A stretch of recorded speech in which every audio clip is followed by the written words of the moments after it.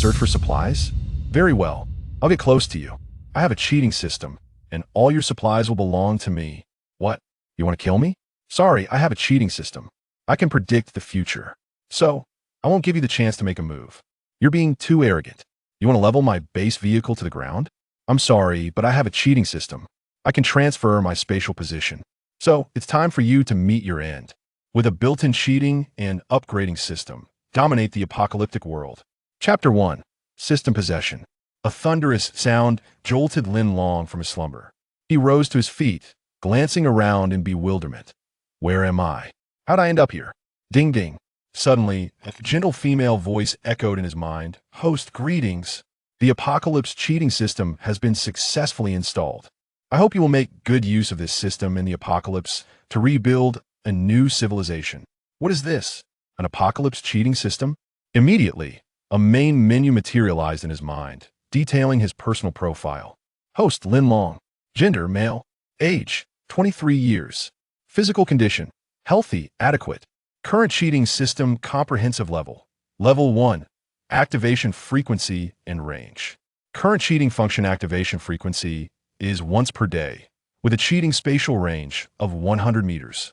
Note, the host is a novice, and to enhance the operability of this system, an additional 2 trial opportunities will be awarded on the day of successful installation. The usage range for trial opportunities corresponds to the current cheating system comprehensive level of Level 1.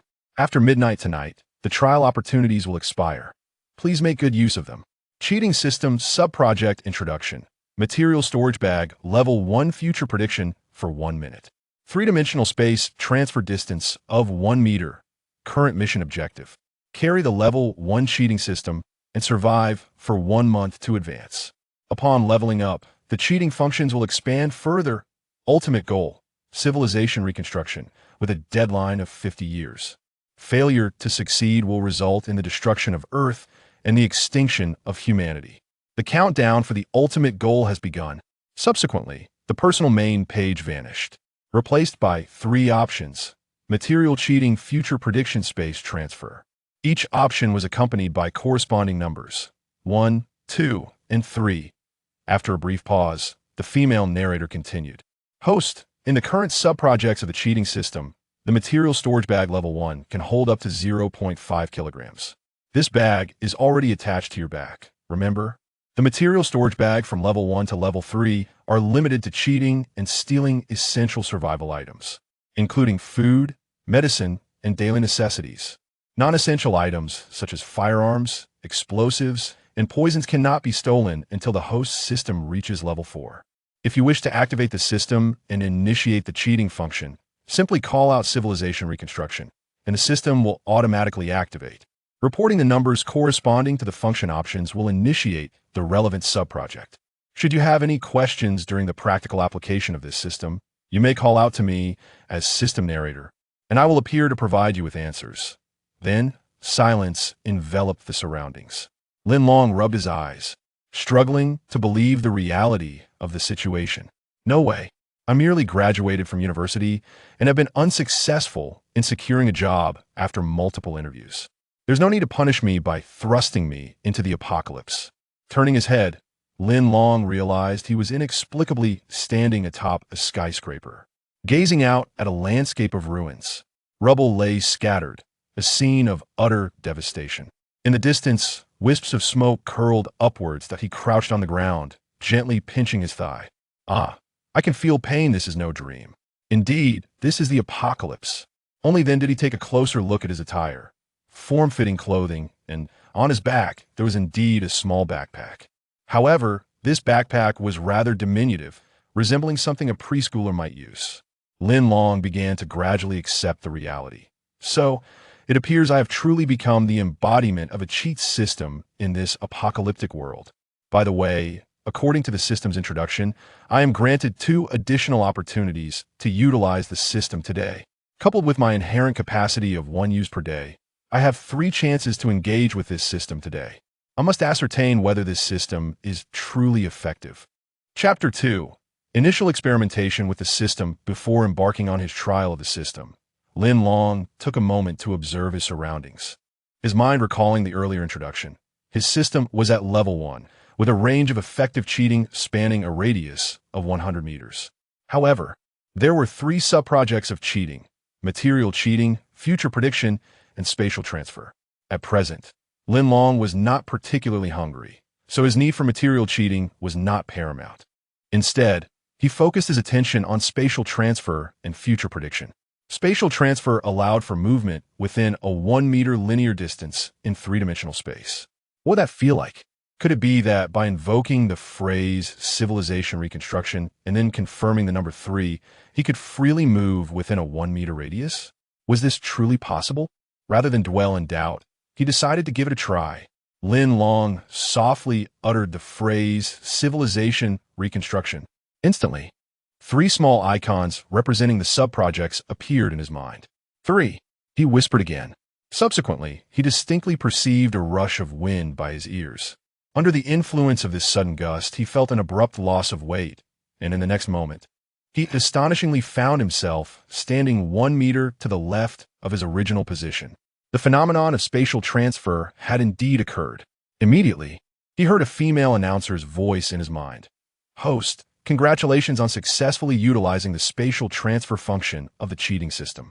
This feature allows for temporary and rapid movement of 1 meter within 3-dimensional space, defined by length, width, and height. Its speed is sufficient to evade gunfire. In other words, when an enemy aims a firearm at you, you can invoke this subproject before they pull the trigger, swiftly avoiding danger." Lin Long stood there dumbfounded. To be honest, while he heard the soft and delicate voice of the female announcer, he paid little attention to the content of her explanation. He was utterly astonished by the extraordinary capability of spatial transfer. The system possessed such miraculous effects. With this ability, not only could he evade enemy attacks, but he could also launch a surprise assault when the opponent was unprepared. How exhilarating! Curious, he crouched down to measure the distance from where he had originally stood. It was indeed quite close. System announcer, are you still there?" Lin Long hastily inquired. "Host, I am here. Do you have any questions?" "I would like to inquire. Since my current spatial transfer distance is 1 meter, will this distance increase as my system levels up, allowing me to move freely within the effective range?" "Indeed, your understanding is correct. Once your system reaches level 6 or above, your spatial transfer distance can extend up to 60 meters. Moreover, at that stage, the frequency of your system's activation will be unlimited. In other words, you can utilize this system to eliminate any enemy at close range. What do you think? Is this system not thrilling? Isn't this truly extraordinary? It's simply remarkable." Lin Long chuckled and then inquired, "Are the remaining 2 options, foresight of the future and material manipulation, even more formidable?" "Host," the system responded, "you have only utilized the cheating system once. Therefore, along with the 1 opportunity you are entitled to today, you presently possess a total of 2 chances. There are 3 subcategories. You have already experimented with spatial transfer, leaving the other 2 options, foresight of the future and material manipulation, for you to explore." Chapter 3. Predictions for the future. Should you inquire whether these 2 sub-items possess a more formidable effect, I must convey that even if I articulate my perspective, you may find my explanation rather hollow unless you embark on your own experimentation. As you delve into testing these remaining 2 sub-items, allow me to offer a friendly reminder. The prerequisite for material manipulation is the presence of corresponding substances within your effective range. Once the system is activated, these materials will subsequently be introduced into your inventory. In essence, material manipulation carries a degree of uncertainty.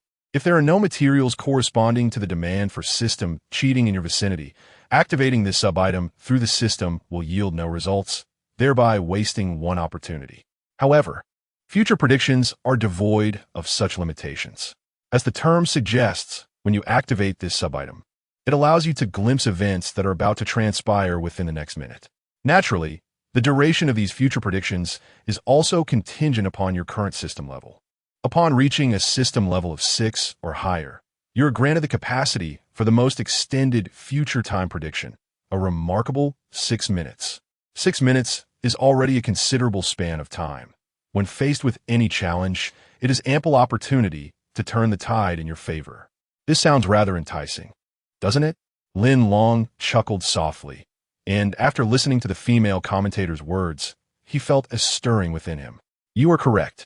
This substance is indeed a form of deception, fraught with certain unknown risks. However, predicting the future is an entirely different matter. I can foresee the events that may transpire within the next minute. Have my actions for the upcoming minute already been predetermined? I do not believe it. Host, if you're skeptical, why not give it a try? Certainly, I must add that the purpose of future predictions is to assist the host in evading perilous situations. Therefore, once the prediction concludes, you have the ability to alter an unfavorable outcome. Oh, I see. Well, I'll give it a try. After all, I still possess 2 opportunities to utilize the system. Let us then embark on the endeavor of future prediction. Lin Long immediately whispered, "Civilization reconstruction." As the 3 sub-items appeared before him, he unhesitatingly proclaimed the number 2. Before him unfolded a bizarre scene. It appeared as though he was carrying someone into a warehouse. Moreover, he noticed several swaying zombies behind him. In the next moment, he was rescuing a life. Lin Long widened his eyes, startled awake, pondering. Is it possible? Are there still zombies in the vicinity? He did not concern himself with saving others at all. Instead, the horrifying zombie sent a jolt of fear through him. In the very next moment, he cried out for help. Suddenly, without warning, a piercing cry for help shattered the silence from below the towering building, jolting Lin Long out of his chaotic thoughts and thrusting him back into reality. Goodness, is this truly happening? Lin Long looked down and saw a young boy running frantically beneath the towering building. As he dashed, he cried out for help. His appearance disheveled and his breath coming in labored gasps from the exertion of his desperate flight. Behind him, 6 swaying zombies followed closely. Yes, those with festering sores atop their heads, mottled bodies, tattered garments, and moving in a mechanical fashion like the living dead. Lin Long extended his right hand and brushed his face. Goodness, is this future prediction exceedingly accurate? This time, it is not oneself in peril, but rather others who are at risk. Lin Long was somewhat overwhelmed. The apocalyptic films and television series he had once indulged in during leisurely moments were merely a form of entertainment to pass the time. He never imagined that he would inexplicably find himself thrust into this stark reality of the apocalypse. Chapter 4. Rescuing, should the young man save him or not? I have glimpsed the future, and I can indeed save him. Since it is possible to save him, why hesitate? Big brother, help me.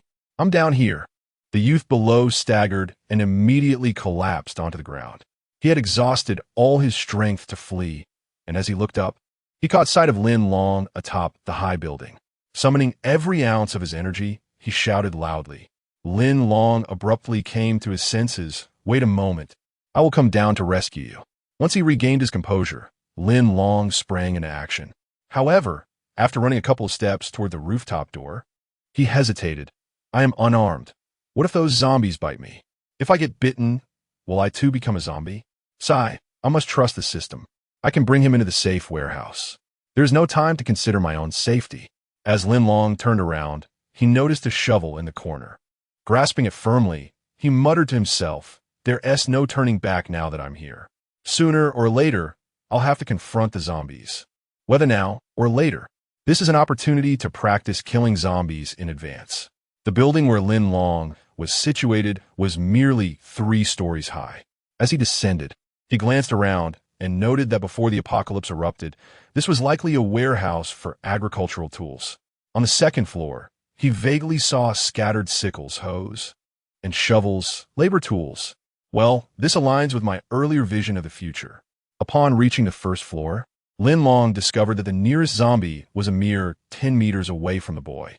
He quietly muttered, I wonder if there's enough time? Yes, I must have faith in the system. With a swift motion, he flung open the front door and dashed to the boy's side, helping him to his feet. Hey, how are you feeling? Can you hold on? As Lin Long supported the youth, he felt the boy's body teetering, ready to collapse at any moment. The boy opened his eyes briefly, glanced at Lin Long, and before he could utter a word, he fainted. Wait, what? Lin Long was at a loss for words. With no other choice, he quickly hoisted the boy onto his back, exerting all his strength to carry him inside. With a decisive motion, Lin Long closed the front door behind him. He hurriedly transported the boy to the second floor, laying him gently on the ground. Grasping the shovel tightly, he returned to the first floor, where he pushed a wooden table against the door for added barricade. Peering outside, he saw 5 or 6 zombies gathered at the entrance, incessantly pounding on the door. Quite terrifying. Lin Long forced a bitter smile. Seeing these creatures up close for the first time made his legs tremble. Sigh. I'm utterly exhausted, but thankfully I ran swiftly. Without the system's foresight, I doubt I would have had the courage to venture out and save him. After resting for a brief moment, he ascended to the second floor again, finding the boy still unconscious. He crouched beside him, scrutinizing his appearance. Judging by his looks, he appears to be no older than 16 or 17. Regrettably, one finds oneself living in a post-apocalyptic world where humanity has lost its essence, and the specter of despair looms large. Only upon his awakening can one pose certain inquiries. Where exactly is this place? From whence does he hail? Lin Long approached, extending his right hand to press upon the young man's acupoint. After a brief interval of 1 minute, the youth coughed softly and opened his eyes. As he lifted his gaze, it met Lin Long's directly.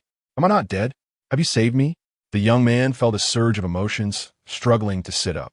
Chapter 5. Lin Long nodded with a smile, assuring, there's no rush. This place is relatively safe. The zombies have been kept at bay outside the house. They won't breach our sanctuary for the time being. You should rest here a while. Thank you so much. I feel utterly useless. I lost my weapon and nearly lost my life, Quan replied, overwhelmed with emotion. Once he realized he was safe, tears streamed down his face, stirring Lin Long's discomfort. Lin Long gently patted his shoulder, offering comfort. Don't cry. Your well-being is what matters. May I ask your name and the purpose of your presence here? My name is Quan. I am here to fulfill a mission. But I still don't know your name. How should I address you? Quan looked up inquisitively. I am Lin Long. Given your youthful appearance, you may call me Brother Long, all right, Brother Long. I'm not so young myself. I am 19 this year. However, living in this apocalypse has hindered my nutrition, making me appear frail, Quan replied with a wry smile. He then scrutinized Lin Long carefully, asking cautiously, Brother Long, are you also a member of the Gene Clan community? Gene Clan community? What is that? Lin Long murmured, unfamiliar with the term. No, I'm not affiliated with any community. So, you hail from that community? Quan's eyes widened in astonishment. It has been over a year since the apocalypse began. How have you survived? Indeed, I am from the Gene Clan community, Quan affirmed. Has it truly been over a year? Lin Long pondered, realizing the devastation surrounding them was indeed severe. I have managed to be self-reliant. You see, I am considerably stronger than you. Evading these zombies is not overly challenging. I understand. However, in this apocalypse, we must evade not only the zombies but also the treacherous individuals lurking about. Brother Long, I cannot fathom how you have survived alone for over a year without community support. If that is the case, you are truly remarkable, Quan exclaimed, admiration gleaming in his eyes. It's nothing extraordinary. By the way, I just arrived here today and am unfamiliar with the surrounding situation. Could you provide me with a brief overview? Lin Long felt his excuses were somewhat forced, apprehensive that Quan's inquiries might unveil his facade. He needed to swiftly comprehend his environment. Could you lend me a hand to help me stand? Quan did not respond to Lin Long's query, but extended his right hand, attempting to rise. Lin Long offered a wry smile and extended his own hand to assist Quan. As Quan stood, he suddenly grasped Lin Long's shoulders with both hands, pulling him sharply, inadvertently revealing a portion of Lin Long's smooth shoulder. You are truly not affiliated with any community? Quan gasped in shock at the revelation. He promptly released his hands and instinctively adjusted the fabric of his right shoulder, revealing an embroidered emblem that resembled an expansive ocean. Every individual within the community bore such a mark. Behold, my mark of the sea, he exclaimed. In that moment, Lin Long felt a wave of understanding wash over him. It became clear that the other had merely seized the opportunity of standing up to discreetly inspect his own right shoulder. In this post-apocalyptic world, it was only natural for the survivors to possess a modicum of cunning. Chapter 6. A glimpse of the apocalypse, Brother Long. I apologize for my earlier demeanor. There is no alternative.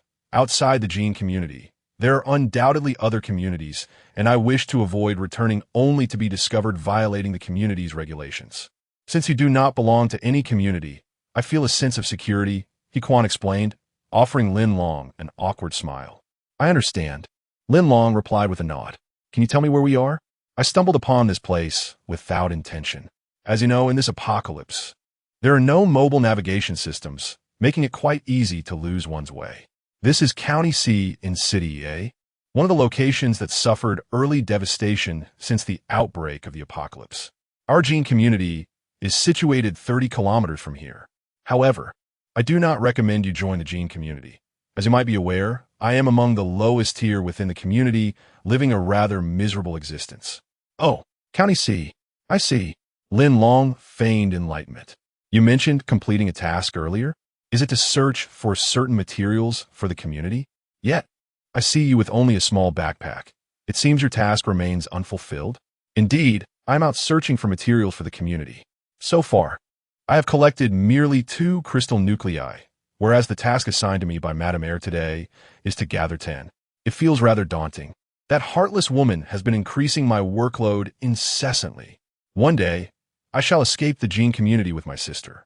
Upon mentioning the task, a sense of anxiety and restlessness that belied his youth flickered across Hequan's face. 10 crystal nuclei seemed an overwhelming burden. Oh, I understand now.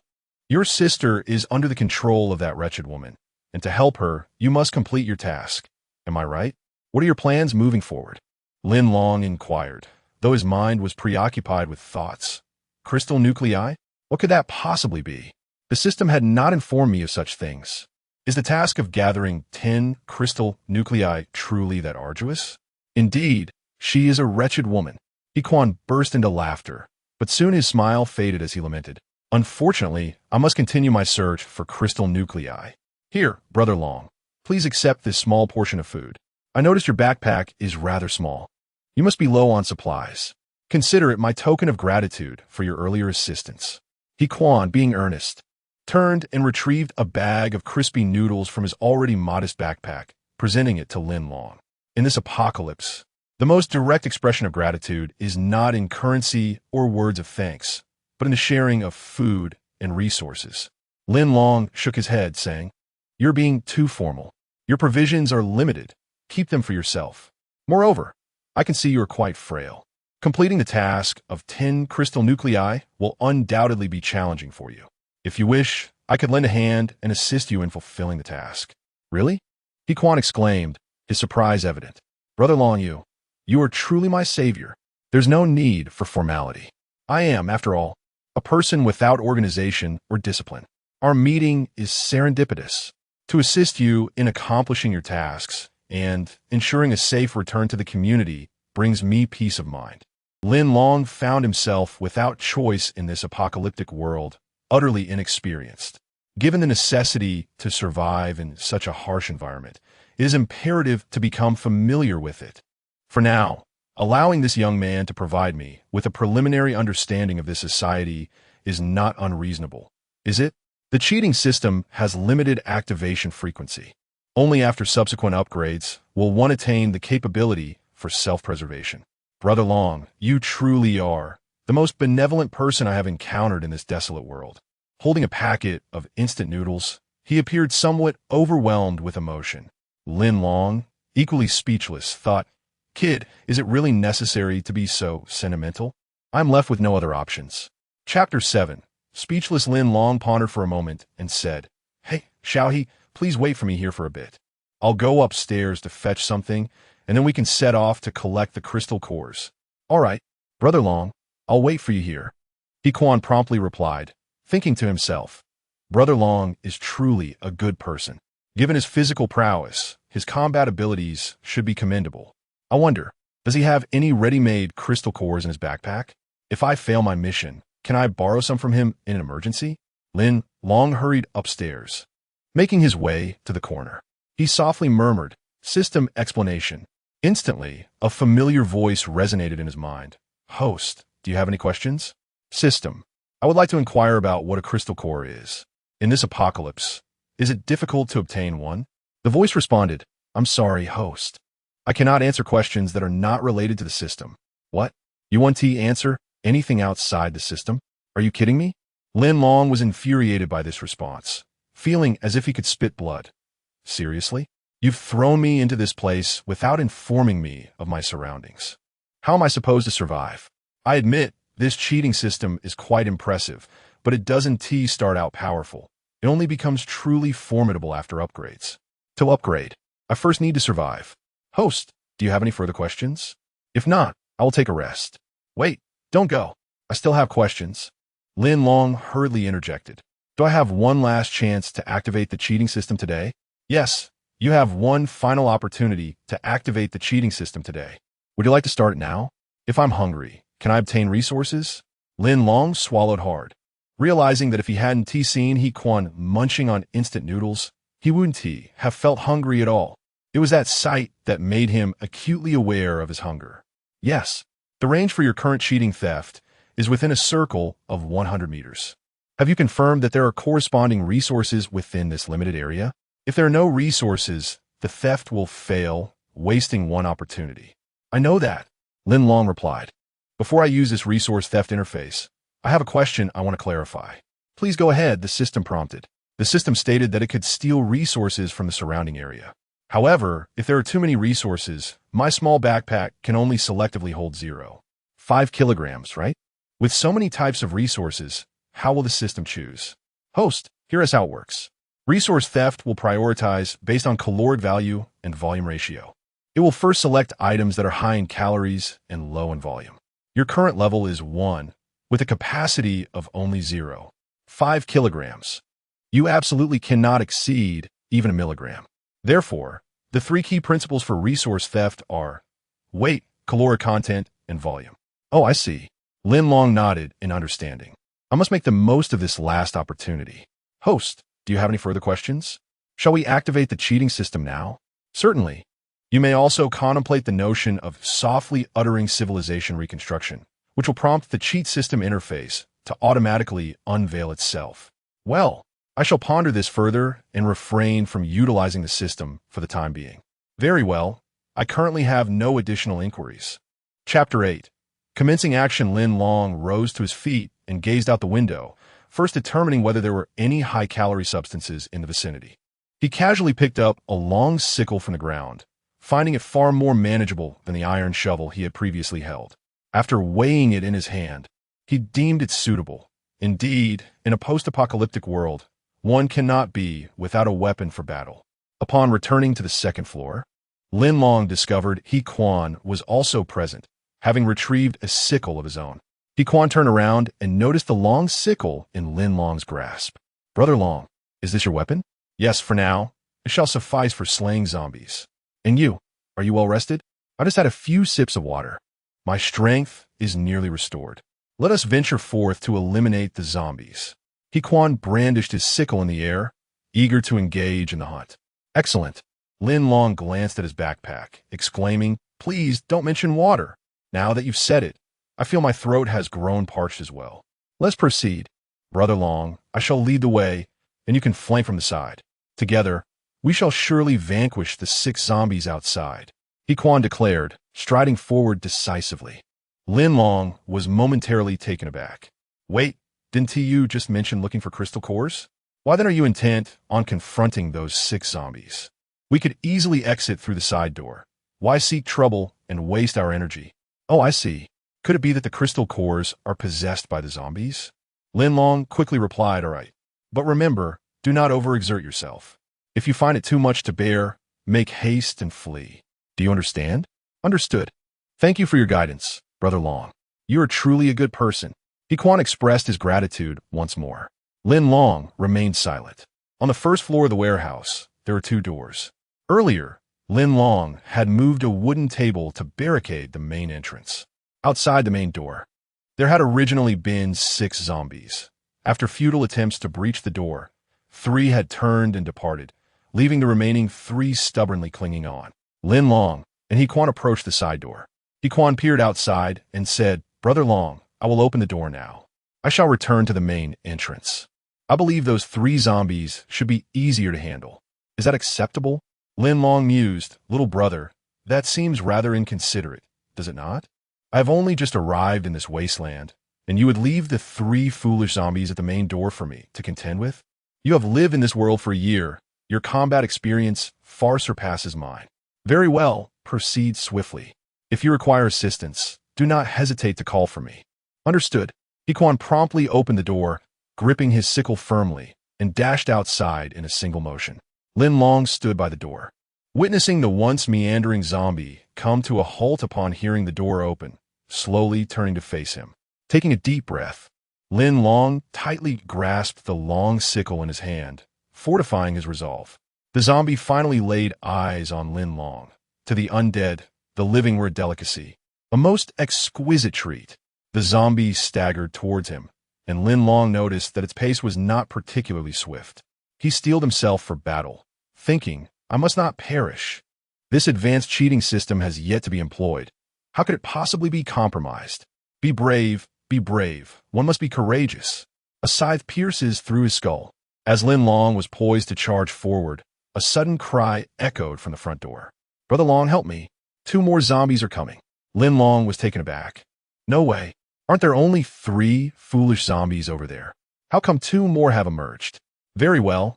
I shall extend my kindness once more and assist you again. Lin Long swiftly dashed toward the main entrance. However, when he was approximately 2 meters away from it, he suddenly came to a halt. What on earth is this fellow doing? Chapter 9. So this is the crystal core. Hequan was seen stooping over a zombie corpse, methodically dissecting its head with a scythe, searching for something within. Fortunately, Lin Long had previously watched horror films and was prepared for the gruesomeness of the scene. However, even with this mental preparation, witnessing it firsthand sent a jolt of fear through him. Meanwhile, 2 zombies were swaying and stumbling towards Hequan, drawing ever closer. Hequan turned to Lin Long and exclaimed, Brother Long, I seem to have good fortune. 1 out of the 3 zombies has a crystal core. As he spoke, he raised his right hand to reveal a bloodied object, approximately the size of a thumb. Upon seeing this, Lin Long felt a wave of relief wash over him. So this is the crystal core you mentioned? Congratulations, but just 1 is still quite far from your task today. He remarked with a wry smile. Well, 1 is better than none. Brother Long, these 2 zombies are moving a bit faster. They might also possess crystal cores. Hequan pointed to the 2 approaching zombies that had turned back toward him. Lin Long replied nonchalantly, No problem, I'll take care of them. With that, he seized his long scythe and dashed towards the nearest zombie. With a reckless spirit, Lin Long charged forward, raising his scythe high. However, his aim faltered, and instead of striking a fatal blow, he merely grazed the zombie's shoulder blade. The scythe became ensnared in the creature, and with a terrifying growl, the zombie lunged towards Lin Long, its mouth agape, ready to bite. Lin Long steeled his resolve and delivered a powerful kick to the zombie's abdomen, propelling it backward with a resounding thud. In this dire moment, his instincts took over completely. With the momentum of his scythe, he cleaved the zombie in 2. How is this creature so flimsy? A mere kick caused it to split apart, he thought, shaking his right hand to discard the upper half of the zombie, which tumbled to the ground at his feet. The seemingly terrifying zombie was easily vanquished. He observed its upper body, mouth opening and closing in a futile gesture of defiance. Looking down, he realized that this unfortunate creature had previously sustained a wound, explaining its weak constitution. Wow, Brother Long, that move was incredibly impressive. Hequan had risen to his feet, stowing the crystal core in his backpack. He had only witnessed Lin Long's final action and, in his mind, envisioned it vividly. Lin Long's right hand swung the scythe to sever the zombie's head, and with a powerful kick, he split the creature in half. The precision of the strike and kick was flawless. Lin Long, however, wore a wry smile, realizing the importance of concealing his true self. He quickly raised his right hand to wipe his brow, erasing the cold sweat that had formed on his forehead. A zombie ant loomed ahead, her mouth agape and hands outstretched, poised to lunge at Lin Long. After successfully vanquishing 1 undead foe, Lin Long felt a surge of confidence in battle. He flashed a grin at the zombie ant, remarking, Madam, That is not the proper way to greet a stranger. This time, he focused intently on the creature's head, wielding his scythe with precision. With a sharp snap, the blade plunged directly into the zombie's brain. A grotesque splatter of murky, cerebral matter erupted, staining Lin Long's attire. How utterly repulsive. Just then, Hequan brandished his scythe, swiftly advancing to strike at the zombie's feet. Witnessing this, Lin Long's confidence soared as he quickly withdrew his weapon and delivered another decisive blow to the zombie's head. Thus, through the combined efforts of Lin Long and Hequan, the two zombies were dispatched. Chapter 10. Someone nearby, Hequan smiled faintly, tilting his head to look at Lin Long. Brother Long, my task is quite urgent. Would you be so kind as to lend me the crystal cores of these two zombies for immediate use? Upon seeing his expression, Lin Long quickly understood. Ah, this lad fears I might seize his crystal cores. I have no interest in such trifles. With a gentle smile, he waved his hand generously, saying no problem. Take them as you wish. Wonderful. Thank you, Brother Long, Hequan exclaimed, hastily wielding his sickle to sever the heads of the two zombies before extracting the crystal cores. A look of sheer joy illuminated Hequan's face as he exclaimed, what splendid fortune! Indeed, they're crystal cores. Suddenly, a familiar zombie groan echoed from behind. Lin Long turned to see a staggering zombie approaching from the side door. Another one? Lin Long's brow furrowed as he wiped the putrid brain matter from his scythe against a nearby stone before advancing toward the zombie. Those recent slashes felt rather exhilarating. So this is the thrill of dispatching zombies. I initially expected to be terrified, but after one encounter, the fear dissipated. As Lin Long reached the zombie, he smiled at it, saying, you seem to be suffering in death. Allow me to assist you on your journey. With that, he swung his scythe, piercing it directly into the zombie's right eye. The zombie, heedless of its fate, reached out with both hands, attempting to claw at Lin Long. With a swift kick, Lin Long struck the zombie's body. Oh, misfortune strikes, he lamented, as his foot landed squarely on the zombie's abdomen, creating a gaping wound. His right foot was instantly drenched in foul, viscous blood. What poor quality! Surely this cannot be right. Just as Lin Long marveled at his predicament, a startled cry echoed from behind him. Hequan's voice. What was amiss? Lin Long, startled, lost his balance and was knocked down by the approaching zombie. Wide-eyed with terror, he shouted, I'll fight you to the end. He exerted force, pulling the scythe from the zombie's eye socket. He then unleashed a flurry of strikes, delivering two vicious blows, one of which struck the zombie squarely on the forehead. The zombie's mouth gaped open, frozen in that moment, before it collapsed lifelessly. Lin Long exhaled deeply, gazing skyward, reflecting, at last, I've escaped the jaws of death. Engaging in battle with zombies is no easy feat. Those zombie battles in Western films are merely child's play. He hastily tossed the zombie aside, rising to his feet and wiping his soiled right foot against the creature's body. All right, I believe I heard Hequan's cry earlier. What has happened to him? Lin Long turned swiftly to find Hequan sprawled on the ground, unconscious, with his backpack mysteriously vanished. As I engaged in a fierce battle against the zombies, he bent down to retrieve the zombie crystal core. What transpired next? He hurried to Hequan's side, aiding him to his feet and conducting a brief examination. Thankfully, he had merely been struck from behind, his backpack stolen. Yet he was otherwise unharmed. The backpack was stolen? There must be someone nearby. At this thought, Lin Long's heart inexplicably raced. The vicinity was dotted with dilapidated old structures, making it quite challenging for someone to conceal themselves without being noticed. The intentions of this thief were evidently clear. They might also be after the crystal core. Their strength must have been limited. Otherwise, they wouldn't have fled after incapacitating someone. Lin Long lowered his gaze to the ground and spotted a distinct child's footprint. The prints led directly to the low, abandoned factory across the way. Chapter 11. Initiating the system, Lin Long suddenly realized, no wonder it was a mere child.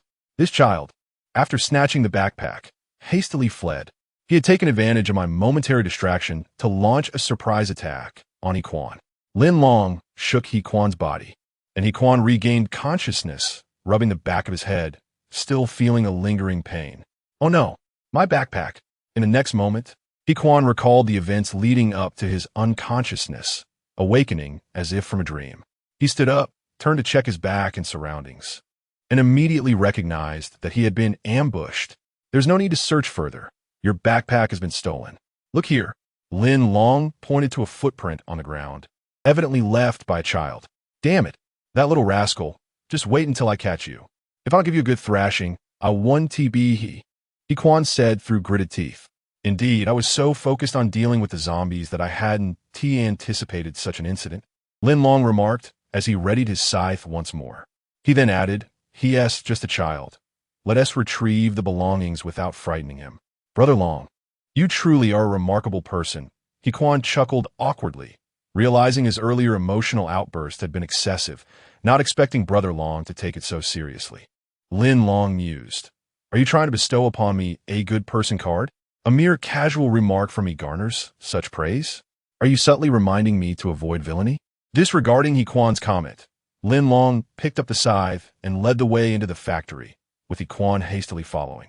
Upon reaching the factory entrance, they both found themselves in a state of confusion.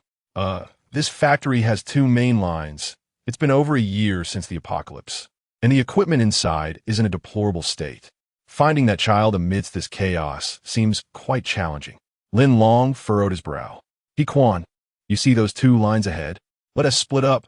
You take one, and I'll take the other. We can meet at the exit ahead. Is that acceptable? Absolutely. I share the same plan. Quan nodded in agreement. After a brief discussion, they separated to execute their respective tasks.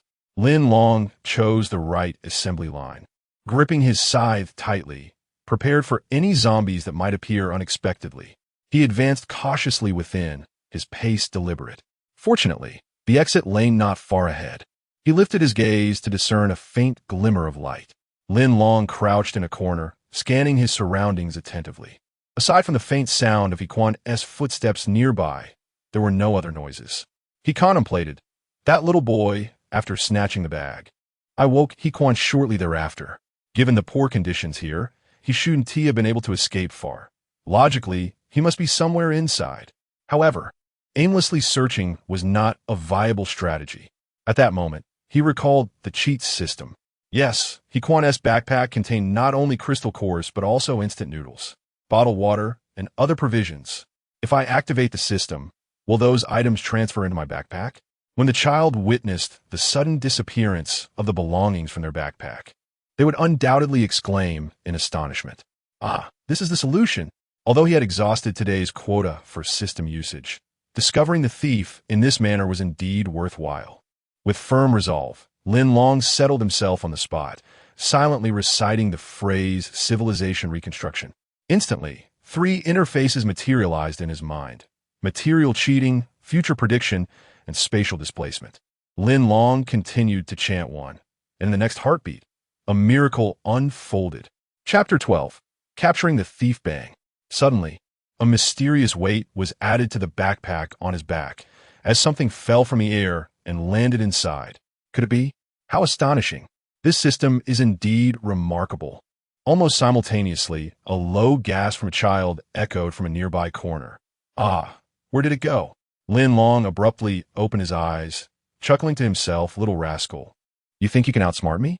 Without a moment's hesitation, Lin Long darted to the corner, extending his right hand to grasp the child's arm. Got you? The child's hiding spot was indeed quite cramped. There was a small table in the corner, and he had curled up beneath it.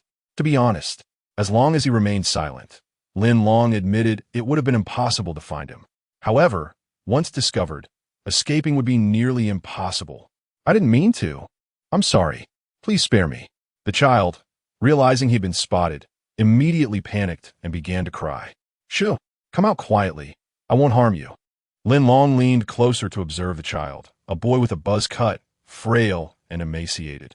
Alas, in this post-apocalyptic world, the two individuals he had encountered, including Quan, were both pitifully thin. Are you really not going to hurt me? You won't kill me, will you? The child ceased his tears, wiping the corners of his eyes, and asked with a hint of disbelief, Do you mean what you say? Indeed, I assure you, I won't trouble you, let alone kill you. Lin Long smiled kindly, immediately loosening his grip. I am a good person. Thudding footsteps echoed as Quan, having heard the commotion next door, rushed over. Upon seeing the child hiding in the shadows, he became somewhat irritated. "Little rascal, I've finally caught you. Brother Long, you're incredible." "Ahem, little he. What did I just say?" "Don't frighten him, remember?" Quan paused, quickly realizing his mistake, and awkwardly scratched his head. "Brother Long, he is a thief." "Do you truly intend to protect him? Do you think he wants to be a thief?" "He is merely a victim of circumstance." "Ah, so, Brother Long, you really want me to let him go?" "Of course. I have found the items. What more do you want?" Lin Long turned back and smiled gently at the child. "Come out, little friend. Uncle won't cause you any trouble." The child remained skeptical, wide-eyed and hesitant. Quan, forcing a smile, approached the boy. "Hand over my bag." "Will you?" "Don't worry. I'll listen to Brother Long. He is my elder brother, and I won't defy his words."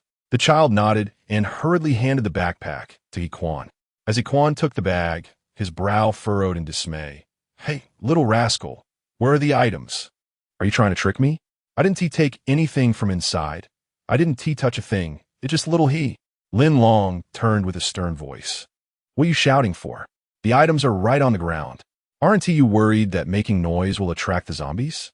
As Lin Long stood to the side, seizing the opportunity presented by the dimly lit factory environment, he swiftly opened his backpack and spilled its contents onto the ground. The moment he unzipped the bag, he could hardly believe his eyes.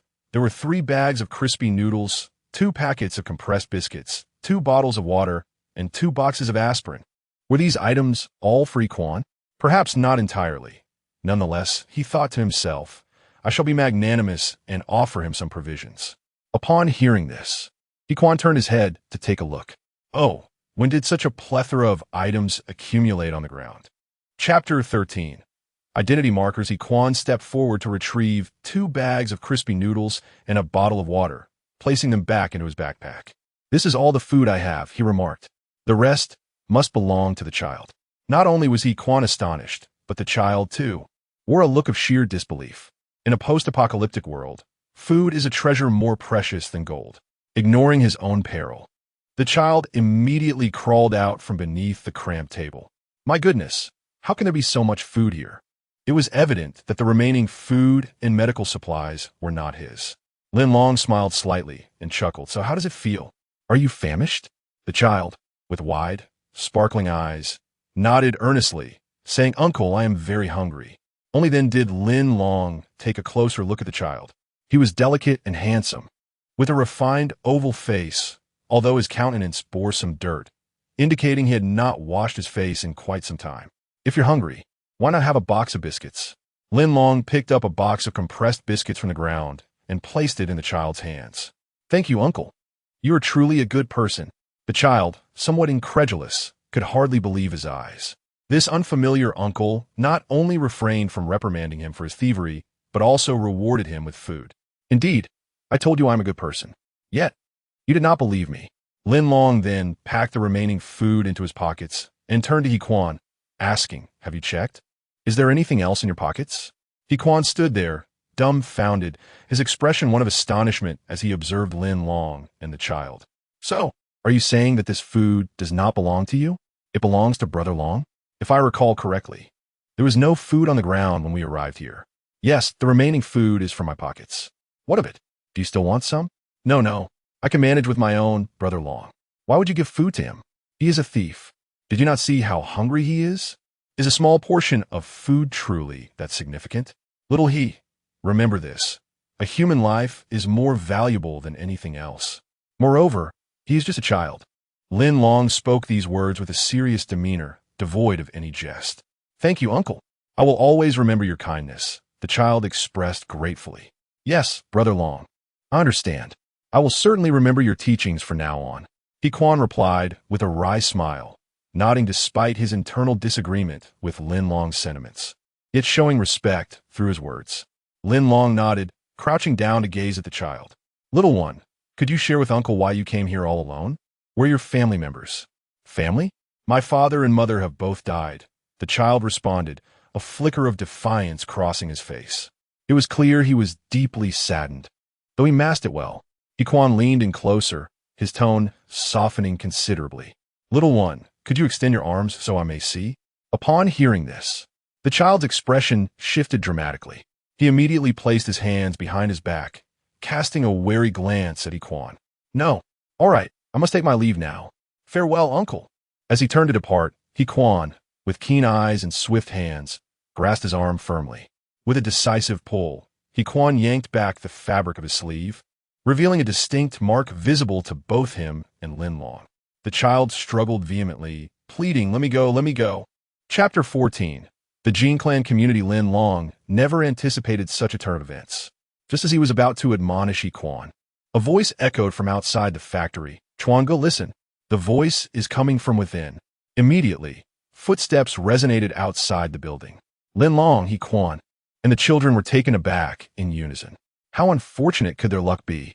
There were indeed outsiders lurking outside, and, from the sound of it, there was more than one. Lin Long swiftly gestured for silence. The children ceased their struggles, wide-eyed and huddling close to Equan.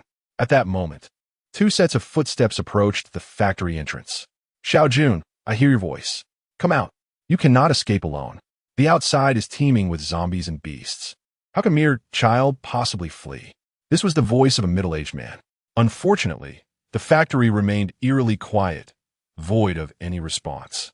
"Xiao Jun, I will count to 3. If you do not emerge, we shall leave, and your future will be none of our concern. Do you understand?" Another man chimed in. Lin Long and Equan exchanged glances, their eyes falling upon the child. A sudden realization dawned upon them. These two men were pursuing the child. "Xiao Jun, is that the child's name?" Lin Long pondered. "Chuanga, it seems this girl is rather unresponsive. What shall we do?" One man queried. "Fear not. She cannot hold out much longer. Let us depart." The middle-aged man knocked on the door and stepped outside slowly. A girl? Lin Long and Equan were taken aback. The child before them was indeed a girl. Her cropped hair had obscured their perception. Once the footsteps faded into the distance, Equan could no longer suppress his curiosity and whispered, "Are you a girl? Is that Chuan Gomu Chuan? Look at the mark on my arm. It is the same as yours. We are both from the Jin clan community." Equan hastily rolled up his sleeve to reveal a distinct mark to the little girl. Upon seeing it, the girl's eyes widened in astonishment. She nodded and said, "Yes, I was once part of the Jin clan community." "Once part of it? What do you mean?" Equan inquired. "My parents were killed by them, and I escaped on my own. They have been pursuing me. I cannot be captured." The girl asked cautiously, Will you take me back?" Equan smiled wryly. "No, I have no intention of taking you back. It is fortunate that you managed to escape. I wish to do the same, but alas, I am not yet able." Lin Long listened to their exchange, and a light bulb went off in his mind. So they were from the same place after all. However, this girl had successfully fled, while Equan still sought his own escape. Both harbored significant resentment towards the Jin clan community. What manner of entity was this? "You have family inside, don't you?" The girl, perceptive as she was, immediately grasped the implication of Equan's words. "Oh, my sister is inside." "Oh, I see." The little girl chuckled softly, her laughter laden with significance. "You mischievous one, it's not what you think. My sister is not in the Lady Jin's camp." Equan suddenly felt a twinge of anxiety and hastily added, "Oh, then your sister must not be beautiful." "Not all. I won't converse further with a sly little brat like you." Equan conceded gracefully, choosing not to argue. Lin Long furrowed his brow, pondering. Jin clan community? Lady Jin's camp? Is this a harem being established? Chapter 15. Su Jun. Lin Long softly inquired, "Xiao He, do you wish to rescue your sister?" Upon hearing this, both Equan and the little girl were momentarily taken aback. Equan then raised his head to glance at Lin Long, offering a slight nod. However, the little girl remarked, "Uncle, it is exceedingly difficult to extract the elder sister from the Jin family community." Lin Long mused to himself, "From your words, I need not inquire further. It is evident to me. Indeed, this woman must be confined in a specialized cell within the Jin family community. No matter how challenging it may be, I shall endeavor to try. Once the opportunity arises, I will surely take my sister away from the Jin family community." Equan retorted to the little girl, "You are fortunate to have escaped quickly. Otherwise, by the age of 15 or 16, you would surely be sent to Madame Jin's camp." "Bah, I would rather disfigure myself than go to Madame Jin's camp. The girl resolutely replied. Cough, cough. Footsteps were heard. Lin Long immediately turned and softly admonished the two of them to lower their voices. Upon hearing this, He Quan and the little girl fell silent in unison. Damn it, there's nothing here. Tang Hai, you better confess honestly, where did the food and 2 boxes of medicine in your pocket go? Are you planning to pocket them for yourself? Outside, the furious voice of the middle-aged man echoed. Brother Chuan, I truly do not know. I swear to the heavens. I did not take the food and medicine. Besides, I wouldn't dare. Tang Hai implored, but was met with a resounding slap. The middle-aged man bellowed. Take a look at your pocket. Is it broken? No, it's intact. Everything else is here. Yet the food and medicine have vanished? Don't tell me they sprouted wings and flew away from under our noses. I really don't know what happened. I distinctly remember they were here just a moment ago. Enough with the excuses. Today, you must retrieve the supplies. If you cannot find them, don't bother returning to the community. The middle-aged man's voice grew fainter, lamenting the incompetence of those who cannot even keep an eye on their belongings. You're worthless. Brother Chuan, I truly have no idea how they disappeared. Do not worry. I will search thoroughly around here. It's not a vast area. It should be easy to locate. Search quickly. I'm starving from your incompetence. Finally, the 2 individuals departed from the factory entrance. It seemed the middle-aged man was indeed the Mu Chuan that He Quan had mentioned earlier, while the young man following him was Tang Hai. Serves him right. Relying on being a subordinate of the second general, they think they can act recklessly every day. He Quan muttered under his breath. Genuinely pleased with the misfortune of these 2. They deserve to lose their belongings. It would be best if they lost their lives too. The little girl chimed in agreement. Yet Lin Long remained in a state of contemplation, for he had come to realize that the surplus supplies in his backpack were most likely from Tang Hai's bag. Just moments earlier, these unfortunate souls had been within 100 meters of him when he activated the system. Lin Long turned to the little girl and asked, What is your name? The little girl replied, My name is Su Jun. What about you, uncle? My name is Lin Long, a free spirit unbound by any community. You may call me Brother Long. He is called He Quan, and you can refer to him as Brother Quan. Lin Long smiled faintly and, with curiosity, inquired Xiao Jun, What are your plans for the future? As Lin Long posed his question, he pondered to himself, Do I seem so old that I am addressed as uncle? I have no particular plans, replied Su Jun. I take each day as it comes. After all, Su Jun was just a child. What plans could she possibly have? Her primary concern was evading the search efforts of the community and striving to survive. In the harsh reality of a post-apocalyptic world, merely staying alive is the greatest fortune. Contemplating future living arrangements feels far too distant. Only a novice like Lin Long, newly introduced to this world, remains oblivious to such harsh truths. Chapter 16. Escape Route. Lin Long smiled faintly. The world outside is harsh. Do you believe you can adapt? He continued, I have a plan. Would you care to listen? This remark not only took Su Jun by surprise, but it also piqued He Quan's curiosity, prompting him to turn towards Lin Long. In He Quan's eyes, Lin Long left a remarkably positive impression. They had witnessed firsthand Lin Long's robust physique, his immaculate attire, and his vibrant spirit. Remarkably, after a year since the apocalypse erupted, he had managed to maintain such vitality without joining any community, indicating he possessed extraordinary abilities beyond ordinary reach. Thus, Lin Long's words undoubtedly ignited a glimmer of hope in their bleak future amidst the apocalypse. Uncle, Brother Long, please share your thoughts. Su Jun nodded in agreement. Look, you just escaped from the Jin clan community. You must have unique insights regarding the escape route, correct? If so, why not assist your brother Quan? He is desperate to rescue his sister from that den of horrors. Brother Long, are you suggesting I help him save his sister? That might be impossible. Su Yun replied hesitantly. Why is it impossible? All you need to do is share the route with me, and I will ensure the plan reaches my sister so that I can help her escape. He Quan's mouth fell agape in astonishment at this unexpected proposal that directly involved him. Lin Long cleared his throat and glanced outside. Noting the absence of Mao Chuan and Tang Hai, he felt it was relatively safe to withdraw at this moment. Raising his right hand to interrupt their conversation, he stated, Let's discuss this outside. It is utterly dark in here, and the air is stifling. I said it's not feasible, and that is final. Su Jun, unwilling to disregard He Quan, yet reluctant to disappoint Lin Long, merely retorted briefly. She then rose to follow Lin Long towards the factory's exit. He Quan realized he had no choice. It appeared Su Jun was indeed a rather stubborn individual. Forcing someone to disclose the escape route would likely yield counterproductive results. Subsequently, the three of them safely exited the factory area and sought refuge in a dilapidated office nearby. As they walked, Su Jun munched on food, finishing a bag of compressed biscuits upon reaching their destination. She cast a pitiful glance at Lin Long, her eyes subtly lingering on his backpack. Feeling the pangs of hunger himself, Lin Long set down his backpack and handed Su Jun a packet of crispy noodles, while he opened his own biscuits to eat.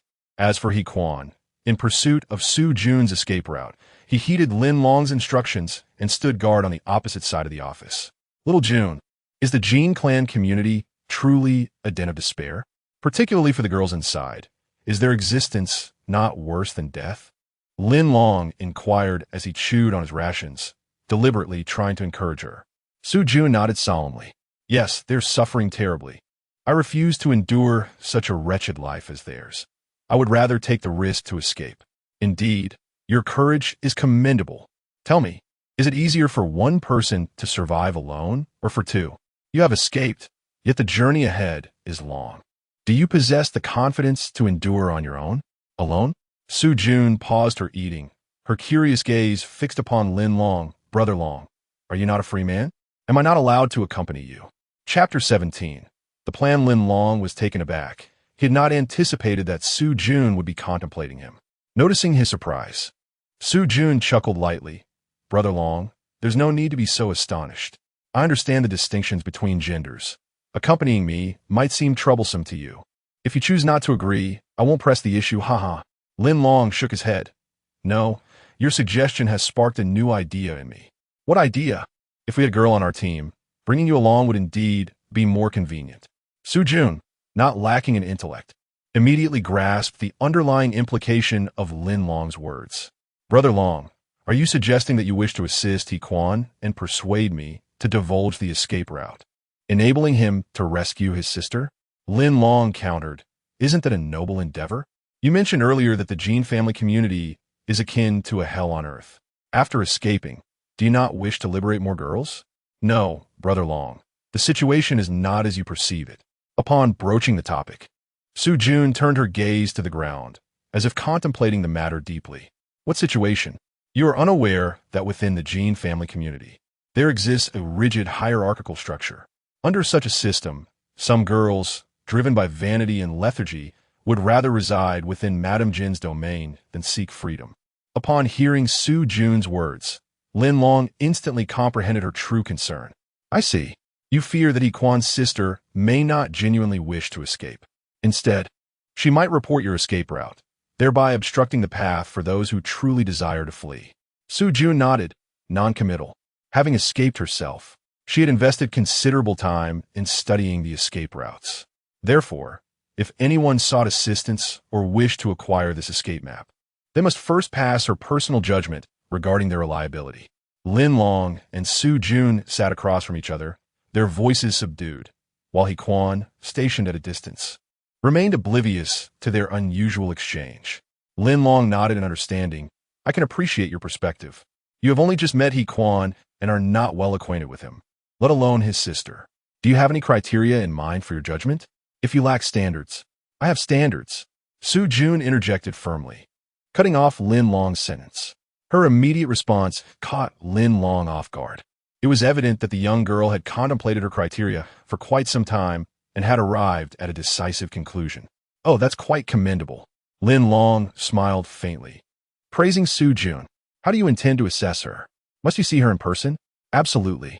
Not only must I see her, but I also need to pose questions to her. Only if her answers align with my standards will I agree to share the escape route. However, you're outside, and she's inside. How can you possibly meet her, let alone question her? To be frank, little Jun, do you intend to disclose this escape route to anyone within the Jin family community? I have this intention. Su Jun replied resolutely once more. Very well. I shall not pry into your secrets. You undoubtedly possess your own plans. Truly impressive, for one so young to have schemes that rival those of adults. Brother Long, in your presence, it is hardly a secret. When the time comes, I shall reveal it to you. Chapter 18. The Universal Remedy, with a smile gracing his features. Lin Long cast a sidelong glance at Su Jun and mused. Well, if you put it that way, it seems you intend to cling to me indefinitely? Very well. Having a companion is certainly preferable to enduring solitude. After consuming a packet of compressed biscuits, he felt a modicum of strength return to his withered belly. Taking a sip of water, he stood up and addressed He Quan. Shall he? Allow me to take the watch. You should pause for a moment to replenish your energy. After all, your task is rather demanding. He Quan nodded in agreement, relaxing his guard as he approached Su Junhei. Little girl, did you really eat all of that by yourself? Have you not eaten for several days? Su Jun stuck out her tongue at him, retorting, It's none of your business. All right, I sense you harbor some prejudice against me. I am, after all, your brother Quan. We ought to be like-minded companions, He Quan replied, sitting down to resume his consumption of crispy noodles. Now answer me honestly, are you collecting crystal cores for the Gene family community?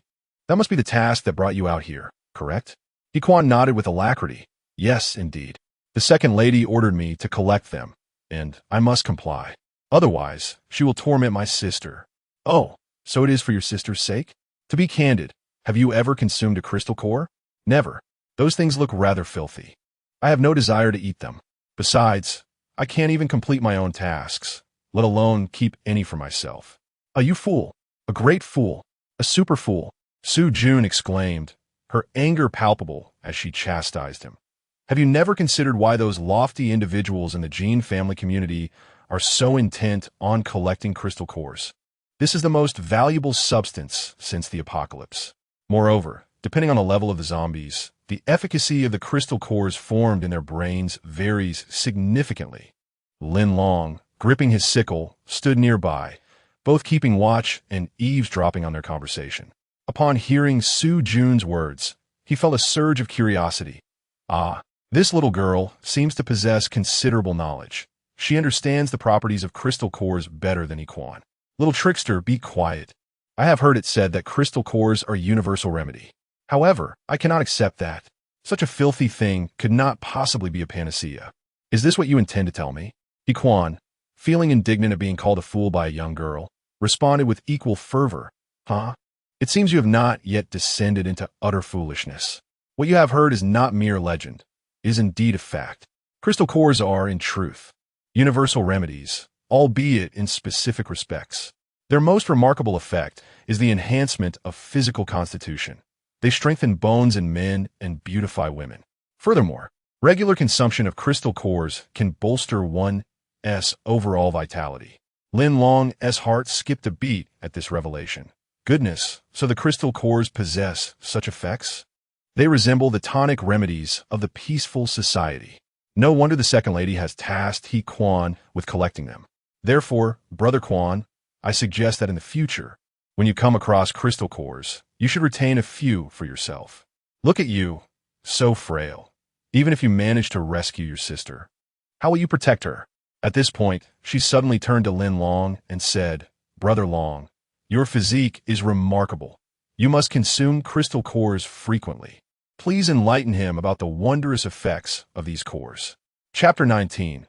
Repaying hatred with virtue. Lin Long was momentarily taken aback. To be honest, the dialogue between Su Jun and He Quan instantly conjured images of He Quan severing a zombie's head to extract the crystal core. That scene of He Quan retrieving the crystal core was both sordid and gruesome, leaving an indelible negative impression on him. Sharing He Quan's sentiments, he pondered how something so filthy could possibly be consumed. Xiao Jun refrained from speaking carelessly. My physical constitution is entirely natural, not some counterfeit derived from indiscriminate consumption. Lin Long remarked, promptly averting his gaze. Narrowing his eyes, he noticed a staggering zombie emerging from not far away. Su Jun chuckled, He Long Gu. I also believe you are indeed natural. Xiao Jun, do not focus solely on me. Take a look at yourself. You are not in a much better position than I am. You claim the crystal core possesses miraculous effects. Have you perhaps consumed one yourself? He Quan countered. Children ought not to indulge indiscriminately. Have you ever seen a child in peaceful times recklessly consuming nourishing supplements? Though the crystal core is indeed a valuable item, excessive consumption can lead to adverse effects. For instance, if a child were to consume too much, it could hinder normal skeletal growth and physiological development. Furthermore, the elderly should also exercise caution. Their absorption may be poor, leading to gastrointestinal discomfort. Even adults can suffer toxic effects from excessive intake. Moderation is essential for optimal results. Hey, you two should momentarily cease your debate. Lin Long interjected, his gaze fixated outside the window where a solitary zombie approached. How about we step out now, deal with it on site, and retrieve its crystal core? Who would like to volunteer for the attempt? Upon hearing of the approaching zombie, Hequan sprang to his feet in excitement. He hastily consumed the last of his crispy noodles, crunching away. Longo, there isn't a horde, is there? He asked, gripping his scythe tightly with one hand, while wiping his face with the other, as if to bolster his resolve. No, I see no other zombies around. It should merely be a lone one. That is fortunate. Longo, my apologies, but I still require 3 more crystal cores today, so I must claim this solitary zombie for myself. With that, Hequan swung open the door and dashed outside, scythe in hand. Lin Long cleared his throat, thinking to himself that this fellow was indeed impetuous. There was no way he could stand idly by and allow this young man to confront a zombie alone. He had witnessed Hequan's physical capabilities, which were somewhat lacking. Lin Long cautioned Su Jun, Xiao Jun, stay here and do not venture out. We will return once we have dealt with this zombie. Understood. I shall await your return. After watching the two depart, Su Jun turned her attention to Hequan's backpack. Hequan is far too hasty. He forgot to take his backpack. Lin Long and Hequan swiftly made their way outside, their footsteps alerting the zombie to their presence. The zombie turned its right eye socket empty, presenting a grotesque and terrifying visage. Hequan tilted his head toward Lin Long. Longo, I've just had my fill. I possess the strength to handle this one-eyed zombie. Upon finishing his words, he swiftly advanced, brandishing his scythe, and struck the zombie squarely in the left eye. With a resounding pop, the eyeball burst, and foul liquid splattered all over Hequan. As the zombie attempted to extend its right hand, Lin Long dashed forward, swinging his long scythe, and with a sharp crack, severed both of the zombie's arms cleanly in two. Despite this, I still felt compelled to assist. Lin Long smiled faintly, contemplating. You must allow me to acclimate to the sensation of dispatching zombies, after all. Chapter 20. The power of unity after the zombie's attack missed its mark. Hequan swiftly drew his scythe once more and struck the creature at the back of its skull. Both strikes targeted the brain, causing the zombie to sway before finally collapsing to the ground. Hequan chuckled with satisfaction, remarking that this zombie was relatively easy to deal with. He pondered whether it possessed any crystal cores. Lin Long smiled and replied, Feel free. I remain uninterested in crystal cores. Thank you, Brother Long, Hequan beamed. And after several deft cuts with his scythe, he soon extracted a crystal core from the zombie's brain, roughly the size of a pinky finger. Lo and behold, there's indeed a crystal core. Excellent, I now have a total of 8. Shortly thereafter, Lin Long and Hequan returned to the house, both wearing smiles. Just as they secured the door, Su Jun approached Hequan and inquired, Brother Quan, you mentioned earlier that you still needed 3 crystal cores, correct? Indeed. With this additional one, I now require only 2. Why do you ask? Do you have surplus crystal cores to spare? None at all. As you can see, I am merely a little girl. How could I possibly possess any crystal cores? However, I suggest you consider returning with just 7 cores. If you wouldn't mind parting with that last one, I would greatly appreciate it. Upon hearing this, Hequan's eyes widened in disbelief, and he was about to express his indignation when Su Jun quickly clarified, You just stated that you were out here to complete a task for the second madam. If you manage to gather 10 crystal cores this time, she may very well send you out again tomorrow to collect 15, 16, or even more. The pressure of your tasks will only escalate, and one day, you may encounter a particularly formidable zombie, which could lead to dire consequences. Lin Long, standing nearby, suddenly realized, this little girl makes a compelling point. Hequan was not foolish. After hearing Su Jun's reasoning, his initial anger dissipated. But what if I don't complete the task? I worry she will torment my sister. She will only torment your sister. Surely, that is preferable to the possibility of you losing your life in your quest for crystal cores. Furthermore, you and your sister have been residing in the gene community for some time. Has everything been fine until now? She would not turn hostile over a single incomplete task, as she still needs to extract further value from you. Wouldn't you agree? Lin Long nodded in agreement. Xiao Jun is correct. This time, the task requires you to find 10 crystal cores. Returning with 7 is already satisfactory. The second madam should not make things difficult for you and your sister. He Quan pondered for a moment. But what about the crystal core we just acquired with such effort? After contemplating for half a minute, he felt no longer compelled to resist, especially since Lin Long had echoed Su Jun's sentiments. Efforts yield rewards, and your contributions are not without value. Su Jun laughed playfully. I truly need that crystal core. Would you be willing to give it to me? Give it to you? What would you do with it? Did you not just say that children should refrain from consuming supplements indiscriminately? He Quan replied, bewildered. With a curious expression, Lin Long was intrigued by Su Jun's request. I have my own purposes. When the time is right, I shall certainly disclose it to you all. Quan, my dear Quan, could you lend me a hand? I will heed Brother Long's words. Brother Long, shall we reveal it to her? He Quan lifted his gaze towards Lin Long. Lin Long smiled and replied, yes. Let her have it. However, little June, do take note that Quan has repaid kindness with kindness. He not only refrained from blaming you for your thievery, but also graciously bestowed upon you the crystal core obtained from the zombie's head. Tell me, would it not be rather ungrateful if you do not share the escape route with him? Chapter 21. Self-improvement. He Quan, despite his reluctance to part with the crystal core, complied with Lin Long's suggestion and handed it over to Su Jun. Su Jun graciously accepted the crystal core, dismissing Lin Long's proposal without a second thought. She carefully wrapped the crystal core and tucked it securely into the inner pocket of her garment. Brother Long, do you truly believe that a single crystal core can suffice for a route to escape? Indeed, that is my belief, Brother Quan. When the opportune moment arises, I assure you I will reveal the escape route to you. Once she was prepared, Su Jun looked up at the two with a playful smile. Are you planning to continue hunting zombies? To slay them and extract the crystal cores from their skulls? He Quan furrowed his brow, finding merit in Su Jun's earlier remarks. Must I fulfill the task assigned by the second madam? What if she escalates the demands? How shall I confront that? Doubt clouded his mind, and he turned his gaze toward Lin Long. Lin Long chuckled. Little June, are you also in need of zombie crystal cores? Su Jun nodded. These are indeed valuable items. The more, the better. Since we have time, remaining here is not a viable option. Therefore, let us seek out zombies to procure crystal cores. Furthermore, Little Yun, having emerged from the gene community, you must inevitably face zombies alone in order to survive in this apocalypse. Engaging them early is akin to entering the battlefield ahead of time. Brother Long, may I join the hunt against the zombies? Of course, why not? Su Yun appeared astonished. Before she could respond, He Quan interjected, Brother Long, is it wise for such a young child to engage in zombie hunting? I fear for her safety. We may end up needing to protect her.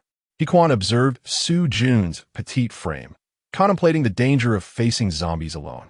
Nonetheless, he could not disregard Brother Long's suggestion and sought further clarification out of curiosity. In this apocalypse, every individual must learn to grow independently. Little he, when you first arrived in this world, you undoubtedly felt fear and trepidation, perhaps even contemplated retreating. How did you manage to evolve into who you are today? Lin Long spoke solemnly, fully aware of the necessity for self-improvement in this new reality. He seized the opportunity to educate Su Jun while subtly reminding himself. Su Jun nodded. Indeed, Brother Long speaks the truth. I must dedicate myself to learning. After a moment of contemplation, He Quan experienced a revelation. He raised his right hand in agreement. I was mistaken. Brother Long is entirely correct. Little June should accompany us in the quest to slay zombies. After a brief pause, he lowered his hand and leaned in closer, smiling gently. Brother Long has survived alone in this apocalypse for an entire year. Surely he possesses unique survival skills. I wish to learn from him. Lin Long was taken aback. This fellow seems to have intentions of exploiting my experience. Have I truly survived a year in this apocalypse? Do I possess unique skills? No, not at all. I am but a novice in this desolate world. Lin Long's countenance remained grave as he cleared his throat. Even if I possess a unique technique, it is futile if you do not engage directly in battle to practice it. Who among us has the time to check the hour? We must seize the moment and venture forth to slay a few more zombies. Both He Quan and Su Jun shook their heads, indicating a lack of time. Lin Long was left to gaze upwards at the sky. The sun hung low in the west, gradually descending. It was summer, and, judging by the slanting rays, it must be past 6 o'clock. The time remaining for He Quan to fulfill the task of collecting crystal cores outside was dwindling. Chapter 22. Journey south as they gazed upon the warehouse ahead. The factory was nestled in an expanse of flat terrain, indicative of the suburban outskirts of City A. To the south lay a vast, desolate area. In this day and age, possessing a timepiece is indeed a rarity. They resolved to venture forth, heading southward, hoping to encounter 2 manageable zombies along the way. However, Lin Long, once again, reminded his companions to prioritize their safety while dispatching the undead and seizing their crystal cores before setting out. Su Jun and He Quan nodded in unison, regarding Lin Long as the cornerstone of their trio. Whatever directives Lin Long imparted, they etched firmly in their minds, unwilling to forget. Subsequently, Lin Long retrieved a sturdy wooden stick from the corner and handed it to Su Jun. Meanwhile, both Lin Long and He Quan wielded scythes, for it was only with weapons in hand that they could muster the courage to proceed. Leading the way, Lin Long concealed himself momentarily behind a wall, cautiously scanning the vicinity for any signs of danger before taking the first step forward. Su Jun and He Quan followed closely behind. After traversing past a single-story building, Lin Long turned to He Quan and instructed, "Shall he take the left side and maintain a distance of over 10 meters from us? We mustn't draw too close to one another, as our limited field of vision could hinder our observation." He Quan nodded in understanding, grasping his scythe as he made his way to the adjacent building on the left. Satisfied with He Quan's compliance, Lin Long turned to Su Jun and said, "Shao Jun, stay close to me." Su Jun affirmed, "Yes, Longu, I will remain right behind you."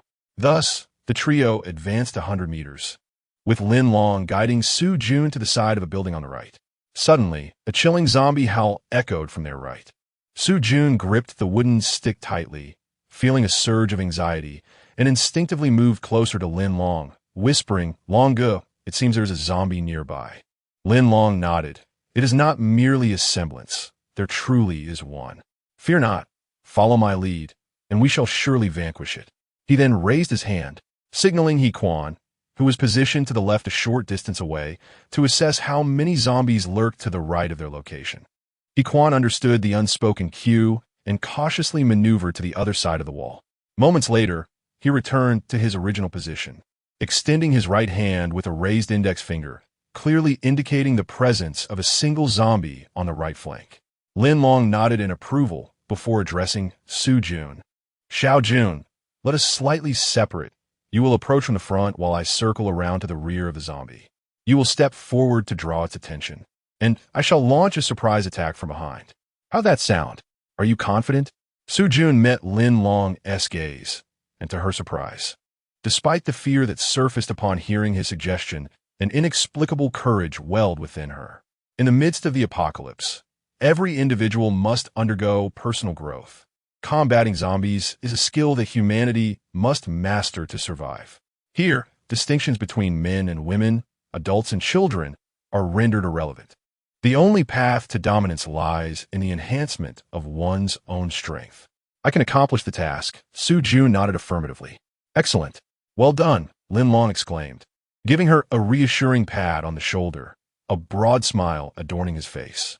He then gestured to He Quan, who was not far away, signaling him to closely monitor Su Jun's safety. Once everything was in order, Lin Long grasped his scythe, turned swiftly, and began to jog toward the right front. At last, the opportunity to confront zombies alone in this apocalyptic world had arrived. Chapter 23. A successful assassination. Lin Long approached the right side of the bungalow, cautiously peering around the corner to observe the staggering zombie ahead. It was a middle-aged male, seemingly more formidable than the zombies he had previously faced alongside Equan. A wave of uncertainty washed over Lin Long. Could zombies evolve in this apocalyptic world? If they did, would their strength increase? At that moment, a small girl emerged from the corner of the house. It was Su Jun. Clutching a wooden stick, she boldly taunted the zombie, challenging it to come and catch her, calling it an ugly creature. Upon noticing the presence of a living human, the zombie halted, its body emitting a series of ominous cracking sounds, as if trying to discern who stood before it. In the next instant, Su Jun, unable to suppress her rising panic, turned and fled. It was a futile endeavor to expect a little girl to maintain her composure in such a face-to-face encounter with a zombie. Even an adult with exceptional fortitude could scarcely endure such a confrontation. Seeing this, Lin Long realized there was no time for hesitation. It was time to strike.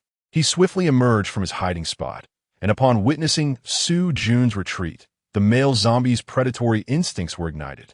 It let out a chilling howl and pursued her without noticing Lin Long trailing behind.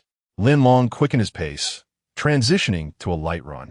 When he was a mere meter away from the zombie's back, he bellowed, "Die, you ghastly fiend!" With that, he leaped into action, swinging his scythe with precision, aiming for the back of the zombie's skull, delivering a flawless strike. A sickening splatter of brain matter erupted, staining Lin Long's collar. He attempted to evade the gruesome spray, but it was too late. With a forceful yank, he extracted the scythe from the zombie's cranium, pulling a significant mass of brain matter with it. The zombie, once advancing, was now halted in its tracks by the violent assault, collapsing to the ground a second later. Lin Long chuckled triumphantly, wiping his face with his left hand. Exhilarated, he had finally executed a perfect kill on a zombie. Su Jun and He Quan, who had been hiding behind the wall, paused in their tracks upon hearing Lin Long's fierce shout, turning their gazes toward the scene. They witnessed Lin Long's impressive dispatch of the creature. That was incredible. Brother Long is truly a savior, He Quan exclaimed, overwhelmed with admiration, struggling to find the words to express his reverence, ultimately resorting to calling him a savior. Su Jun, her initial fear transformed into elation, clapped her hands to her chest, rejoicing at Lin Long's success in vanquishing the zombie. Lin Long bent down, wiping his scythe against the fallen zombie. Then, with a smile, he beckoned to the two. "Come over here and see if this fellow has any crystal cores in his head." "All right." He Quan was the first to rush forward, swiftly wielding the scythe to sever the zombie's head. In the head of this zombie, there lies a crystalline nucleus. Judging by its appearance, it is roughly the same size as the nucleus that He Quan had previously obtained. He Quan meticulously polished the crystal, displaying an expression of fondness. This object is truly remarkable. However, in the next moment, He Quan extended his right hand and presented the crystal nucleus to Su Jun, saying, "Here, Xiao Jun, this is for you. I have no need for it today." Su Jun looked on in astonishment. "You are giving this to me?" He Quan smiled generously. "Indeed, it is yours. I have already collected 7 today. I can fulfill my obligations." Chapter 24. Big Brother Jean. Upon witnessing this scene, Lin Long smiled with delight. Although the crystal core is a valuable item, He Quan's humility reflects a rare spirit of teamwork. Su Jun hesitated to claim the crystal core for herself. Instead, she turned to Lin Long, seeking his approval. Within this group, it was only Brother Long whose authority was unquestionable. With a gentle chuckle, Lin Long encouraged Xiao Jun.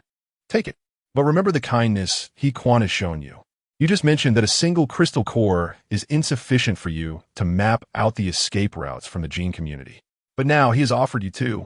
Su Jun accepted the crystal core from He Quan, blinking in surprise before nodding in understanding. Lin Long coughed lightly to ease the atmosphere, reminding them, "You need not be so serious. I am confident that under my leadership, the 2 of you will soon have a continuous supply of crystal cores. In time, you may even find these cores too small to satisfy your needs." Upon hearing these words, Su Jun and He Quan exchanged glances, their eyes brimming with boundless anticipation. How wonderful it would be if they truly had an endless supply of crystal cores from now on. Lin Long clapped his hands, bringing them back to the task at hand. "Let us pack our belongings and set off again. Time is of the essence." "Understood, Brother Long." The 2 youths replied in unison. They shared a smile, perhaps the only youthful and hopeful team amidst the apocalypse. As they journeyed, Lin Long replayed the recent encounter where he had swiftly dispatched a zombie in his mind, pondering, I can wield the scythe and take down a zombie with a single strike. But what if I am faced with a horde? I must quickly acquire a reliable weapon and master a lethal technique. Though I possess a system that grants me advantages in space, time, and material, true combat skills must be cultivated from the ground up.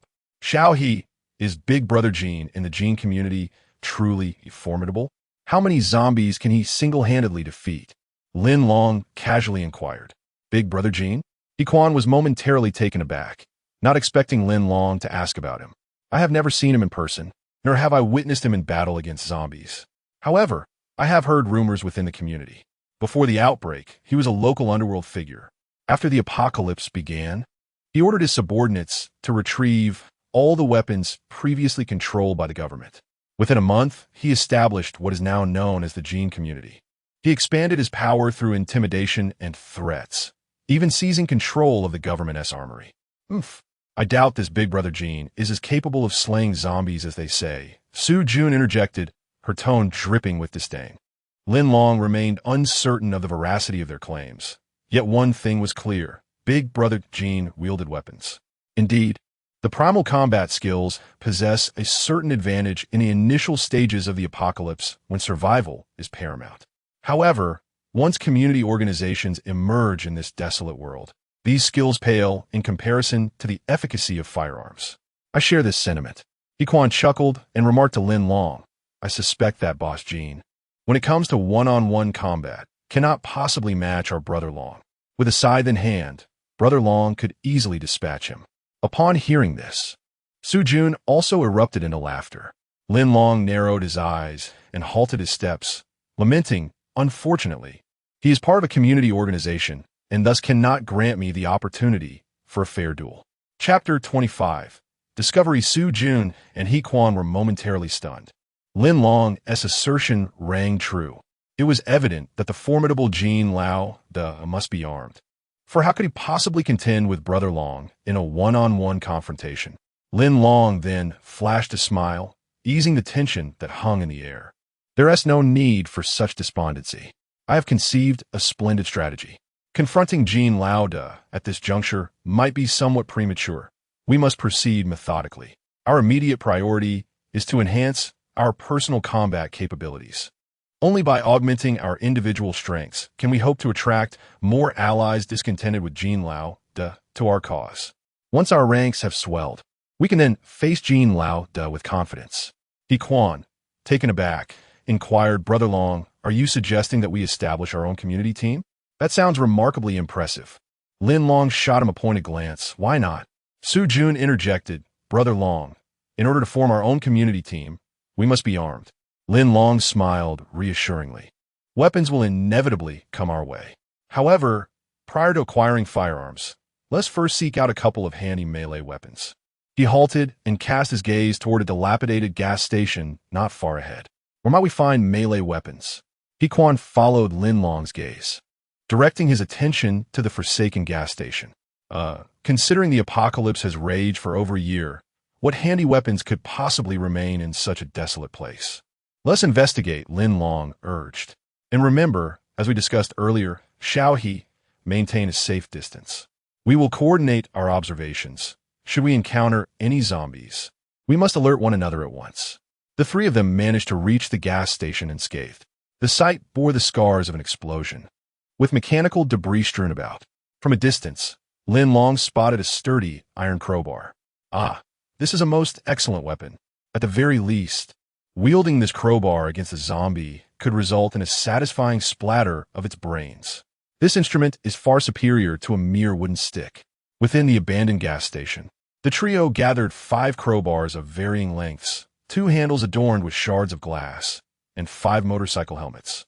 These provisions would suffice to construct rudimentary protective gear for their small team. Lin Long clapped his hands together, surveyed his companions, and smiled. So, what do you think? You may choose your preferred items. Brother Long, these are excellent finds. However, won't carrying them weigh us down? Yiquan expressed his concern. Lin Long replied with a grin. Indeed, carrying all of them would be cumbersome. Did I suggest we take everything? Select only the weapons you find most manageable.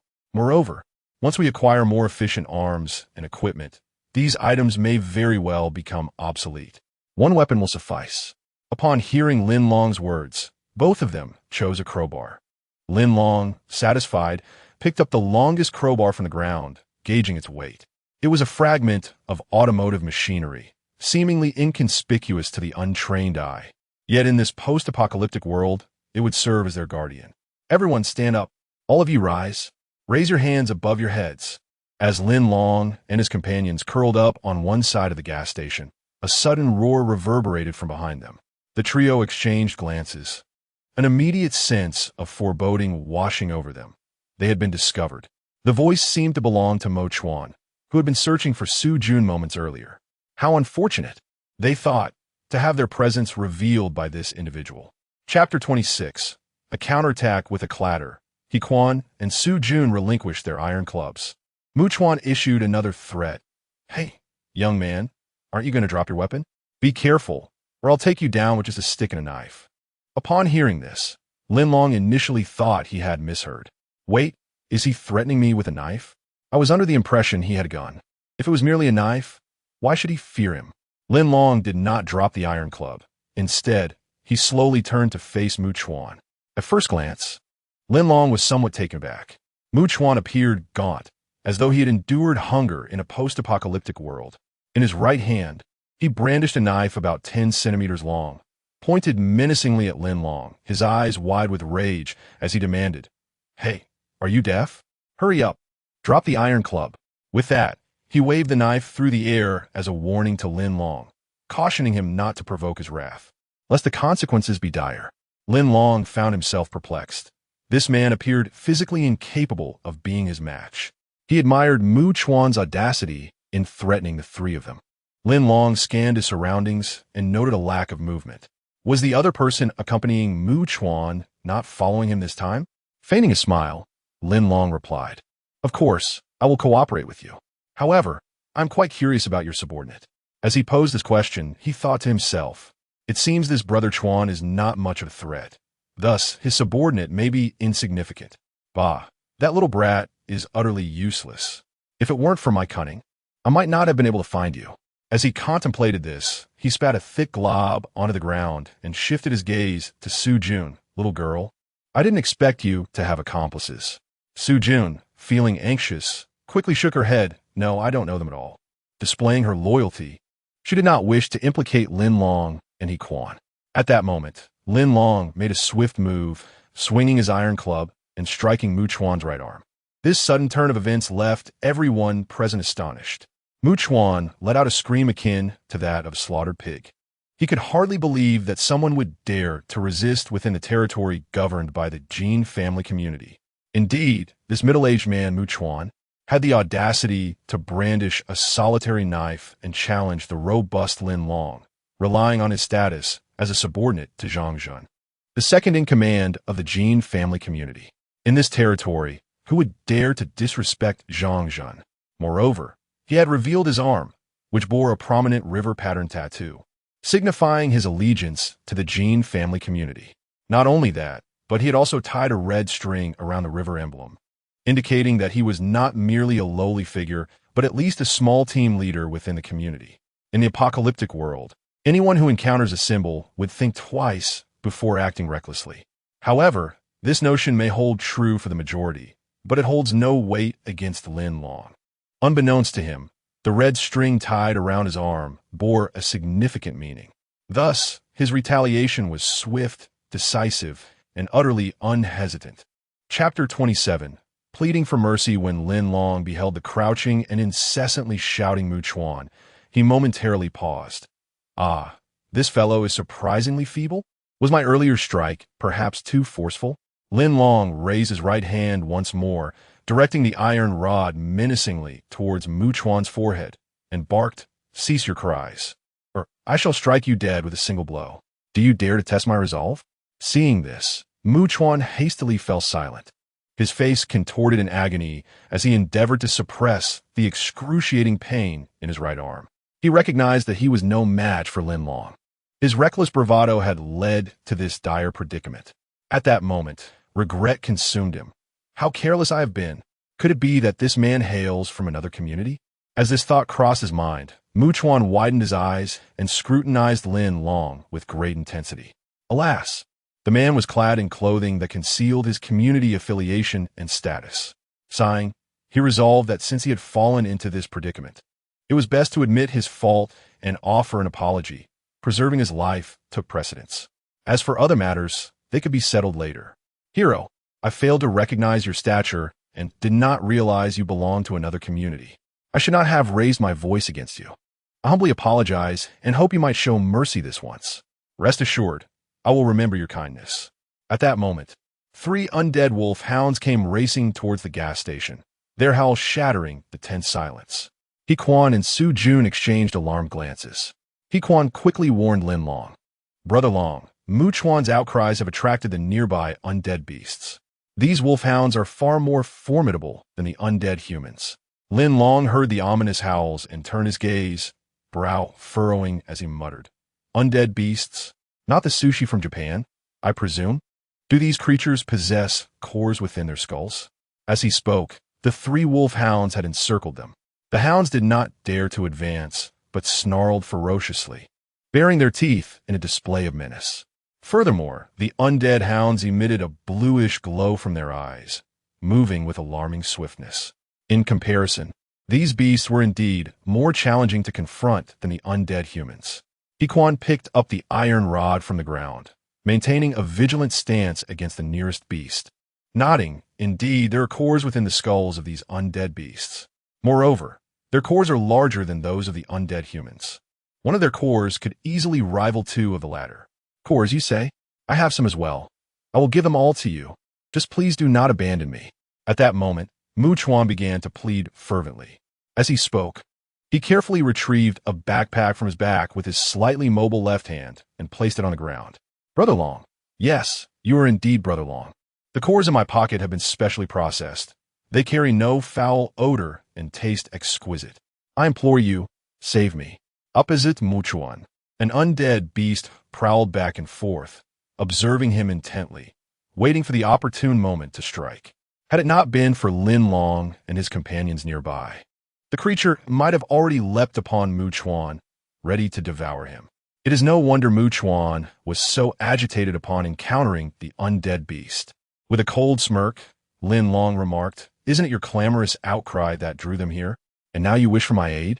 At that moment, Su Jun's gaze fell upon a bag on the ground, and her emotions surged with excitement. This crystallized core, meticulously crafted, was something she could consume on the spot.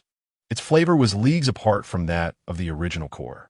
Moreover, it was offered to her voluntarily. Why not seize the opportunity? However, just as Su Jun bent down to retrieve the bag, a glint of cunning malice flickered in Mu Chuan's eyes. He abruptly rose to his feet and swiftly approached Su Jun. He had long discerned that Su Jun shared a close bond with the 2 young men. If he could gain control over Su Jun, he would be able to coerce the pair into obeying his commands. Chapter 28. Ruthless killings attempting to capture Su Jun was futile. Lin Long observed this scene with unwavering clarity. In a heartbeat, he sprang forth with remarkable swiftness, intercepting Su Jun mid-stride and enveloping her in his embrace. Coincidentally, Su Jun was clutching the pouch in her hand at that moment. Startled, Su Jun looked up, her gaze landing precisely on Lin Long's jawline. In that fleeting instant, she instinctively felt that Dragon Brother was the celestial savior sent to protect her, her destined prince. Meanwhile, Mu Chuan, having missed his grasp, stumbled forward, coming face to face with the 2 beast corpses mere meters away. Panic surged within him. He had failed. Large beads of sweat trickled down his forehead as he stood frozen, paralyzed by fear. Simultaneously, the 2 beast corpses turned their attention toward him. With a chilling howl, one of the corpses opened its gaping maw, propelled by its hind legs, and lunged directly at Mu Chuan, sinking its teeth into his left arm, severing it in a single bite. No! Mu Chuan let out a final, anguished scream. However, his voice was abrupt and fleeting. In the next moment, the other 2 beast corpses pounced as well. Within 2 seconds, all 3 corpses converged, violently tearing Mu Chuan apart into 3 grotesque pieces. The grisly tableau left Lin Long feeling nauseated. Was it possible that these corpses had not fed in some time and were now desperately hungry? He was jolted from his thoughts as Quan rushed to his side, whispering urgently, "Dragon brother, we must flee." There was no time to lose. The 3 beast corpses were ravenously devouring Mu Chuan's remains, oblivious to their surroundings. If they did not escape now, when would they? Once they had consumed Mu Chuan, they would inevitably turn their murderous intent upon the 3 of them. Lin Long swiftly placed Su Jun into He Quan's arms, instructing, "Find a place to hide, quickly." He Quan and Su Jun exchanged worried glances, both turning to him in unison. He Quan asked in alarm, "Dragon brother, what do you intend to do?" Lin Long replied, "Mu Chuan's long knife is a treasure." That very knife lay a mere 5 or 6 meters from the ravenous beast corpses. The peril of retrieving it was immense. Upon hearing Lin Long's words, both He Quan and Su Jun were engulfed in terror. He Quan urged, "Dragon brother, perhaps it's best not to. Your life is paramount." Ignoring He Quan's pleas, Lin Long dashed forward, his right hand descending swiftly to seize the long knife. With a decisive motion, he swung his arm, and with a sharp sound, he cleaved the approaching beast corpse in 2. Su Jun and He Quan were utterly astonished by Lin Long's bravery. The retrieval of the knife, the sweeping gesture, the cleaving strike, these 3 actions were executed seamlessly in one fluid motion. The other 2 beast corpses ceased their feast and turned to face him as well. After Lin Long swiftly dispatched a beast carcass, his heart raced incessantly. This cannot solely be attributed to his bravery. Rather, it was due to the cramped confines of the gas station, which offered little refuge. Once the 3 beast corpses dealt with Mo Chuan, they would undoubtedly turn their attention to ensnaring the 3 of them, rather than face inevitable entrapment. It was far wiser to take advantage of their feeding opportunity and eliminate one while he could. Lin Long chuckled softly, his peripheral vision catching a glimpse of the long knife. Indeed, it was a sharp stainless steel blade, far superior to the iron club he had wielded moments before. Chapter 29. The crystal core. The 2 beast corpses paced back and forth, encircling Lin Long in the midst. Their mouths were stained with vivid crimson, remnants of a recent feast, having had no time to wipe their lips. It seemed these 2 creatures had yet to comprehend that their companion had been swiftly dispatched by Lin Long, with no opportunity for them to react. Lin Long chuckled softly, deliberately wiping the blood from his blade against the wall. He then crouched slightly, vigilant against a potential assault from the 2 beast corpses. Su Jun picked up her iron club, intending to assist Lin Long, but He Quan restrained her. In a hushed tone, he cautioned, "Hey Su Jun, don't distract Brother Long. We must trust him. He can handle these 2 beast corpses on his own." Lin Long directed his gaze towards the beast corpse on the left flank, narrowing his eyes. Gripping his long knife tightly, he took a small step forward, and after advancing 2 meters, he intentionally halted. The beast corpse, witnessing this movement, instinctively took a small step back, displaying a hint of trepidation towards Lin Long. To be precise, it feared the swift blade in Lin Long's grasp. Quickly shifting his focus to the other beast corpse, Lin Long feigned a strike in midair. The wolf-like creature, utterly startled, turned and fled back the way it had come, followed closely by the other beast corpse. Once they had retreated, Lin Long slowly straightened his posture, exhaling deeply and wiping the sweat from his brow. He mused to himself, "Why do I sense that these beast corpses possess greater awareness than the zombies? They instinctively evade when they realize they are outmatched. Such cunning surpasses that of the undead." He Quan rushed out from within, gazing at the lifeless beast corpse on the ground, exclaiming, "Brother Long, this is quite a prize." He eagerly swung his sickle, extracting a sizable crystal core from the creature's forehead. Overwhelmed with joy, he exclaimed, "Indeed, a magnificent crystal core. How fortunate! But I must remember, this is something Brother Long fought hard to obtain. Brother Long, you must take this crystal core. It rightfully belongs to you." Lin Long glanced at the crystal core in He Quan's hand and nodded slightly, saying, "For now, you may keep it." Suyun also huido. Presenting a sparkling candy to Lin Long. "Brother Long, would you care to taste it?" Lin Long examined it closely, inhaling its delicate fragrance. In this apocalyptic world, such a confection was indeed a rare treasure. What is this? Could it be the specially crafted crystal core from Mo Chuan's pocket? Lin Long inquired, noticing the pouch in Su Jun's hand. It should be. Brother Long, you should try it. I believe it will be beneficial for you. Very well. I shall sample one. Lin Long accepted the specially crafted crystal core and placed it in his mouth. Instantly, a wave of ethereal fragrance enveloped him. A harmonious blend of sweet and sour notes, reminiscent of chewing gum from more peaceful times. Moreover, it melted rapidly, its diminutive size dissolving completely within 2 to 3 seconds. After melting and absorbing, Lin Long felt a refreshing clarity and a surge of energy. Indeed, it was delightful. With a chuckle, Lin Long took another from Su Jun's hand. Su Jun cautioned, Brother Long, you may take another one within the day. However, even the most delectable things can have adverse effects if overindulged. Lin Long nodded in acknowledgement, indicating his understanding. Chapter 30. Retreat. He Quan had initially intended to preserve the slightly larger beast core, but unexpectedly, upon witnessing this, Su Jun widened her eyes. Appearing utterly distracted, He Quan, feeling somewhat speechless, had no choice but to hand over the core to her. Without hesitation, she placed it into her backpack, treating it as her personal possession. Look, 3 zombies are approaching from that direction. Oh no, not just 3, there are 4 or 5, He Quan exclaimed, his eyes widening in terror as he gazed towards the south. Lin Long followed his line of sight, and, as expected, 5 swaying zombies were indeed approaching from that direction. Ah, there are more over here, 2, 3, 4, and they keep increasing. Su Jun turned to the east, gasping in alarm. Lin Long and He Quan turned around, realizing that zombies were also emerging from that location. He Quan slapped his thigh, suddenly enlightened. I understand now. Long ago, the commotion caused by Mu Chuan has revealed our position. The zombies in this vicinity must be drawn to the noise. Moreover, those 2 beast corpses that retreated hastily likely sensed the impending horde and fled in advance. Lin Long nodded in agreement, validating He Quan's analysis. You're right. It must be so. The day is drawing to a close. Let us head towards the gene community now. We can collect the cores tomorrow. After swallowing 2 cores, Lin Long felt his vigor rejuvenate instantly. However, he found the prospect of slaying these unsteady zombies far too lacking in challenge. It was almost a waste of his stamina. By contrast, defeating the earlier beast corpses had been far more exhilarating, perilous, and demanding. Of course, the reward for such slaughters, yielding larger cores, was far more promising. Su Jun nodded in affirmation. Very well, let us proceed in that direction.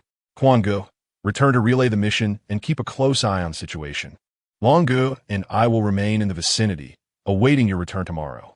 Lin Long tapped his backpack and declared, let us depart. It is time to retreat. On their way, He Quan kindly reminded Lin Long, Long Gu, I'm not sure if your long knife bears the mark of the gene community. However, I advise against revealing it too readily. You may encounter community members nearby. Should they discover you possess their belongings, they might resort to violence. Having long discarded his iron club, Lin Long, upon hearing He Quan's words, drew his long knife from his waist and glanced at it briefly.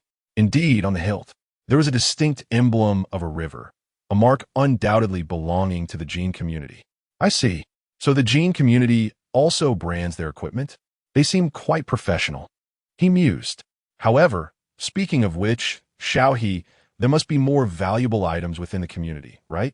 Such a long knife likely holds little worth. Indeed, there are many valuable items within the community.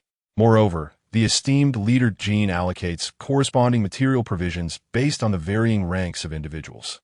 As for myself, a mere foot soldier emerging from the community to fulfill tasks, I possess no commendable weaponry. In contrast, Mu Chuan, despite being merely a squad leader, wields at least a long knife for self-defense. This disparity is dictated by the hierarchical structure of the community. The higher one's rank, the more advanced the equipment one carries. Su Jun nodded in agreement, affirming that she had also observed these distinctions during her time in the community. By the way, Quan, when you venture out tomorrow, make it a point to gather information about the key personnel corresponding to essential positions within the community. Subsequently, The three of us will deliberate on how to strategize the rescue.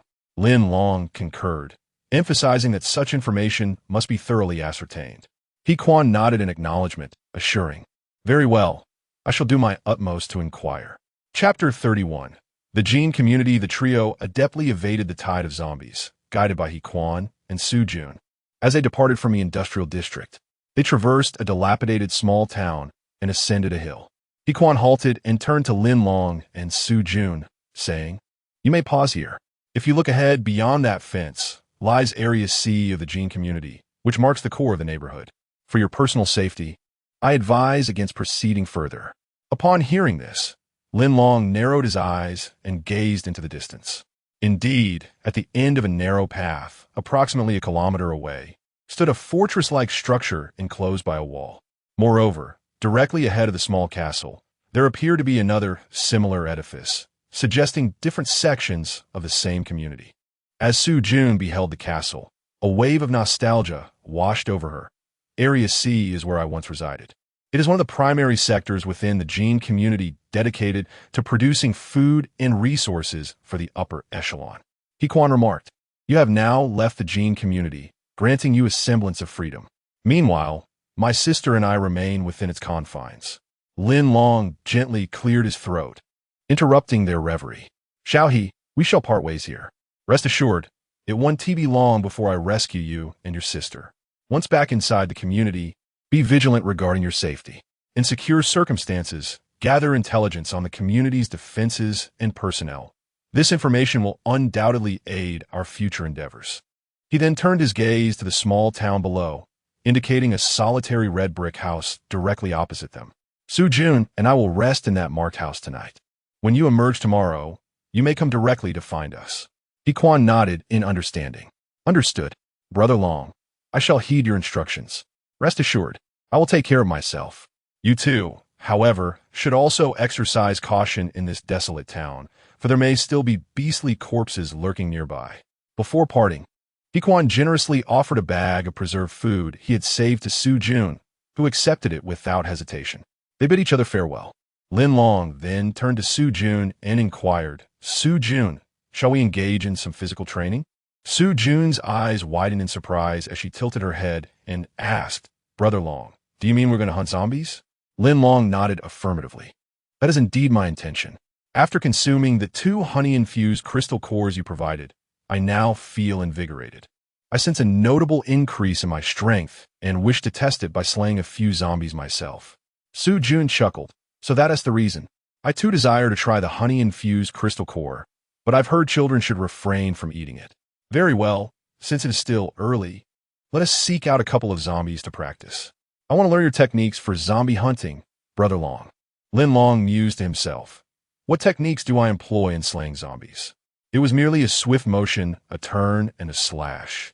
A seamless execution of the art of slaughter. However, it is acceptable, since one resides in a post-apocalyptic world. Observing one's surroundings can only enhance the skills necessary for dispatching the undead.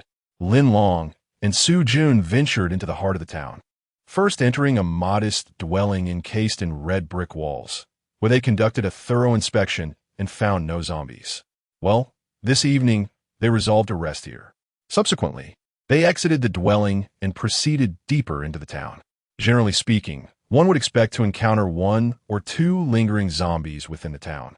As fate would have it, just as they stepped outside, they were met with the sight of 2 child zombies standing across the street, having spotted them. Chapter 32. Unsatisfied, Su Jun shuddered involuntarily upon encountering the child zombies, instinctively moving closer to Lin Long. "Brother Long, they have discovered us. What should we do?" Lin Long smiled, acknowledging, "Indeed, they have noticed us. Look, they're charging towards us." He gently stroked Su Jun's small head with his left hand, reassuring her. "Just stand here and watch how I wield my blade to usher them into a true paradise." Drawing the long knife from his waist, Lin Long gripped it firmly in his right hand, stepping forward with a heroic demeanor befitting a lone warrior ready to face his adversaries. He raised his head to meet the oncoming child zombies, expressing a hint of sorrow. "I apologize, but since you have transformed into zombies, I can only end your suffering swiftly. Fear not, I shall strive to grant you a painless demise, one by one.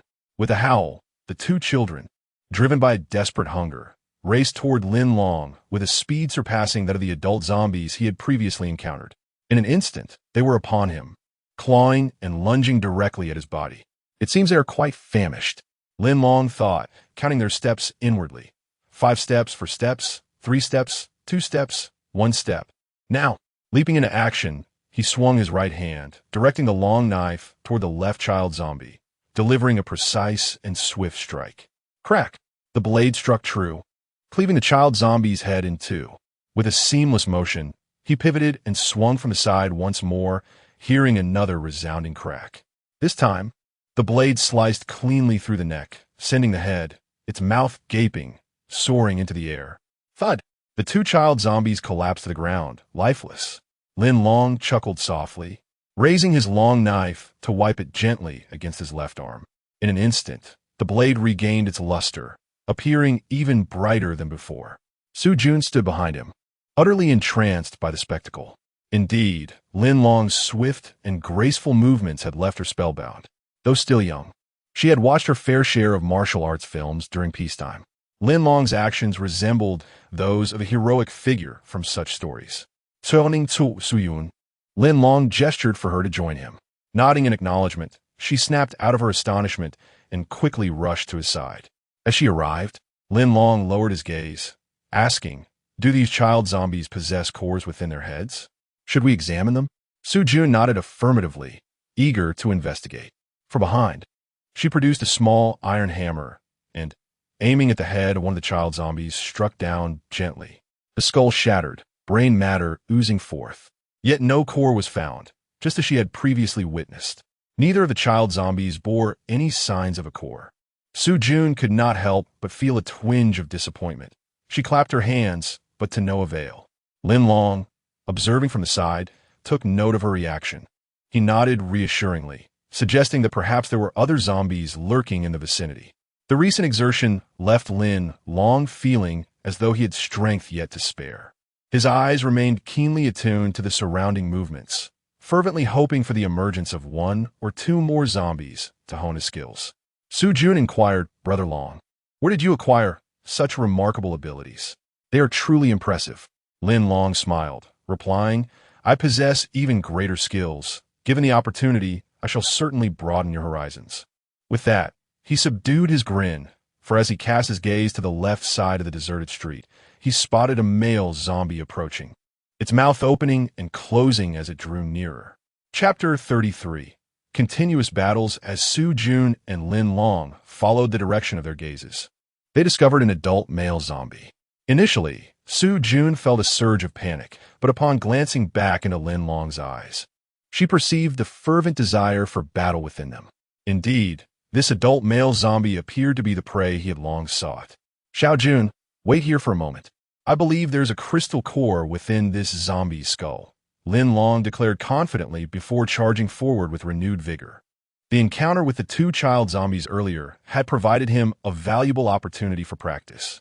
Lin Long gradually mastered the precision of wielding his long knife. And with this momentum, he propelled himself forward with greater force.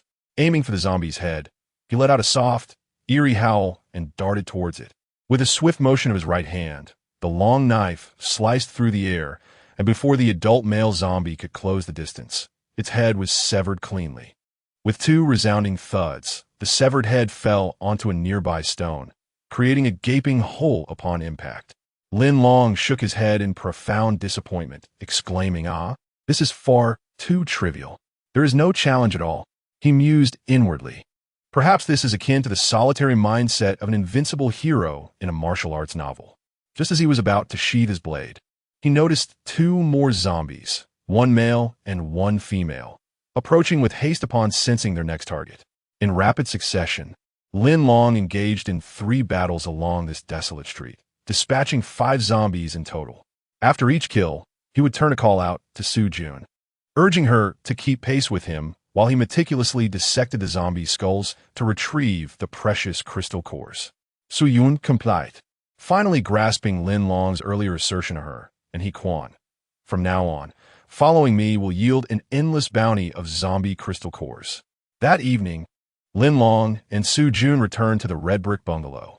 He produced a bag of provisions to share with her. After his earlier exertions, he had made some gains, yet his hunger had returned swiftly. Xiao Jun, how exactly do we process these honeyed crystal cores? Do you know? Lin Long inquired. Su Yun Shukia hit, replying, I do not. The raw material extracted from the zombie skulls appears quite filthy, emits a foul odor, and surely cannot compare to the honeyed variety in taste.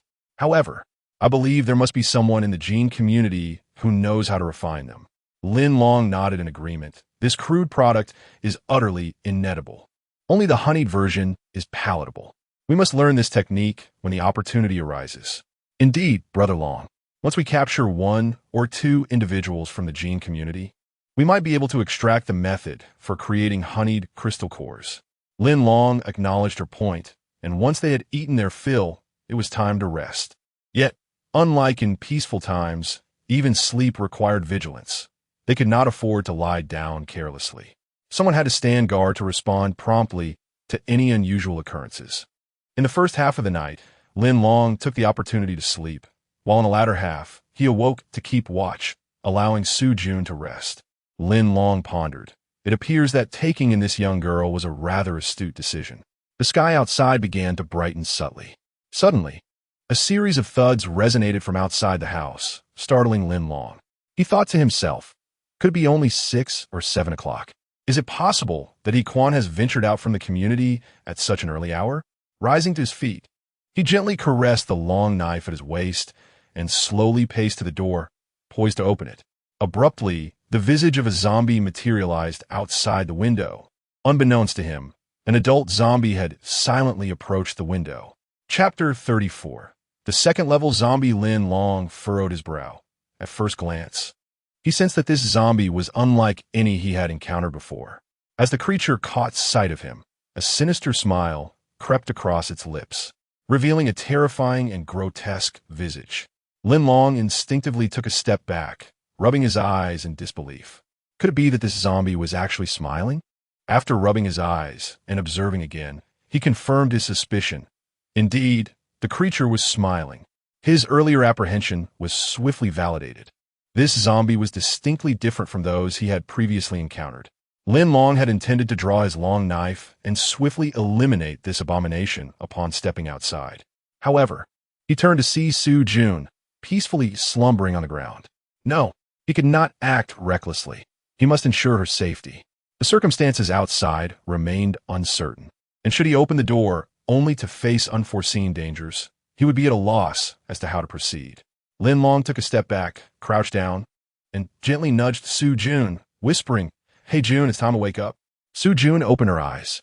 This was, without a doubt, the most restful night she had experienced since the apocalypse began. Upon sensing the gentle shake, she instinctively sprang to her feet, scanning her surroundings with heightened vigilance. Her gaze quickly landed on the peculiar zombie outside the window. A zombie? Su Jun exclaimed, her voice tinged with disbelief. Lin Long, in turn, was taken aback. It seemed that she had been conditioned by her experiences in this harsh world, reacting with such intensity. Yes, he replied, it is a zombie. I have no idea where it came from. It just appeared by the window. Moreover, this one is peculiar. It can smile. As Lin Long glanced back, the zombie reached out with its right hand and, with a loud crash, shattered the window's glass. Shards of glass sliced through its arm, and a stream of purplish-brown liquid flowed from the wound. Yet, the zombie remained unfazed, its eyes wide and mouth agape, exhibiting a terrifying eagerness as if longing to devour flesh. Su Jun stood up and turned to Lin Long, stating, Brother Long, this is not an ordinary zombie. It must be a second-level zombie. Lin Long was momentarily stunned, pondering. A second-level zombie? What on earth was that? Naturally, he refrained from directly questioning Su Jun, for he would not allow himself to appear foolish in her eyes. As her elder brother, how could he not discern a second-level zombie? With a gentle smile, he nodded and remarked, It's surprising that someone of your age can recognize a second-level zombie. I've encountered one before. Brother Long, here, Su Jun offered. You can take a honey crystal core this morning. If you dissolve it, You may regain your strength and perhaps even confront this second-level zombie. By the way, the crystal core in a second-level zombie's head is larger than that of an ordinary zombie. It's quite a rare find in this apocalyptic world. Lin Long swiftly processed Su Jun's explanation in his mind. It was evident that, since the crystal core of a second-level zombie was indeed larger, it would likely prove more challenging to confront than a typical zombie. Lin Long readily accepted the honey crystal core handed to him by Su Jun, placing it in his mouth where it swiftly dissolved. In the early morning hours, despite the absence of sustenance, the energy emanating from the crystal core surged through his internal organs. An unprecedented source of strength blossomed from his heart. Not only did his hunger dissipate, but he also felt invigorated, his combat prowess instantaneously enhanced. This effect was markedly superior to his initial experience with the honey crystal core the previous day. Drawing his long knife, Lin Long nodded at Su Jun, expressing his belief that his body had absorbed the energy from the core and was now ready for battle. Chapter 35. The zombie tide approaches after Lin Long finished speaking. He turned to face the second-tier zombie. Despite the prey being tantalizingly close, the creature found itself helplessly unable to breach the door before it, standing in front of the window, hands outstretched, and letting out futile cries, exuding a sense of utter frustration. Su Jun cautioned, "Brother Long, its cries are summoning the zombie horde. We must eliminate it swiftly." Energized, Lin Long dashed forward, wielding his long knife with precision. With a resounding thud, he severed the zombie's right arm. Yet, this did little to silence its wails. Approaching the door, Lin Long forcefully swung it open, granting the second-tier zombie an escape.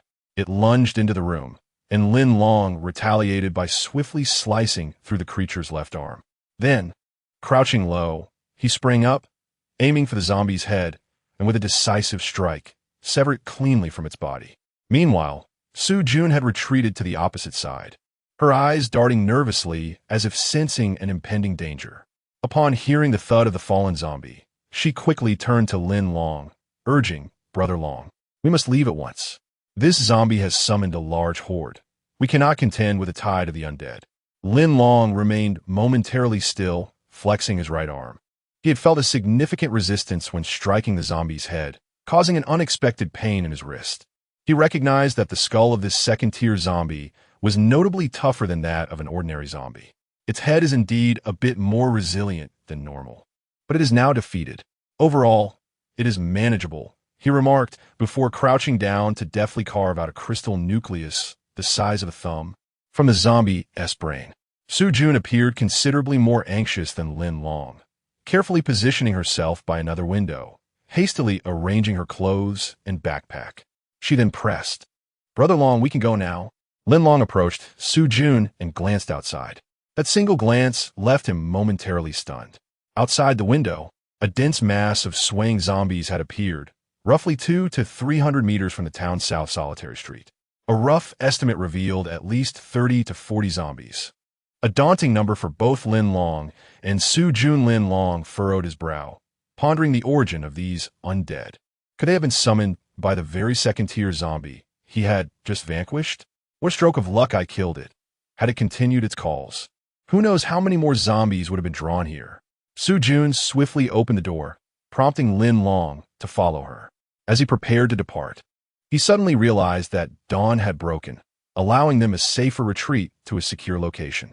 However, yesterday, as they parted ways with He Quan, they had already informed him that this was the place of their reunion.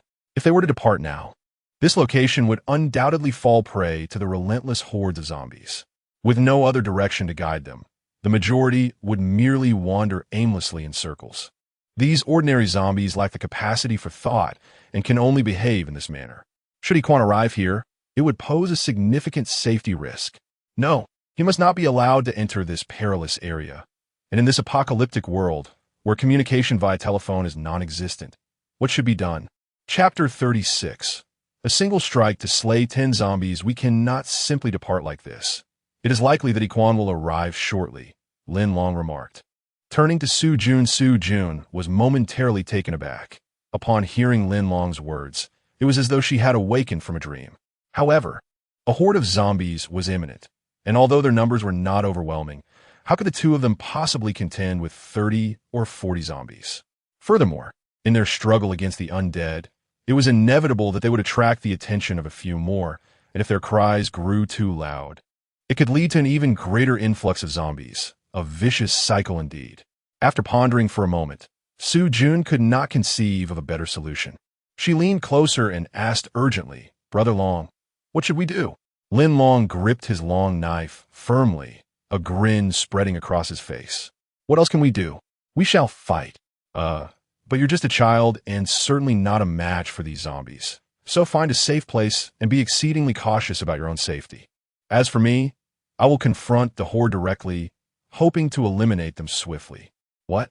Brother Long, are you saying you intend to face all those zombies alone?" Su-jun exclaimed, her eyes widening in disbelief at Lin Long's declaration. Could he truly contend with such a multitude of zombies on his own? She harbored doubts not only about Lin Long's capabilities, but also about his personal safety. With a calm smile, Lin Long reassured her, "No worries. Whether one or two come, they will meet the same fate. It's merely a matter of getting some exercise. By the way, could you hand me a few honey crystals? I believe only by consuming them can my physical prowess and agility see a significant enhancement."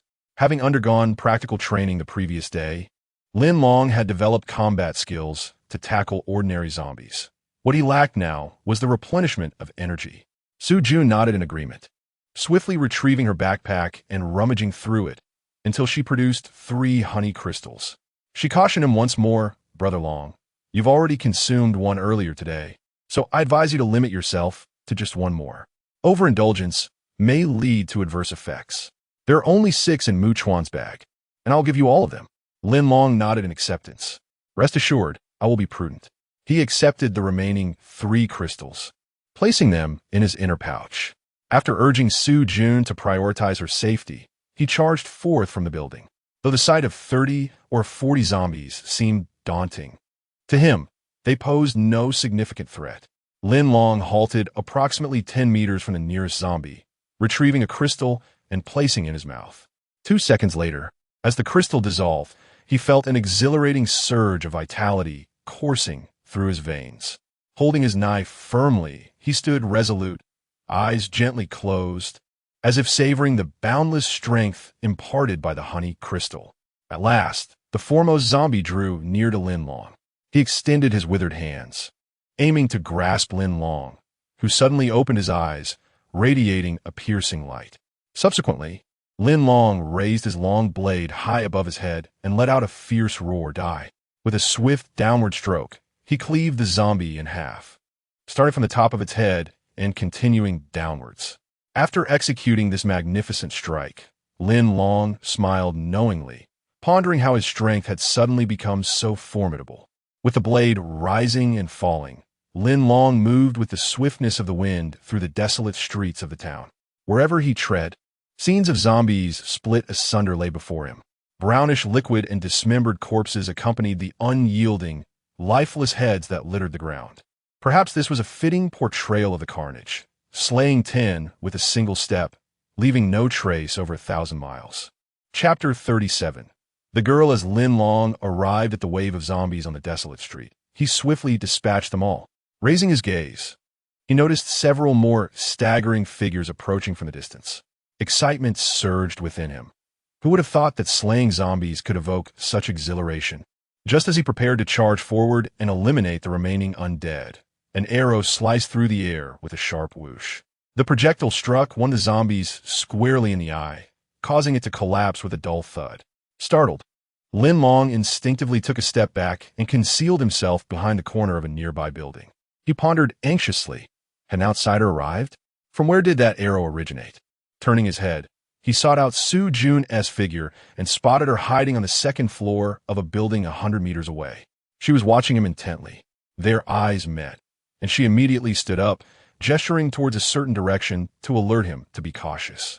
Lin Long nodded in acknowledgement, signaling that he understood. Then, he observed a nearby zombie staggering forward, only to be struck in the back of the head by another arrow, which sent it crashing to the ground without warning. Following the trajectory of the arrow, Lin Long looked up and beheld a girl clad in a tight-fitting outfit, her hair pulled back. Situated about a kilometer away on the east side of the street, she was perched on a motorcycle, expertly drawing her bow and aiming at the zombies before releasing another arrow. Could this be the first adult female Lin Long had encountered since the apocalypse? Naturally, the zombies did not count, as they were no longer human. This girl was tall and slender, her figure accentuated by her attire, reminiscent of a beauty from Jiangnan. Lin Long mused. It seemed reasonable for individuals like Yi Quan and Su Jun to appear gaunt and emaciated in this harsh world, where survival was a daily struggle, often leading to starvation and rapid weight loss. Yet, this enchanting young woman was far from thin. Her skill with the crossbow suggested her background was undoubtedly remarkable. A fleeting thought crossed his mind. Given the proximity to the Jin family community, it was highly probable that this girl was connected to it. Subsequently, she stowed her crossbow and revved the motorcycle, its engine buzzing as she drove towards Lin Long's hiding spot. Almost simultaneously, the remaining scattered zombies were drawn to her presence, turning their heads in unison. Lin Long remained uncertain of the girl's background, yet he felt no fear. With a crossbow in her possession, she would not approach him with malicious intent if she truly meant to harm him. The girl halted her motorcycle right before Lin Long, glancing at him inquisitively. "Who are you?" she inquired, her tone reminiscent of a superior questioning a subordinate, which irked Lin Long. Lin Long did not erupt in anger on the spot. Instead, he offered a polite and subtle smile. "Who am I? A free man. And you? Are you also a free soul?" Unfortunately, the other party was fully armed, making it impossible to discern any distinct community insignia on her arms. Meanwhile, Lin Long cast a sidelong glance at the adjacent two-story building and noticed that Su Jun had, unbeknownst to him, already concealed herself. Ah, this little girl is rather astute. Chapter 38. Unspoken words. Upon hearing Lin Long's inquiry, the girl's expression abruptly shifted, and with a hint of astonishment, she asked, "Are you a free man? No wonder I have never encountered you in the community before. Would you be interested in joining our community organization?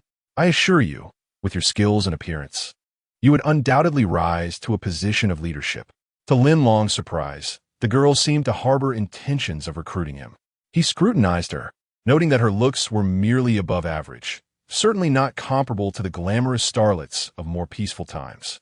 Yet in this altered world, the mere prospect of having a beautiful girl beside him was a coveted dream. "What are you staring at? I am inquiring about you," she warned, her right hand pointing at him in a commanding manner. Lin Long sensed that within her community, she held a measure of influence. She was not someone whom any man could scrutinize so closely without consequence. He was the first to exhibit such boldness, and it was only natural for her to feel irked. Finally snapping back to reality, Lin Long thought to himself, "How presumptuous! I was merely honoring you with my attention, and you truly believe yourself a celestial beauty?" With a casual smirk, he replied, "You haven't yet introduced yourself or disclosed which community organization you represent. If you wish for me to join your team, what enticing benefits do you offer?" The girl was momentarily taken aback by his audacity. She had never anticipated that this man would dare to make demands of her. Typically, men would willingly yield to her charm without the need for persuasion. They would be eager to prostrate themselves before her.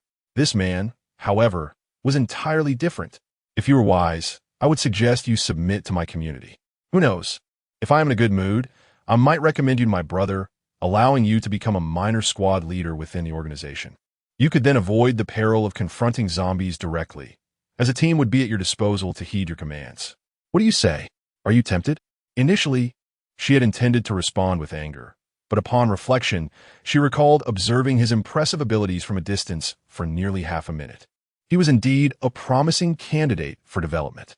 Typically, those with even a modicum of capability would present conditions when joining a community organization, and this was understandable. She resolved to engage in further dialogue before reaching a conclusion. "No, I'm not tempted," Lin Long shook his head. Seizing the opportunity presented during their standoff, he discreetly assessed the girl's equipment. She had a quiver of arrows slung across her back and a short crossbow hanging from her right shoulder. Aside from that, she possessed no additional weaponry. In a genuine confrontation, his long knife might very well match her in skill. After contemplating for a moment, Lin Long felt he had sufficient grounds to negotiate with her. Moreover, the girl appeared on the periphery of the Jin's community, and it is entirely plausible that she hails from within that very enclave. Among the residents of the Jin community, aside from those oppressed and laboring masses, the rest had already left a rather unfavorable impression in Lin Long's mind. He felt compelled to ascertain the identity of this girl within the community. Lin Long lifted his head, cleared his throat, and continued, "Are you a member of the Jin community? What is your relationship with Boss Jin? I need to understand this first." The girl, initially poised to erupt in anger, found herself momentarily stunned by Lin Long's inquiries. It seemed he was not entirely uninformed. He recognized that they were indeed on the territory of the Jin community. Chapter 39. Hostage. The girl smiled faintly. "What? Have you heard our leader's name as well?" "Indeed. I am affiliated with the Jin clan community. I ventured out early this morning to assess the surrounding conditions. I'm a friend of Boss Jin and have the privilege of seeing him occasionally. Currently, Boss Jin is in need of capable individuals. If you accompany me to the community, judging by the skills I just witnessed, you could certainly secure a minor position." Her smile was enchanting, and she endeavored to articulate the advantages of the Jin clan community, hoping to sway Lin Long, however, looked up, listening intently to the girl's narration. His expression serious, reminiscent of a schoolboy engrossed in class. Yet, once she finished speaking, he did not respond immediately. Instead, he scratched his head, seemingly pondering a matter. "What do you think? Do you have any questions?" the girl inquired, somewhat impatiently. At that moment, Su Jun, who had been hiding on the second floor, cautiously peeked her head out. She locked eyes with Lin Long, unaware that a girl had emerged from the room not far behind her. It was unclear where Su Jun had procured a piece of cardboard, but she wrote 4 characters on it. "She is a bad person," holding the cardboard above her head. She deliberately made it visible to Lin Long from a distance. Upon catching a glimpse, Lin Long immediately understood. Seeing this, Su Jun quickly retracted the cardboard and concealed herself behind the door. She was confident that Brother Long would devise a solution after seeing the cardboard. Lin Long asked, "I have heard that within the Jin clan community, there exists a harem with a primary wife and a secondary wife. Is there any truth to this?" Upon hearing this, the girl's expression changed instantly, her brows furrowing. This man was truly inscrutable. "Who told you such things? Why do you ask?" she queried. "I have already extended an olive branch to you. What are your thoughts? Are you willing to join the Jin clan community?" Lin Long shrugged with a smile. "The people around here speak of it in that manner. I was merely pondering. You are quite lovely. Why are you not in Madame Jin's camp?" The girl could no longer contain herself. With a swift motion of her right hand, she drew a powerful crossbow from her shoulder and, with her left hand, swiftly reached behind her to prepare an arrow for the bowstring. In a split second, Lin Long reacted just as quickly. He unsheathed a long knife from his lower back and with a powerful swing, struck the bow with it. With a loud clash, the knife met the bow, causing the crossbow to recoil violently. The girl was caught off guard, letting out a startled cry as the weapon nearly slipped from her grasp. She had intended to counterattack, but upon seeing the long knife in Lin Long's hand, she was taken aback. Wasn't that the weaponry of the Jin clan community? How could it be in the hands of this unfamiliar man? Who was he, and what was his purpose here? A torrent of questions flashed through her mind like a jolt of electricity. Seizing the opportunity, Lin Long swiftly grasped one side of the crossbow with his left hand. Lin Long shouted, "Let go!" and with a swift motion, exerted force with his left hand, pulling backward with great speed. The girl, realizing she was no match, hastily released her grip before the tugging could commence. With ease, Lin Long seized the crossbow from her grasp. "Did you slay someone from the Jin community? Where did you acquire that knife?" the girl exclaimed. Lin Long afforded her no chance to resist. With his right hand, he deftly placed the blade against her throat. A smirk crossed his lips as he remarked, "Why has your reaction suddenly slowed? You indeed possess some skill. Who exactly are you? Where's your knife from?" The girl lifted her head defiantly, devoid of fear. "I must warn you, I am a key member of the Jin community. If you harm me, Boss Jin will surely seek retribution. I urge you to reconsider and lower that blade." Chapter 40. Zhang Yuanyuan. Lin Long chuckled, his smile only deepening the girl's apprehension. leaving her uncertain of his ulterior motives. She quickly interjected, "Allow me to clarify. I am Zhang Yuanyuan, the girlfriend of Jean Hai, the younger brother of Boss Jean. Now that you are aware of my connection to him, should anything untoward happen to me, you will not escape unscathed.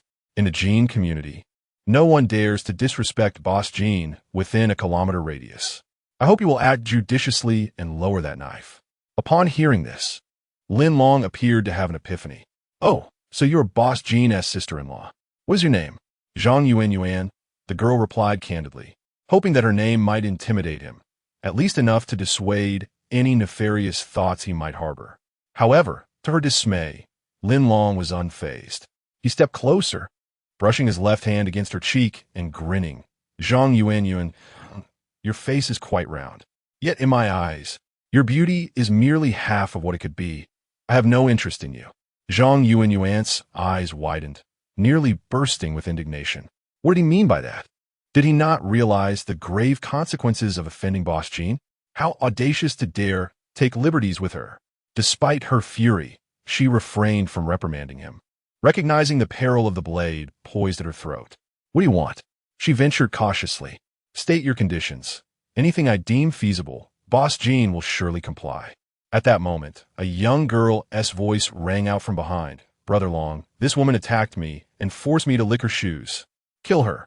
With that, Su Jun, her face flushed with rage, burst forth from the modest dwelling, clutching a heavy iron rod. It was evident she harbored deep resentment towards Zhang Yuanyuan. Lin Long was taken aback, astonished to learn that Zhang Yuanyuan had compelled Su Jun to endure such a humiliating experience. Zhang Yuanyuan caught a glimpse of the little girl and found herself perplexed. Who was this child? Had she truly forced her to lick her shoes? She had no recollection of such an encounter. "Little sister, you must have mistaken me," Zhang Yuanyuan replied, her tone laced with suspicion. "It's you. I recognize you. Your boyfriend is that chubby one. Brother Long, it's definitely her. She is a very bad woman and must be killed." Upon hearing the term chubby, Zhang Yuanyuan's face flushed slightly. Yes, that was indeed her affectionate nickname for her boyfriend, Jean Hai. The little girl actually knew her. It seemed she truly recognized her. Yet, Zhang Yuanyuan had grown accustomed to wielding power in the Jean community. Having crossed paths with countless adversaries, she couldn't possibly recall every slight against her. "Zhang Yuanyuan, is what she said true?" Lin Long inquired, leaning in closer, his eyes narrowing into a menacing glare. Zhang Yuanyuan hastily defended herself. "Brother Long, I believe there must be some misunderstanding. How could I possibly force such a well-behaved little girl to do something like that? Indeed, it was all coerced by Jean Hai, and I had no choice.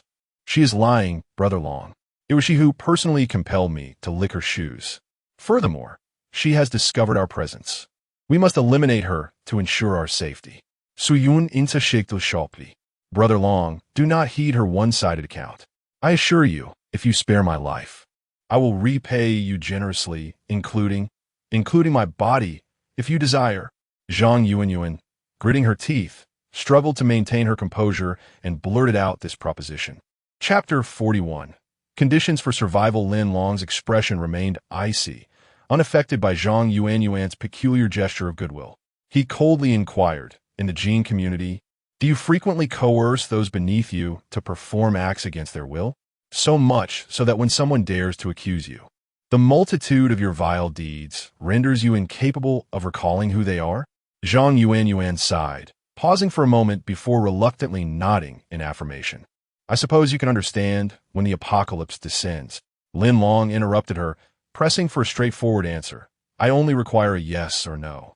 What need is there for such elaborate explanations?" Momentarily taken aback, Zhang Yuanyuan conceded, "All right, I admit it. That is indeed the case. I realize now that I was wrong to treat them that way." Lin Long continued, "If I were to spare your life, how would you express your gratitude?" "Apologies, but I have no interest in your body." This does not imply that I lack interest in women. It merely indicates that you are too unattractive to merit my attention. Zhang Yuanyuan was stunned, feeling a humiliation unlike any she had experienced since the onset of the apocalypse. Was she truly that unappealing? Surely, this man must have a flaw in his perception. Lin Long offered her no respite for contemplation, insisting, "Remember, Whatever you present must be satisfactory if you wish to barter for your life. What intrigues me most is the life of Jean Lauda. Upon hearing that Lin Long would grant Zhang Yuanyuan a reprieve, Su Jun's mouth fell agape in astonishment, struggling to comprehend Lin Long's intentions. However, the subsequent statement clarified everything. To survive, one must be able to meet the conditions set by the other party. Jean Lauda, the leader of the Jean community, held dominion over the lives of hundreds. To dismantle this tyrannical regime, capturing him was essential. Su Jun chuckled, recognizing that one should operate, much like Lin Long, to maximize the utility of available resources. Zhang Yuanyuan's eyes widened in disbelief. She had not anticipated Lin Long would impose such demands upon her. It was evident that he intended to capture the king before the thief. Lin Long, she pleaded, you cannot hope to approach Jean Lauda. I advise you to abandon such thoughts. Frankly, I am not well acquainted with his daily whereabouts. Lin Long snorted softly and called to Su Jun, Xiao Jun. Use the iron rod to strike her feet. It appears that without a modicum of pain, she will not comply willingly.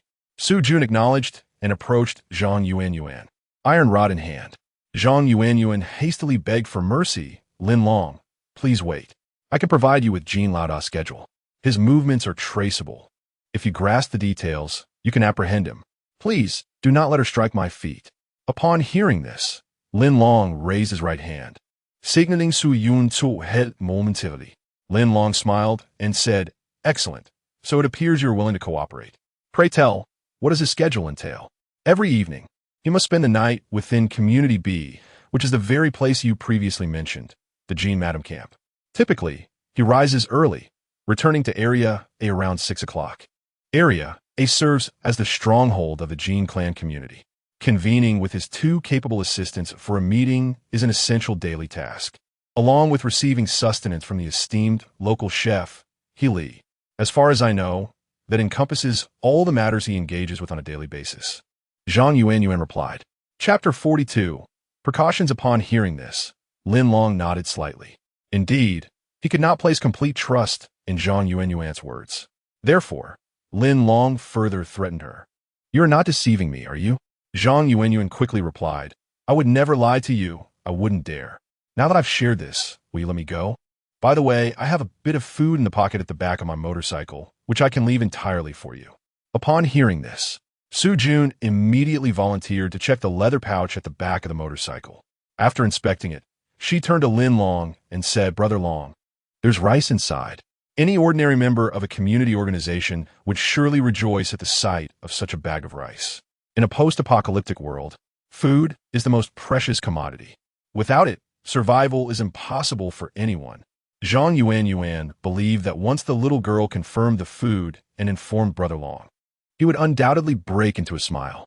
However, when she looked up, the reality was far from her expectations. Lin Long's expression remained impassive, devoid of any trace of smile. Seeing this, Zhang Yuanyuan's hopes plummeted. She found it difficult to decipher Brother Long's thoughts. What did his expression signify? Lin Long remarked, well, having food is a good thing. However, Zhang Yuanyuan, your response still does not satisfy me. By the way, do you know someone named Mu Chuan from the Jean family community? Zhang Yuanyuan was taken aback and cautiously replied, Mu Chuan? I wonder what Brother Long seeks him for. Oh, I see. This fellow is rather obnoxious. He must have offended you in some way. Rest assured, once I return to the community, I will certainly teach him a lesson. If you deem it necessary, I can also expel him from the Jean family community. Lin Long's expression darkened considerably. He quietly threatened, Did I mention I was seeking retribution against Mu Chuan? Do not presume. I only asked if you know him. Zhang Yuanyuan trembled slightly. How could Brother Long appear so fearsome when enraged? She quickly responded, I know him, though my impression is not very strong. Brother Long, what do you require? This Mu Chuan is quite the fool, opposing me.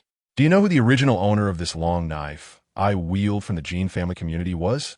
It was Mu Chuan. Now, he has met his end at my hands. Therefore, I warn you, those who oppose me and disregard my commands, regardless of who they are, including your leader, I will not hesitate to eliminate. A cold sweat inexplicably trickled down Zhang Yuanyuan's forehead. Ah, so that was the connection with Mu Chuan. No wonder he possessed that long knife. It was plundered after Mu Chuan's demise. Well, Mu Chuan held a rather insignificant position within the community. His death would likely go unnoticed. Clearly, Brother Long's words were a warning directed at her.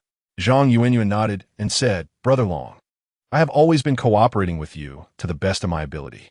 I will share everything I know without any concealment." Lin Long chuckled, choosing not to immediately comment on her words. Instead, he inquired, "Let me ask you, if I wish to capture your boss, Jean, could you devise a strategy for me? Naturally, as you outline this plan, you must also inform me of any precautions I should take." Chapter 43. The Proposal After Contemplating for a Few Moments. Zhang Yuanyuan sensed the profound animosity that seemed to exist between Long Ge and the Jin community. She realized that if his thirst for vengeance was not satiated, there would be no hope of departing from this place in safety.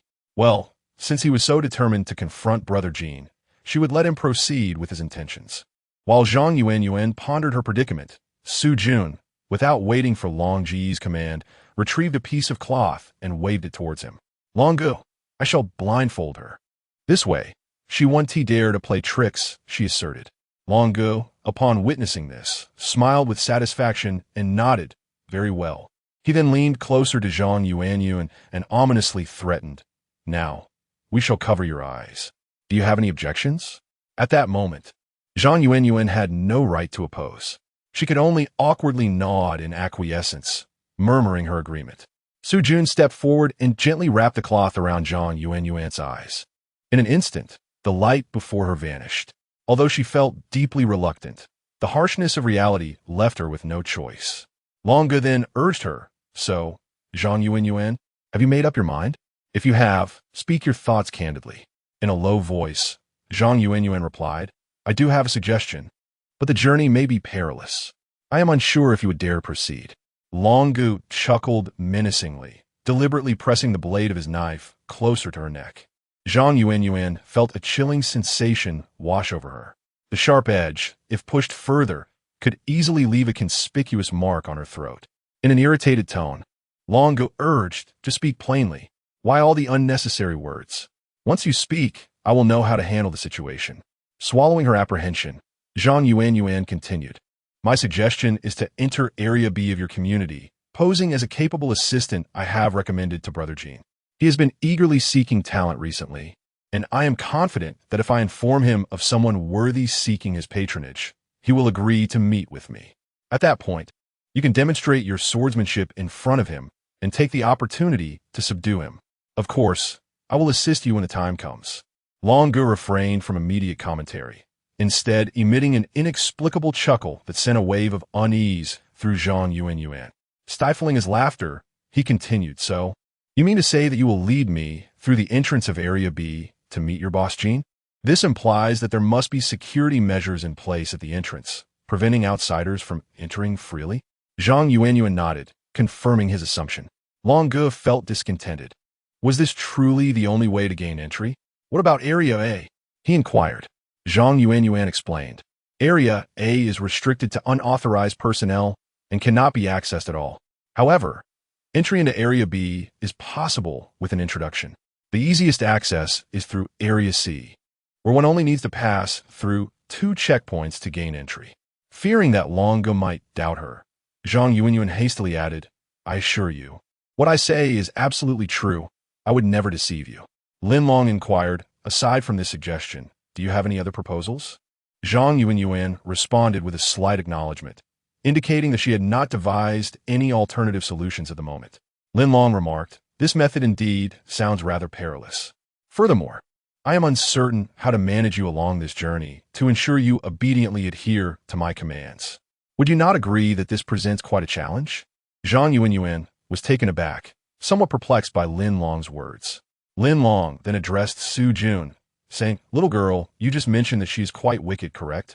Tiekzi Fia Ofura, Su Yunis Lahot Su Yun was taking aback. Upon hearing Lin Long's question, she quickly regained her composure and nodded, admitting that she was indeed a villain, committing all manner of wrongdoings within the Jin community. Lin Long acknowledged her response with a nod, then posed a counter question. "If you wish to punish her, how would you do so?" Zhang Yuanyuan was stunned and hurriedly interjected, "No, no. Brother Long, I believe you have misunderstood. My previous actions toward the little girl were entirely unintentional, and I have come to recognize my mistakes. Yes, I should apologize to her. I owe her a sincere apology." Blindfolded, she was unsure of the little girl's position and prepared to bow in contrition. However, Lin Long admonished softly, "Do you think an apology will erase the negative impression you have left in her heart?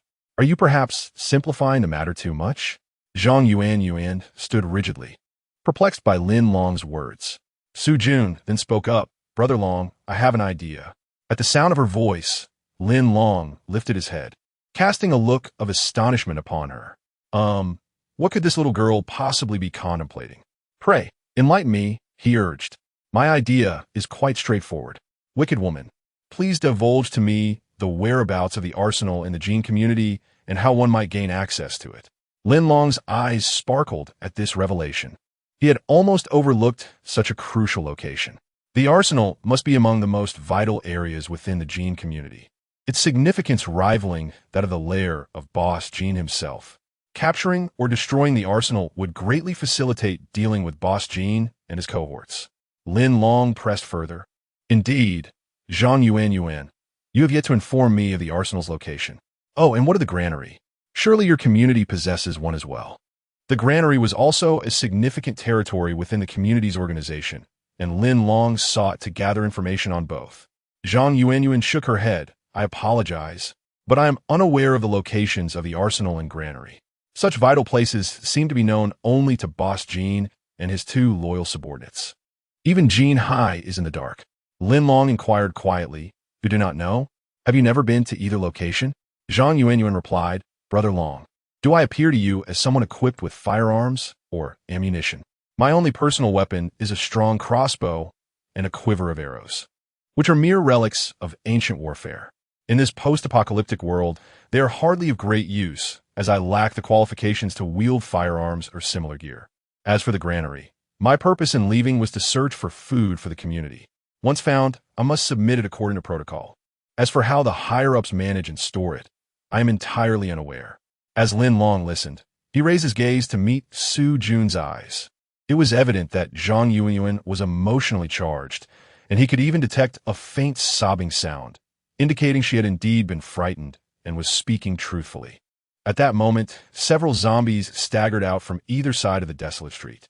Upon noticing the three individuals in the center, they surged forward with an alarming eagerness, as if invigorated by some potent stimulant. Lin Long sighed and said to Zhang Yuanyuan, "I truly apologize. The zombies are approaching rapidly. Reflecting on your previous responses, I sense a lack of earnest collaboration on your part. Therefore, you must now face the appropriate consequences. While I hold no personal interest in you, I am certain that the surrounding zombies will find you quite intriguing." Chapter 45. Merciless Kill. Su Jun was taken aback by these words. She quickly looked up at Lin Long and inquired, "Brother Long, does she no longer hold any value for you?" Zhang Yuanyuan was even more panicked. She attempted to struggle, but Lin Long pressed down on her shoulder with his long knife. Lin Long stated, "To me, you have already lost your utility. Since you are of no value, it is time to send you to where you belong. Moreover, do you not realize that discovering me, coupled with my animosity towards the Gene Clan community, will make me spare you? In truth, deep down, you must have anticipated such an outcome. No, you cannot do this to me." Zhang Yuanyuan exclaimed in desperation upon hearing this. She had disclosed everything she could cooperate on, yet the result was that her words fell on deaf ears. "What do you intend to do?" Su Yun stood closely behind Zhang Yuanyuan, observing her intensely. At that moment, she noticed Zhang Yuanyuan's hands swiftly reaching for something in her pocket, as if to retrieve an item. Su Jun hurriedly lunged forward, raising her iron rod and striking Zhang Yuanyuan's hand with a resounding thud. Zhang Yuanyuan let out a pained scream, crying out for help. With a clenched jaw, Lin Long swiftly moved his right hand, making a quick circular motion with a long knife around Zhang Yuanyuan's neck. With a decisive snap, Zhang Yuanyuan's head was severed from her body. A vivid spurt of blood gushed from the severed neck, instantly staining her attire crimson. This was the consequence of defying Lin Long's orders. Truth be told, Lin Long had previously wielded his hands against mere zombies, creatures that are the grotesque remnants of the deceased. In a strict sense, zombies do not belong to humanity. However, this time was different. Zhang Yunyuan was undeniably a living being. Thus, when Lin Long made the decision to end her life, a sense of tension welled within him. Su Jun was equally startled by the gruesome scene before her. The previous incident involving that bastard Mu Chuan being torn apart by zombies was indeed bloody. Yet in comparison, Zhang Yuanyuan's demise was far more tragic. Lin Long rubbed his eyes, a drop of blood having splattered onto his brow. He muttered to himself, "Damn, this act of killing is truly terrifying. Yet, this scoundrel deserved her fate. This is the outcome of not cooperating with my inquiries." The wailing of zombies echoed nearby, drawing closer to Lin Long and Su Jun. Su Jun quickly regained her composure, stepped forward, and kicked the lifeless body of Zhang Yuanyuan, spitting in disdain. "Now you understand our ferocity, do you? Unfortunately, it is too late. As a young girl, had it been a time of peace, she would have certainly been diligently studying in school. Alas, she was born in an era of turmoil, gradually adapting to the harshness of survival, realizing that only by becoming stronger could she hope to endure. After kicking Zhang Yuanyuan's corpse, she noticed something shallowly red peeking from her pocket. She hurried closer to investigate and gasped. It was a flare from the Kaoshin Chong brand. In her final moments of resistance, she had intended to retrieve this signal flare from her pocket. Lin Long swiftly approached, taking his place at the motorcycle's helm. He called out to Su Jun behind him, "Hey Xiao Jun, hurry up and get on. The zombies are about to converge, and with the vehicle, we can swiftly depart from this place." Su Jun promptly responded with an affirmative and hastened to position herself behind Lin Long. He revved the engine, and the motorcycle roared to life as he deftly maneuvered through the gaps in the advancing horde of zombies. The motorcycle's rapid acceleration immediately drew the attention of the undead, their heads turning in curiosity. Fortunately, the gruesome sight of Zhang Yuan's lifeless body in front of the bungalow served to divert the zombies' gaze even further. Chapter 46. Tidying up Lin Long's motorcycle skills were inherited from a time of peace. He said to Su Jun, "There are 2 zombies ahead. Strike them with the iron rod." Su Jun promptly responded, nodding decisively, understood.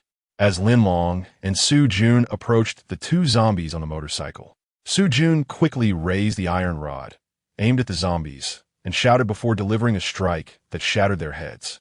Following the sound of 2 resounding thuds, Lin Long witnessed 2 vivid crimson blooms erupt before his eyes, droplets of blood splattering onto him. Behind him, Su Jun exclaimed with excitement, "Killing zombies feels exhilarating. Dragon brother, I found the thrill of the hunt." Lin Long was taken aback by Su Jun's reaction.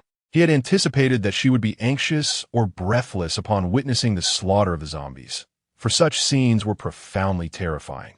In peacetime, even playing zombie-killing video games was typically reserved for adults, and such brutality would surely leave a haunting impression on a child. However, the circumstances had changed. In this apocalyptic world, Su Jun had to endure all that life presented, including the gruesome reality of zombie slaying. To Lin Long's surprise, there was no trace of fear in Su Jun's words. Instead, her face radiated excitement. He realized he had underestimated her. "Be careful. There are 2 more zombies ahead," he warned softly. Su Jun immediately replied, "Got it. Watch me crush their heads." Lin Long deliberately slowed the motorcycle, allowing Su Jun to aim more precisely at the zombies' heads. Each strike would enable her to experience the exhilaration of shattering a zombie's skull firsthand. In quick succession, Su Jun obliterated 5 more zombie heads. The iron rod in her hands was now drenched in bright red blood, creating a rather intimidating sight. Lin Long scanned the surroundings again and noted that there were no stray zombies nearby. It seemed the cries of the second-tier zombies had summoned only these. He turned the motorcycle around, reversing back to the red-walled house.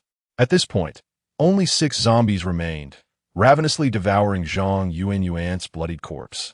Though they heard the sound of the motorcycle, their insatiable hunger rendered them oblivious to their surroundings. Lin Long parked the motorcycle and instructed Su Jun, "Stay here. I will take care of these 6 zombies. If you have time, please check if any of the heads we just smashed contain crystal cores." Su Jun nodded as she disembarked, Dragon brother, I will look for them right away.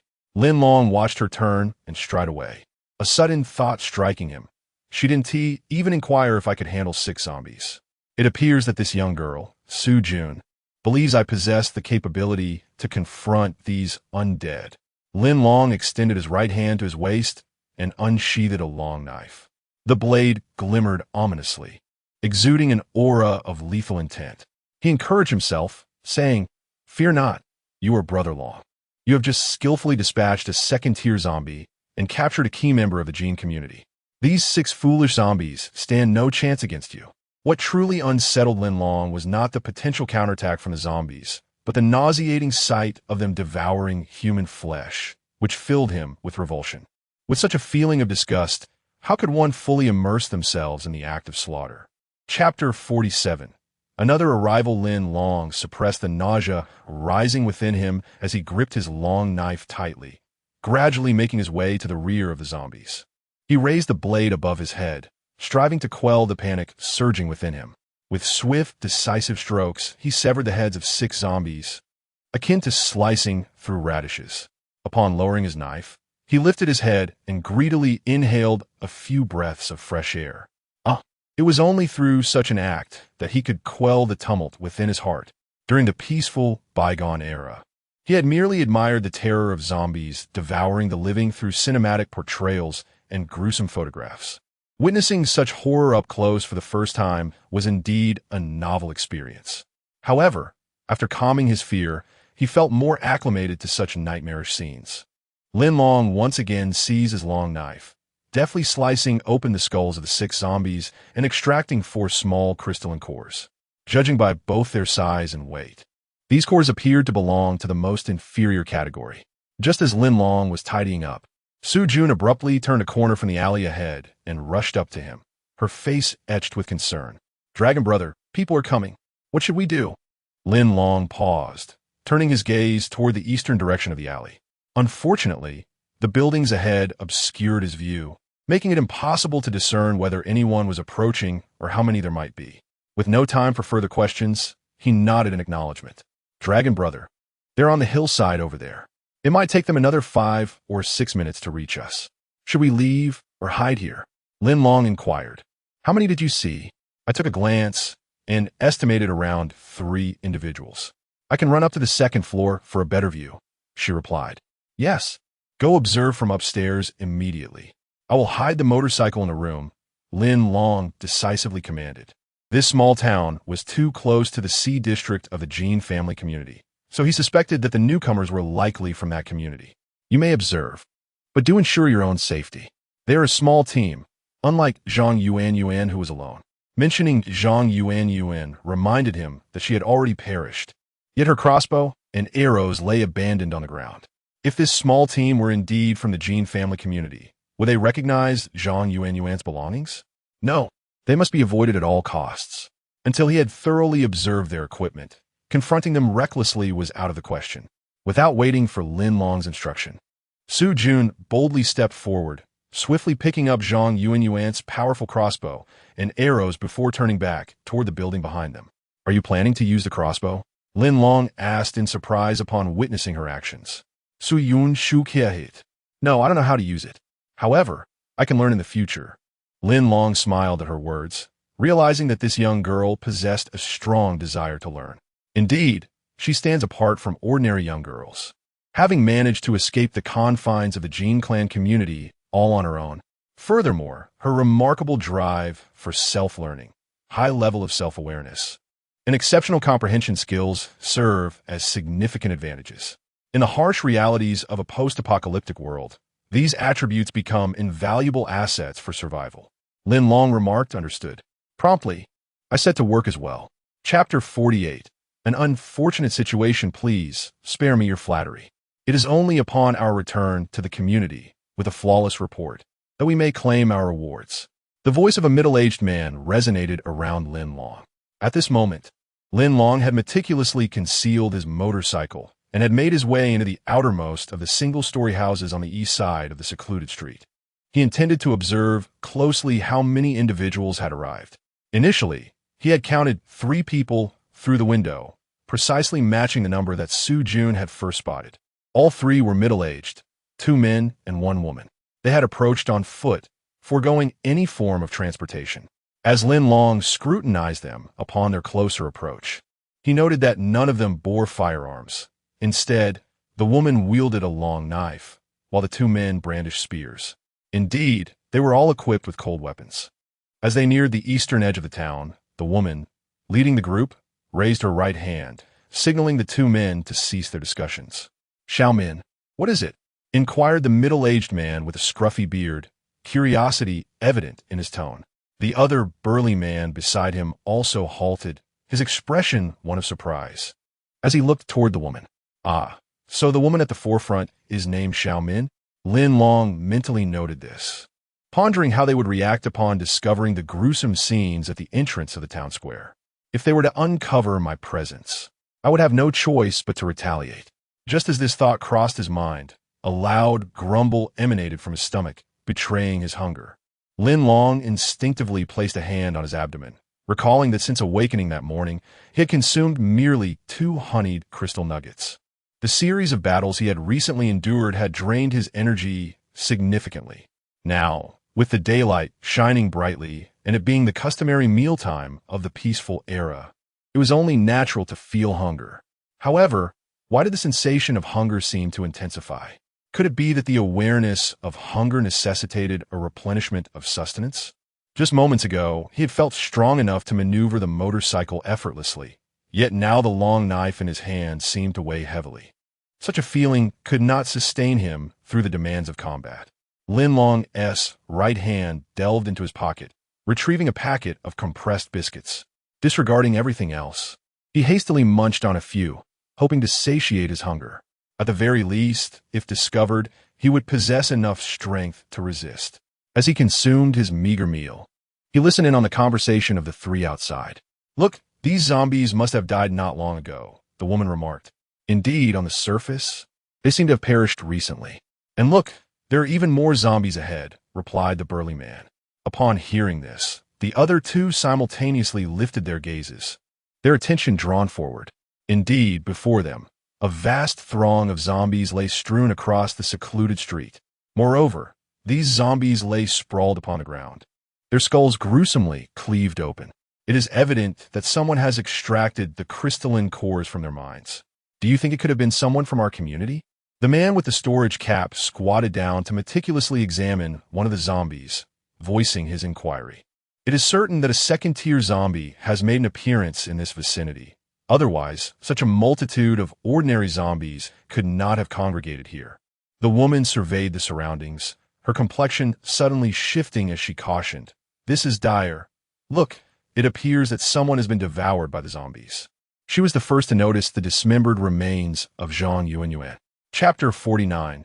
Retreat. Upon witnessing the scene, the woman was soon joined by the 2 men, who gathered around to examine the dismembered corpse lying on the ground. The man with a beard stroked his chin, seemingly deep in thought, while the robust middle-aged man turned away, shifting his gaze towards the surrounding houses. The woman instinctively raised her long knife defensively, her expression one of vigilance. The bearded man calmly suggested, "We should hasten our return. Regardless of what has transpired here, we must report to our superiors. Our mission takes precedence." His words served as a reminder to the other 2. The burly man nodded in agreement. "Indeed, our mission is of utmost importance. Let us consider this merely a passing encounter." After concluding their conversation, the trio prepared to turn and continue on their way. Suddenly, the woman raised her right hand, pointing toward a severed head ahead, and shouted, "Look, isn't that Yuanyuan?" Lin Long had indeed struck down Zhang Yuanyuan moments ago, neglecting to dispose of the remains amidst the chaos of the encroaching zombies. To his shock, Xiao Min had spotted it. At her exclamation, the 2 men approached, discovering the horrific visage of the head on the ground. It was indeed Zhang Yuanyuan, a girl they recognized. "Be cautious." Yuanyuan was renowned as a master archer. How could she meet her demise here? "There must be something amiss in this vicinity," the bearded man whispered, scanning the surroundings once more. The burly man responded, "It seems we have encountered adversaries. Regardless of the circumstances, we must promptly report this information." The woman, filled with sorrow and regret, ceased her observations and prepared to depart. Lin Long watched them retreat, feeling a surge of relief as he readied himself to emerge from his hiding place. Unexpectedly, he heard a voice inquire, "What are you doing here? Did you kill Zhang Yuanyuan?" Upon careful recognition, he realized it was the voice of the burly man from earlier. It appeared they had not strayed far, raising the possibility that their earlier conversation had been a ruse to coax him into revealing himself. "I know nothing. I just arrived here. Chonggu, Shungu, Minjia. I merely came out to search for the crystal core and fulfill my mission," Lin Long replied, a jolt of alarm coursing through him. The arrival of Yiquan at such a fortuitous moment was suspicious, especially since he had just arrived, likely coinciding with the appearance of the trio. His presence aroused their suspicion. After all, the scene they had just witnessed had occurred not long ago, and the perpetrator must still be nearby. The fact that Yiquan, a mere youth, had appeared here seemed too coincidental. Even if he were not the culprit, he should possess some knowledge of the situation. Lin Long immediately crouched low and stealthily made his way out, hastening to the opposite side of the house, where he concealed himself beside a window, affording him a view of the backs of the three individuals and Yiquan. Lin Long Mu Sid, Hong Yi, Chun Yi, Min Jia. These are their names. Were they plotting against Yiquan? If they attempt to pin the murder of Zhang Yuanyuan onto him, I cannot allow them to succeed. Moreover, the position he occupied allowed for a comprehensive observation of the three individuals' backs. Each of them bore a travel bag, concealing the contents within. "Brother Long, what should we do?" came the voice of Su Jun from behind Lin Long shortly after he had hidden himself. Lin Long turned to glance at her, noticing that she had silently descended from the upper floor and approached him without a sound. Indeed, within this dwelling, only from this angle could one fully perceive the unfolding scene ahead. Chapter 50. Finding a way. Lin Long whispered a response, urging caution and patience as he observed the situation. He assessed his position, noting that he was approximately 100 meters from the four individuals ahead. Today marked a new beginning. According to the explanations provided by the cheating system, there was an opportunity to activate its capabilities. I refuse to believe that with the system at my disposal, I cannot stand against these few individuals. Yiquan, fear not. I shall assist you. Ha! Do you think such words will convince me? You intend to search for resources, yet you choose to come here where there are countless other locations around Zone C. What a remarkable coincidence. Furthermore, who is unaware that Yuan frequently calls out to you in the community? You must harbor grievances against her, thus planning a surprise attack. Am I correct? The burly man raised his voice, as if to assert his authority. No, that is not the case. Yiquan protested vehemently, held tightly by the arms of the other two, pinned to the ground and unable to move. Despite his predicament, he continued to insist, shaking his head in ignorance of Zhang Yuanyuan's murder. You refuse to speak, do you? Very well. Soon you shall meet Ergu and Jingu. Let us see how you explain yourself then. I hope, by that time, you retain the same fortitude you display now. The burly man remained resolute. Since Yiquan denied any involvement, he had no choice but to take him back to the community for a thorough interrogation in front of their superiors. The slender man hesitated, questioning, "Lu Chong, are we truly taking him back?" The burly man shrugged, his expression revealing a lack of alternatives. "Aside from bringing him back for interrogation, do you propose a better course of action?" The woman shook her head, responding, "Lu Chong, this could prove problematic. Zhang Yuanyuan is Zhang Zhen's sister and Er Ji's girlfriend. If they learn of her demise, they will undoubtedly erupt in fury. Moreover, I sense that this young man is not the true killer. Taking him back could incite suspicion from our superiors towards the three of us." The slender man immediately concurred. "Indeed, Lu Chong, I share the concern that this fellow may stubbornly refuse to confess. Furthermore, just look at his physique. He does not resemble someone capable of murdering Zhang Yuanyuan. Sister Min and I share the same sentiment. He may very well be innocent." Upon hearing this, Lu Chong appeared conflicted. Yiquan quickly added precisely, "Brother Chong, both Brother Shun and Sister Min are correct. I could never harm Sister Yuanyuan. Moreover, her strict management is for our benefit. How could we possibly harbor resentment toward her?" Silence. Lu Chong raised his right hand and delivered a resounding slap to Yiquan's cheek. He then turned to his two companions, asking, "What do you propose we do now?" Zhang Yuan's death was discovered by us. Upon our return, we must report it. The woman remained silent, but shifted her gaze towards the slender man. He offered a wry smile, stating, "We are merely members of the equipment team. We should focus on our tasks.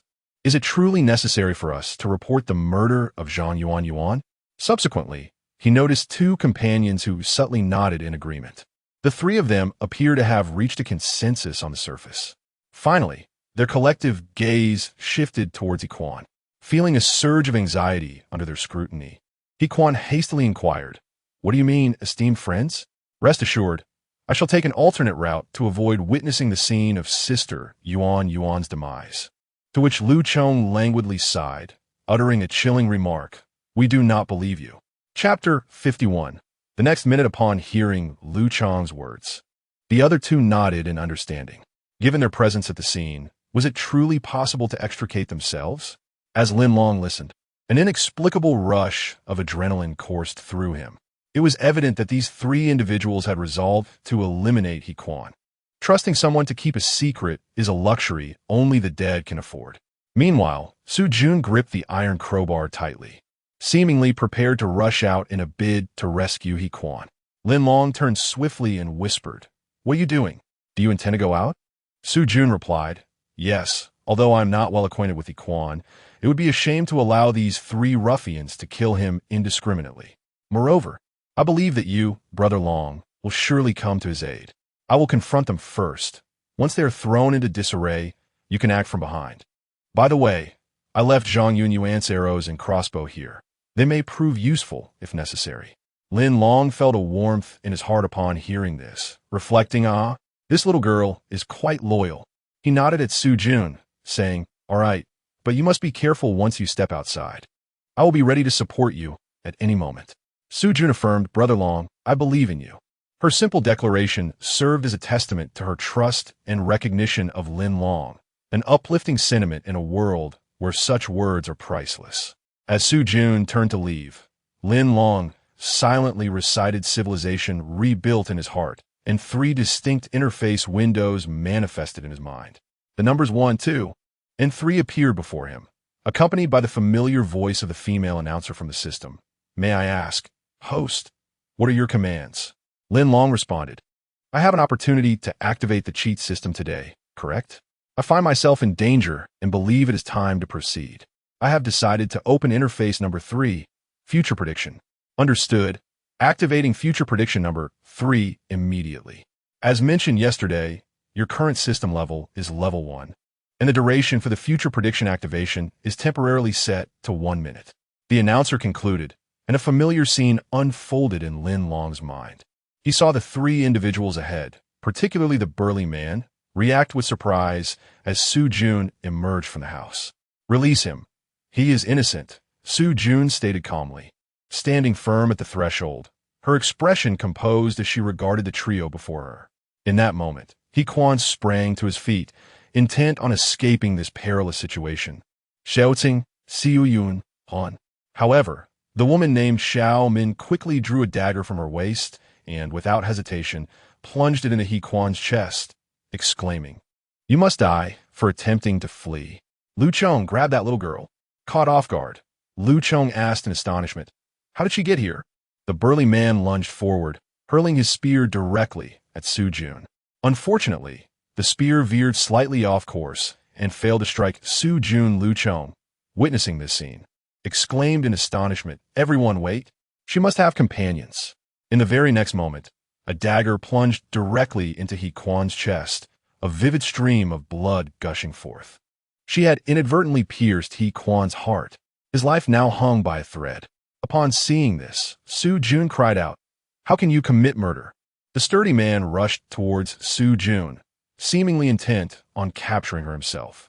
Su Jun swiftly sidestepped, narrowly avoiding his grasp. A hissing sound echoed as the minute of future foresight came to an abrupt end. Chapter 52. The secret of the crossbow. Lin Long's heart raced incessantly. He realized that if Su Jun ventured outside, it could spell disaster for Yiquan.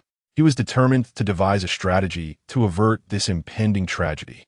The predictive capability of the cheating system was invaluable, as it could foresee calamities before they transpired. Within the limited time available, Lin Long knew he must find a way to prevent the catastrophe from unfolding. This minute of foresight translated into approximately 10 minutes in reality. Rubbing his temples, Lin Long's mind was a chaotic whirlwind. If he were to rescue Yiquan, he would need to incapacitate the woman named Xiao Min from a different angle. How could he strike her from a distance? Just as despair began to envelop him, he turned and caught sight of a powerful crossbow lying quietly on the ground, accompanied by a few scattered arrows. Although he was not well versed in the art of archery, the urgency of the situation left him no alternative but to resort to shooting from afar to save Yiquan. It appeared that Su Jun had unwittingly brought Zhang Yuanyuan's gear into the room earlier, and now it was proving to be fortuitously useful. Perhaps this was destiny at play. Without a moment to hesitate, Lin Long seized the crossbow and picked up an arrow, placing it onto the bowstring. The crossbow's handle featured a small mechanism. Pressing the inner button would release the arrow with tremendous force. Zhang Yuanyuan had possessed a fine treasure, but her underestimation of Lin Long had led to her unfortunate fate. Lin Long fiddled with the crossbow's mechanism, quickly mastering its operational principles before raising it to his right eye, closing his left eye to take aim. Suddenly, Lin Long noticed that the scene before his right eye magnified significantly, revealing an astonishing clarity. Disbelieving, he blinked and re-examined the view. Indeed, he had not erred. Lowering the crossbow, he scrutinized the aiming device in the center and soon discovered a new detail. The front of the crossbow was equipped with a high-powered telescope sight. Had he not practiced, he would have never noticed this feature. It seemed that Su Jun might also be unaware of this secret. With this newfound tool, shooting the crossbow became a straightforward task. Yes, even in this apocalyptic era, remnants of technological advancements from peacetime persisted. Equipped with such apparatus, the prospects of victory in the impending counterattack seemed promising. Let him go. He did not commit murder. Su Jun's voice resonated in Lin Long's ears. Raising an eyebrow, he felt a jolt of realization. It appeared that Su Jun had already stepped outside. Time was of the essence. He needed to seize the initiative in this confrontation without delay. Lin Long swiftly adjusted the crossbow's aim, using his left hand to locate a small sliding button beneath the sight, enabling manual adjustments to the magnification. Having accomplished all of this, Lin Long had essentially mastered the comprehensive preparations for counterattacks. He silently assured himself, "Xiao He, do not worry. I am here, and I will certainly safeguard your safety." In the next moment, the three of them simultaneously raised their heads, directing their gazes towards Su Jun, who had unexpectedly appeared by the door. Their astonishment at her sudden presence was palpable. "Xiao Jun, flee quickly." Indeed, upon witnessing the scene, Yiquan became overwhelmed with emotion, struggling to rise and escape. Chapter 53.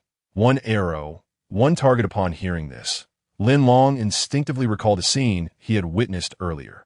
Indeed, after Yiquan struggled, the woman beside him, named Xiao Min, had drawn a fruit knife from her thigh and plunged it directly into Yiquan's chest, a fatal blow. With the ability to foresee the future, how could he allow such a tragedy to recur? Suddenly, Xiao Min shouted, "Run, you must die!" Lu Chong quickly seized that little girl. Unfortunately, long before this moment, Lin Long had already aimed his crosshair at Xiao Min. He promptly pressed the button in his hand, and with a swift whoosh, an arrow sliced through the stillness of the air, hurtling towards Xiao Min's right wrist.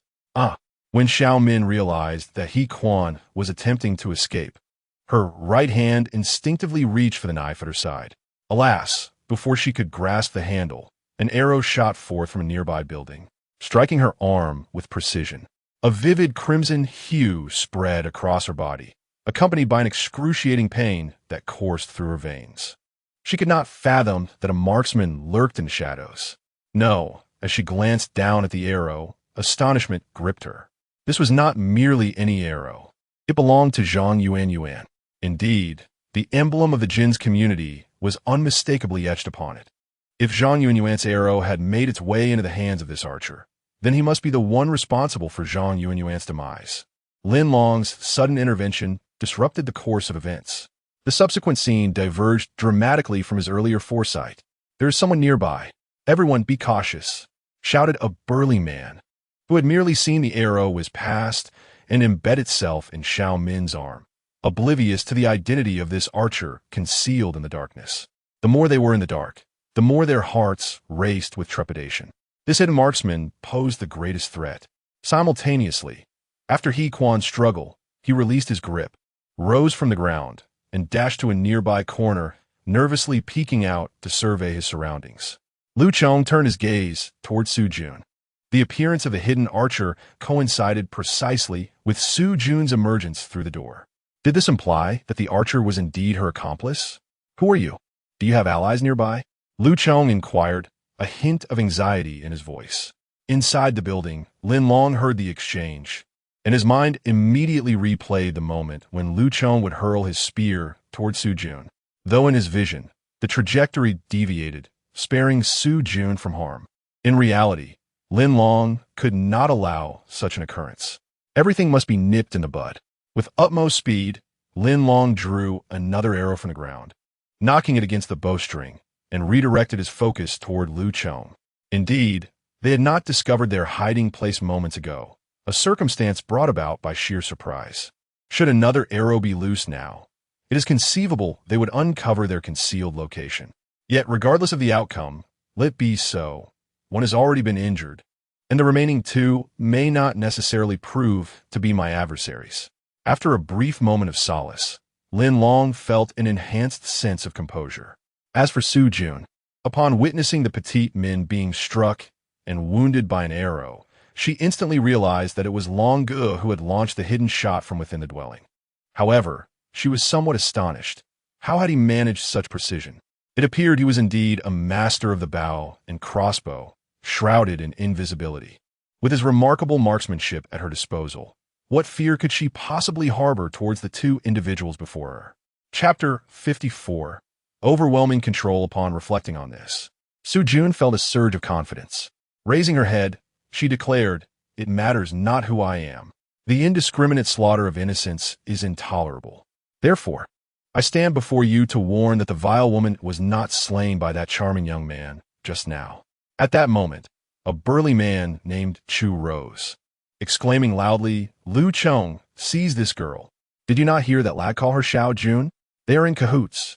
Lin Long, upon hearing this, furrowed his brow, pondering, this Shungu has a remarkable memory. In such chaos, he can still recall He Quan's desperate cry. It appeared that while the unfolding events diverged from their original course, the essence remained largely unchanged. Chu urged Lu Chong to swiftly act against Su Jun. Lu Chong, feeling uncertain, gripped his spear with a trembling right hand. Just then, a swift arrow shot forth from an adjacent building, aiming for Lu Chong's arm. He could not evade in time. The arrow struck true, causing him to drop his spear with a clatter. From a short distance behind, Chu finally glimpsed the source of the arrow and shouted, "He is in the building directly across from you, the very room from which that girl emerged." He turned to escape, unaware that He Quan was already poised to strike. Gripping his iron club tightly, He Quan dashed forward and delivered a powerful blow to Chu's head, rendering him unconscious before he could react. Of the three assailants, two fell victim to Lin Long's concealed arrows, while the last succumbed to He Quan's stealthy ambush. All were subdued. He Quan raised his right hand to touch his face and looked toward the building. "Brother Long, they have all fallen." Lin Long stood, securing the impressive crossbow on his back before emerging from the house. Xiao Min and Lu Chong, both wounded by arrows, instinctively began to bind their injuries with cloth. Upon seeing Lin Long for the first time, their faces were etched with astonishment. In this apocalyptic world, such a robust figure exists? Who is he? I have never encountered him before. Indeed, when compared to ordinary survivors of this harsh reality, Lin Long appeared notably more formidable, entirely unlike someone who had suffered the pangs of hunger and hardship. "Spare us, we acknowledge our mistakes." Xiao Min immediately lowered her head in contrition. Her capitulation left Lu Chong even more bewildered and at a loss for what to do next. "You three hail from the Jin community, do you not?" Lin Long's right hand swiftly drew forth a long knife from his lower back. "For long-range assaults, I wield the crossbow. For close threats, I employ this blade. Moreover, having already severed Zhang Yunyuan's head, my hands are stained with blood. Thus, the act of taking 3 more lives is but a trifling matter. Lu Cheng and Xiao Min quickly nodded in agreement, affirming that they were indeed members of the Jin community. They inquired about the hero's affiliation, though they understood without further questioning that anyone bold enough to murder Zhang Yuanyuan and seize her crossbow was undoubtedly a formidable adversary. Moreover, it was likely that this individual harbored a deep-seated enmity towards the Jin community. In order to preserve their lives, they knew they must adopt the most humble demeanor. Chapter 55. How to Utilize Them. I am not a hero. You may call me Brother Long. Lin Long cast a quick glance at the 2 individuals before him, his mind racing with calculations. How can I exert control over them? First and foremost, I must ascertain whether they are malevolent individuals like Zhang Yuanyuan complicit in wrongdoing. If they are not, then they may still hold some value for my purposes. Furthermore, treating prisoners with indiscriminate violence is not a viable solution to any problem. Lin Long then commanded, "You two come closer. Remember, I have my own organization. Right now, I am merely employing cold weapons against you. You must adhere to the rules. Should you dare to resist, I regret to inform you that swords and arrows show no mercy. Do not be shot and then go crying for justice at Yama's door. Do you understand?" Lin Long was acutely aware that the 2 before him only bore injuries to their arms. If they truly wished to struggle and escape, it was not beyond the realm of possibility. However, they were uncertain, for who could say whether there were any additional accomplices lurking in the surrounding rooms? If there were indeed more allies, their attempt to flee could result in consequences far graver than mere arrows. Perhaps a single bullet could claim their lives. Thus, for their own safety, they had no choice but to remain where they were, patiently awaiting their punishment. They must not gamble with their lives. Such a risk was far too perilous. Upon hearing Lin Long's words, Lu Cheng immediately nodded in agreement and quickly stood up, approaching Xiao Min. He wished to glance around, but alas, Lin Long's sudden cough made him immediately lower his head in compliance. Perhaps it would be best to avoid provoking this young man, who seemed to possess some skill. Lin Long retrieved the crossbow from his back and handed it to Su Jun, deliberately stroking the central part of the bow where a subtle aiming device was located. Su Jun, enchanted by the crossbow, quickly steadied it, narrowing her eyes to discover the aiming mechanism. Her face lit up with surprise. It became clear that Brother Long's precise marksmanship stemmed from this feature. He Quan also picked up a heavy iron rod and positioned himself behind Xiao Min, closely monitoring the movements of the 2 individuals on the ground. Should any irregularities arise, he could strike them unconscious with a single blow. That would be fortuitous. If, however, he accidentally killed them, it would simply be their own misfortune. With these instructions, Lin Long felt he had successfully established control over the 3 individuals before him. To be precise, he had subdued the 2 middle-aged men capable of resistance. The one with a beard, having been knocked unconscious, still bore a dazed expression.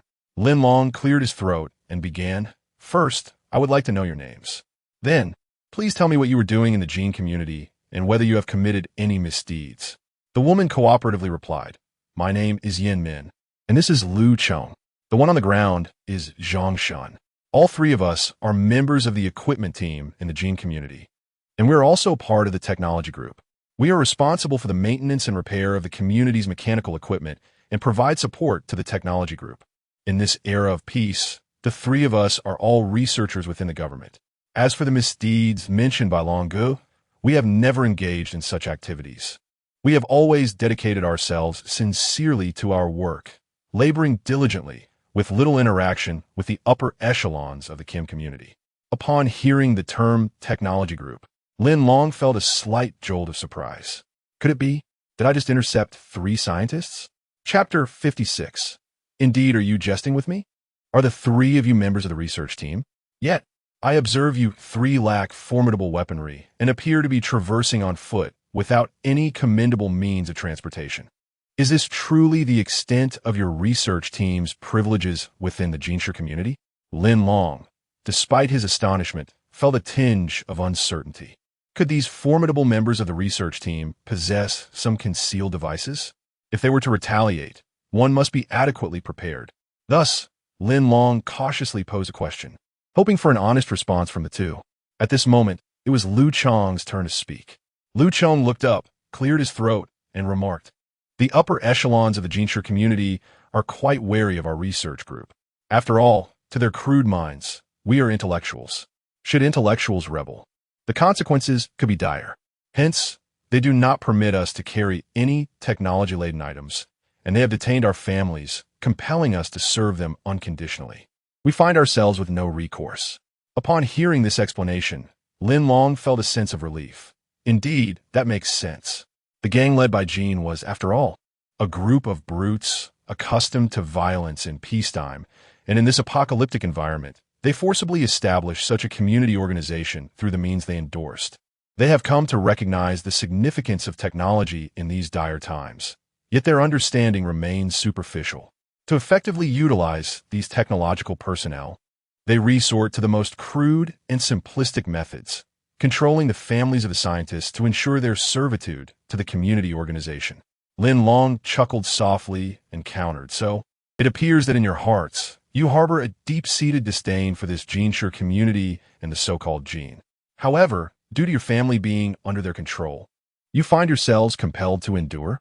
Before they could respond, Lin Long turned to He Quan and inquired, "Xiao He, within the community organization, have you ever encountered them? Or have you heard of any misdeeds they have committed within the Jinshi community?" He Quan shook his head and replied, "Brother Long, I have not seen them within the Jinshi community. Perhaps what they say is indeed true." Lu Chong added, "Brother Long, we are equally powerless against Jin. He is a malevolent tyrant, and we harbor a profound hatred for him, yearning for the day we can slay him and expose his skin to the public. Yet, such thoughts remain mere fantasies, unable to be acted upon." Yin Min, having discerned the implications of their dialogue, immediately looked up and curiously inquired, "Brother Long, we are willing to support you in overthrowing the tyrannical rule of Jinshi community's Jin. However, we have a prerequisite. We must first rescue our families." Lin Long glanced down at her, pondering, What is this attitude? Are you attempting to remind me? Your lives are in my hands. Whatever I desire from you cannot be met with refusal." Lin Long coughed softly and nodded, acknowledging, "I understand your predicament. However, do you truly believe that I can lead you in overthrowing the tyrannical reign of Boss Jean?" The two exchanged a startled glance, then nodded in unison, evidently in complete accord with Lin Long's inquiry. Lin Long's expression suddenly turned grave. "Very well. If you place your trust in me, you must comply with my commands.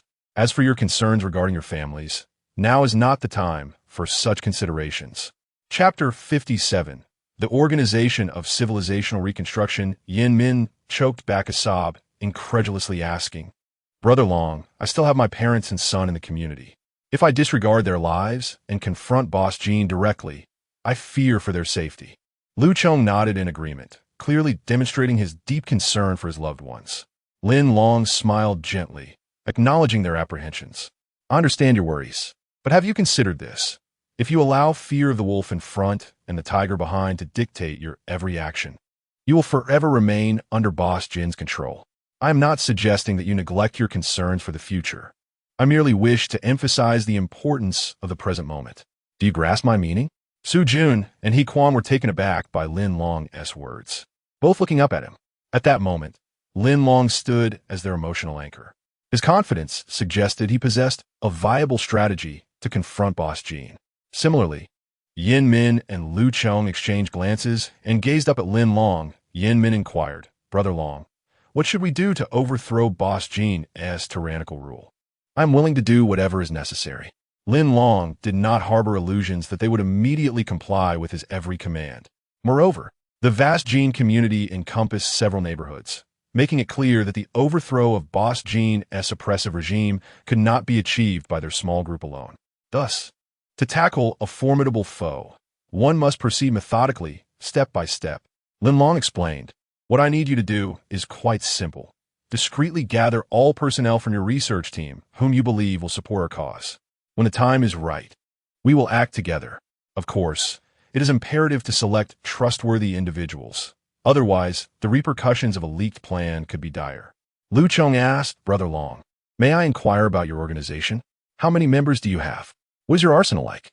Since both parties were to collaborate and reach a consensus, Understanding each other's armed capabilities was a fundamental step.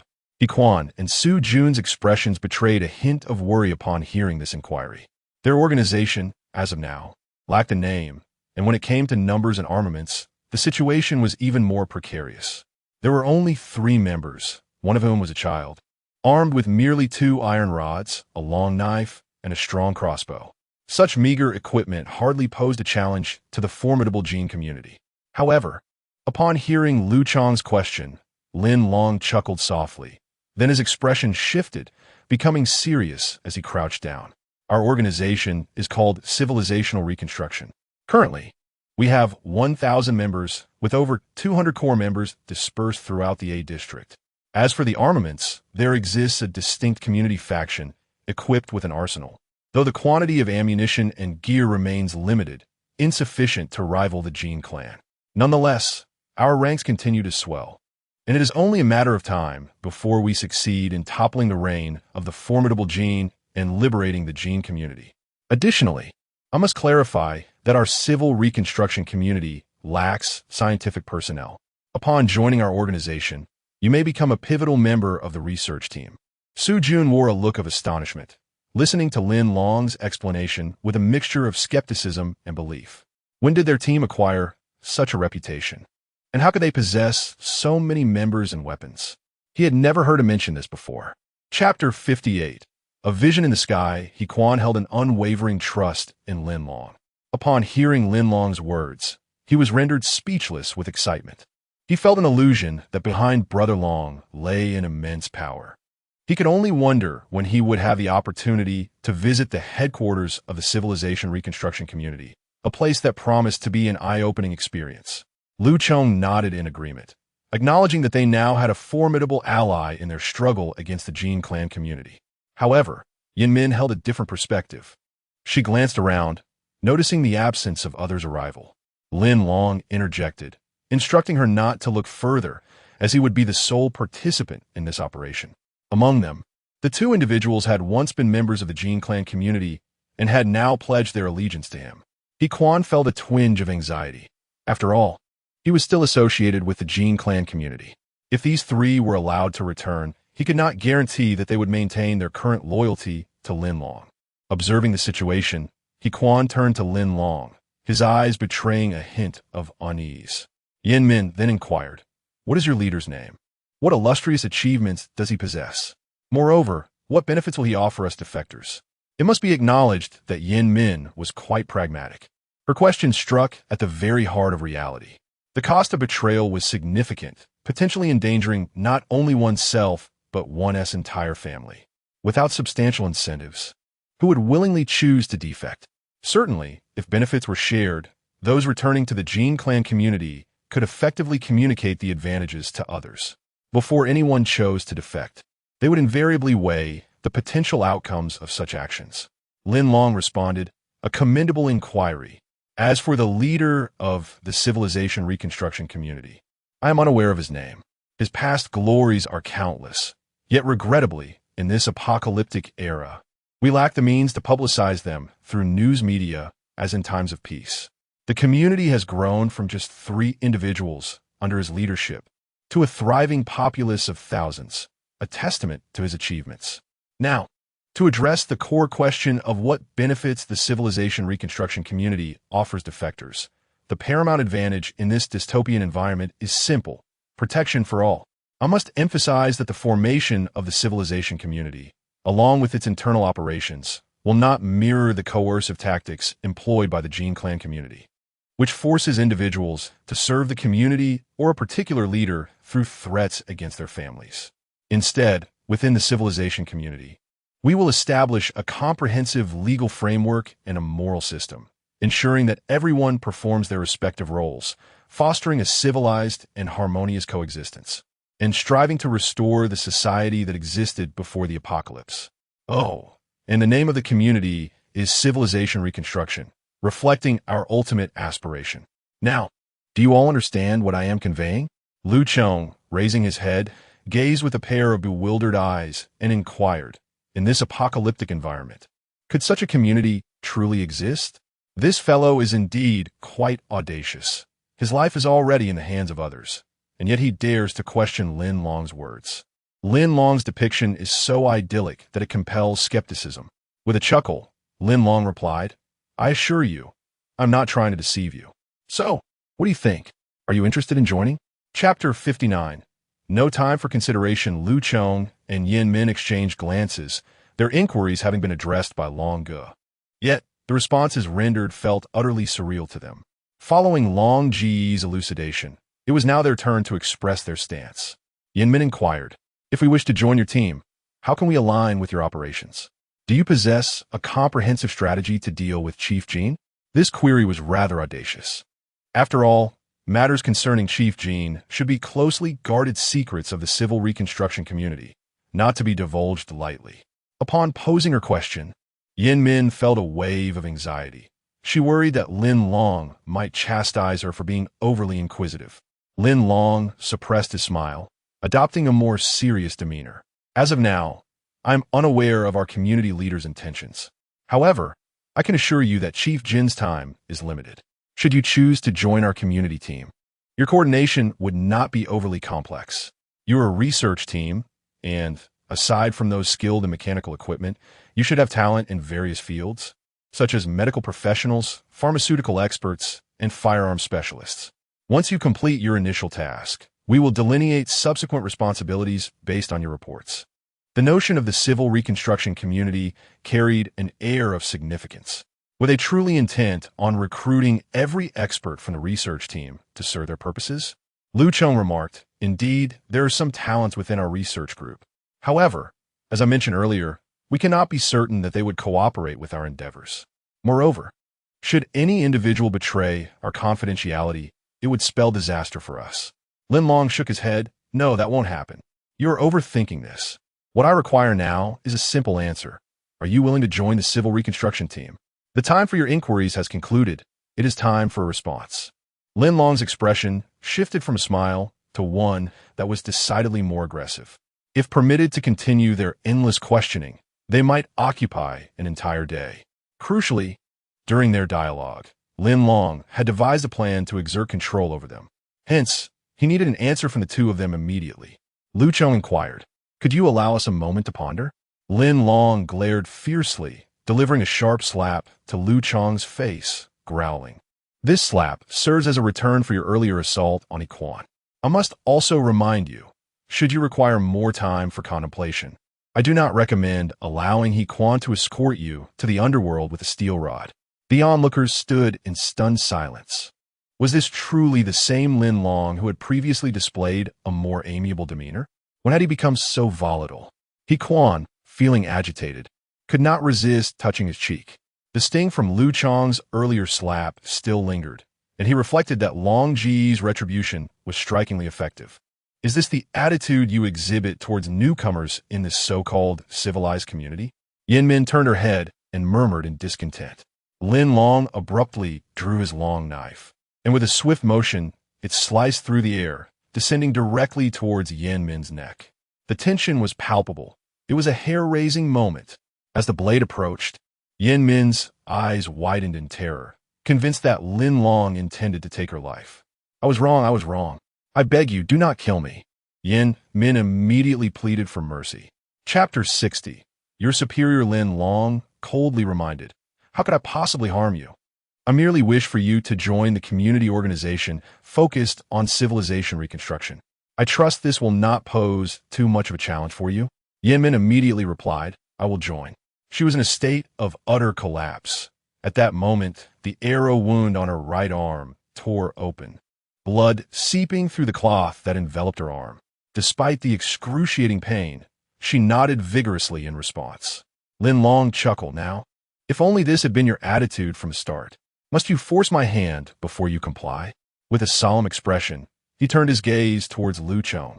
Without waiting for Lin Long to speak, Lu Chong, eager to affirm, hastily declared, "I will join as well." Lin Long nodded. "Excellent. Do you think Zhang Shun will join?"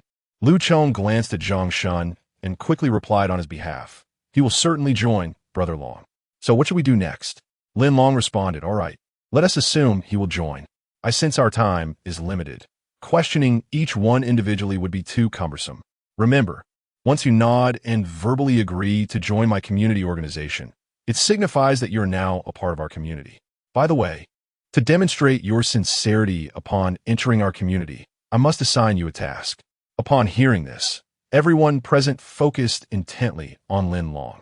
Indeed, joining a community organization is not merely a verbal commitment. One must take tangible actions to prove their willingness to be part of this organization. Lu Cheng and Yin Min wore serious expressions, looking up at Lin Long, awaiting his assignment. Lin Long pointed towards Yi Quan and stated, "This is Yi Quan. From this day forth, he will be your leader within the Jinshi community's clandestine organization. Within the community, you may outwardly disregard his presence, but privately, he will assign you tasks. Of course, should you encounter Yi Quan outside the Jinshi community, you must respectfully address him as Brother Quan. Do you understand?" Yi Quan stood aside, taken aback by Lin Long's unexpected designation and title. Shocked, he thought, when did I become Brother Quan to these individuals? Su Jun chuckled lightly as she approached Yi Quan, gently encouraging, "Brother Quan, congratulations." However, Yi Quan did not exhibit any joy. Instead, he felt an overwhelming burden. Lu Cheng and Yin Min exchanged glances at Yi Quan. Although they looked down upon the slender youth before them, they had no choice. Lin Long had appointed him as their superior, and it was only logical to comply. The two responded readily, "Understood, Brother Long." Lin Long was dissatisfied with their attitude and urged, "What? Do you require further guidance on the forthcoming rules? Quickly, address him as Brother Quan." Lu Cheng and Yin Min were momentarily taken aback, realizing that this young man was indeed serious. With no other option, they turned together and respectfully bowed, addressing Yi Quan with the words, "Brother Quan." Yi Quan, in contrast, appeared somewhat flustered. He had never encountered such a scene before and suddenly found himself feeling rather awkward. Lin Long, recognizing the young man's discomfort, approached him, gave his shoulder a reassuring pat, and whispered in his ear, "Shall he exude the aura of a leader? Emulate my earlier demeanor to instill a sense of respect in them. It is imperative that they are convinced, for only then will they willingly serve our cause." Chapter 61. Tian Hui Quan nodded, struggling to straighten his posture as he approached the two individuals, his voice low and somber. "Indeed, when the time comes, I will allocate a portion of the responsibilities as instructed by Brother Long. All you need to do is follow through diligently." After uttering these words, he cast a glance at Lin Long, eager to discern whether his performance met the latter's approval. Lin Long chuckled softly, offering a slight nod in response. He then turned to the other two and stated, "Very well. Since you have shown respect to your superior, I shall proceed to assign you your first task. First, I must inquire about the expertise of the three of you within the research team." After a lengthy exchange, Lin Long realized only that they belonged to the research team, a veritable haven of talent amidst the post-apocalyptic milieu. Without understanding their specific skills, how could he effectively harness their abilities in the future? Lu Cheng was the first to respond. "We are all masters in mechanical engineering. According to Engineer Tian's directives, we are to visit the old power station in B-Town, City A, to ascertain whether any tin foil has been left behind. The esteemed Zhang Fong from the Jin community has assigned us a formidable task to construct a solar power generator for the community within 15 days. Given the current environmental conditions, all existing power stations have ceased operations, and their distances from the community render them immobile. Hence, it falls upon our research team to resolve the energy issues within the neighborhood." Lin Long nodded thoughtfully, contemplating. In this post-apocalyptic environment, access to electricity would greatly facilitate various endeavors. It is indeed a time of both despair and fortune. This boss Jean is not entirely devoid of wisdom. "You mentioned Zhang Fong is a general? Who is Engineer Tian? Is he the leader of your research team within the Jin community?" Lin Long inquired, curiosity piqued. Yi Quan quietly elucidated, "Brother Long, Boss Jean is accompanied by two highly influential figures. One is Zhang Fong, and the other is Zhang Zhen. It is said that among these two commanders, particularly Zhang Fong, is the most formidable and challenging to deal with." Upon hearing this, Lin Long's understanding deepened, and he nodded in realization. As for Engineer Tian, Yi Quan was unfamiliar, leaving Lu Cheng to elaborate. "Brother Long, Zhang Fong is a general under Boss Gene. He was previously a high-ranking official in the government sector, serving as the shadowy protector of Boss Jin's underworld influence during peacetime. Engineer Tian was also a high-tech personnel in the government sector who was swiftly apprehended by Zhang Feng after the onset of the apocalypse. We are subordinates of Engineer Tian. He added, by the way, Engineer Tian's full name is Tian Hu. He is exceptionally talented, particularly in mechanical engineering. Currently, most mechanical devices within the Gene community have been calibrated under his guidance. Lin Long nodded, reflecting. Indeed, Tian Hu appears to be a rare talent. He then raised his head and asked, does Tian Hu willingly work for Zhang Feng? No, it is not so. Tian Hu, like us, is coerced into action by Zhang Feng. That simplifies matters. Upon your return, you will undoubtedly report to him, correct? This implies that you have the opportunity for a private audience with him. Might it be possible to persuade him to surrender at the earliest opportunity? Rest assured, should you succeed, I shall not overlook your efforts. Chapter 62. The surrender negotiations. Yin Min exchanged a glance with Lu Chong, and the expressions on their faces were far from relaxed. Lin Long observed them and immediately understood that persuading Tan, who might not be as effortless as he had anticipated. Yin Min spoke. As far as I know, Engineer Tian has 2 children, a son and a daughter, both held as hostages by Zhang Feng. He strives to contribute to the Gene community primarily for the sake of his children. Furthermore, within the Gene community, the leader Gene has granted him certain privileges, such as an independent laboratory and the autonomy to resolve issues within the research team. Beyond these general privileges, there are specific accommodations tailored to his particular interests. For instance, knowing that Engineer Tian enjoys basketball, a solitary basketball court was constructed for him in Zone C. As Lin Long listened to her account, he nodded in understanding.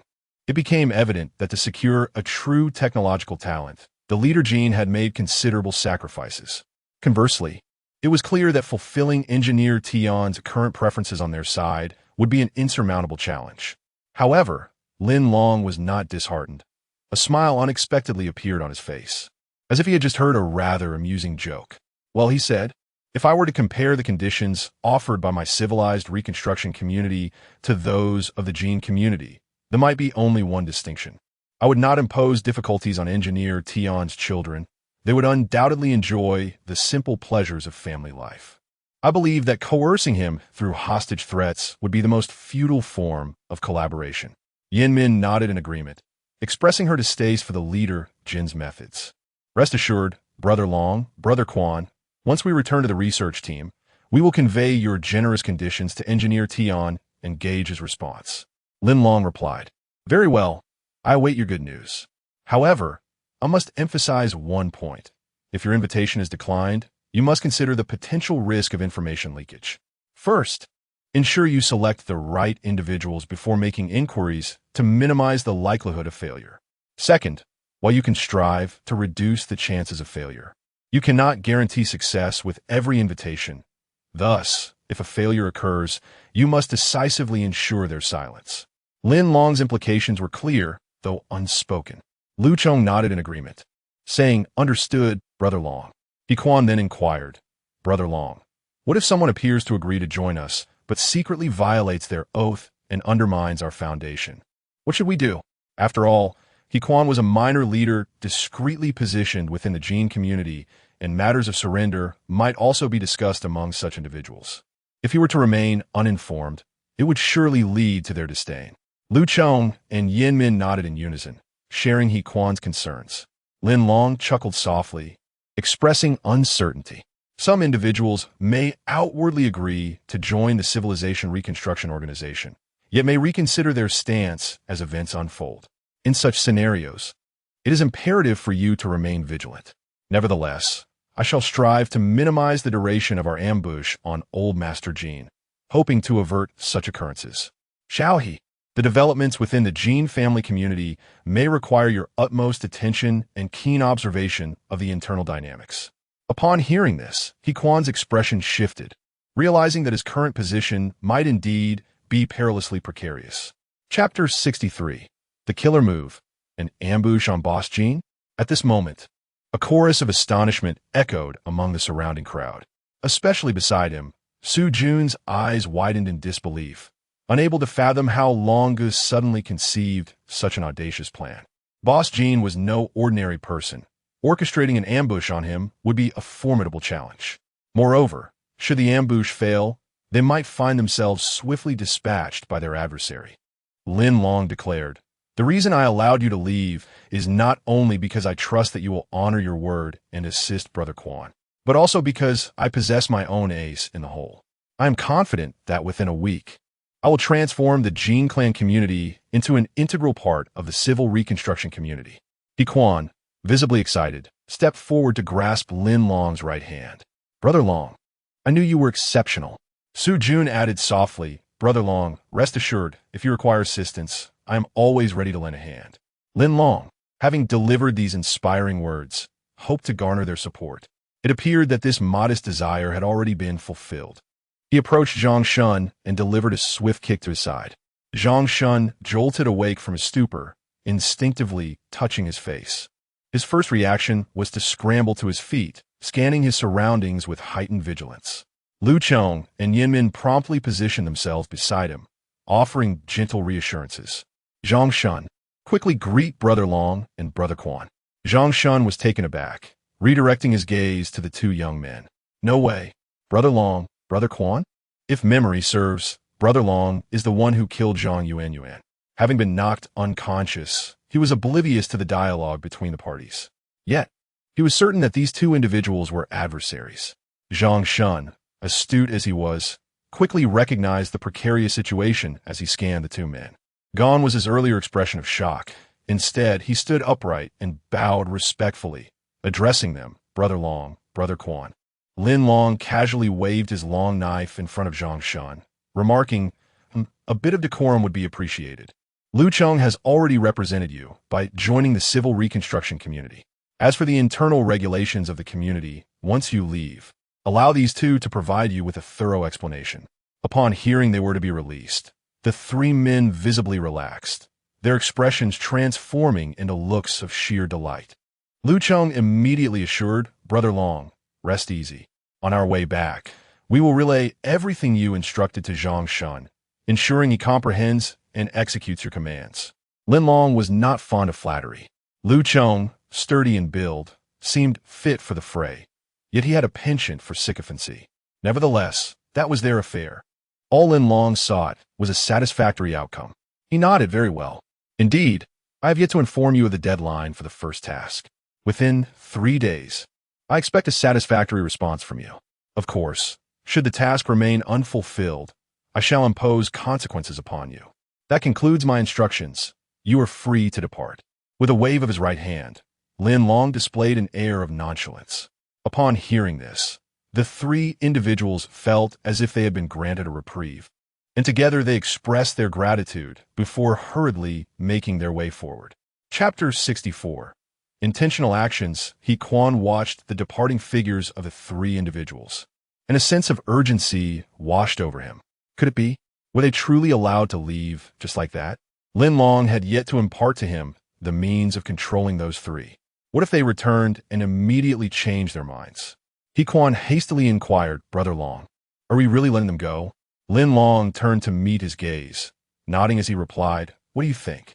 If we do not let them leave, what alternative do we have?" Su Jun interjected, "But Brother Long, our initial plan was to rescue He Quan's sister. You never mentioned anything about ambushing old Master Jean before." "Indeed, Brother Long, you never brought that up," He Quan echoed. "And what you said to them about coming from a community called Civilization Reconstruction, is that true?" Lin Long halted, turning back to meet He Quan's eyes directly. With a wry smile, he countered, "Do you believe I hail from such a community? That was merely a deception. However, what Xiao Jun mentioned is correct. My original plan was to rescue He Quan's sister and leave city together. Yet, after our brief exchange with those three, I have altered that plan. Old Master Jean must die. In this apocalyptic world, while the constraints of morality and law may have faded, his blatant disregard for human will and his forced assembly of a so-called community team would have a profoundly detrimental effect on the survivors. Therefore, his community must perish. We must strive to re-establish a true civilized society, allowing humanity to return to an era of peace. As Lin Long spoke, a thought struck him, his ultimate mission assigned by the cheating system, to rebuild a civilized society within 50 years. If this is the ultimate goal, why not commence our efforts towards it now? He Quan and Su Jun exchanged glances, and for a fleeting moment, they felt as though Brother Long was a savior descended from the heavens, destined to rescue the masses at the dawn of the apocalypse. They, merely participants in this unfolding drama, were fortunate to be swept along. Lin Long continued, I understand that when I shared this mission, you must have been struck with disbelief, possibly questioning my sanity for even contemplating an ambush on old Master Jean. However, I assure you, this is not a matter of whim. It is indeed necessary. Very well, Brother Long, should you hold this conviction, I shall undoubtedly support you, for you are my brother. However, I must cautiously remind you that an ambush on old Master Jean is not something to be accomplished overnight. We must deliberate carefully and devise a thorough plan. There can be no room for negligence. You have already spoken of this, and all three heard you. If they report to old Master Jean, it may not only endanger my sister and me, but you could also face grave peril. He Quan expressed, concern etching his features. Very well, he conceded. If the community of civilization reconstruction truly exists, I can understand Brother Long's decision. However, this community does not exist at all. Lin Long remarked, yes, I deliberately stated that earlier. Now that they have all departed, I shall elucidate the reasons behind my earlier actions, including Su Jun, upon hearing Lin Long's words. Both individuals immediately perked up, their gazes intensely focused on him. Although Lin Long's previous words and actions seemed perplexing from his own perspective, there must be a more rational explanation. The only uncertainty lies in what sort of explanation he will provide. Chapter 65. Golden Mountain Lin Long cleared his throat and, after tidying up the scene, clapped his hands together. Xiaohe, how many tasks has that second lady assigned to you today? Let us discuss my reasoning as we proceed. The trio had lingered in the area for a while, surrounded by the grotesque remains of fallen zombies and the dismembered body of Yuan Yuan, which emitted a pungent scent of blood. Remaining here for too long could potentially attract more wandering zombies. He Quan replied, after I reported yesterday's tasks to the second lady. She did not comment. Today's assignment mirrors yesterday's 10 zombie cores. I believe it will be quite manageable with you all accompanying me. Just as he finished speaking, he caught a whiff of the surrounding bloodiness and felt compelled to rush forward. Lin Long cautioned, do not go any closer after dispatching the zombies. Xiao Jun and I have already extracted the cores from their heads. Your task for today is complete. Upon hearing this, He Quan's spirits soared, and he smiled. That's wonderful. Thank you, Brother Long. Lin Long nodded.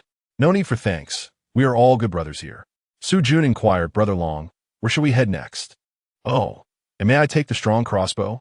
I find it quite handy, certainly more effective than a metal rod. Lin Long replied, of course. Take it and make good use of it. After saying this, Lin Long lifted his gaze towards a distant mountain. That must be the tallest peak surrounding the Jean family community, he remarked. He then asked, what is the name of that mountain? It should provide a complete view of the Jean family community's layout, correct? He Quan and Su Jun looked up in unison. He Quan promptly responded, Brother Long. That mountain used to be called Yuan Mountain, but it has since been claimed by the Jean family community. They constructed a watchtower there, which was renamed Jean Mountain by Big Brother Jean. Lin Long mused to himself. Ah, the name is quite intriguing. Jean Mountain? For the Jean family community, its geographical significance is akin to that of a treasure trove. He then queried, so it has been occupied by the Jean family community? That complicates matters. Su Jun, could you use your crossbow to scout the watchtower for any personnel? Pay particular attention to the weapons they hold. If they are armed with firearms, we may be in serious trouble. Su Jun curiously asked, Brother Long, are you truly planning to seize the Jean family community? Lin Long nodded. Our time is limited. For our safety and for the safety of Quan and his sister, we must capture the Jean family community. Su Jun and He Quan exchanged glances, uncertain of Lin Long's intentions, yet the seriousness etched on his face indicated he was not jesting. Su Jun nodded, promptly moving ahead to rest the crossbow on her shoulder. She adjusted the sight in the center of the crossbow with her right hand, scanning the scene on the Jean Mountain side. He Quan asked, Brother Long, How can we assist you in capturing the Jin family community? Lin Long remarked, having seized the Jin clan community. That Xiao Yun had provided a map for the rescue operation. If you're inclined to assist me, we could directly ambush Boss Jin.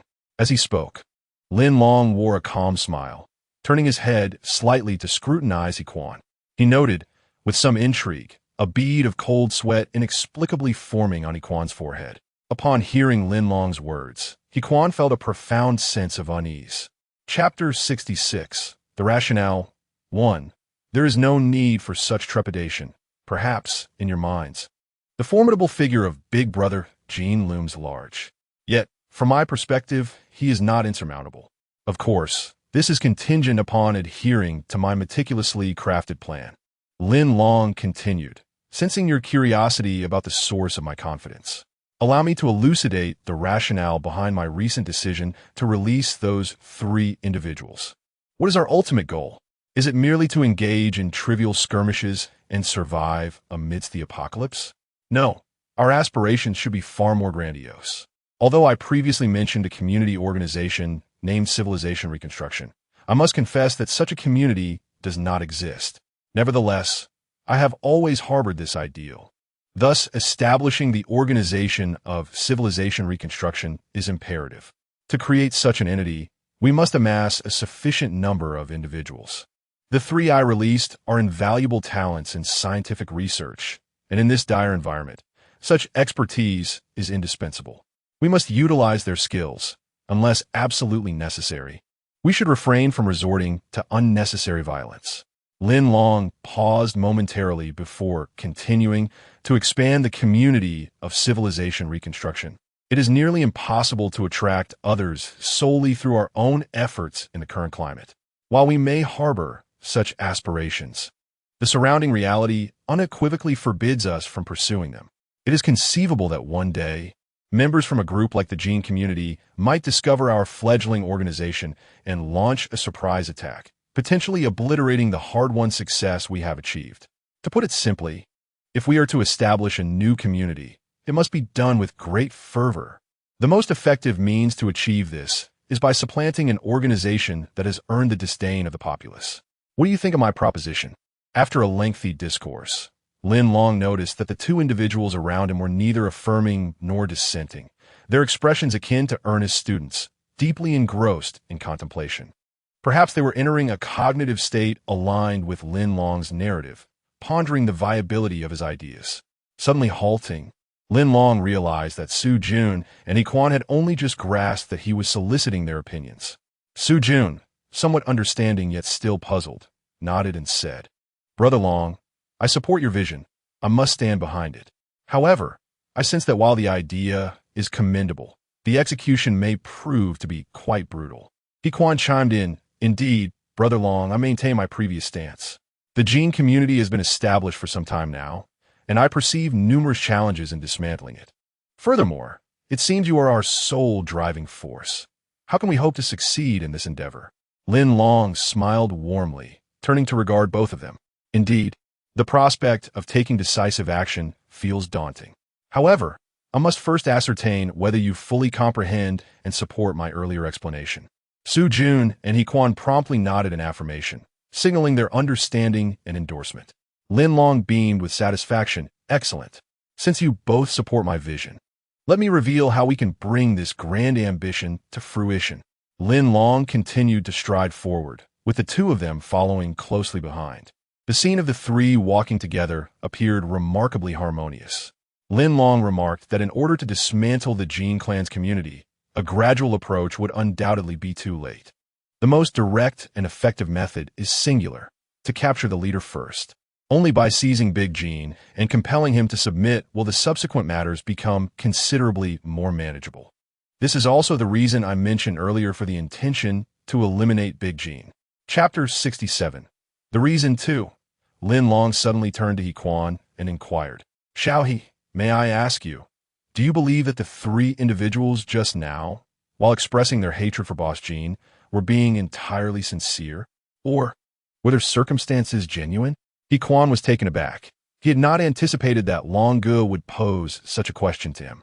However, he was somewhat familiar with the Jin community and, After a moment's reflection, he discerned the answer. He nodded in agreement, stating, "They spoke the truth. Not only them, but I too share this sentiment, as I have family members detained within the community. That is precisely why those in authority felt secure enough to allow us to leave. I believe they are researchers, and they must genuinely harbor animosity towards Boss Gene." Lin Long nodded in accord, affirming, "Exactly. Consider this. If they were to discover that I possess the capability to infiltrate the Gene community and eliminate Boss Gene, would they not feel unwelcome? Thus, by releasing them, they would refrain from informing on us and would not hastily comply with my demands to surrender others. They are astute individuals, and the most probable outcome is that they will adopt a wait-and-see approach." Yiquan ran his fingers through his hair, recognizing some validity in Lin Long's assertions. He had a deeper understanding of the individuals within the Gene community, not only Boss Gene, but also several key figures therein. Those who have achieved success are hardly given due regard. At most, they might be granted a day of rest before being summoned back to work the following day. Yiquan was convinced that the three individuals likely shared similar experiences. After careful consideration, he genuinely felt that they would not betray him. Su Jun interjected, "Long Ge, could it be that you possess the ability to read people's thoughts? Are you able to discern their intentions?" Lin Long smiled softly, shaking his head. "It is not as you suggest. I merely have a slight understanding of human psychology. But let us not digress. I wish to continue discussing the matter of Zhang Yuanyuan's death. I suspect that within the next day or two, the people in the Gene community will certainly notice her absence. Moreover, I discern that she was no ordinary person. Upon her disappearance, Boss Gene will undoubtedly take action. He will dispatch individuals to search for her, and that will present me with the opportunity to infiltrate the Gene community." After listening for some time, Yiquan finally grasped Lin Long's operational plan.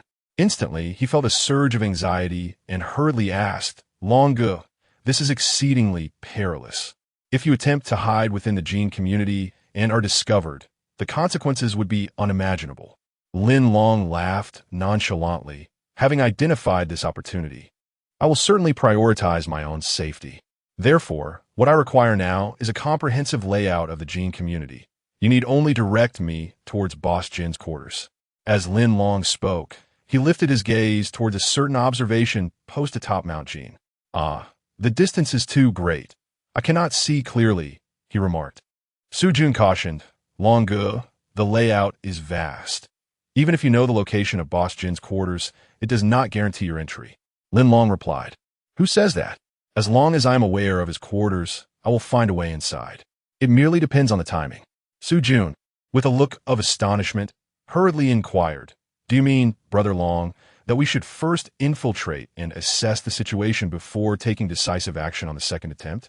Lin Long replied with a smile, "Indeed, I intend to create a stir, inciting discord within the community. Only then, amidst the chaos, shall we launch a surprise attack on Big Boss Gene." Su Jun and Yiquan exchanged glances, both feeling that Brother Long's plan was exceedingly perilous. Chapter 68. The body grows stronger, however, Brother Long. How can you incite internal strife all by yourself within the Gene community? Moreover, the officials inside possess a modicum of competence. To put it bluntly, Yiquan harbored significant doubts regarding Lin Long's solitary plan to infiltrate the Gene community. This skepticism was not unfounded, for Lin Long was endowed with a system that granted him capabilities unknown to the two before him. Raising his right hand, Lin Long gestured for Yiquan to momentarily cease his objections. "Rest assured, we merely require a comprehensive layout of the area. My actions will be self-sufficient," he declared. "Very well. Let me demonstrate my proficiency by seizing a lookout point on Jingshan. Once you witness my capabilities, you shall understand the feasibility of my plan." Lin Long then grasped Su Jun's powerful crossbow, resting it upon his arm as he aimed at the lookout tower ahead. Indeed, his instincts were not misguided. Ever since he ingested the crystal core, his eyesight had greatly improved.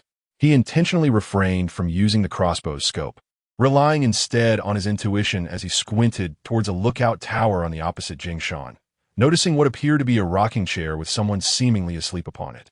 Doubting his own vision, he peered through the scope once more. Ah, indeed, at the center of the lookout tower, There lay a rocking chair accommodating a solitary figure. A young man seemed to be lounging there, perhaps in slumber. This, it seemed, was the true nature of the Gene community's personnel during their assignments. Lowering the crossbow, Lin Long addressed his companions. Can you discern that individual lazily napping atop the mountain? Su Jun and He Quan glanced forward, promptly shaking their heads. We cannot see anything. Lin Long replied, Yes, it is quite normal for you to see nothing. At that moment, a gurgling sound emanated from Lin Long's abdomen. Hunger had reared its head once more. Observing this, He Quan hastily inquired, Brother Long, did you not have breakfast? Lin Long shook his head, No. I had a bit in my room earlier. I simply did not anticipate the hunger to strike so swiftly. Su Jun added, I had a little as well. Lin Long turned. Let us return indoors to have a bite to eat before proceeding. Leading the way, Lin Long was followed closely by the other two as they retraced their steps to the house. En route, Lin Long pointed toward a motorcycle ahead, addressing He Quan. Do you see that? It is a trophy I seized from Zhang Yuan. We can utilize it in the coming days to gather resources. Possessing a cheating system, Lin Long desired to activate two additional options. As for the operation of resource gathering through the system, he deemed it unnecessary for the time being. Once his system level advanced sufficiently to grant him the right to carry firearms, he would then employ the cheating system to appropriate the enemy's weapons for his own use. Seeing this, He Quan nodded eagerly. Excellent. With a motorcycle, we can venture further afield in search of supplies. However, Lin Long took a moment to remind He Quan, remember, when we act together, if we encounter anyone from the Gene family community, it will be prudent to alert me, so I can assess whether it is necessary to eliminate any potential threats. He Quan was taken aback, and by the time he comprehended the gravity of the statement, Lin Long had already stepped into the house. The three of them rested briefly inside, and Lin Long indulged in a hearty meal, replenishing his energy before contentedly stretching his limbs. The discomfort of hunger was indeed quite unbearable. Su Jun and He Quan also partook in a modest meal, merely a symbolic gesture. Chapter 69. The desire for battle. Lin Long patted his backpack, which contained a bag of provisions that would soon be depleted. Surely, the sentinels on Jinshan Mountain must have some food. After satisfying his hunger and indulging in a brief respite, it was time to rise and commence their endeavors. He brushed off his clothing and glanced back at He Quan and Su Jun, who were both ready, gazing at him expectantly. Are we ready to proceed? Lin Long inquired. In an instant, Su Jun sprang to her feet, wielding her crossbow with utmost seriousness. No problem, Brother Long. What is our next course of action? I am eager to test the effectiveness of this crossbow. Lin Long nodded in affirmation. Indeed, as we observed earlier at Jinshan, I mentioned wanting a comprehensive map of the Jin clan community. It seems our best chance to gather insights lies in ascending to the summit of Jinshan to survey the terrain. Upon hearing this, Su Jun and He Quan exchanged astonished glances. He Quan interjected, But Brother Long, you just said we had a motorcycle and were heading far afield to search for supplies.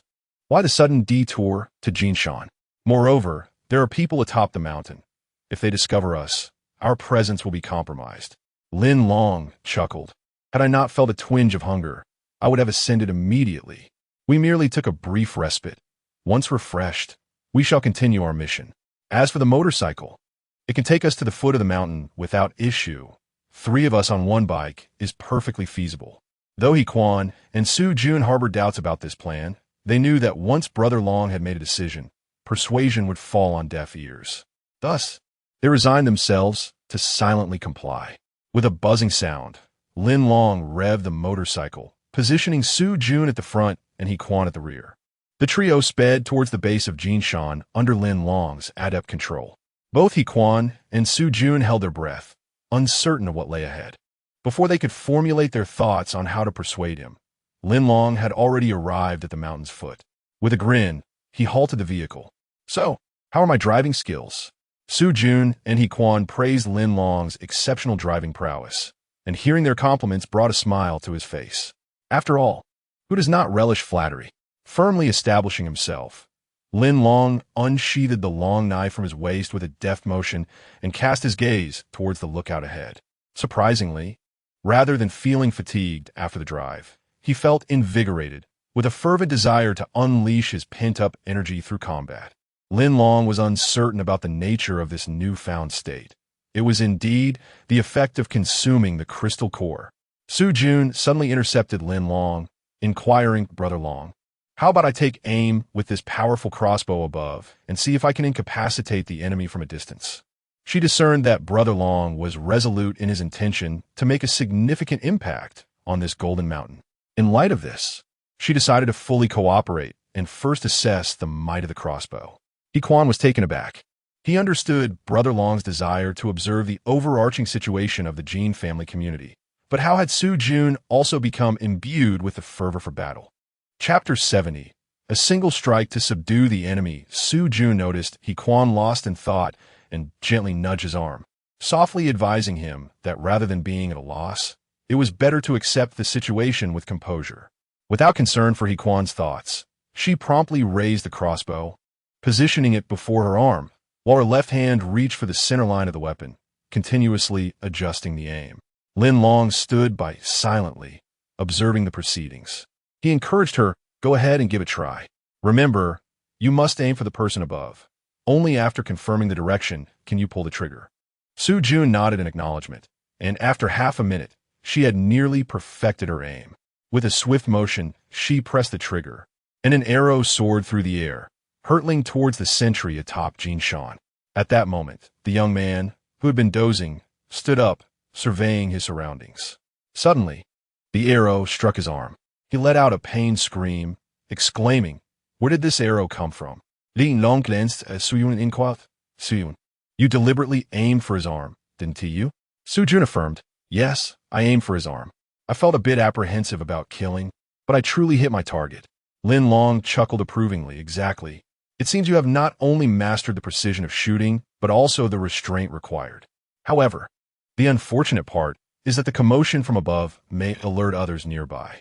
As he spoke, Lin Long could already faintly hear the young man's hostile curses.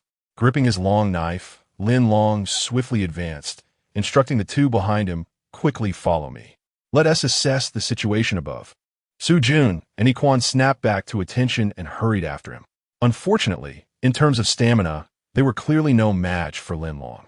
Within less than a minute, he had already ascended to the summit. The peak of Jinshan was at least 1,000 meters above the base. Yet he had scaled it in no time, as if racing downhill. This speed was something Su Jun and He Quan could not hope to match.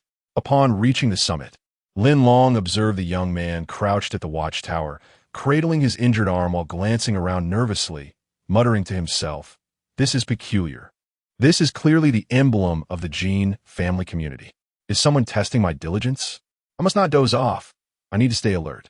The young man, having recognized the emblem at the arrow's fletching, immediately surmised that a cadre from the Jin family community had caught him slacking and was deliberately signaling him. Thus, he was entirely unprepared for the enemy's proximity. Lin Long was the first to spot the young man's back, deliberately bending low and advancing slowly. Taking advantage of the opponent's momentary distraction, he swiftly advanced several paces forward, utilizing the towering trees ahead as cover, steadily approaching the observation platform. The young man, oblivious to the surrounding anomalies, was preparing to tend to his arm injury. Little did he know, at that precise moment, Lin Long leapt forward with a sudden burst of speed, placing his long knife directly against the young man's throat. In a hushed yet commanding tone, Lin Long ordered, "Do not move. Otherwise, beware for your life." Chapter 71. The global map. Upon hearing the voice of a stranger, the young man realized that he was in grave danger. Indeed, how could someone from within the Jin family community possibly warn him to be vigilant in such a manner? "Who are you?" "This is the Jin family community." The young man attempted to assert the territory, hoping to caution the stranger to consider the consequences of his actions. Unfortunately, before he could finish his sentence, Lin Long raised his left hand and delivered a powerful strike to the back of the young man's neck. The young man immediately felt a wave of dizziness and collapsed to the ground. After neutralizing the threat, Lin Long glanced around, surveying the lookout towers ahead and to the sides. Where are those two fellows?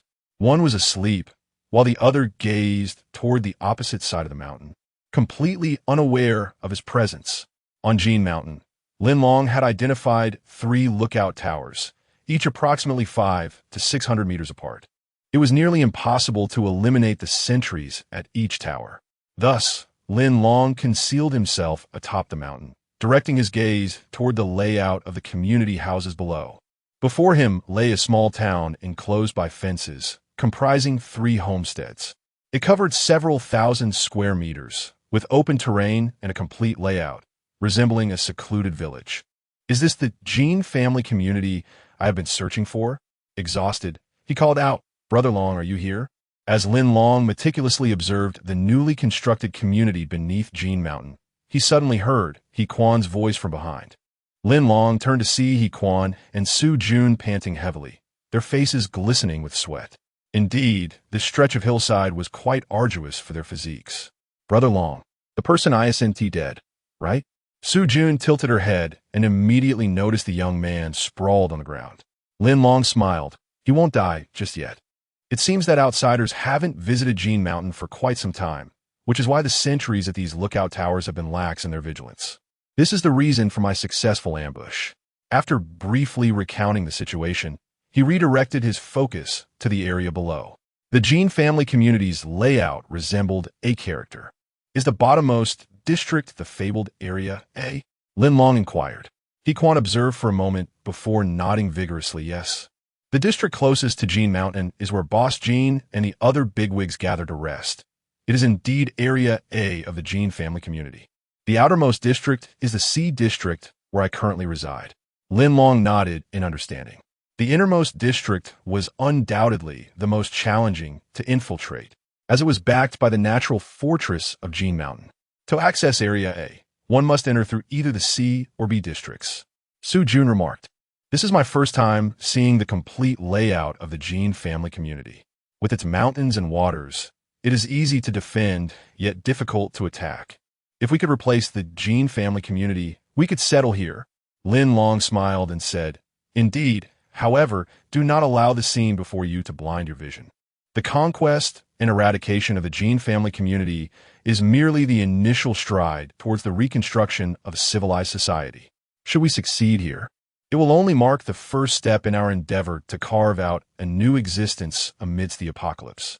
There remains a multitude of tasks ahead that require our concerted efforts to nurture and expand the community." Chapter 72.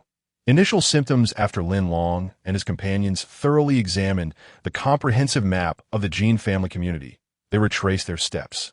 This time, however, they did not return to the small town from which they had set out.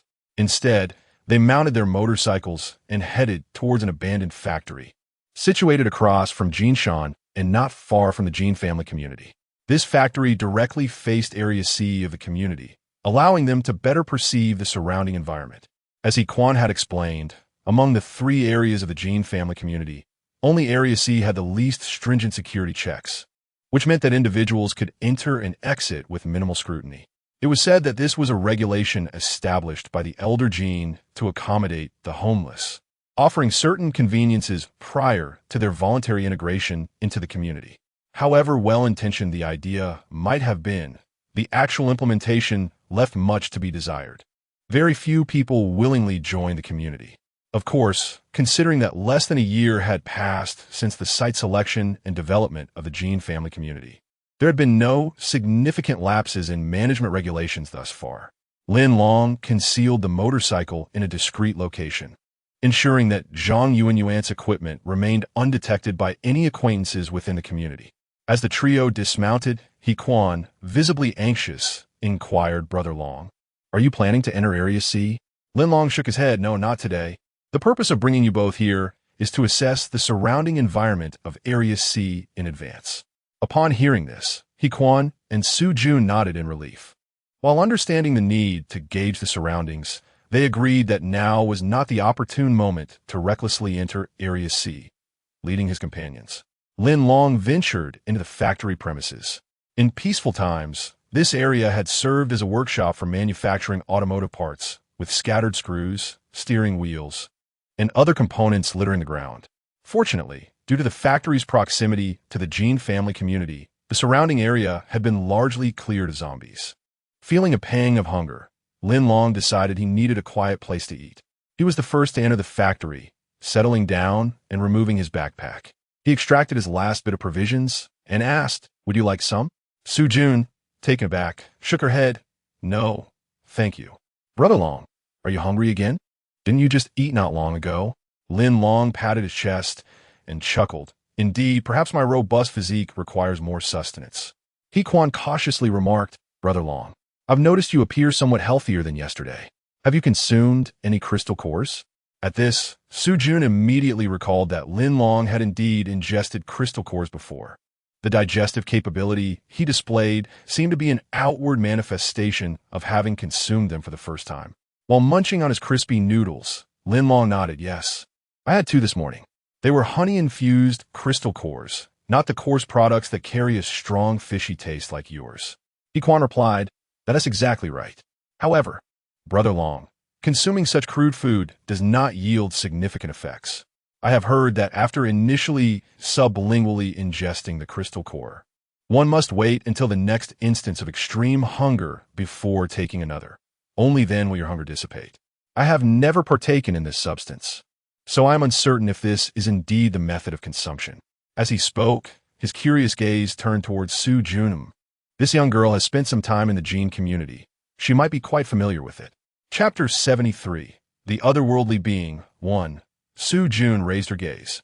Meeting He Quan's eyes, she promptly stated, "As for the method of consumption, I only know that one can take a maximum of 2 pills in a day.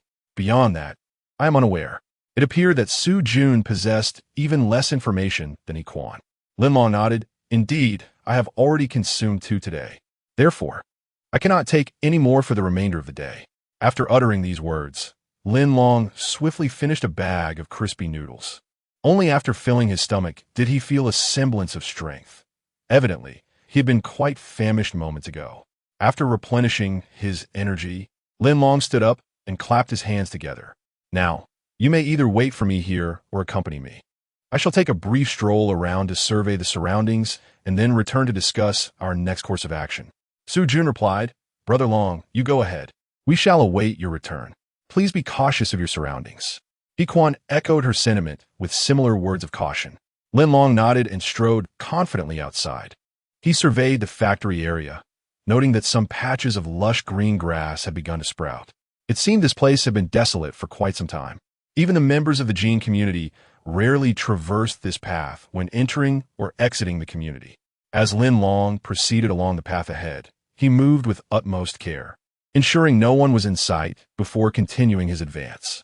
Thus, he walked out of the processing plant, crossed the grassy expanse, and found himself at the entrance to Area C of the Gene community. He crouched down, narrowing his eyes slightly as he gazed towards the entrance door. Indeed, it was unguarded, and all individuals were free to come and go. However, the foot traffic was scant, indicating that Area C was rather desolate. Just as Lin Long pondered this, a burly middle-aged man suddenly sprinted out from the exit of Area C. His speed was remarkable, and with a single leap, he vanished into the nearby thicket. Lin Long rubbed his eyes, suspecting he might be seeing things. Yet, upon clearing his vision, he confirmed that there was indeed a figure darting through the woods, having emerged from the entrance of Area C. Was he truly witnessing an ordinary person? Or did it seem as though he were observing a world-class runner? While Lin Long was still grappling with disbelief, a young and strikingly beautiful girl appeared at the entrance of Area C, halting her advance. She called out loudly into the woods, "Zhang Fan, you can come back now?" I concede. Upon hearing her shout, Lin Long's heart skipped a beat. Zhang Fan. Could it be that the middle-aged man he had just seen was the rumored second-in-command of the Gene community? Su-jun had mentioned that Zhang Fan was affiliated with the ZF department during peacetime. He did not seem like a champion runner. When did he acquire such astonishing abilities? To speak candidly, Zhang's recent display has profoundly altered my perception of ordinary individuals. He appears to be quite remarkable. Shortly thereafter, a middle-aged man emerged from the woods, pivoting swiftly before sprinting back to the entrance of Area C. He offered a subtle smile to the girl, showcasing his robust physique. Quite impressive speed, wouldn't you agree? Has he made further advancements? Although Lin Long was at a considerable distance, his exceptional eyesight allowed him to discern the man's features: a crew cut, a sturdy build, and an approximate height of around 1.8 meters. Judging by his appearance, he indeed resembled an athlete. Chapter 74. The Outsider 2. Lin Long was too preoccupied to pay attention to Zhang Fang's intimate interactions with a young and attractive girl. Zhang Fang's behavior had already left him astounded. He felt compelled to refrain from carelessly investigating Area C of the Jin family community until he had gathered sufficient information. Cautiously, Lin Long retreated and finally returned to the waiting area, where He Quan and Su Jun were present. Upon entering, Lin Long exhaled deeply, raising his right hand to gently stroke his cheek as a reminder to himself not to be overly anxious. Su Jun, perceptive and astute, immediately noticed Lin Long's unusual demeanor. She inquired with surprise, "Brother Long, have you encountered something?" He Quan, equally bewildered, looked up at Lin Long. After taking a moment to compose himself, Lin Long seated himself cross-legged. He took another deep breath before addressing Su Jun and He Quan directly. "Are you acquainted with a man named Zhang Fang from the Jin family community?" Su Jun nodded. "I have seen him once. He rarely makes public appearances. I've heard he is the strategist for Boss Jin, spending most of his time at home reading and planning the future of the Jin family community." He Quan was more straightforward, shaking his head decisively. "I have heard the name, but I have never encountered him in person." Lin Long nodded, pondering to himself, I truly this fortunate to have come to the Jin family community merely to observe the surroundings and unexpectedly run into Zhang Fang?" Noticing Lin Long's silence, Su Jun felt increasingly uncertain. She tentatively asked, "Brother Long, why do you suddenly inquire about Zhang Fang? Did he overhear others discussing him?" Su Jun and He Quan exchanged glances. To be honest, Lin Long had not been gone for long. Logically, he should have only taken a brief stroll around and could not have directly approached Area C of the Jin family community. If he had not visited Area C, how could he have overheard discussions about him? Lin Long shook his head in resignation, refraining from responding, and instead continued to question He Quan. "Since you are still within the Jin family community, haven't you overheard anyone talking about this individual? I just encountered a middle-aged man with a buzz cut, tall and robust. Does that description align with your impressions of Zhang Fang?" Upon hearing this, Su Jun exclaimed in surprise, "When I saw him, he indeed had a buzz cut. Yes, he was quite tall and muscular. My goodness, you actually met him. Did he see you?" Lin Long shook his head. "No, he did not notice me. I ensured he wouldn't. However, I was astonished by his running speed, which far exceeded that of an average person." "Haven't you heard any discussions about that in the Jin family community?" Su Jun quickly shook her head. "No, I certainly haven't heard anyone mention it before." "His running speed is extraordinary?" Lin Long confirmed, "Yes. In the blink of an eye, he could cover dozens of meters. If we were in peacetime, such speed would surely secure him a championship in sprinting. Therefore, what you said about him being Boss Jin's strategist, spending his time reading and planning, seems at odds with reality." After a prolonged moment of restraint, He Quan finally hesitantly uttered, "Could it be that he is an extraordinary being?" Lin Long squinted his eyes, a look of perplexity crossing his face as he inquired, "What is an extraordinary being?" He Quan explained, "I have heard it said that an extraordinary being is someone whose physical potential is awakened and enhanced due to various external stimuli, such as viruses. In the dire environment of the apocalypse, they surpass the capabilities of the ordinary human body." Lin Long then asked, "How many such extraordinary beings are there within the Jin clan community?" Chapter 75. The Extraordinary 3. He Quan remarked that extraordinary individuals are exceedingly rare. Otherwise, the world in its current state would descend into chaos. I recall hearing someone mention that crystal nuclei can activate and awaken the latent potential within extraordinary beings. However, the likelihood of this occurring is minuscule. Among 10,000 individuals, perhaps one may be fortunate enough to experience it, while the others remain devoid of such fortune. For ordinary people, consuming crystal nuclei merely serves to nourish the body. In contrast, extraordinary individuals, in addition to benefiting from this nourishment, can also unlock their inherent potential. Su Jun blinked in surprise and inquired from whom he had learned this information. It was evident that this was the first time she had encountered such knowledge. Her expression filled with wonder and confusion. He Quan explained that once, while visiting the second madam, He overheard two individuals discussing this matter in hushed tones. However, upon noticing his presence, they immediately fell silent. He had dismissed their conversation at the time, but if Long Ge had not mentioned it, he might have forgotten it altogether.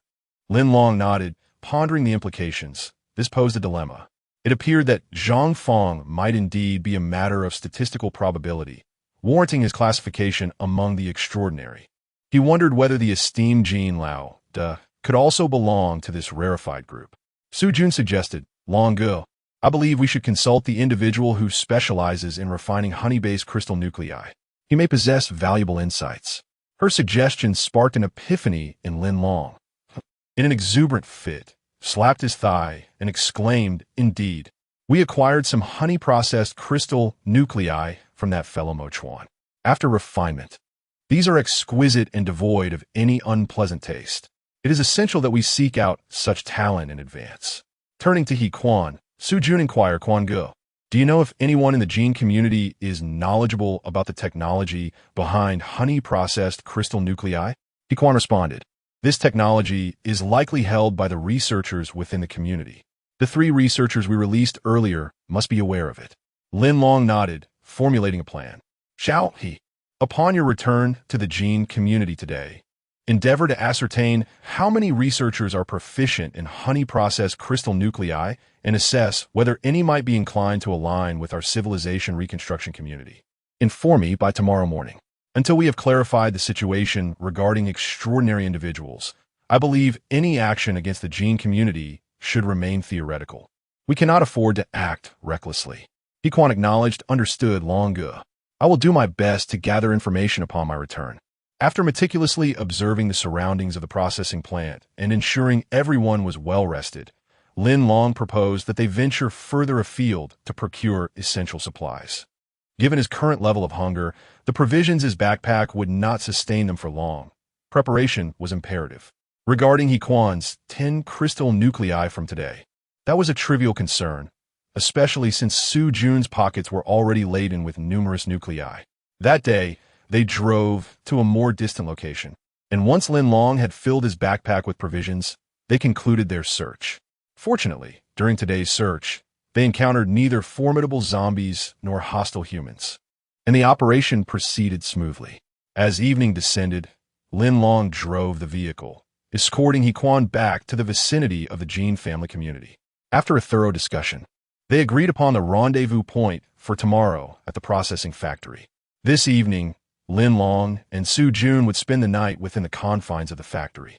Chapter 76. Medical examination results. After a brief conversation with Su Jun, Lin Long noticed that she appeared fatigued and decided to rest against a corner wall within the factory.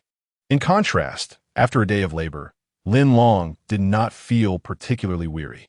On the contrary, he had consumed 8 meals that day, including compressed biscuits, crunchy noodles, peanut cakes, and somewhat stale fruit. He was acutely aware that his appetite had significantly increased. Moreover, he sensed that his arm strength had notably improved. With a gentle flick of his right hand, he felt as though the long knife he wielded weighed no more than a sheet of paper. These sensations were personal, beyond the comprehension of others. Lin Long tidied up his long knife and curled up in the corner, feeling somewhat bored. With nothing pressing to occupy his mind, he closed his eyes.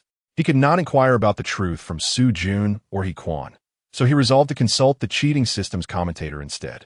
Perhaps this commentator held the key to understanding the secrets of Lin Long's body. System commentator. Lin Long silently called out in his mind, and instantly, the figure of the commentator materialized in his imagined field of vision. Host, do you have any questions that require consultation? Lin Long realized he had not yet sought guidance from the system commentator throughout the day, which seemed to surprise the entity. Well, commentator, this morning, after consuming 2 crystal cores, I experienced a sudden increase in appetite throughout the day. Not only that, but my vision seems sharper and my grip has grown stronger. Can you explain the situation to me? Lin Long silently hoped that the commentator would not refuse to answer, citing non-system related issues. The system commentator did not respond directly, but instead said, please hold on a moment. I will conduct a comprehensive examination of your physical condition. Only after the examination can I address your inquiries. Lin Long nodded in agreement. Soon, he noticed a display button for the medical examination appear on the screen before him. He extended his right hand and gently pressed the button, causing a series of numbers to flash across the screen. As time passed, the numbers continued to fluctuate. Within a minute, a report emerged within Lin Long's field of vision, revealing a single score, 82. Surprised, Lin Long inquired, "Hey, commentator, what does this score of 82 signify?" "Host," the commentator replied, "your physical condition, following the recent mechanical scan, has yielded a comprehensive assessment score of 82. This reflects a notable improvement compared to your initial score of 75 prior to the system's first integration yesterday. In terms of this score, your physical capabilities are progressively strengthening." Lin Long quickly asked, "What aspects does this examination score encompass? It seems quite advanced to arrive at a result so swiftly. Indeed, you have conducted only a single assessment. Is there truly a necessity for a second evaluation? In other hospitals, tests are often performed 3 times to obtain an average result. However, the system's built-in fitness detection apparatus is the most advanced and reliable instrument available, and a single assessment suffices to elucidate the matter. Host, your previous statement indicated that after sublingually administering 2 crystalline cores in the morning, your physical condition improved to such a score, demonstrating that these crystalline cores significantly benefit the enhancement of your physical attributes. You may consider sublingually administering them in moderation. Chapter 77. Zhang Qiao. However, dear narrator, are you certain that it is the crystal nucleus altering my physical prowess? Furthermore, does this substance, when taken sublingually, pose any adverse effects on the body? Lin Long expressed his incredulity towards the system's spokesperson. She seemed only to acknowledge the beneficial aspects of the crystal nucleus. Could it not be discerned through a preliminary examination whether excessive consumption might lead to any detrimental consequences? The system spokesperson shook her head, responding, "The health report reveals no immediate concerns. Your vision, stamina, and reflexes have all improved in comparison to before. I believe this substance bears no negative side effects on your body." Lin Long nodded pensively, conceding that this system was merely an inanimate construct devoid of human reasoning. It merely interpreted the health report and relayed the information verbatim. Tentatively, Lin Long posed another query. "Since you assert there are no side effects, I shall take comfort in that. By the way, are you familiar with the term extraordinary person?" Unavoidably, Lin Long's mind wandered back to Zhang Feng's astonishing speed, a manifestation of human potential at its zenith. Extraordinary person? Is that a classification of humanity? The spokesperson responded, perplexed and curious. Upon hearing this, Lin Long realized that aside from the system's explanations and conventional health assessments, this entity possessed no further knowledge. Disinterested in continuing the conversation, Lin Long offered a perfunctory remark before disengaging from the system, returning to the realm of reality. He noticed that Su Jun, seated opposite him, had succumbed to a steady rhythm of snoring. Night had descended outside. It was time to rest. The following day, after Lin Long and Su Jun had completed their morning ablutions, they were alerted by the sound of footsteps outside the factory. Lin Long immediately turned to see He Quan approaching. This fellow had arrived quite early today. He Quan, spotting Lin Long, exclaimed, "Brother Long, I have come bearing splendid gifts." He raised a peculiar object in his hand, waving it animatedly. Lin Long, intrigued, inquired what is contained within. He Quan stepped closer, opening the lid of a metallic box that revealed 2 honey-infused crystal nuclei, quietly resting inside. However, these nuclei were diminutive, no larger than a pinky finger. Yesterday, Su Jun had presented Lin Long with 3 nuclei, of which he had consumed 2, leaving only 1. He had not anticipated that He Quan would procure such items from the gene community for him. Lin Long's eyes widened in disbelief as he pressed. "How did you acquire these crystal nuclei? Were you not tasked with collecting them for the second madam?" With a grin, He Quan replied, "Indeed, I met a middle-aged man while visiting the second madam yesterday. I did not recognize him at first, but upon inquiry, I learned his name was Zhang Qiao. He is one of the members involved in the production of honey-infused crystal nuclei. He requested that I provide him with some raw crystal nuclei for his own refinement. As an initial reward, he bestowed upon me these 3 honey-infused crystal cores. Surely, you can savor them? Thus I brought them to you. Lin Long felt an unexpected delight. He was not elated by the fact that Quan had obtained the honey-infused crystal cores, but rather by the fortuitous encounter with someone capable of refining such cores. Zhang Qiao.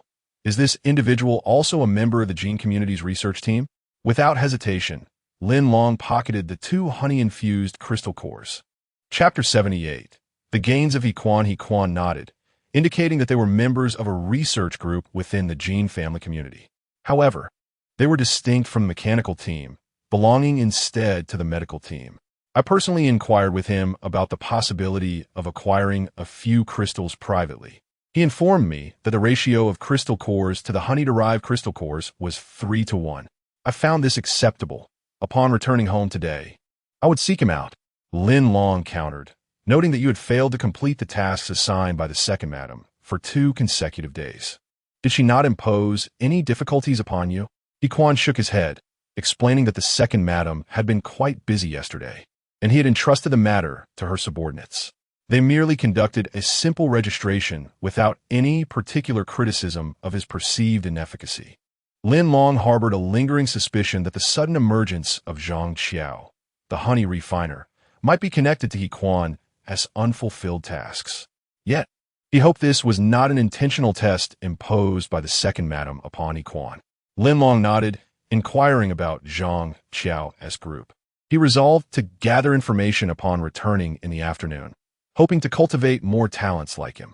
Oh, by the way, upon your return today, do not hand over any excess crystal cores to Zhang Qiao. You must feign that the task remains incomplete and that there are no surplus primary crystal cores to offer him. First, observe his attitude. Quan was momentarily taken aback, but quickly grasped the reasoning behind Lin Long's request. At that moment, Su Jun had finished freshening up and approached them, pulling out a package of provisions from her backpack to consume as breakfast. Accompanying Lin Long was indeed a blessing, for she had not gone hungry since yesterday. She quietly sat to the side, listening to the exchange between Quan and Lin Long. Lin Long resumed his inquiries, asking, by the way, shall he upon your return? Could you visit the research group and see those 3 individuals? What was their demeanor towards you? Was there anything amiss? Quan replied, last night, I had intended to visit the research group. However, upon returning, I was assigned other tasks by the higher-ups and could not make it. By the time I finished, it was already past 10 o'clock in the evening. I carefully observed the attitudes of those around me, and they remained unchanged from before. I believe the 3 members of the research group did not disclose my betrayal of the gene family community to outsiders, which is why I remain unharmed. Lin Long nodded, affirming, I have stated that, in the short term, they will not report your situation. Until the matter is clarified, they cannot sever their own retreat. However, he lamented that time was indeed running short. With a sigh, Lin Long's mind drifted back to the figure of Zhang Fong. Quan inquired, Brother Long, did you reach any conclusions last night regarding our next steps? Are we to search for materials again today? Quan felt that the materials they had gathered the previous day were sufficient for 2 or 3 days' sustenance. After a moment of contemplation, Lin Long raised his head and declared, what I most wish to ascertain is how many individuals like Zhang Fong exist within the gene family community. Only upon resolving this question can I implement the next phase of our plan. After a moment of contemplation, Lin Long vividly recalled the panoramic view of the Jinshi community he had observed from the summit of Jingshan yesterday. He realized that as long as he was intent on entering the Jinshi community, he would undoubtedly be able to retrace his steps back out along the same route. Suddenly, Lin Long was struck by the astonishing clarity of his memory. The image of that expansive view was as if it were right before his eyes, rendered with remarkable vividness. Chapter 79. The instructor's battle against the undead. Quan nodded, signaling his understanding. Lin Long then rose to his feet, encouraging everyone, today, we shall adhere to our usual practice. We will venture nearby in search of provisions and essential supplies. Should we encounter any zombies, we will also procure some crude crystal cores. Su Jun and Quan followed suit, mounting Lin Long's motorcycle as they set off towards the southern town. Along the way, Lin Long inquired with curiosity, by the way, Xiao Jun, regarding the territorial divisions of this apocalyptic realm, what is the extent of the gene community's control? Are there any other community organizations nearby that you have heard of? Su-jun was the first to shake her head. I'm unaware of any other community organizations in the vicinity. Since the outbreak of the apocalypse, I have not ventured beyond City A. He-kwan, however, possessed a bit more knowledge. He nodded and replied, Brother Long, I've heard that there is a similar organization to the Gene community over in City B, and it seems they have had some interactions. These two community organizations essentially dominate the entire provincial region. Beyond that, I have not heard of any other community groups. Lin Long responded with an "oh," feeling somewhat perplexed by the concepts of city and province in this parallel world. Nevertheless, he decided to explore and resolve this matter on his own time, refraining from presenting such rudimentary inquiries to his companions. After all, he was Brother Long and would not pose such simplistic questions. Gradually, a small town came into view. Lin Long reduced his speed and remarked, Let's take a stroll around this town and see if there is anything worth taking. For now, they had temporarily established their base of operations within a processing factory, intending to bring back anything of value that could be effectively utilized. Upon hearing this, Su-jun and He-kwan nodded in agreement. Virum, after parking the motorcycle, the three disembarked in succession. Lin Long was the first to retrieve his long knife from his waist, leading the way. He-kwan gripped his iron club tightly, while Su-jun readied her crossbow, both of them vigilantly watching their surroundings as they followed closely behind. Before them stood a European-style church. Lin Long felt a twinge of surprise. He had assumed that such edifices existed only in his original world, never expecting to find them in this realm as well. A stray zombie lingered at the entrance of the church, pacing back and forth as if attempting to enter. Upon hearing the noise behind it, it immediately turned to investigate. Lin Long narrowed his eyes, opting not to confront it directly. Instead, he turned to He-kwan and said, Shall he approach and deal with it? From this moment on, I shall instruct you on the most effective techniques for slaying the undead. We must efficiently eliminate them. He-kwan paused for a moment, then grasped Lin Long's intent. Nodding affirmatively, he seized the iron club and sprinted towards the zombie. Before He-kwan could act, Lin Long called out from behind, Aim for the head and strike decisively. Do not hesitate. Remember, he is no longer human. He is a zombie. Displaying compassion and mercy towards him will only jeopardize your own safety. When confronting such slow-moving, ordinary zombies, one should strike decisively. He-kwan gritted his teeth and nodded. Approaching, he aimed for the creature's head and then raised the iron rod high, bringing it down with a swift motion. In an instant, the zombie's skull was shattered, its outstretched arms dropping limply to the ground. It is undeniable that He-kwan's action was executed with precision and grace, showcasing a stark contrast to the level of skill he displayed during his initial encounter with Lin Long Chapter 80, a handgun after He-kwan smashed the zombie's skull. He turned to meet Lin Long's gaze. Lin Long gave him a thumbs up, a gesture of affirmation. In that instant, He-kwan felt a surge of passion. Receiving acknowledgement from Brother Long at least indicated that he had made some progress in the endeavor of eliminating zombies.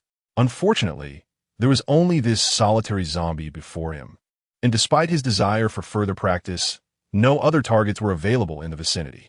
He-kwan crouched down and crushed the zombie's head a bit more, only to find no crystal core within its brain. It seemed that the level of this ordinary zombie was exceedingly low. Lin Long stepped forward, lifting his gaze towards the interior of the church. The church was quite expansive. He wondered whether there were any straggling zombies within, or perhaps even survivors. Upon a cursory glance, he noted that the main entrance was situated at the side. However, upon reaching the entrance, they discovered that the door was firmly locked and could not be opened. He-kwan felt a twinge of disappointment and turned to Lin Long. Faced with such a vexing issue, he realized he had no means to resolve it. Thus, he placed his hopes for a solution on the omnipotent Brother Long. Lin Long approached the main door and exerted a gentle force, only to find it securely locked from the inside. Attempting to forcefully break down the door would be nearly impossible. Su-jun, wielding a powerful crossbow, scanned the surroundings, searching for any possible means of entry. Lin Long surveyed the area, then turned around and took a few steps back, glancing up. The church stood about 10 meters tall, appearing monotonous and solitary amid the surrounding structures. Since entry was not feasible, and there seemed to be nothing worthwhile inside the church, Lin Long contemplated retreating to search for supplies elsewhere in the town. After all, the purpose of their expedition was to seek food, not to idly pass the time. Just as this thought crossed his mind, he suddenly noticed something lying on the ground deep within the church. Yes, a gun. Lin Long quickly rubbed his eyes and focused again. Indeed, he was not mistaken. It was unmistakably a gun. However, having never properly handled a real firearm in peacetime, he wondered if the weapon inside the church was genuine. Furthermore, was it loaded? All remained a mystery. Su Jun and He Quan did not possess Lin Long's keen eyesight. They could only see the iron-like glass beside the church's entrance and were unaware of what lay behind it. Turning back, they noticed Lin Long had taken a few steps back, assuming he was stymied by the closed door and preparing to leave. Consequently, they too turned to depart. Lin Long abruptly raised his hands and turned to He Quan. Xiao He, do tell me, have you ever encountered a genuine firearm within the Jin community? I understand that such weaponry is typically reserved for individuals of considerable standing within the community, making it rather scarce. Upon hearing Lin Long's inquiry, He Quan was taken aback. Why is Long Gu suddenly bringing up genuine firearms? Could he be contemplating a strategy against the formidable leader of the Jin community? Indeed, if our small team possessed a genuine firearm, confronting the Jin leader would be considerably more manageable. Alas, all of this exists solely within the realm of fanciful speculation. He Quan replied, as for genuine firearms, I have seen one on a single occasion. It was merely on Zhang Fong. I have yet to encounter the Jin leader, though he might possess one as well. Long Gu, what prompts you to raise this question? Chapter 81. Conditions of transfer. Lin Long's emotions surged dramatically as he hurriedly inquired, pray tell, what manner of firearm does Zhang Fong bear? A handgun, perhaps? In this era, possessing even a single handgun elevates one to the status of a formidable figure. It is inconceivable that he would wield anything more. Indeed, Zhang Fong possesses a handgun, though I have heard it is merely an occasional accessory. He Quan replied, somewhat bewildered by Lin Long's excited demeanor in response to his words. Brother Long, you witnessed yesterday. Zhang Fong is quite formidable and likely not an ordinary individual. If you intend to seize his weapon, it may prove exceedingly difficult. I would advise against such an endeavor. Lin Long, however, had no time to heed his counsel and swiftly redirected the conversation, pressing further. Now, consider this. If we were to acquire a firearm ourselves, would it not enhance our prospects against Boss Jean? Before He Quan could respond, Su Jun interjected, certainly. Brother Long, if we wield a gun alongside my powerful crossbow, confronting Boss Jean would undoubtedly become far more manageable. Lin Long continued to gaze at He Quan, seeking his agreement. He Quan nodded, yes, with a firearm in our possession, our odds would soar from a mere 15 to a remarkable 60. He added, oh, that ratio is merely my estimation, Brother Long. Simply an illustrative example. Lin Long nodded, grasping the concept. He cast another glance at the chapel within, recognizing that a firearm lay on the ground there. He patted He Quan's shoulder, instructing, you two shall remain here while I circle around the building. Remember, if you encounter any zombies, address the situation immediately. Should anything unusual arise, retreat in the opposite direction of my path. Safety is paramount. Brother Long, what are your intentions? I seek to further investigate whether there is any means of entry into this chapel. Upon gaining access, I will promptly unlock the door. Ah, you wish to enter? Why? For no particular reason. I doubt you would comprehend my rationale. Fear not. It shall take no more than 5 or 6 minutes. If I find no way in, I shall return here. Having imparted his instructions, Lin Long began his clockwise exploration around the chapel. His anticipation regarding the back door's potential for entry was palpable. After completing half a circle, he finally arrived at the rear entrance. He raised his gaze, peering inside, only to find that the chapel was flanked by a tall courtyard wall, with a solitary door leading outside, currently secured. The prospect of climbing over seemed nearly impossible. The architectural style of the chapel distinctly separated it from the surrounding structures, leaving Lin Long feeling disheartened. He crouched beside the wall, closed his eyes, and softly called out, Civilization Reconstruction. Instantly, the narrator appeared before him. May I inquire, host, what commands you wish to issue? Lin Long immediately inquired. Is there a form of spatial displacement within my cheating system? Can this displacement occur without regard for the existence of doors and walls? Oh, I comprehend now. The host wishes to utilize this opportunity for spatial displacement today and is uncertain whether there are any conditional restrictions attached to this cheating opportunity. Allow me to clarify.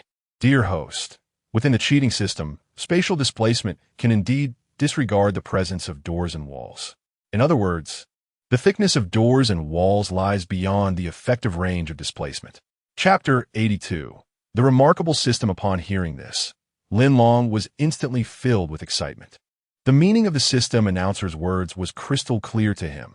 As long as he activated the spatial transfer cheat within the system, he could manipulate distances at will in the next fleeting second. The distance referred to here was horizontal, excluding vertical space. Lin Long made a concerted effort to suppress his exhilaration and quickly inquired, "If I have not misunderstood, do you mean to say that by uttering the number 3, I can bypass this solid wall before me and enter the room?"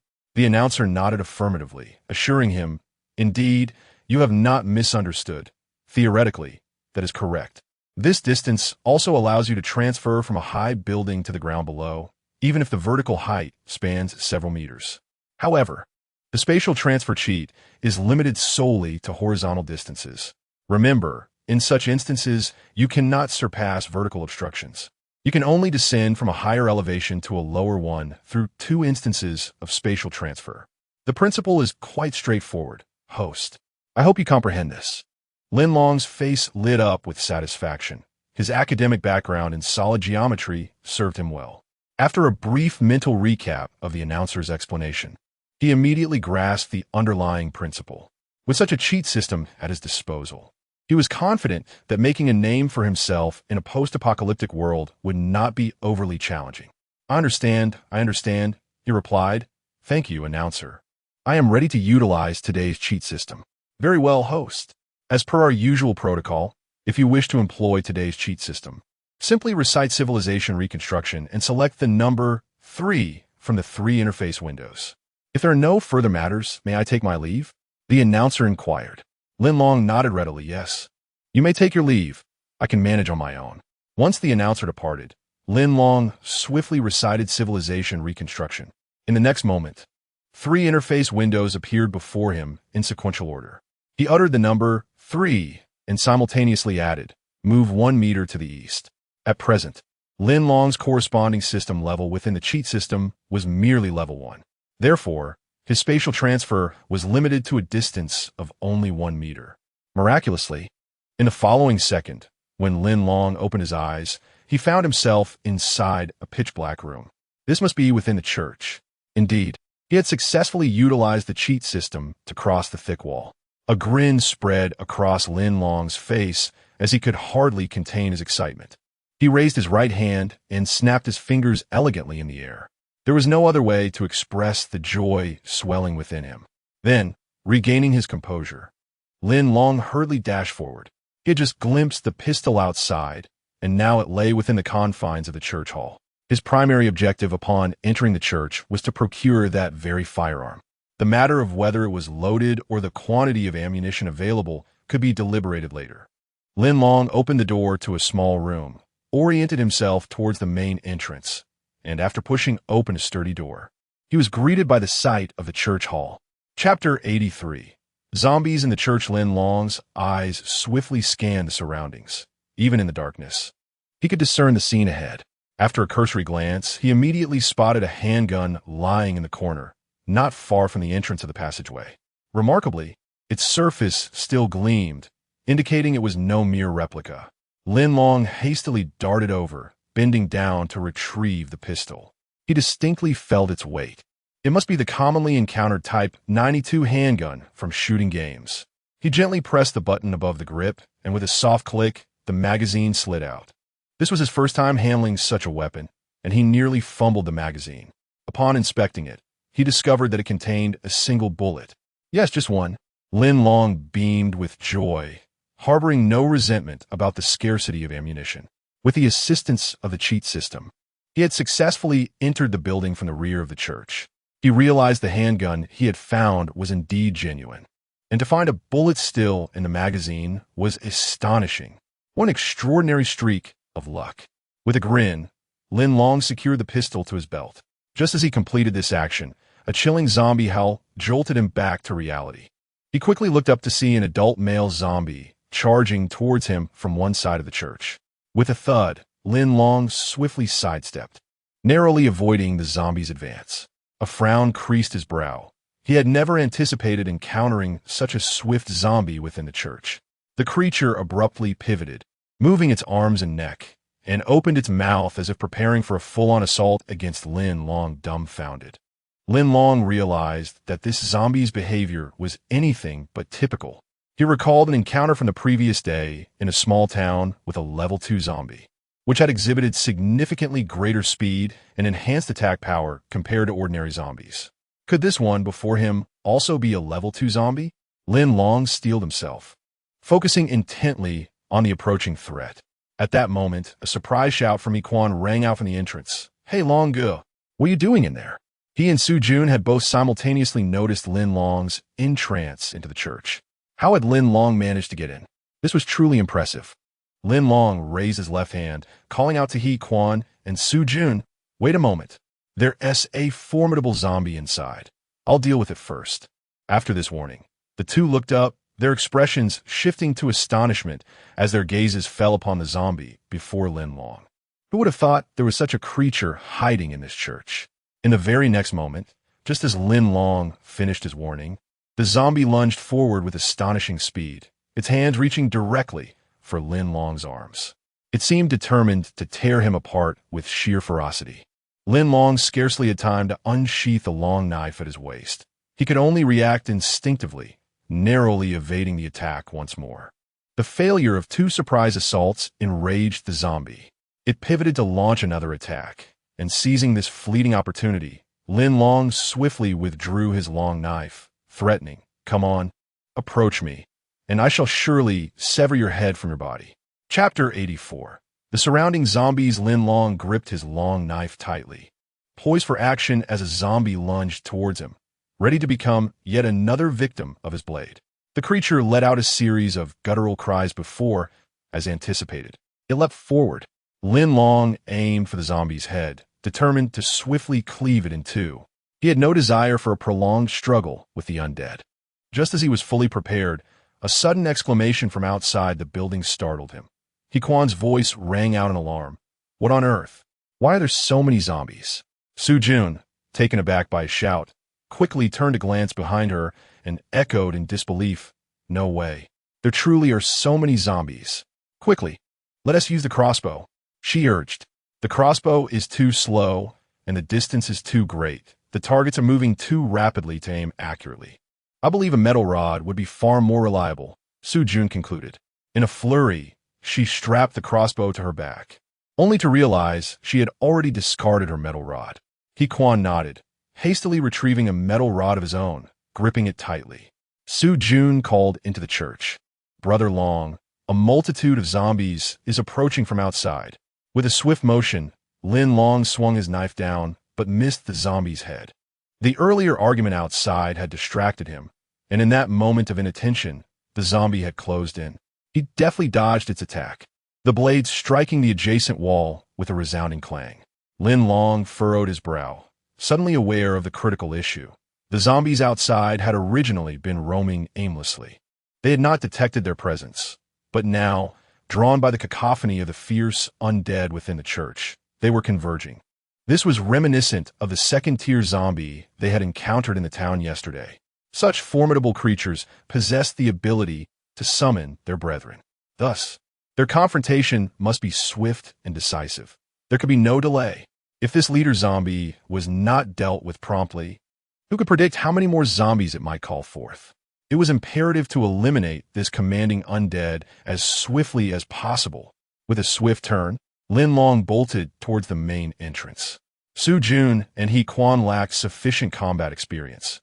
If the number of zombies outside was overwhelming, they would undoubtedly be outmatched. Before confronting the leader zombie, the task of rescuing their companions was equally critical. As Lin Long moved, the leader zombie followed suit. The horror behind it howled, keenly focused, and charged forward once more. Damn, what does it want?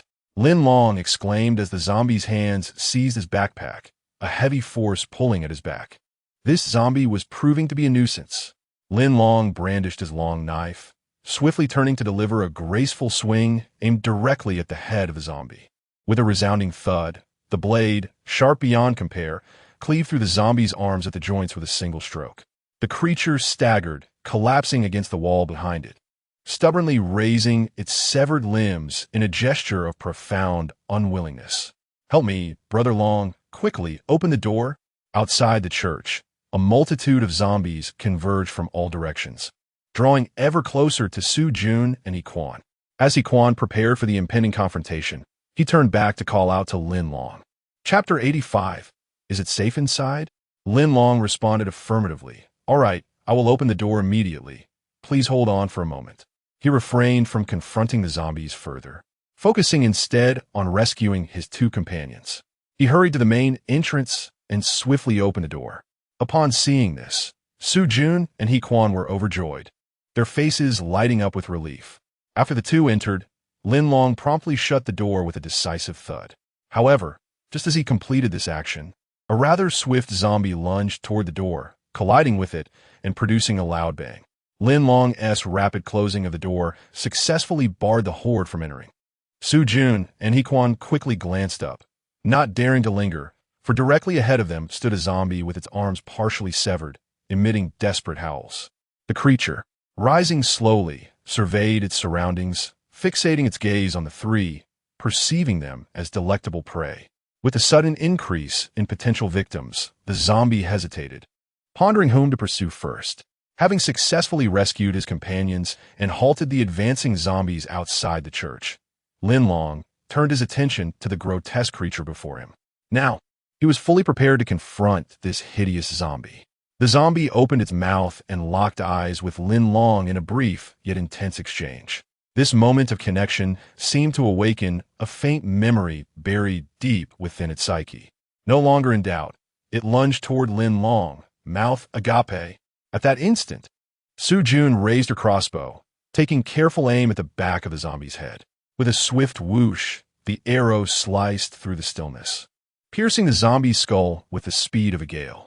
The arrow penetrated the creature's head, and in an instant, the zombie stood motionless, collapsing to the ground with a thud, never to rise again. Satisfied, Su Jun wiped the sweat from her brow and lowered her crossbow. She turned her gaze to Lin Long, urgently asking, Brother Long, is it dead? Lin Long approached the fallen zombie, crouching down to inspect it closely. Indeed, the creature lay completely still. He nodded and replied, Yes, it's finished. Suddenly, a cacophony of banging against the front door jolted everyone back to reality. They turned to see, to their dismay, that a throng of dozens of zombies had gathered at the entrance, all reaching out, eager to force their way inside. He Quan inquired anxiously, Brother Long, is it safe inside the church? Lin Long furrowed his brow and replied with a wry smile. I have only just arrived and encountered this formidable zombie. I have yet to thoroughly assess the conditions within the church. I can only hope that it is indeed safe here. Lin Long bent down and retrieved the arrowhead, returning it to Su Jun while encouraging, Xiao Jun.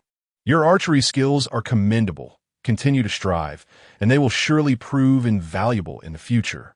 Su Jun nodded in agreement, quickly securing the arrowhead while remaining vigilant, scanning the surroundings for safety. Brother Long, it appears there is something in the clothing of this zombie. He Quan approached, crouching down to examine the recently deceased zombie's attire, which indeed seemed to conceal an object. His observation prompted Lin Long and Su Jun to turn their gaze as well. Yes, from the fabric, a corner appears to protrude. It looks like a book. Chapter 86. The Bible. Lin Long nodded, extending his right hand to extract the object from the zombie's pocket. Upon closer inspection, he discovered it was a Chinese version of the Bible, remarkably condensed into a small, comic book-sized edition. Lin Long felt a sense of peculiarity at finding a Chinese Bible in this world. He leaned in to examine the book, only to be met with disappointment. It was evident that this individual had hoped to find solace in its pages during the final days spent in the church, seeking spiritual comfort amidst the turmoil. Alas, reality had rendered his aspirations futile, and he ultimately perished. Lin Long remained non-committal. The zombie was deceased, and he had no desire to further comment on it. As he prepared to discard the Bible, a sudden, anguished howl echoed from the adjacent room. Yes, it was indeed a zombie.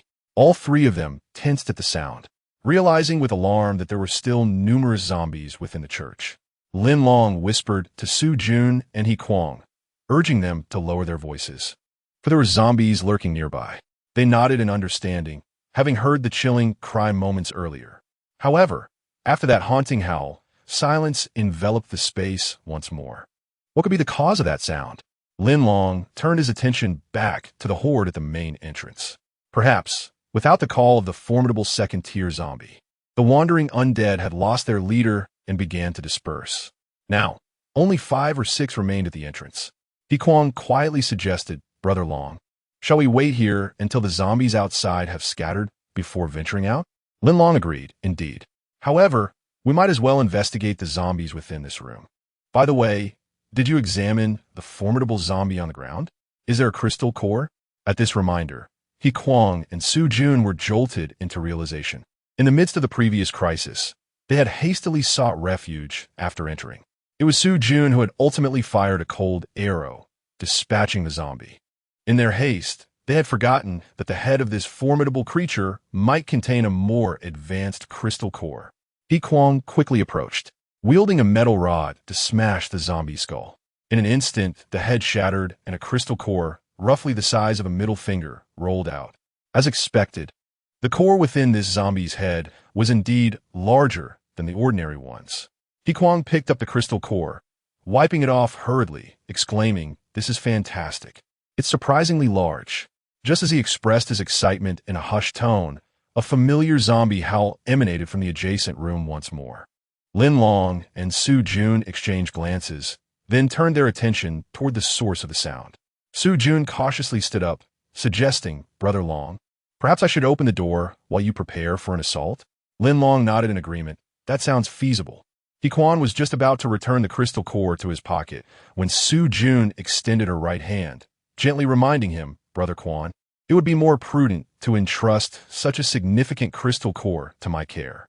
If you bring it back to the Gene community, it may arouse their suspicions." He Kwang felt a twinge of reluctance, yet when he turned to gaze at Brother Long, the latter also nodded in agreement. Indeed, given He Kwang's remarkable skills, obtaining such a substantial crystal core seemed nearly impossible. Inevitably, He Kwang entrusted the crystal core to Su Jun, who, without hesitation, placed it into his pocket. Chapter 87. No zombies. Lin Long discerned that He Kwang was somewhat reluctant to part with the crystal core. Thus, he leaned in closer and whispered a reassuring promise. "Rest assured, once I have completely subdued old Gene, I will have Master Zhang Xiao personally refine several more honeyed crystal cores for you.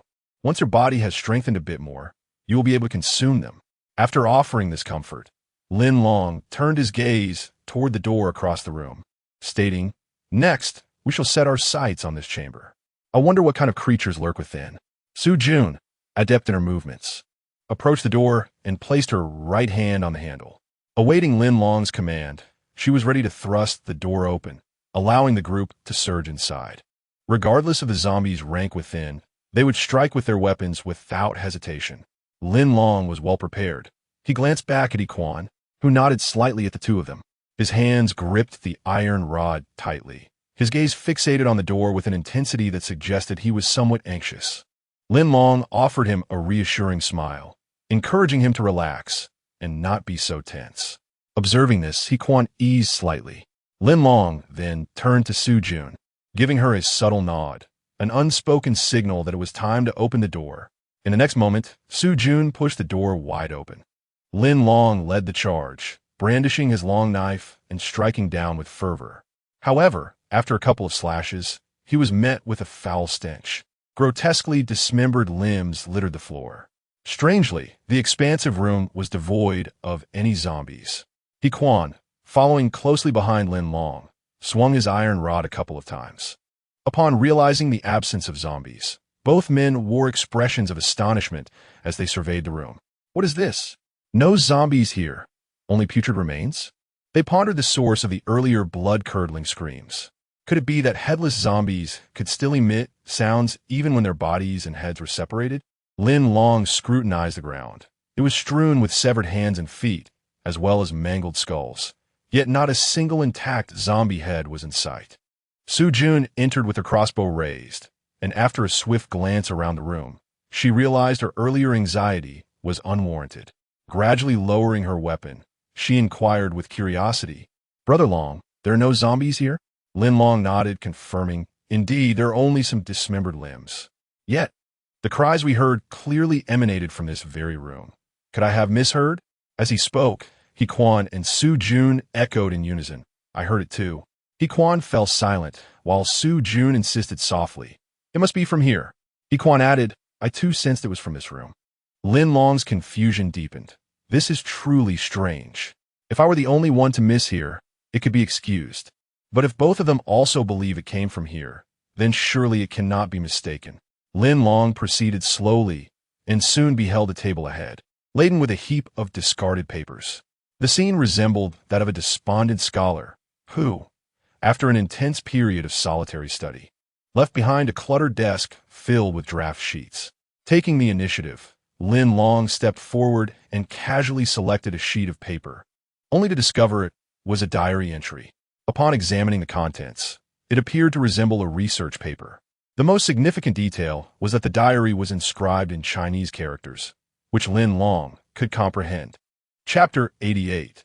The Zombie Cultivation Room. He Quan and Su Jun hurriedly leaned closer to examine the paper strewn across the table.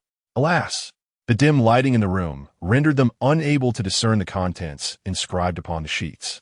However, they observed Lin Long, whose visage was one of intense concentration, seemingly engrossed in what he was reading.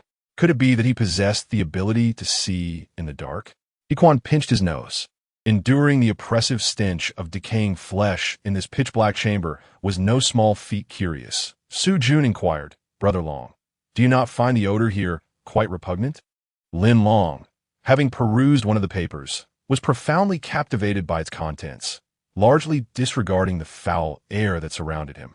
Had it not been for Su Jun's timely reminder, he might have continued reading undeterred. During his previous stint of reading, he had never felt such fervor for books. It could only be said that the diary's entries were so harrowing that they defied belief. Good heavens. Who was this diary's author?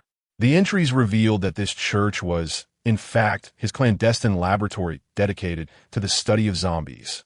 Indeed, this was a zombie scientist, sequestered within, personally investigating the evolutionary stages of the undead. The diary Lin Long had just read detailed an occasion when one of his cultivated zombies had transcended the third tier. The third tier mentioned in the diary was presumably a self-imposed classification by the author, achieving a terrifying running speed of 100 meters per minute. This was significantly superior to that of an ordinary zombie, even surpassing the formidable creature Lin Long had encountered earlier. However, recalling that earlier formidable zombie, Lin Long suddenly sensed an unsettling realization.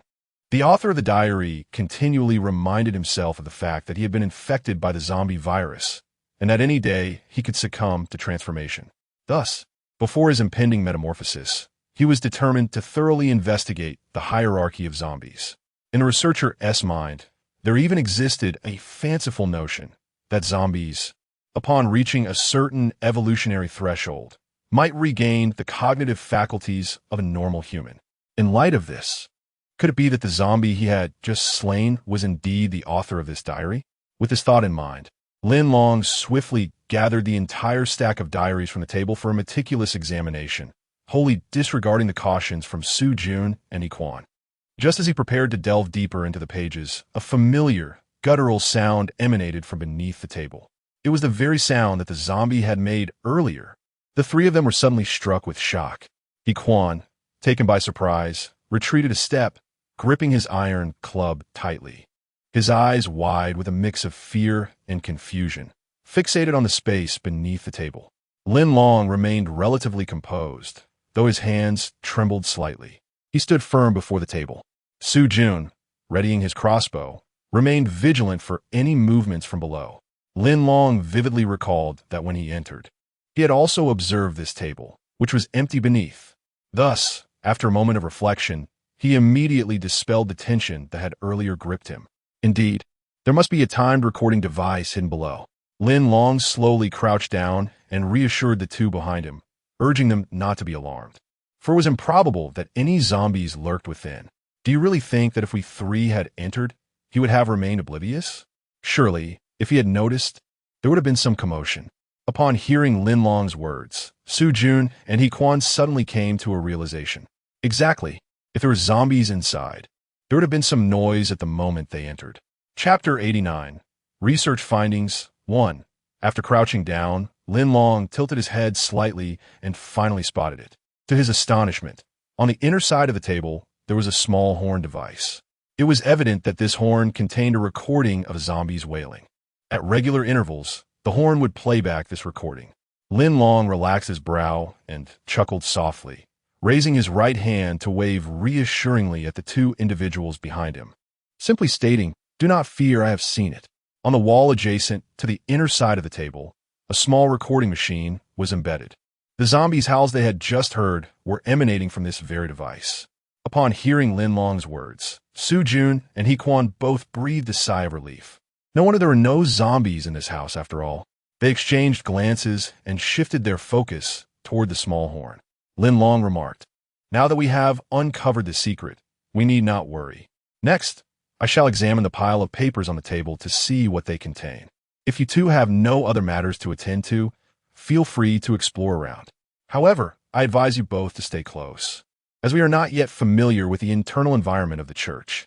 In case of any unusual occurrences, it would be prudent to have each other's backs." After giving his instructions, Lin Long promptly stood up, extending his hands to swiftly gather all the diary manuscripts from the table. Su Jun and He Quan exchanged puzzled looks, preparing to ask a few more questions, but Lin Long immediately sensed their unease. Before they could speak, he turned to them and said, "My eyesight is quite good. I can adapt to this level of darkness." In light of this, Su Jun and He Quan shared a glance and maintained silence in the vicinity. They chose not to leave, but instead focused their attention on the dismembered limbs scattered on the floor. They felt it would be somewhat perilous to explore alone. Even if they were to survey the area, they would prefer Lin Long to lead, as it provided them with a sense of security. Lin Long read through the manuscripts with remarkable speed, selectively perusing 2 entries, his heart filled with both astonishment and dread. He could scarcely believe that this mad scientist had dared to conduct such perilous experiments within the confines of the church. However, it appeared that this scientist had not met with a favorable fate either. To unravel the mysteries surrounding this scientist, it was imperative to read through these diary drafts sequentially. Isolated excerpts would not suffice to comprehend the entirety of the experimental process. Lin Long quickly organized the materials, and in no time, he had compiled the diary drafts according to the chronological order indicated, which amounted to 2 substantial volumes. The first entry bore the date, September 9th. Year 1 the Apocalypse. Lin Long furrowed his brow, reflecting, "I recall that when I first arrived in this parallel world, He Quan mentioned that the apocalypse had erupted a year ago. Thus, it seems that year 1 of the apocalypse must refer to last year." However, to clarify the matter, Lin Long turned and inquired, "Hey, does anyone know if the first year of the apocalypse was last year?" He Quan casually replied, "The first year of the apocalypse was indeed last year. By the chronological reckoning, we are currently in the 2nd year of the apocalypse." "Oh, I see. By the way, do you know in what year the zombie crisis erupted during the first year of the apocalypse?" It initially emerged in a small town, with the virus appearing around July. In less than 2 months, the zombie virus spread globally through blood transmission. "Brother Long, weren't you an eyewitness to that?" Lin Long was momentarily taken aback, immediately becoming alert, and with a smile, he waved his hand, saying, "I was merely testing your knowledge." Chapter 90. Research Findings 2. Lin Long turned back, silently calculating. So, it appears that this scientific madman began his experiments on zombies within the church at the onset of the global outbreak of the zombie virus. Unfortunately, in this apocalyptic environment, there are no clocks or timers to ascertain the current time. Who knows what hour it is now? However, through his conjecture based on the ambient temperature and duration of daylight, Lin Long deduced that it should be summer. As for the specific date, He could only inquire with the two of them. Lin Long swiftly perused the draft of the diary, noting that the last entry was dated March 8th, year 2 of the apocalypse. Remarkably, despite residing in this secluded church daily, the scientific madman seemed to keep track of the exact date. Lin Long then turned to Xiao He and asked, "Do you know what day it is in year 2 of the apocalypse?" He Kuang paused, shaking his head in uncertainty. "I have been living in constant trepidation, utterly oblivious to the current date. However, I do know it is August, as the upper management of the Jinshi community recently held a celebration to commemorate the first anniversary of the apocalypse." Lin Long's heart sank. Surviving for a year in such dire circumstances is deemed worthy of celebration. Yet upon reflection, one could understand their mentality. In this world, the vast majority have either transformed into zombies or perished. To remain alive is indeed a stroke of fortune. "Understood," Lin Long replied, pondering. If it is now August of year 2, and the scientific madman's last diary entry was in March, then it is plausible that he had succumbed to becoming a zombie or had died shortly thereafter. This indicates that his experiments on zombies have ceased for nearly half a year. After estimating the timeline, Lin Long resumed his rapid examination of the diary draft. By revisiting the beginning, many of his questions could be resolved. Of course, with each question answered, his admiration and respect for this scientific madman grew exponentially. He was not only the first pioneer in the active study of zombie evolution, but also a valiant soul who placed his own safety at risk. One cannot help but wonder if the zombie that was just slain was, in fact, the man himself. Upon reaching the final 3 entries in the diary, Lin Long gasped in astonishment, rising abruptly and exclaiming, "No way. I nearly discarded it." Lin Long's sudden outburst startled Su Jun and Yi Kuang, who were dozing off in the corner. The change in Lin Long's expression roused them instantly. "What does this expression mean, Dragon Brother?" In the next moment, Lin Long hurriedly reached into his pocket and retrieved a small Chinese Bible, cradling it in his palm. "Dragon Brother, what has happened?" Yi Kuang asked anxiously. Lin Long ceased his perusal of the Bible, closed the tome, and lifted his gaze to Yi Kuang. "Xiao he declared, I have uncovered a secret that may prove immensely beneficial to our future endeavors in the reconstruction of civilization. No, not may. It is undoubtedly advantageous. Please refrain from interjecting until I have finished reading this diary, and I shall share my revelations with you." Su Jun and Yi Kuang exchanged glances, both sensing that Lin Long had become somewhat entranced. He had been crouched in a corner, engrossed in the tattered, draft-like diary for over half an hour. Chapter 91. Significant Secrets. Yi Kuang gazed at Lin Long for a moment before softly inquiring, "Brother Long, what secrets have you uncovered?" Su Jun also leaned in, her face brimming with focus as she looked at Lin Long. Lin Long choked back a sound, then raised the Chinese version of the Bible above his head, addressing the two. "Within these pages lies a secret concerning zombies. However, this scientific madman did not directly reveal to me which page holds the secret. Instead, he posed a riddle. I sense that it is rather intricate." Su Jun interjected, "The secret of zombies? What secret could there be? Aren't they merely living corpses?" Lin Long replied, "To be candid, prior to perusing these chaotic diaries, I shared your sentiments. I believed zombies to be nothing more than the undead, devoid of any secret. Yet, after delving into these journals, I discovered that they might indeed harbor secrets." The author explicitly stated that he once summoned zombies by mimicking their howls. Furthermore, in a diary entry dated February 27th, he noted that he had uncovered the secret of their continuous evolution. "Ah, Brother Long, this is utterly insane. Are you implying that if we grasp these secrets, we could completely control the zombies? Would it mean we would no longer be at risk of zombie attacks in this apocalyptic world?" Upon hearing Brother Long's words, Yi Kuang instantly became animated. This was undoubtedly a groundbreaking revelation in the context of their dire circumstances. Indeed, Lin Long affirmed. However, this individual also lamented a failure. He attempted the same experimental methods on a wolf dog, yet did not achieve success. He expressed uncertainty as to whether this principle applies to animal corpses. "Oh, that is inconsequential. As long as we can control the zombies, that is already remarkable. As for the animal corpses, we can devise a way to overcome that later," Yi Kuang casually remarked. The speaker was oblivious, Yet the listener was attentive. Upon hearing this, Lin Long was momentarily taken aback. He hastily asked, "Shall he, this deranged individual, let us refer to him as a scientist, while you resided in the Jin's community? Did you come across any similar scientific oddities in your vicinity? I surmise that a solitary scientist could not possibly resolve such a multitude of issues. The Jin's community harbors a scientific research team.